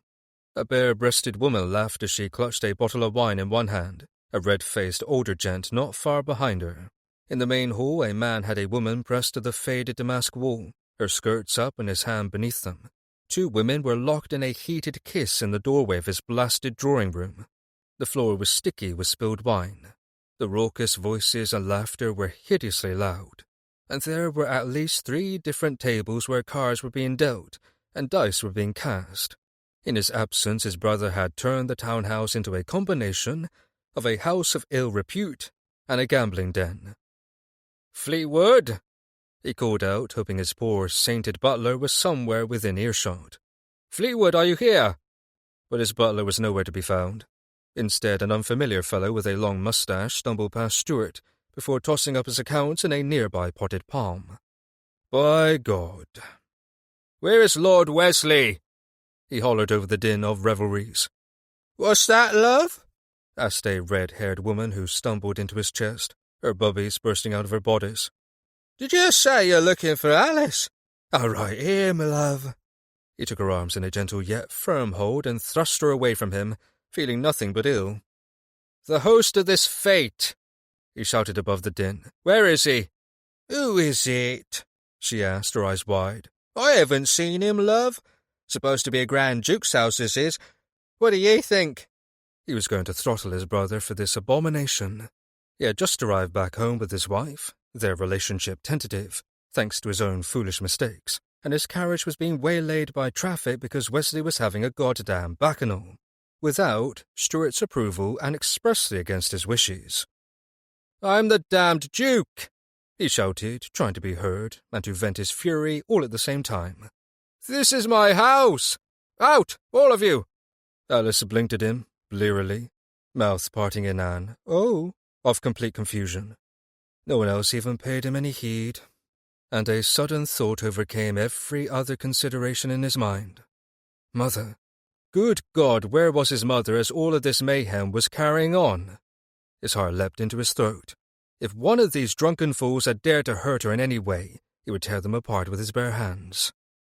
Mindless with worry now, he waded through the revellers, passing two laughing men who were smoking cheroots and a woman who had slumped against a doorway and was presently snoring. Everyone was a blur of sound and colour as he stalked to the staircase. A strident whoop preceded a strange woman sliding down the banister, wearing nothing but a corset and drawers. She hiccuped and landed on her feet by sheer luck, the impact jostling her abundant breasts from her undergarment. They sprang forth, ruddy-tipped and blue-veined. Stuart stormed past her, up the stairs, taking them two at a time. He didn't even give a damn about Wesley. All he wanted was to find his mother and reassure himself that she was well. By the time he reached her chamber, he was ready to commit murder. "Mother!" He pounded on the closed door. "Mother, it's Stuart. Are you in there?" "Your Grace?" A hesitant voice on the other side reached him, one he recognized. "Yes, it's Camden. Norton, is my mother within?" he asked, barely restraining himself from putting his shoulder to the door and bursting over the threshold by force, rather than awaiting a response. "Yes, Your Grace," came the faithful lady's maid voice. The door opened to reveal the domestic, clad in her customary drab grey attire. She sighed with relief as she saw him, an uncharacteristic action for the ordinarily stalwart woman. "Oh, Your Grace, thank heavens you returned." He crossed the threshold, closing the door at his back, lest any of the revellers attempt to elbow their way into his mother's private apartments. "Not a moment too soon, it would appear," he observed grimly. "Stuart!" His mother was seated at her writing desk, as usual, looking flustered. Her left hand, which was also weaker than her right, following the stroke, rested on the polished mahogany surface. The cap on her head was slightly askew, and he wondered if she had plucked at it in her distress. "Mother!" He rushed to her, belatedly offering a bow when he had reached her side, his gaze searching her familiar form for any hints of ailment or duress. "Are you well?" "I suppose I am as well as I am able to be," she said, sounding indignant. "What is happening, Stuart? There has been all manner of noise, and Norton has had to hide within. Fleetwood and the others have decamped below stairs." "I know as much as you do," he explained grimly. "I've only just returned from my honeymoon with my wife." "Your honeymoon?" his mother repeated, smiling brightly. "How was the fortnight, Stuart? I do so hope I shall have a babe to fawn over soon." Heat crept up the back of his neck. "Mother?" It was all he could say. In truth, he hoped that Rosamond was with child. They'd certainly made an excellent concerted effort of getting her enceinte. But that didn't mean he wanted to speak about such matters before the woman who had birthed him, and particularly not here and now, with her lady's maid present. "I want a grandchild," his mother said, unaffected by his chastisement. "I do so wish I'd had a chance to speak with your wife before you left." "We are returned now," he said firmly, "and there shall be ample time for that. All we need to do is return the house to a modicum of sanity. Have you any idea what is happening? I've no doubt this is all Wesley's doing, of course." "He said he wished to host a ball," Mother said, her voice sounding small, as she fixed her gaze on her writing desk, as if she were studying the sheets of paper and inkwell atop its surface. "This is not a ball, is it?" "It's madness," he said honestly. "You are uninjured and in good health?" "Of course. Wesley would never do anything that would cause me harm," Mother told him, utterly certain of her words. Stuart, meanwhile, was no longer convinced his brother was incapable of doing their mother harm. This wild soiree was proof of that. Wesley and the servants were nowhere to be found. The townhouse had been overrun by all manner of drunkards and wastrels, and even light skirts. Anything could have happened to Mother. He shuddered to think what would have occurred had his return to London been delayed, or had he and Rosamond decided to linger in Hertfordshire and their charmed honeymoon for just a bit longer. He shook his head. "Mother, I know you wish to believe the very best of my brother, but you have not seen what is happening in this very house. I was afraid to come to you for fear you had been defiled or worse." "Camden," his mother rebuked, "you mustn't speak of such dreadful things. You would shock your lady wife, I am sure. Where is your new Duchess?" "Awaiting me in our carriage," he gritted, "on account of the abundance of conveyances approaching, lingering at, and leaving our home." "Oh dear," his mother murmured, taking her weak hand into her lap and resting the other atop it. "It is a dreadful return for the two of you." "Yes," he agreed, bending to press a kiss atop his mother's head. "But what is important is that you are well. The rest we shall deal with presently. I will chase the unwanted guests below and return." He spun on his heel, intent upon the task awaiting him, and eager to get rid of the hoi polloi destroying his home below. "Stuart!" his mother called after him. With a heavy sigh he paused, turning back to her. "Yes, Mother? I didn't want to trouble you with this, but I've searched everywhere for months, and there is only one conclusion for me to reach. They are gone." He blinked, not understanding. "What is gone, Mother?" "My journals," she elaborated. "I have been keeping them all my life." His gut twisted. He cast a glance in Norton's direction. The servant was busying herself in a task, but she still possessed ears. And yet he didn't dare to dismiss her, sending her below stairs for fear of what she would find on her way there. Stuart looked back to his mother. "When did they go missing?" "I can't be certain, but months ago, I fear," Mother answered, her lower lip trembling. "Stuart, no one must read my writings. They were meant for my eyes alone." A sickening sensation blossomed in his gut as suspicion began to take root. "Has Wesley paid you a visit in the last few months?" he asked. "Yes, of course he has, dear," Mother frowned. "Why do you ask?" Because everything was beginning to make sense. Stuart had wondered where the blackmailer had come upon the information in the letters he'd received. He'd supposed it was a former acquaintance of his mother's, who had somehow recognized her after so many years.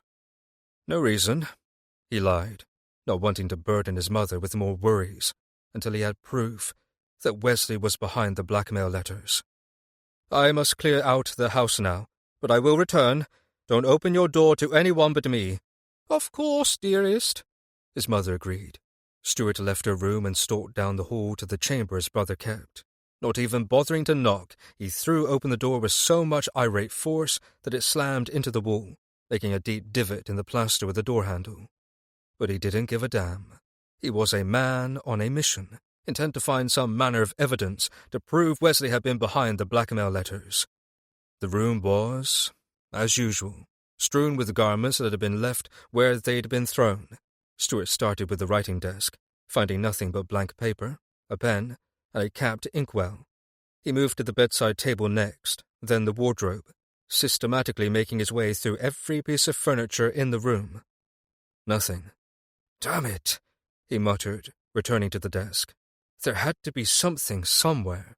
Stuart shuffled through the papers a second time. Still nothing but empty pages.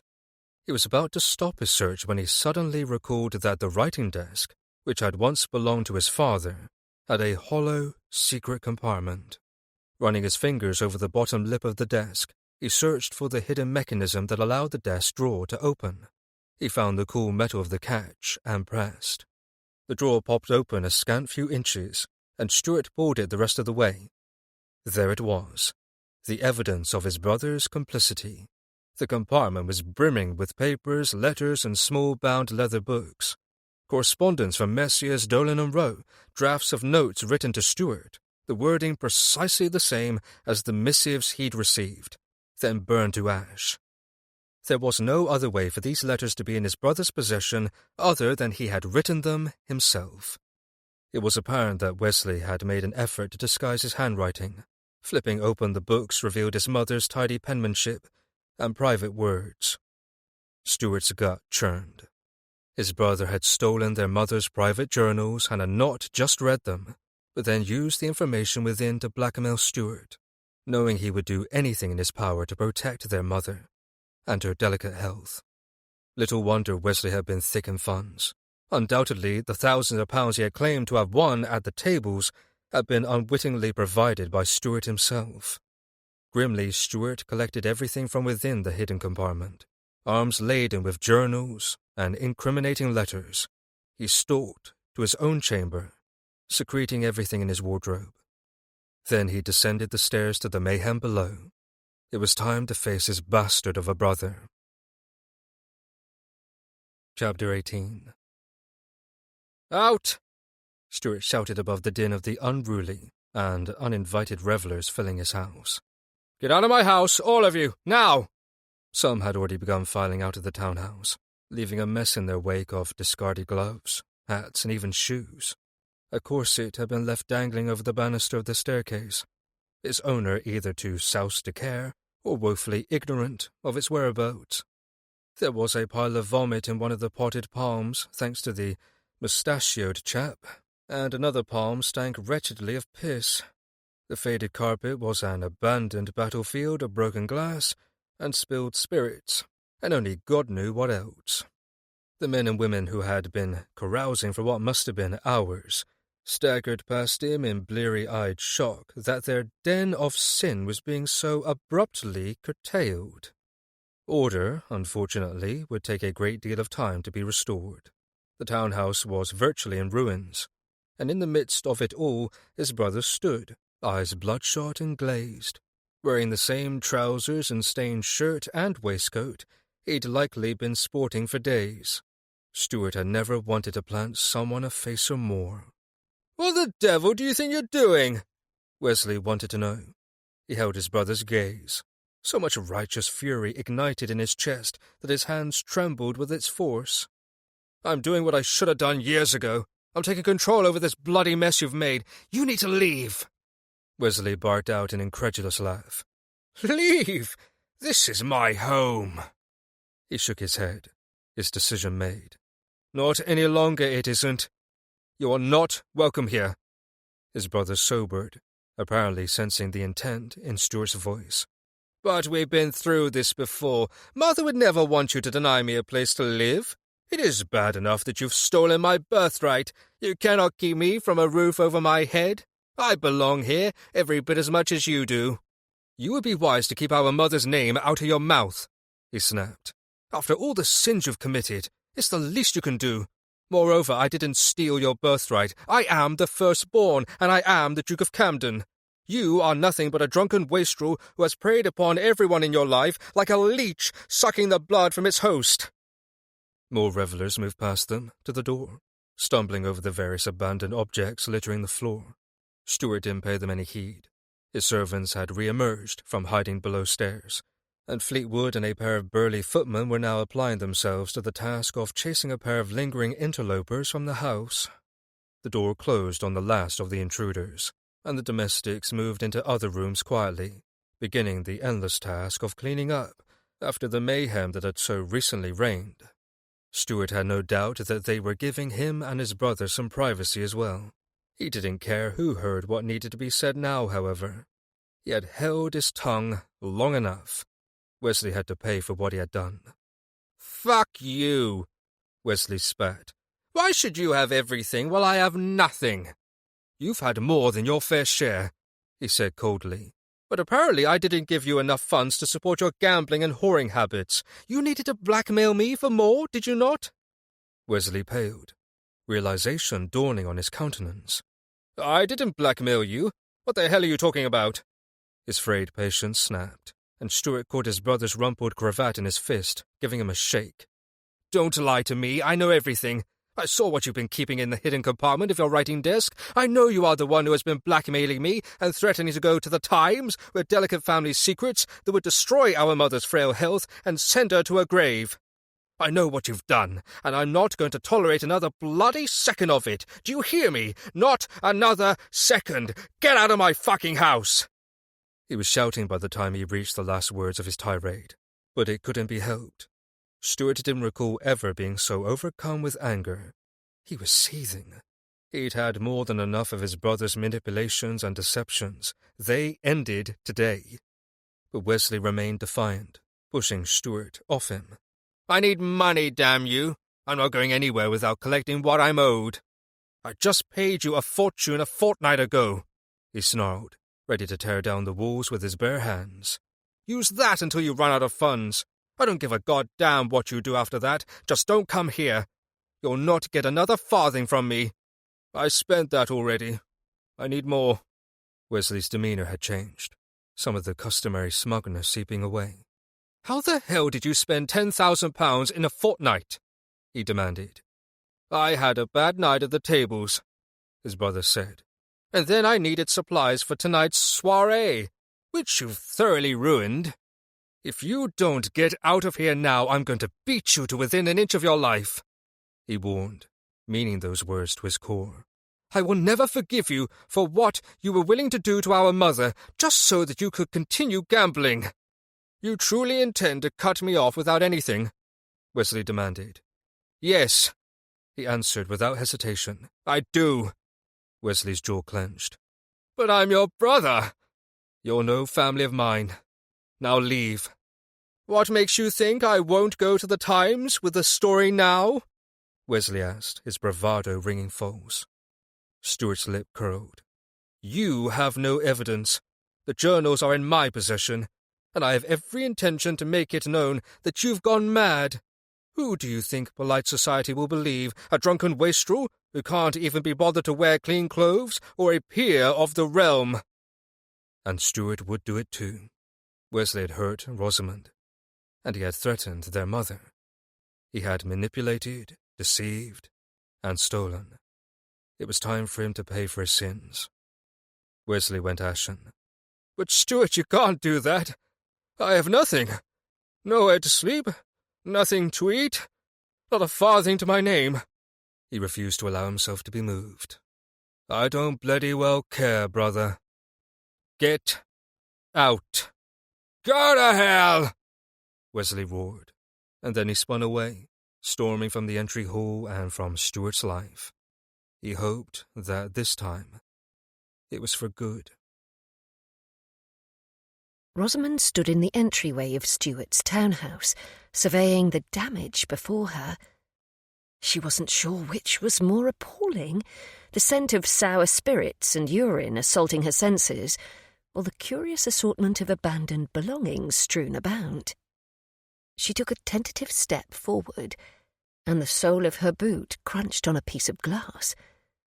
To be sure, this was most certainly not the return to London she had anticipated. "Where would you have your parrot settled, Your Grace?" asked the footman at her side, who was bearing the cage containing the African grey, the cover pulled back so that Meggs might see her surroundings.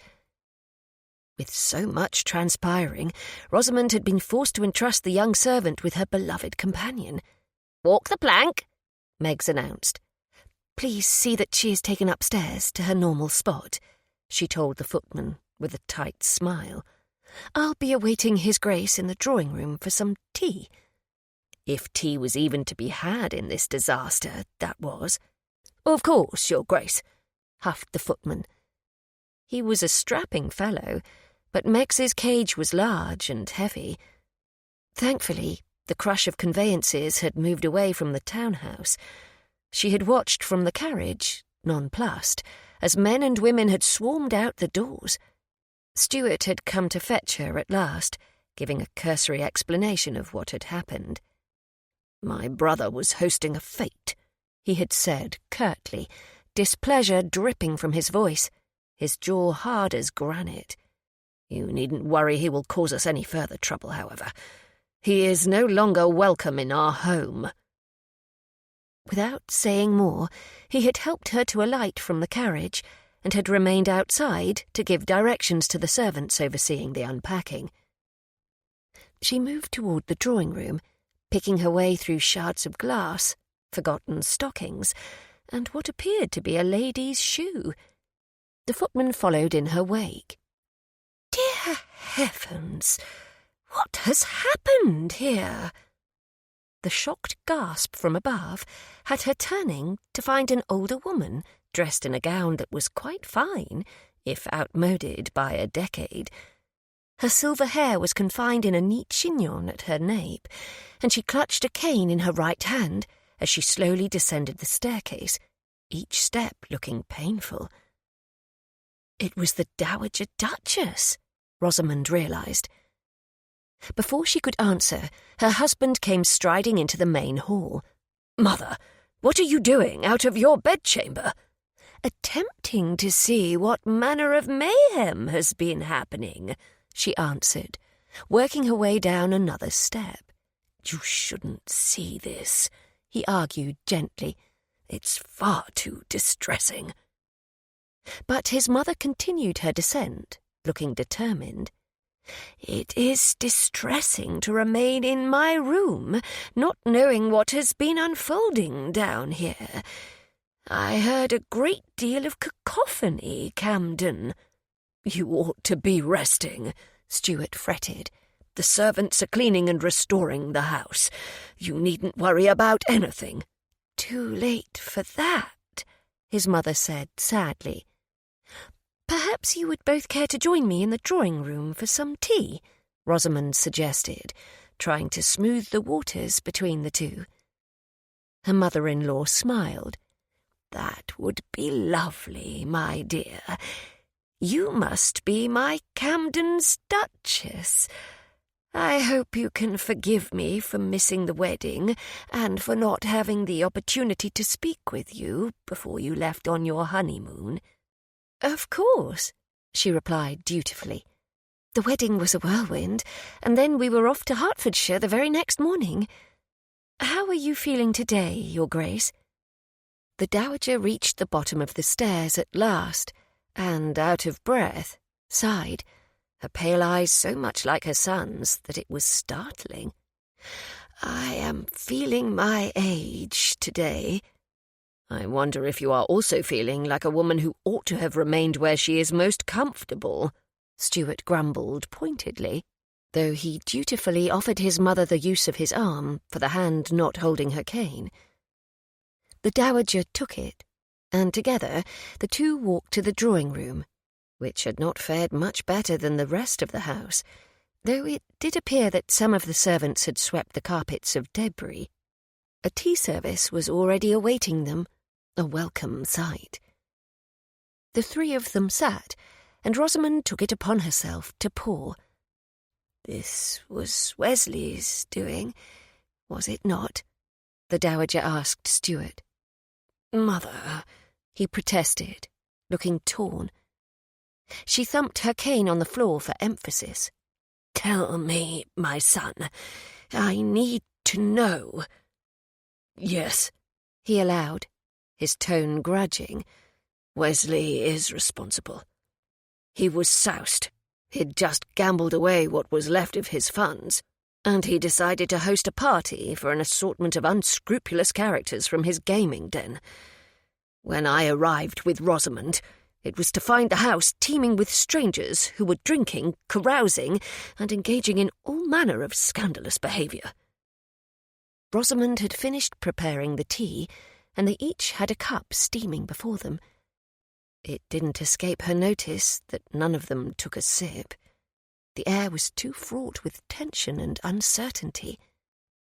"He is forever finding himself in one scrape or another," the Dowager said.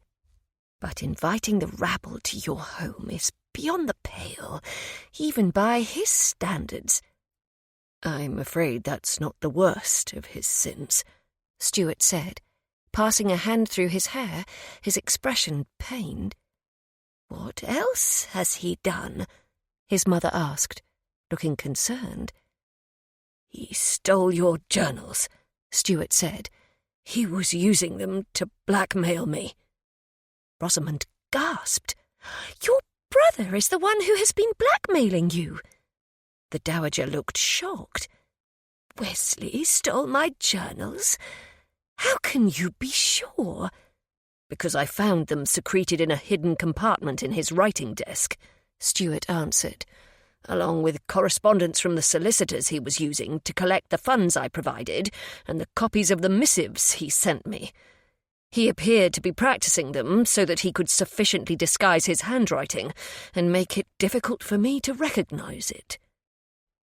The dowager looked ashen and small, the teacup trembling in her hands. "What was he threatening to do?" "To go to the Times with secrets you had written in your journals," Stuart explained.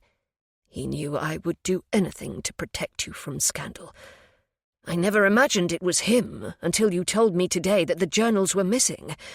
I didn't think he knew about the past." So, the secret Stuart sought to protect was his mother's. Rosamond had been correct. Her heart ached for both Stuart and his mother at the knowledge that a member of their family would be malicious enough to use his mother's scandalous secret for his own gain. Worse, that he would be willing to reveal it. He had stolen his mother's private journals and used them against her. "He didn't know," the dowager said quietly. "No one knew, except you and your father. And you only knew because you overheard that dreadful row we'd had." Her words trailed away as she was presumably caught in the throes of a memory. Rosamond couldn't begin to imagine what her mother-in-law's secret was, scandalous enough to drive Stuart to pay a small fortune he didn't have to keep his blackmailer silent. "The secret will remain safe," Stuart told his mother. "The journals are no longer in Wesley's possession. After all that he's done, to you, to my wife, and to me, I cannot in good conscience continue to provide him with funds, or to allow him to live beneath this roof." "You have cut him off?" The dowager looked dazed by the pronouncement. Stuart cast a meaningful glance in Rosamond's direction, his gaze burning into hers. "I have. I am sorry, Mother. I have no wish to cause you upset. But he has gone too far." The dowager at last took a sip of her tea, remaining quiet for a few moments, the only sound in the chamber, the faraway din of the domestics, restoring the townhouse to order. Until finally, she spoke again. "I agree with your decision, son," she said. "I fear I am to blame for always believing the best of your brother. You did try to warn me of what he had become, but I didn't want to hear it. I didn't want to believe that he could be so like his father. I was wrong." Rosamond took a sip of her own tea, devastated for Stuart and his mother both. For the first time, she realised just how torn her husband must have been, and the betrayal of realising Wesley had been the one blackmailing him all along. It must have been terrible for him. Little wonder she had been abandoned in the carriage with Meggs for the better part of an hour. "I allowed him to carry on with his destruction for far too long," Stuart told his mother then. "I am to blame as well." She shook her head. "I had no notion you were being blackmailed on account of me. Why did you not say anything?" His voice was earnest, like his expression. "To protect you." "You needn't protect me any longer," the dowager said firmly, before turning her gaze upon Rosamond. "You are family now. You may as well know the secret Camden was so desperate to keep on my behalf." "You need not feel obligated, Your Grace," she protested. "You may call me Mother, as Camden does," the dowager countered. "I shall call you Rosamond. And now, my dear Rosamond, I will tell you also the terrible truth about me. When Camden's father and I met, it was my first night at a very infamous brothel. He took me home with him for a handsome price, and then he whisked me away to Hertfordshire, where we married, much to the horror of his poor mother. She never forgave me for marrying her son." She paused and flashed a small, wry smile. "We had that in common, at least, because I never forgave myself for marrying him either." The dowager had been a courtesan. It was a secret Rosamond hadn't imagined. "Thank you for telling me," she told her mother-in-law. "You have my word that your secret is safe with me." "I believe you, my dear. I see the way Camden looks at you. The two of you are happy together, are you not?" Rosamond's gaze flew to her husband, who was watching her with a look that had softened considerably. There was an unmistakable tenderness in his eyes. She understood now what he had meant when he'd said the secret was not his to reveal, and she admired him deeply for his loyalty and love for his mother.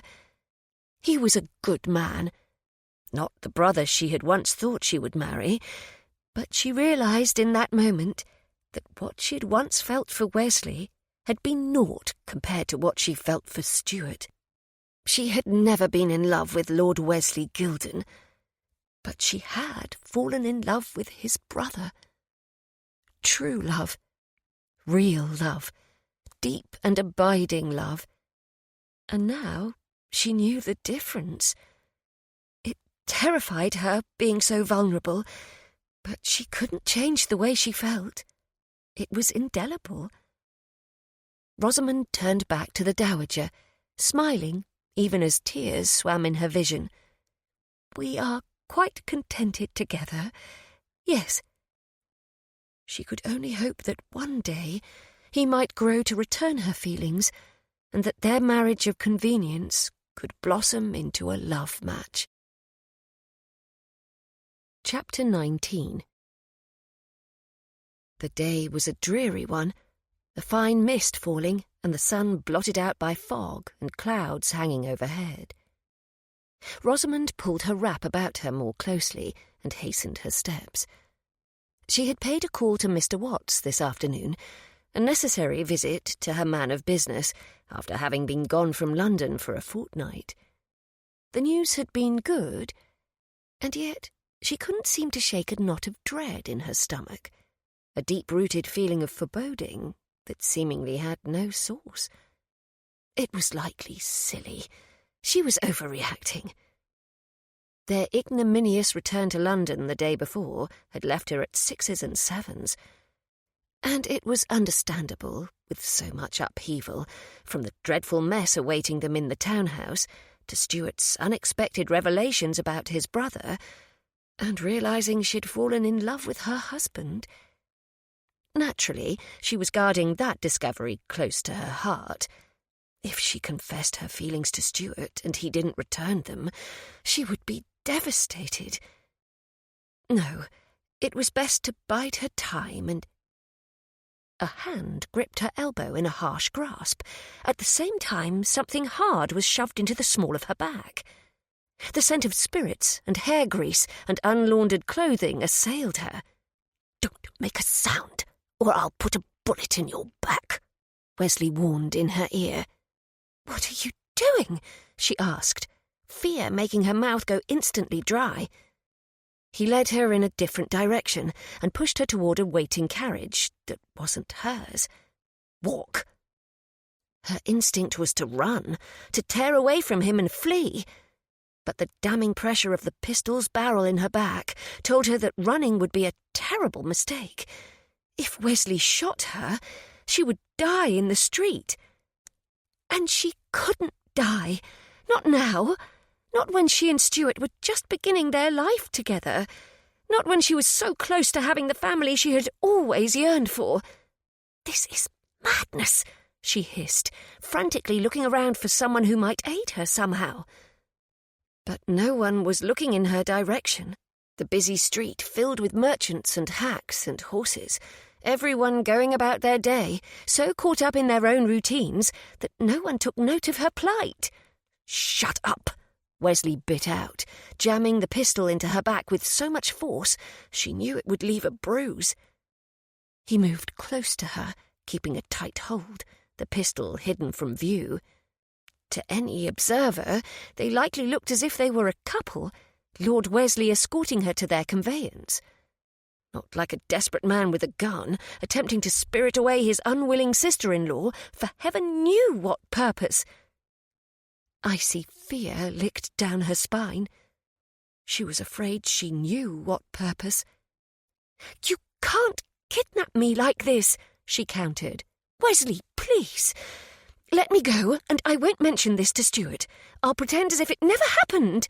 "I said, shut your bloody mouth," he growled, increasing his pace and giving the pistol another painful shove into her back. They reached the carriage, and he yanked the door open, urging her inside with menacing force. She nearly fell as she scrambled within and settled on the worn squabs. Wesley clambered up and into the conveyance as well, his pistol trained on her as he slammed the door closed and then rapped on the roof. The vehicle swayed into motion. There was no way to escape, nothing she could do with the barrel of a gun pointing at her. She could scream, but who would hear her? And she would run the risk of further inciting his wrath. In this moment, he seemed capable of anything, even her murder. "My dear Rosamond," he drawled, his tone nasty. "How lovely it is to see you again." "What do you want, Wesley?" she demanded tightly, trying not to allow him to see her inner terror. "What do I want? Ah, such an excellent question. I'm so glad you asked." He leaned forward, his lip curling. "What I want is what I am owed, and you're going to help me get it." Her mind whirled. "If it is funds you need, consider them yours. Please, just take me home, and I'll see that Stuart gives you what you want. He was angry with you yesterday, but I'm sure he'll see reason." "Do you think me an idiot, my dear?" he asked. "You're not going home. You're staying with me." "Please, Wesley," she pressed. "I'm begging you.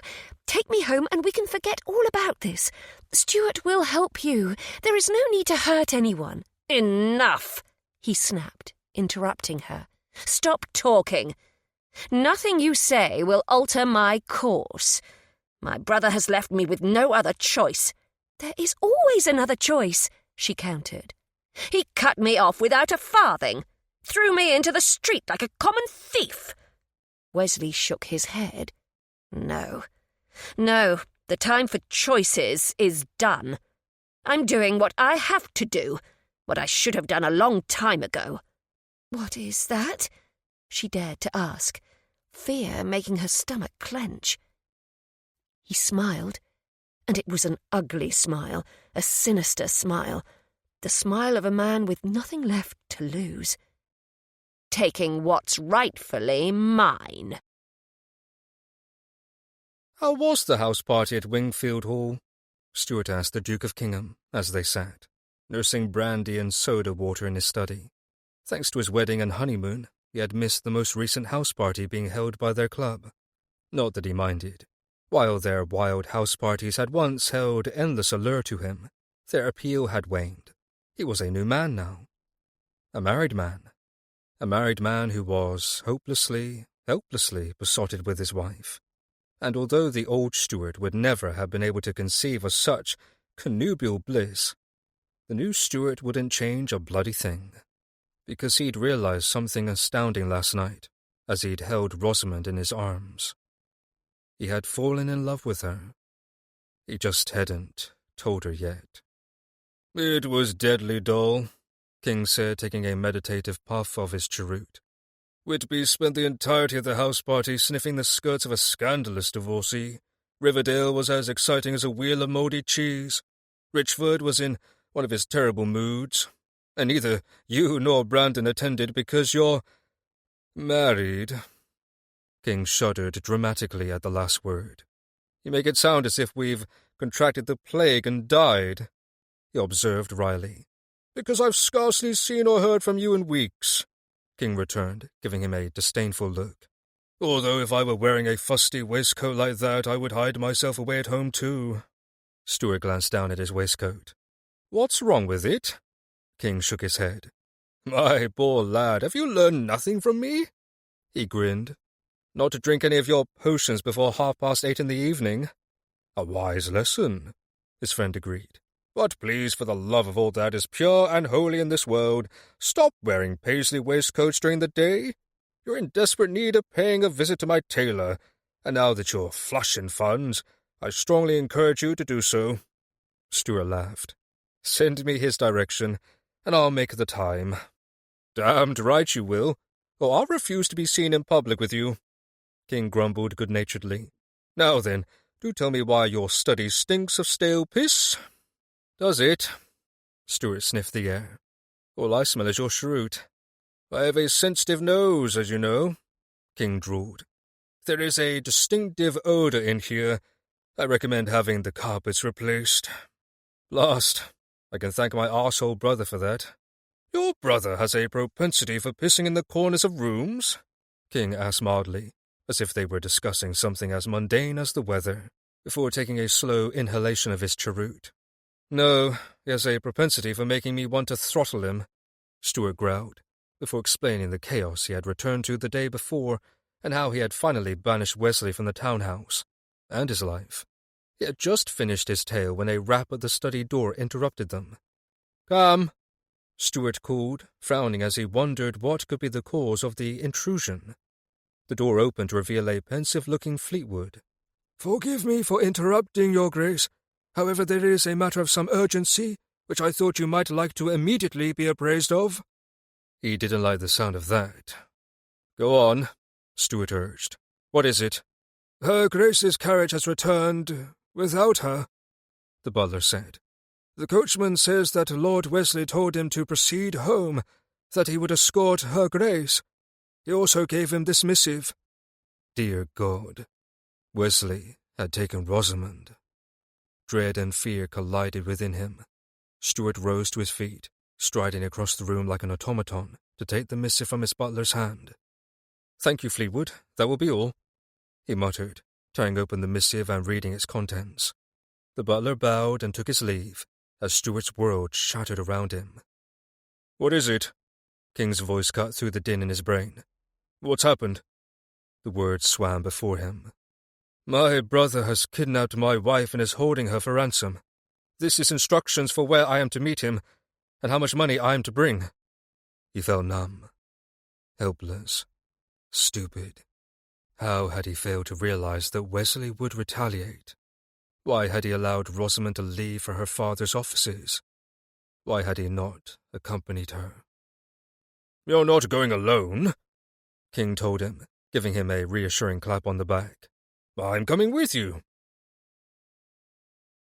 Rosamond was seated on a dirty, uncomfortable chair in a dim little room, her hands tied behind her back. Wesley had brought her to the unkempt flat where he kept a room for, as he had so succinctly phrased it, sleeping and fucking. The place was littered with empty gin bottles, and it smelled of soot and old water, and she'd seen a mouse skittering about in a corner. "Why have you brought me here?" she asked, trying to distract him so that she might work at the bindings on her wrists without his noticing. "To have tea," he said snidely. "Why do you think?" "So that you can lure Stuart to you?" she guessed. "That is what you hope, is it not? That he will come for me? What do you hope to gain, then? Money? If that is what you are after, I would gladly give it to you. All you need to do is release me." "That's part of what I want, yes." He lifted a bottle to his lips and took a long drink from it, before wiping his mouth with the back of his hand. "But that's just the beginning." He had been drinking steadily since their arrival, and he was beginning to slur his words ever so slightly. She didn't know if she should be hopeful that he would become too inebriated to do her harm, or fearful that he would shoot her by accident. The pistol was on the table before him, the barrel facing her in a grim reminder of the danger she was in. She wetted her dry lips. "What do you mean? This is just the beginning?" "I want to be the Duke. I should have been the Duke. Sheer luck and a little over a bloody year, and it would have all been different." Cold dread iced through her. Dear heavens, he intended to kill Stuart. "But you cannot be the Duke," she reminded him, wriggling her wrists subtly at her back in an effort to loosen the ropes holding her. "You are the second son." He smiled evilly. "Soon enough, I'll be the only son. And I have you to thank for it." "You can't murder him," she burst out. "You'll go to prison." He took another sip of spirits. "No, I won't. I'll be the grieving brother, heartbroken over his brothers and sister-in-law's deaths." He intended to kill her as well, then. But of course he did. "You cannot believe you can murder a duke and duchess, and that no one will be the wiser," she said, still struggling with her bonds. Wesley gave a bitter laugh. "Of course I can, you stupid cow. You were having an affair with a commoner, you see. Good old Stuart catches you here in your love nest. In a fit of rage, he shoots you, and then himself. It will be a terrible tragedy, a horrid scandal." Every part of her was numb, cold, terrified. Wesley had thought of everything, and she had allowed herself to be neatly caught in his trap. And now she and Stuart would both be murdered if she didn't do something to stop this madman. But her wrists were tied so securely, and it seemed that the more she struggled, the tighter the rope became, cutting into her wrists until they were burning and raw. A knock sounded at the door. "Ah, there is brother dearest now," Wesley said. "Stuart, don't!" she cried out, wanting to save him. "He's going to kill us both!" "You fucking whore!" Wesley snarled, launching himself across the table and slapping her soundly. "Shut your mouth!" Pain exploded in the side of her face, a hot trail of blood trickling from her lip down her chin. Everything that happened next was a blur of colour, sound and motion. The door burst open, and Wesley scrambled for the pistol, bringing it to her temple. "Welcome, brother," he greeted. "Come inside and close the door." Stuart's eyes locked on her. "Rosamond, what has he done to you?" "I said come inside," Wesley repeated sharply. "If you don't, I'll put a bullet in your wife's head. Is that what you want?" "No, of course not," Stuart said. "Don't hurt her. You have no quarrel with Rosamond." "In," Wesley ordered him. "Don't!" she begged Stuart, pleading with her gaze. "Stubble it!" Wesley said, grabbing her chignon and pulling so hard that tears sprang to her eyes. "Stuart, I love you!" she cried out, the words torn from her. Words she had been too proud to say, too scared. Words she should have given to him freely from the warmth of his embrace as they lay side by side in his bed. But if she was going to die, she would do so with him knowing how she felt for him. "I said shut up!" Wesley snarled, shaking her. "I love you too, Rosamond," Stuart said, his gaze locked on hers as he crossed the threshold slowly. "Put the pistol away, Wesley. We can talk about this. I'll give you whatever you want. Just please, don't hurt her." "Close the door," Wesley commanded, the cold, hard barrel of the pistol biting into her temple. "Come, old chap," called another masculine voice from the hall. Wesley snatched the pistol away from her temple as the Duke of Kingham suddenly came into view at the threshold. He was dressed elegantly, as out of place as a zebra in this hovel. Kingham sauntered over the threshold, closing the door smartly at his back. "What is taking so long, Cam? I have a dinner engagement awaiting me this evening, and I do so detest being tardy." He glanced toward Wesley and Rosamond then, wearing a look of surprise. "Hello, Lord Wesley, Duchess. As charming as it is to see you both, I cannot imagine why you'd wish to meet Cam in such a distasteful little slum." He was carrying on as if they were engaged in a social call. Was the man a fool? "What are you doing here, Kingham?" Wesley demanded, his voice sounding shaken. Rosamond wondered where the pistol was. Had he hidden it in his coat? Was it pointing at her back? Surely Kingham could see that her lip was bleeding. "Waiting for Cam," Kingham said calmly, reaching into his waistcoat. "Sweet God, is that a rat?" Rosamond turned to follow the direction of the Duke's gaze out of sheer habit, so she only saw the flurry of movement in her peripheral vision before the crack of a pistol rent the air. Behind her, something fell to the floor as a cloud of smoke billowed from a gun in the Duke of Kingham's hand. "Rosamond!" Stuart cried. Gasping, she looked over her shoulder to find Wesley slumped on the floor, a pool of blood around his head growing larger by the moment. A scream tore from her throat, and in the next second, Stuart was upon her, cutting her hands free and taking her into his arms. "Rosamond," he said her name over and over again, holding her so tightly she could scarcely breathe. But she didn't care, because she was alive, and so was he. "My love, you're hurt. What did he do to you?"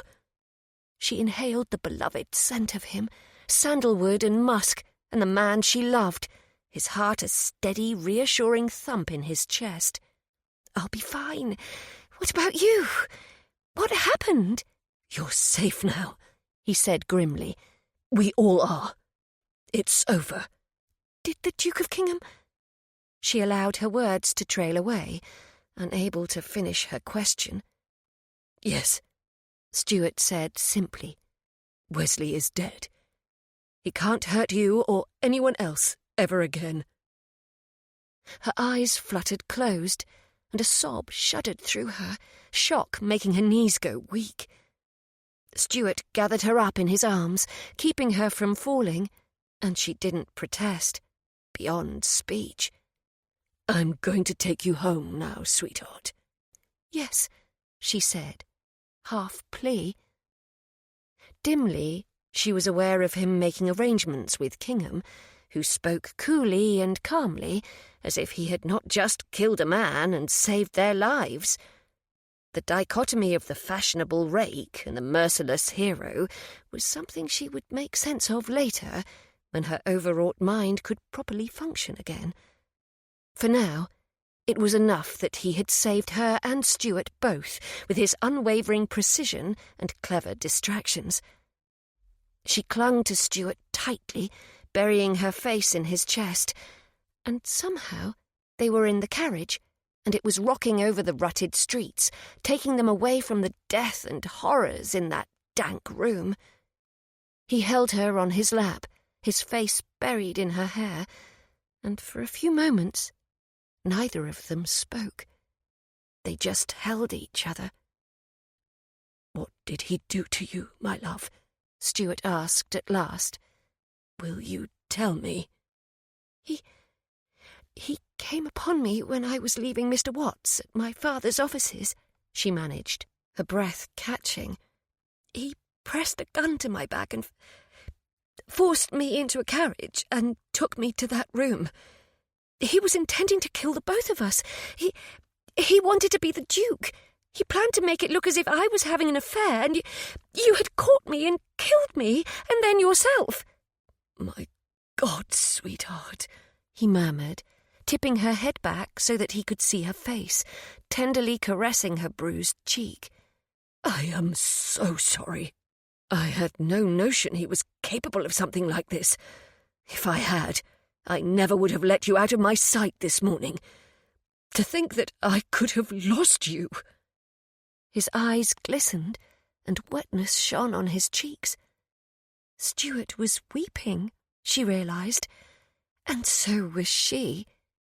"You didn't lose me," she said. "I'm here." "Did you mean what you said to me?"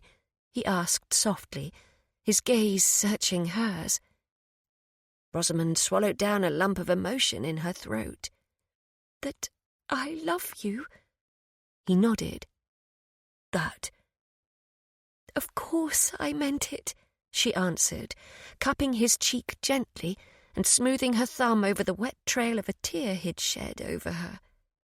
"I love you, Stuart. I never expected to fall for you. This was meant to be a business arrangement and nothing else. But the more I grew to know you, the more I realised I couldn't resist you. You are loyal and charming and witty, and you grudgingly adore my parrot." "I don't know about adore," he teased. "That's a rather strong word for the winged demon." She smiled, grateful for this man, for this love, for this life, for the air in her lungs and the hearts beating in both of them, for the cat-like instincts of the Duke of Kingham, for the carriage that was taking them home where they belonged, for the future that awaited them. "You adore her," she insisted. "I do," he allowed, giving her a tender smile. "But I love you most of all, Rosamond. You've changed everything for me. When I thought I was going to lose you today, I could scarcely breathe. I don't want to live in a world without you in it. I love your sharp mind and your determination, your kindness and your stubborn streak, and the way you stammer when you're embarrassed, and... hell, I just love you, sweetheart, full stop.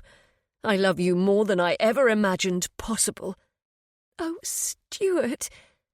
More tears blurred her vision of his handsome face. Tears of happiness and sorrow, of shock and fear and relief, all coming together as one. "Hush, love. Don't weep. I'm here. I have you now." He kissed her slowly, softly, and her split lip ached.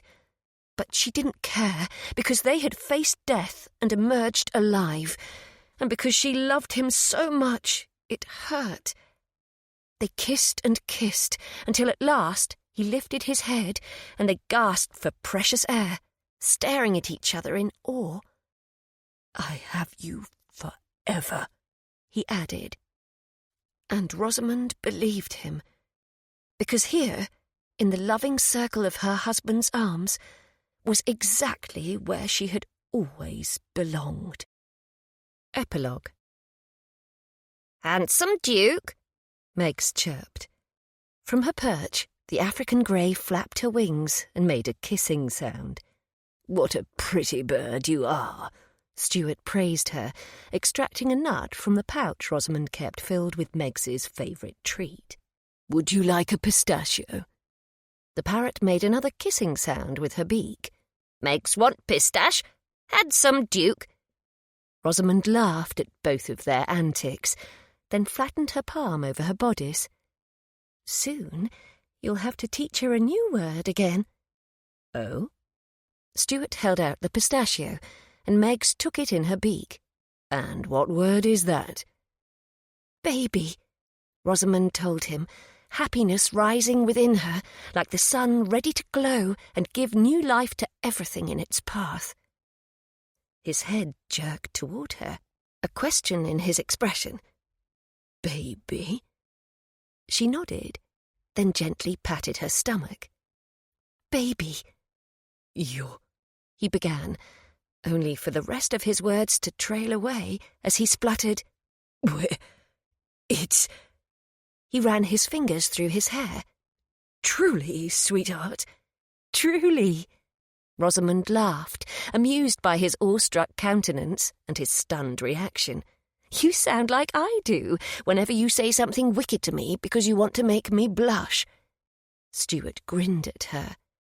"We're having a baby." "We are." They stared at each other, a myriad of emotions passing unspoken between them. This news, which she had been keeping to herself until she could be certain, was thrilling, terrifying, and what they had both been hoping for. What she saw in her husband's eyes was love, unrivalled and unchecked. So much love. And she knew that was what he saw in her gaze as well. "Gormless shite," Meggs announced into the silence. She and Stuart both broke into startled laughter. "We're going to have to teach her better manners as well," he said, crossing the room to Rosamond and pulling her against him. "She can't be teaching our innocent children such words." "Why not?" Rosamond quipped. "She has already taught both our mothers." To their mutual delight, Rosamond's mother had been spending a great deal of time with the Dowager. The companionship was good for the both of them. They gossiped, drank tea, and bonded over their mutual desire for grandchildren. "My mother was quite scandalised by our Meggs," Stuart agreed, dipping his head to give her a slow, delicious kiss that had her melting into him and wrapping her arms around his neck. "Our Meggs," she repeated, when their mouths broke open. "No feathered menace or winged demon?" "I'm going to be a father. I need to learn how to behave." She smiled back at him, love overflowing in her heart. "Yes, you are. But don't behave too much. I like you when you're just a bit naughty." He kissed her again. "Don't worry, sweetheart. I'll be as naughty as you want me to be. You only have to ask nicely and make sure you aren't wearing any drawers." She couldn't contain her half-scandalised giggle. "You will?" This time, it was her turn to press her lips to his, and she did, giving him a kiss that was long and slow and achingly thorough. A kiss that made hunger pulse between her legs as their mouths parted once more. "I will," he promised, his lips grazing hers as he spoke. "Walk the plank," Meggs declared. He rested his forehead against Rosamond's. "But only when we're alone. No birds or babies about." "I